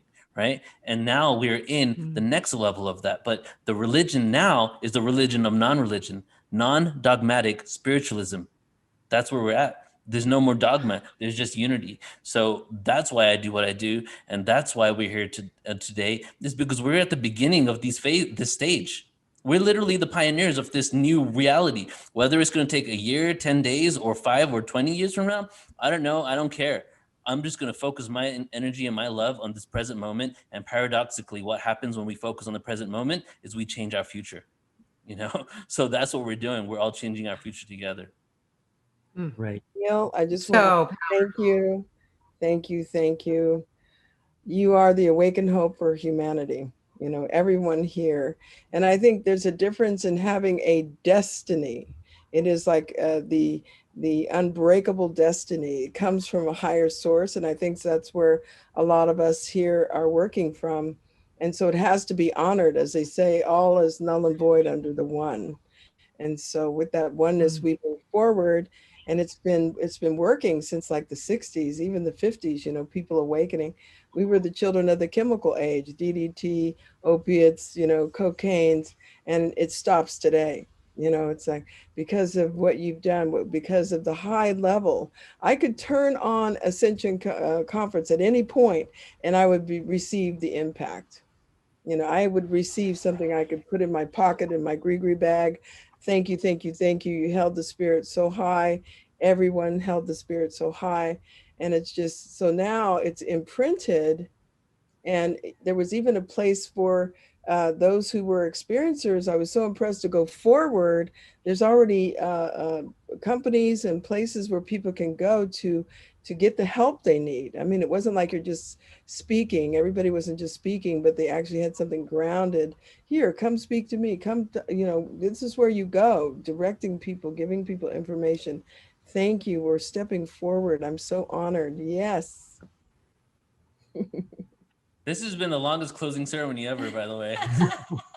I was just thinking that the juiciness of love that's in the house is keeping us to where we don't want to leave. Juicy. We just want to keep loving on each other. This is the biggest cuddle puddle ending of a conference ever. We're cuddling with each other because it feels so good to love and feel connected. Let's just another 5 days, you know, right now. Let's just go. Boom, 5 days. Start another 5, but this time we'll start at midnight. Come on, midnight at the midnight hour. Come on, come to Disclosure Fest. Disclosure Fest is going to continue the tsunami of love. I promise. With the speakers, with the perform Rising Appalachia and Jabe and Lotus Grace and the yoga, Sherry Ray, and our indigenous, you know, beautiful blessing. And there's a lot of good stuff coming, you know, next weekend. So we'll just, and Neil, you'll be there. Jimmy Church and Maura Hoffman will be there. Oh, I'd like to invite everybody to our 1000 Goddess Gathering. This is all hands on deck. People from around the world. We're doing global meditation for the goddess to bring the divine energy in. And you can go to 1000goddesses.net and join us for an online, we're out of Tiburon, but it's hundreds of ceremonies being done for both male and female people that are working with the minerals and the waters. So let's keep it going. Now we're going to pull in, this is from 2016, Mayor Cronwell. She's been putting these on to just before the election to ignite the divine wisdom, to bring in the softness, to bring in the love to the planet. Let's move it forward. So I just want to invite you, Neil, and everyone here to our 1000 Goddesses Gathering. Thank you, sir. Post that, if you could post that in the chat room too. I will, yes. All right, any final words, guys? Or have we already gone past that already? Brendan, Phil, John, and you've already had your final words, but you want final words? We should just go out by like saying love at the same time and clicking on. No, I'm gonna do a poem. Okay. okay. But we could do that first. All right, well, anybody? No? Oh, we're good? We're in the flow. Go for it. So I'm going to do a poem, guys, and afterwards I want to just take a moment to just bask in the energy of that while John dances to the poem. And I want us to just like no real conscious actual type of meditation, but just to breathe together in synergy, just to breathe together in that silence at the end of this, inhaling and exhaling and feeling going in and out of your body and connecting to the breath, the one thing that we all have that's for free, you know, the one thing that we all need, the many things we need to live, but that one thing that commonly connects us all is the breath. So here we go. This one is called the Ascension, which is perfect, I feel, for this event. The journey goes on for generations. The travelers would disperse their light amongst all the willingly incarnated souls. But what if the ones that didn't know? Amnesia of the internal endowment to reserve a place in the fifth dimension for themselves. The ego took control in a better life they shall never know. I welcome you, Dark One, into the lap of luxury followed by pain and woes. We all sold our souls to the devil, but the devil exists not. Negative energy we dub as evil creates the demons of whom we are fearful. Take the D from the demon, put it in front of the word evil, and now you have a personified devil. Our thoughts and experiences creates this creature only exists in the mind. Our desires and wants creates this full feature ego that keeps our lower selves from reaching the divine. Intellect, love and a perfect understanding we will have with one another. I welcome you, my brother, my sister, my lover, to become one, to help me become one before reality tears me from duality and back into ether's imagination. You see, I am the ghost of lives past. Generations have descended to gain these experiences. I pray the human situation is critical, mind analytical, won't let me forget the fall of angels and demons into this third dimensional world. Is this planet yours? May I hide amongst the lost souls? Hide out for a bit, drink some liquor, smoke some weed, and step outside for a cigarette? Yeah, sure, man. Here's a social security card. You may live. Reincarnated to a kid to live and give back to the society when I'm locked in borders. I smolder, but through the ashes comes a horde of abstract thought. It was not a ghost, a spirit, but just is. An enlightened individual. Equality minus the elitist political gold, the cynical flow, the pain and woes, and shamanistic pagan rituals. We will resurrect the Messiah in all of us. It's time to trust our brothers and sisters.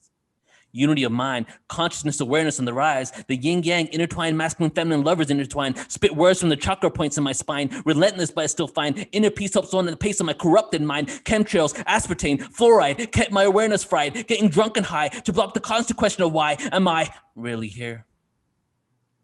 But now I know. It's to help humanity steer into the right direction. For every single one of you, I feel affection. We're in the same situation. So erase the awkward moments, trying to walk around and get that bonus. Remember, the Arcturians will be one of the group of interdimensional beings in the near future through mass landings will help us souls really breathe. So raise your frequency if this is what you want to see. And don't try to break free from the shackles of captivity that we formed in our own mentality, because you and I, we are, and we've always been free. Take a deep breath in. Send it out into the universe. Breathe in all the awareness from the last 5 days. Send it out into the ionosphere, send it out into the cosmos, and the Xerox machine known as the universe reflects it back down onto the planet Earth so that everybody can accept and enjoy and benefit from the merits that we've created here over the last 5 days, being together as one, being together as unity. Together we are changing the world right now. And I love every single one of you so much. Thank you so much. This has been incredible. We will do a post-conference. There will be a follow-up to this somehow, some way. Blessing. Good night, everybody. Blessings. Good night. We love you. You too. Love you so. Good night. Bye, everybody. Love. Amazing. Love. Night, everyone. Thank you for ending on that poem. Thank you.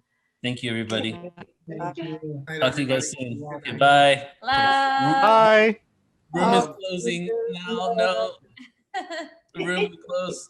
Look at all that. Look at all these messages. I think we gotta let the messages flow first. How do you get to the messages? Can you save them? Yeah, there's two little dots in the bottom right corner where you send a message, and just click that. And Save chat. When you're feeling low, just go through them. Read the messages. Seriously, watchers. The replay will go out in 2 days, everybody. So the replay is on YouTube right now, but if you want to watch it on our website, cut up by presenter, 2 days. You guys can check that out. Beautiful. I love that. All right. I guess I'll be talking to all of you probably within a couple of days. All right. Good night, everybody. Good night, everyone. Closing the room now. Okay. Bye.